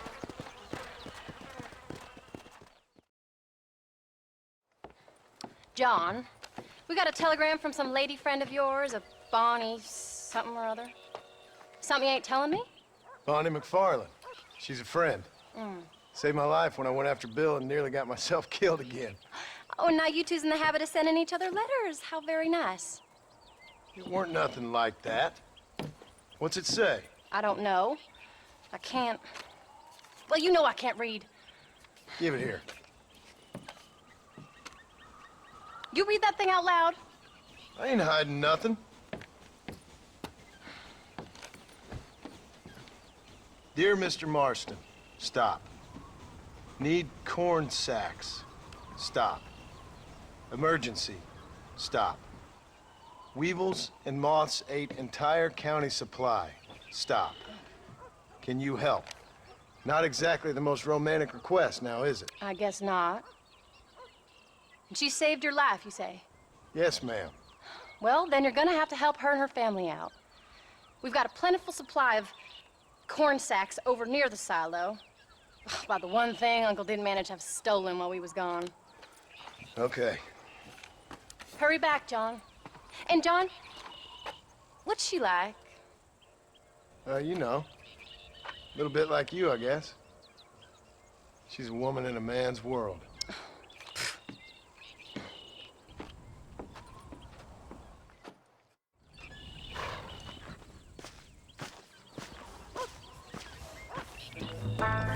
John, wait! I changed my mind. I'm coming with you. Well, come on then. Let's get going.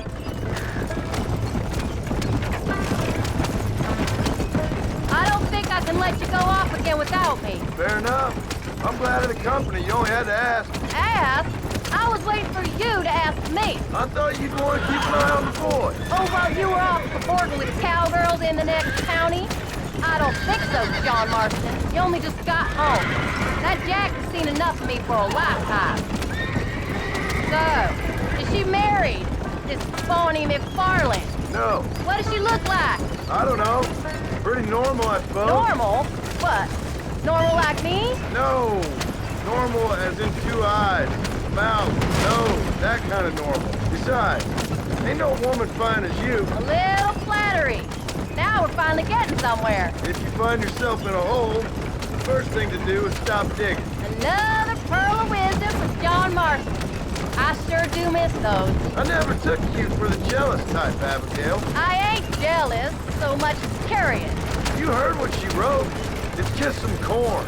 She saved my life, and she was decent enough to me, so I owe her this much at least. How did she save your life, anyway?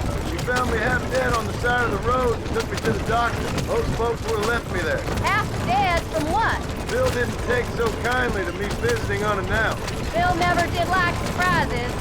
How was he? Same as he was when we left. Angry and dumb. Taking his revenge out on the world. People down there was really scared of him. Of Bill? You gotta be kidding me. He was only frightening if he was afraid of dumb fools. Bill weren't so bad, but when Dutch went crazy, Bill took it hard. For a while, we all thought we'd found something right. Better way to live, but it was just a lie. So you saw before they did. Maybe. But they was still kind of family. A family that left you for dead. You knew the truth, John, and they hated you for it. Where'd they take you? Who? Those government bastards. Where did they hold you and Jack? I ain't sure. They kept their eyes covered there and back. Can't have been too far from here, though. They treat you right? It ain't the first time I've had a gun to my head, John. You're forgetting your marriage proposal. Very funny. No, they learned pretty quick what would happen if they laid a finger on me. Sons of bitches. It wasn't them or being there. I didn't care about that. I've been in far worse situations. It was the wait. I didn't know if he was coming back.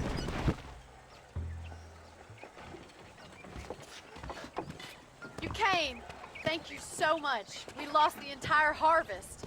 Miss McFarlane, I'd like you to meet my wife, Abigail. Oh, ain't you quite the gentleman all of a sudden? It's a pleasure to meet you, Mrs. Marston. Likewise. Thank you for saving my husband's life.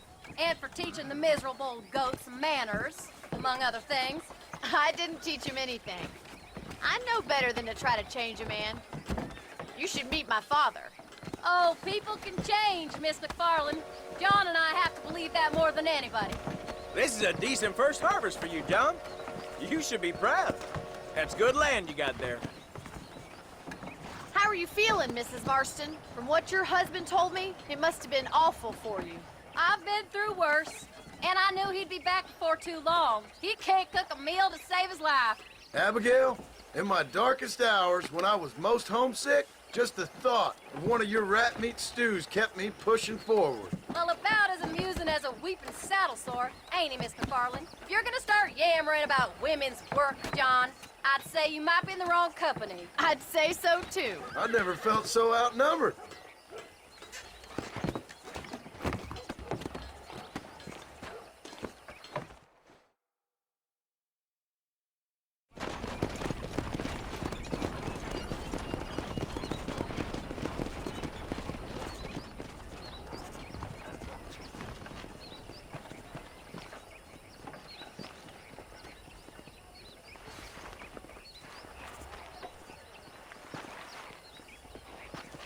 Ma'am?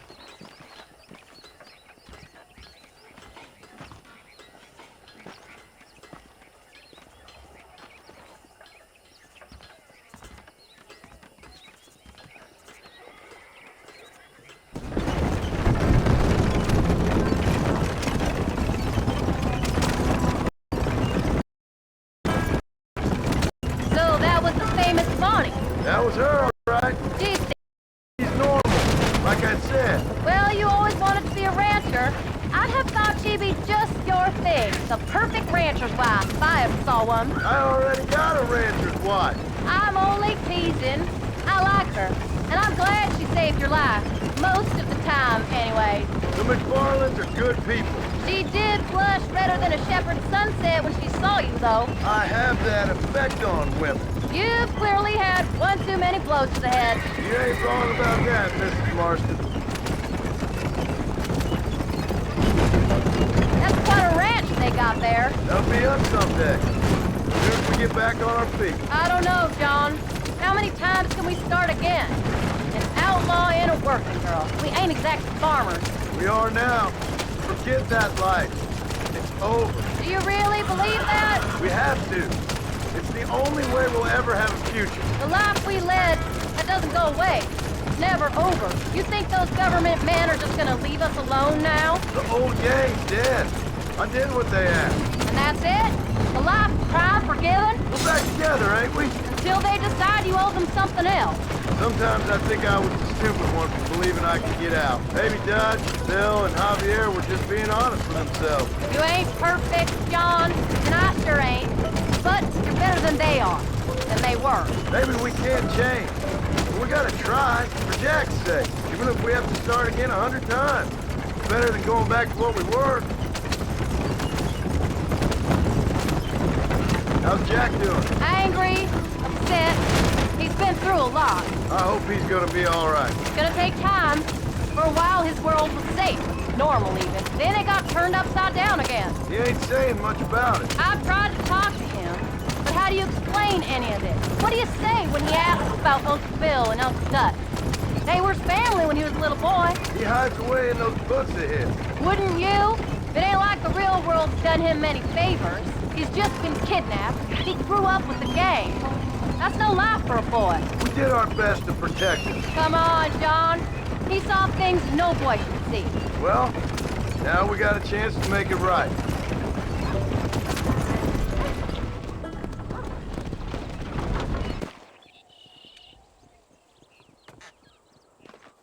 We did good today, John. I guess I better go fix us something to eat.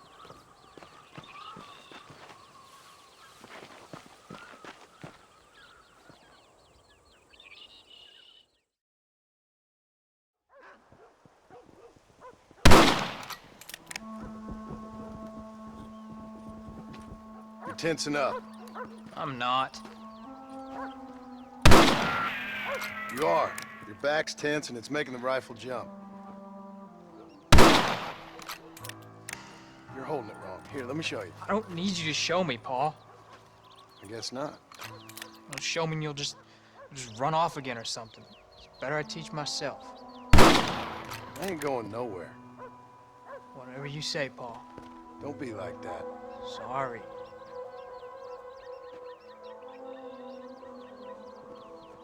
Wolf's been after the herd.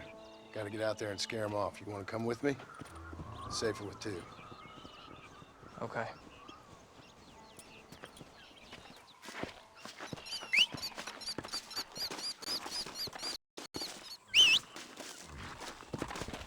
Get here! Come on! The dog will soon sniff them out. Paul, what are you doing?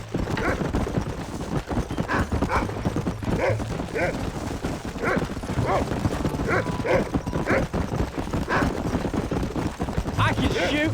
You know that. Why you gotta treat me like a kid? It's what fathers do.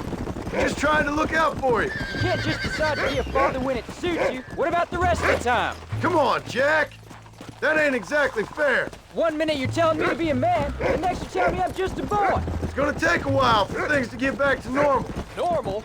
Was it ever normal? I don't know, but it'll get better, son. I promise. I'm sorry, Paul. You don't need to be. I don't mean to be moody. I'm glad you're home. I really am. It's just, every time you go off, well, I worry you're not coming back. I swear, if it was down to me, I'd never have gone anywhere. They can't make you, can they? It's complicated, but it seems they can. Yeah, I know. I wouldn't understand. Just some things you start have to be finished. What was your father like? I didn't really know him. He died when I was just a boy. Died of what? Why do you want to know? Oh, it just sounds like a good story, that's all. Jack! He's found a scent! Don't give up now. Let's keep moving. Follow me!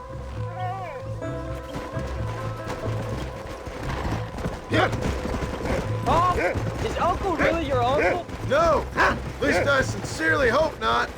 He's probably lots of people's father, though. Well, why do you call him Uncle then? Folks always did. Probably because he's always been older than everybody else. He was old when I was a kid. He was old when I was a kid, son. God must have had some purpose for keeping him on this earth. But I sure as hell don't know what that is. Come on, boy.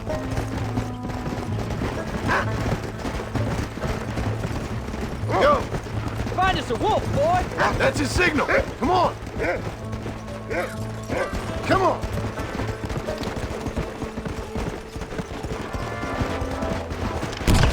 Down you come.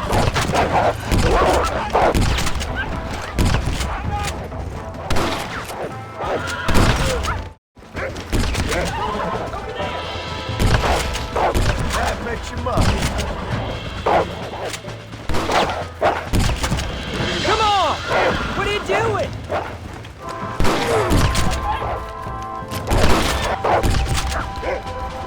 Soft on the trigger now.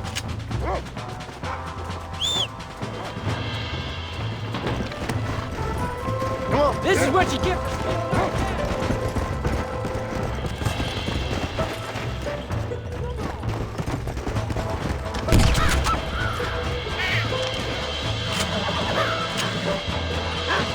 Are you coming or not?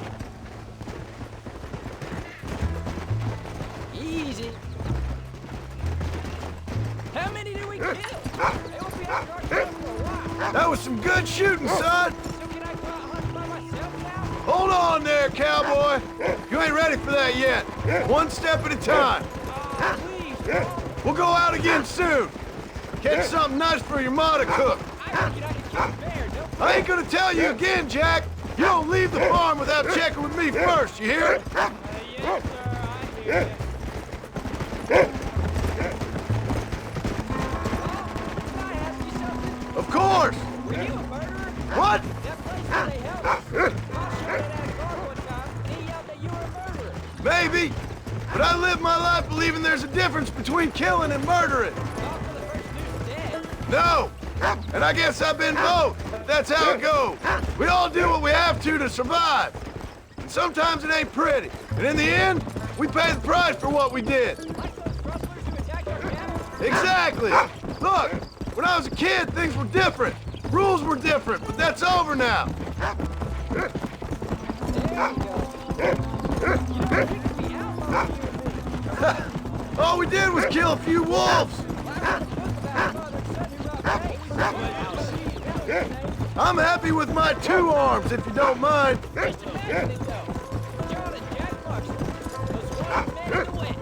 And what about your mom? You live in a dream world. It ain't like they tell it in books. And it ain't no way to live life. It was ugly and brutal.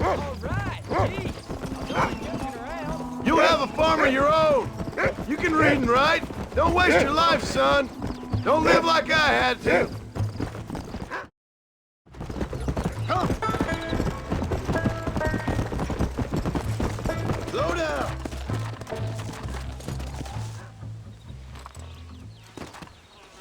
You're turned into a decent hunter, son. But try to stay out of trouble.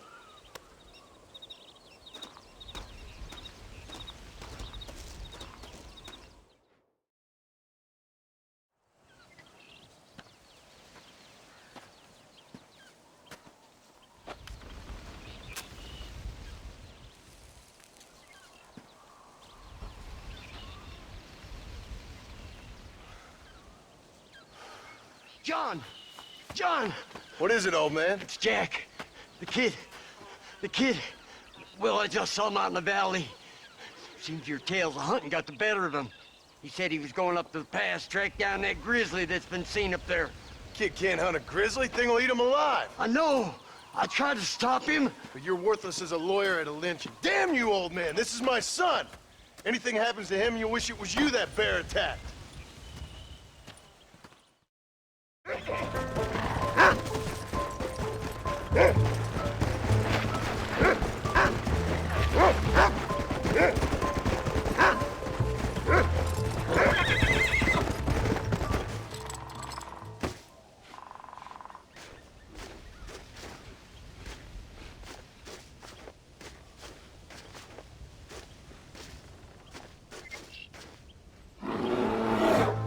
Paul, help me! I'm hurt! Jack, stay down!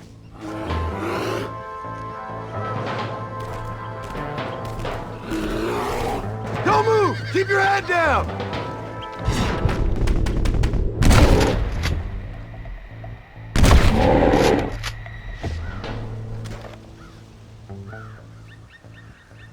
What the hell were you thinking going off on your own? You're just a boy.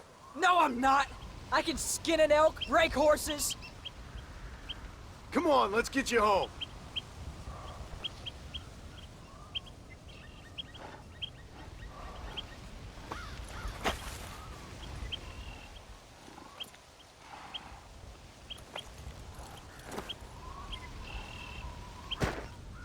Now hold tight.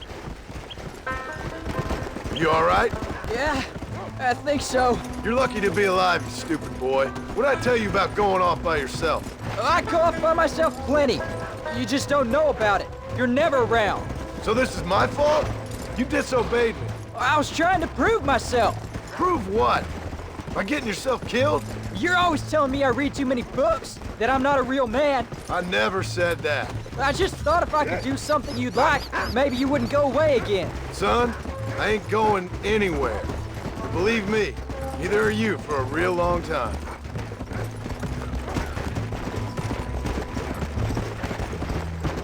Let's go!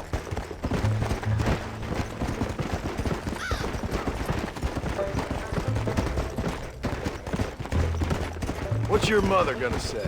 I'm sorry, Paul. Please don't be angry. I ain't angry. I'm disappointed.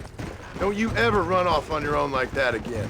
All right. I told you I was sorry. What would have happened if I hadn't come along? I don't know. I'd probably be dead. You'd be a pile of bones right now.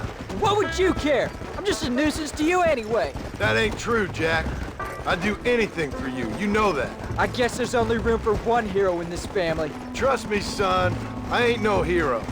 I'm just glad you're safe. Come on.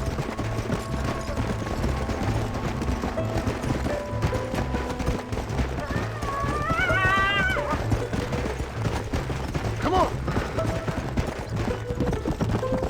Going after a grizzly? What were you thinking? You've only been hunting twice. I'm not a little kid anymore. What were you doing at my age? Bad things. Things nobody should do. But your ma and me, we didn't have what you have. Yeah, I know. I should be grateful. I'm not asking you to be grateful. I'm asking you to do what I say before you get yourself killed. It's always one set of rules for you and another set for everybody else. You think I don't know what you did back in the old days? I'm not stupid. You could have fooled me. You think I didn't sit up and listen to Dutch and Bill telling all those stories? You think I don't know who you are? It ain't no secret I didn't get these scars falling over in church. But nobody tells me anything. You and Ma pretend like nothing happened. We just want a better life for you, son. Now rest. We'll have you home soon. Yeah. Slow up. I'm sorry I made you worry, Paul. Don't be too eager to grow up, son. Ain't as much fun as it looks. When you're ready to hunt bears, I'll take you.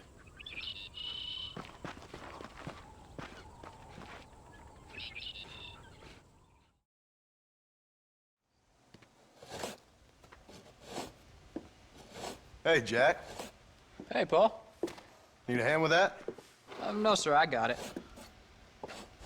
Looks like you have. You know, you're real good with them tools. Thank you, Paul. You'll make this land real nice one day. Me and your mother will do our part. By the time your turn comes, hell, this could be the nicest farm in the county. Maybe, Paul.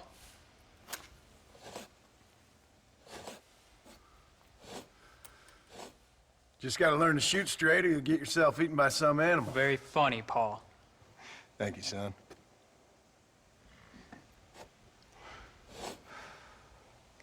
Soon it'll be quail season. We should have some fun then. Is there anything you don't like shooting, Paul? Well, I ain't met the thing yet, but as soon as I do, I'll let you know. You can even put it in one of them books you read. Yeah, maybe I'll do that. Today, John Marston stopped shooting.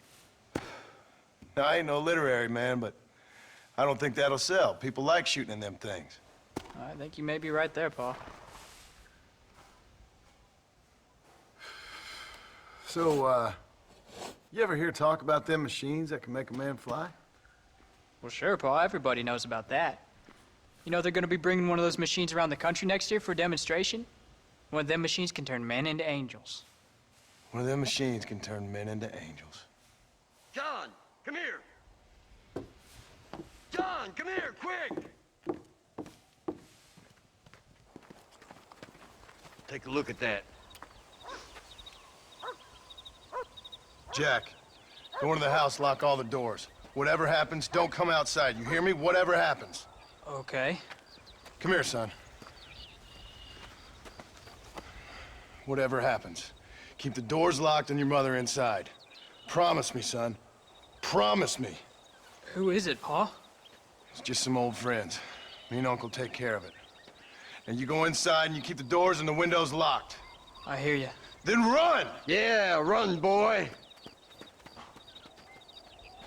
Well, old man, looks like things is about to get settled once and for all.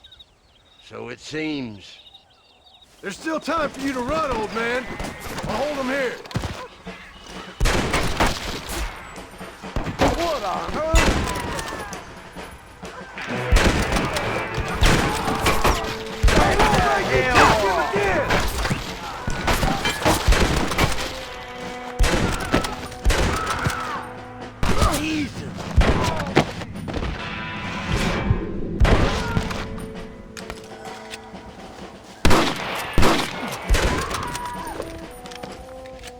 Get inside.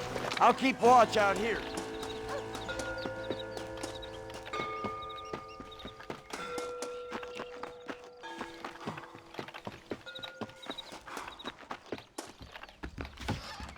What are we gonna do now? What's wrong? What's happened? Stay inside, you hear? Like I said, there'll be more coming. Paul, what do they want? I don't know, son. Whatever it is, it ends here. Oh, look how many there are. They're gonna kill us, aren't they? No, I ain't gonna let that happen.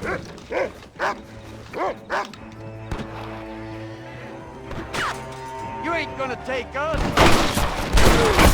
One move, and you're a dead man!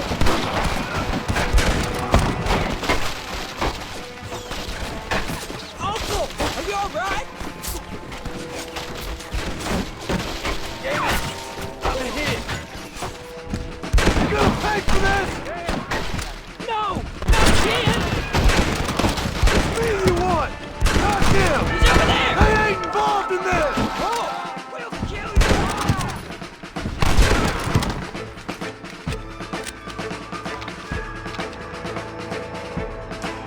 None of you bastards are leaving here alive!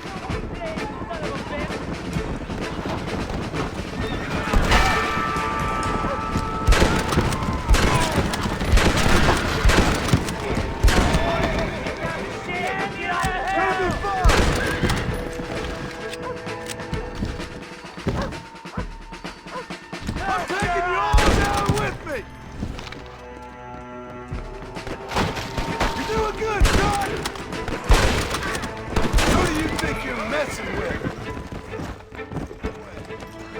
Hang in there, Uncle! I'm gonna get you out of here safe! Ain't time, John.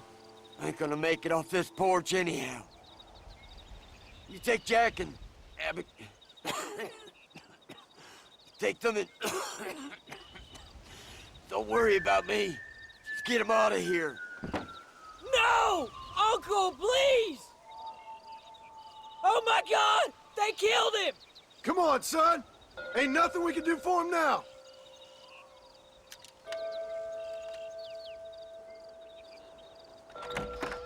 We're leaving the farm. I'll watch from the silo. You two go to the barn. Get the horses ready. John! I'll meet you there.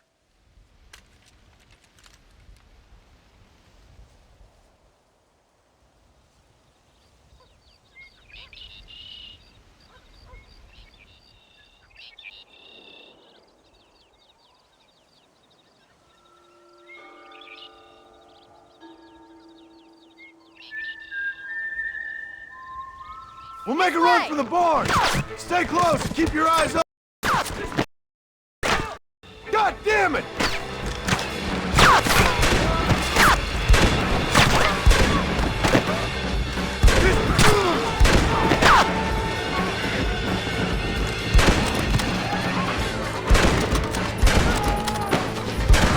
Stop that!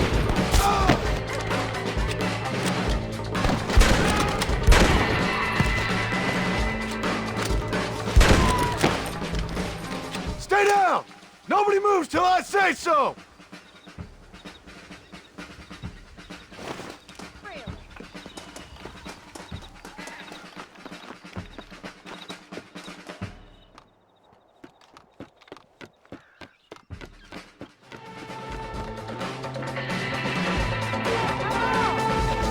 Stay away from my family! I'm proud of you, Jack! Just walk away! Don't waste time aiming, just shoot! You'll hit something! Now! Quick! Run for it! You said this was over! Keep your eyes open! Alright, you're covered! Now go! Go!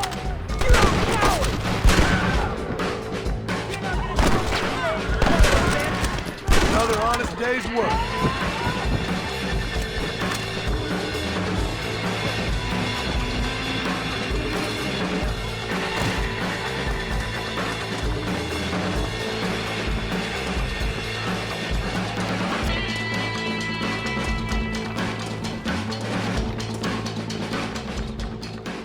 Hey, come on. Now listen. Jack, darling, get on this horse. Get out of here. Go find a place to hide. You're coming with us, Paul. I'll catch up. You keep riding and don't look back. And don't be worried about me, you hear? Now get going. You stay out of trouble, John. Ain't no trouble, Abigail. Ain't no trouble. I love you. I love you. Now go! Get!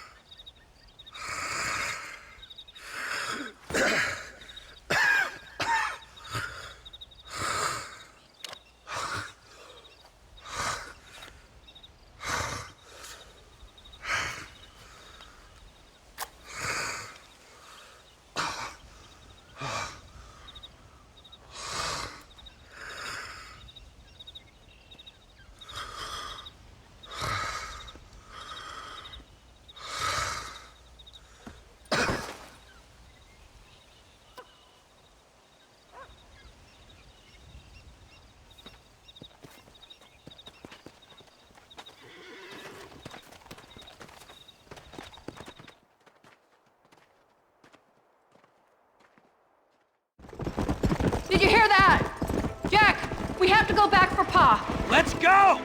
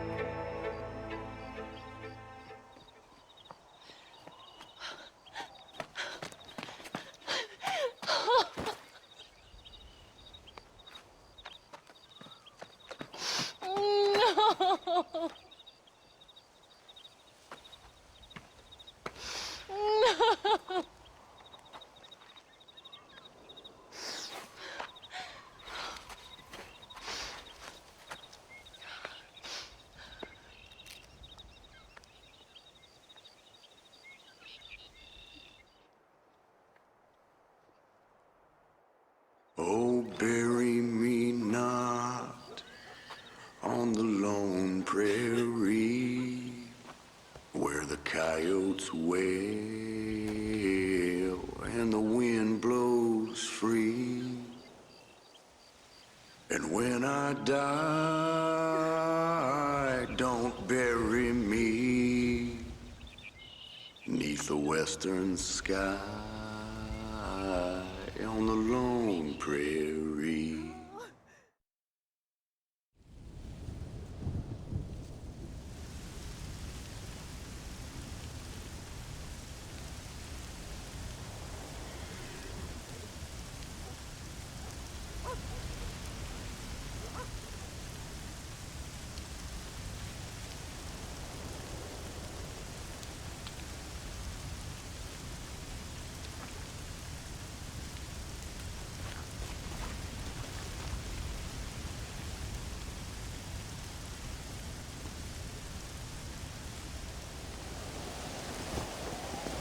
Hello, sir.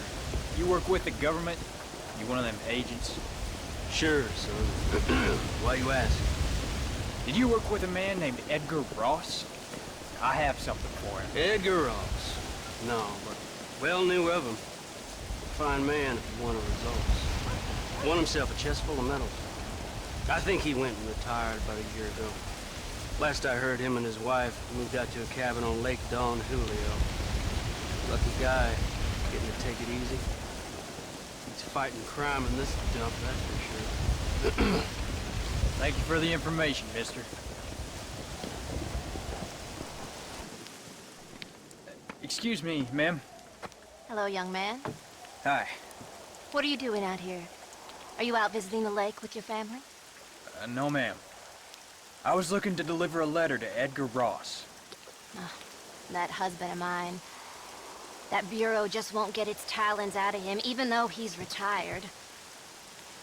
Edgar gave them some of the best years of his life. They ought to let him retire in peace.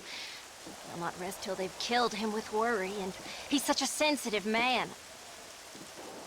I'm sorry, I shouldn't get so angry. I don't suppose any of this is your fault. There's no need to worry about him nowadays. Well, where is he? He and his brother Philip went hunting on the south side of the San Luis River. Be careful crossing over. They were saying it was dangerous. I sure will, ma'am. And don't worry about a thing. I'm sure your husband will be just fine.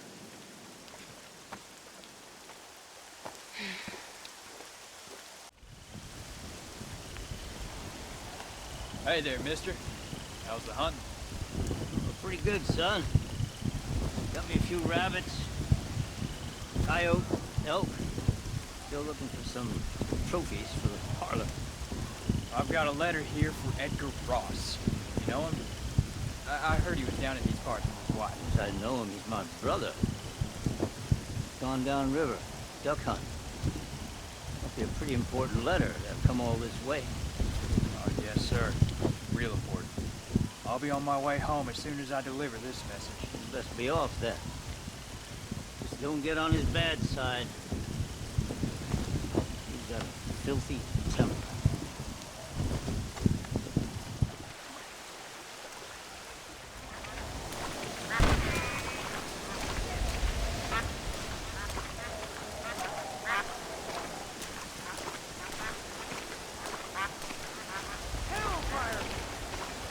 Excuse me.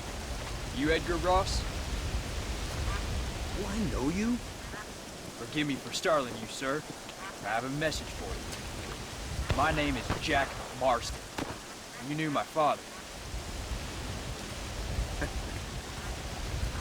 I see. I remember your father. I've come for you, Ross. You, boy, have sure as shit found me. You killed my father. Your father killed himself with the life he lived. You killed him. I saw you. You keep saying that. You sent him to do your dirty work. Then you shot him like a dog. And I'll shoot you like one too, you little piece of trash. Now get out of here before I kill you as well. I ain't going nowhere, old man.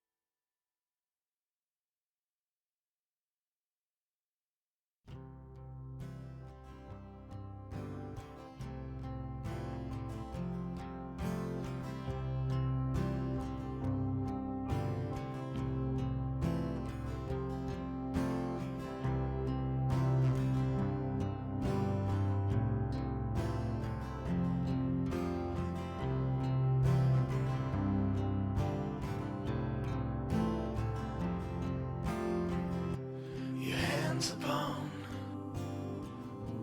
a dead man's gun and you're looking down the sights.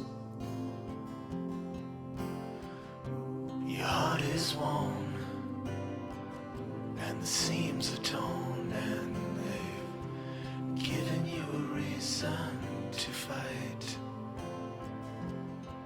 And you're not gonna take what they've got to give, and you're not gonna let them take your will to live, because they've taken enough and you've given them all you can give, and luck won't save them tonight.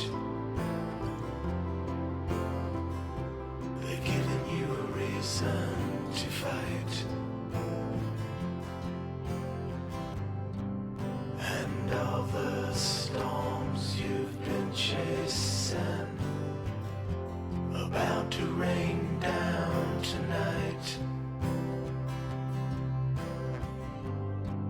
And all the pain you've been facing about to come into the light. Your hands upon a dead man's gun and you're looking down the sights. Your heart is worn and the seams are torn, and they've given you a reason to fight.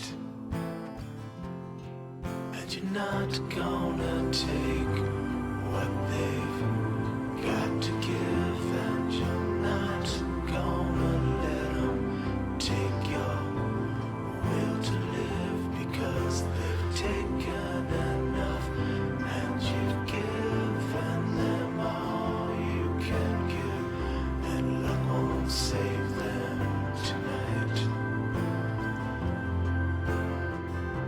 They've given you a reason to fight.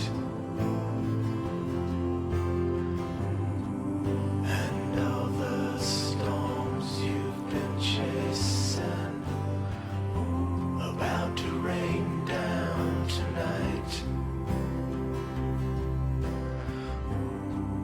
And all the pain you've been facing about to come into the light.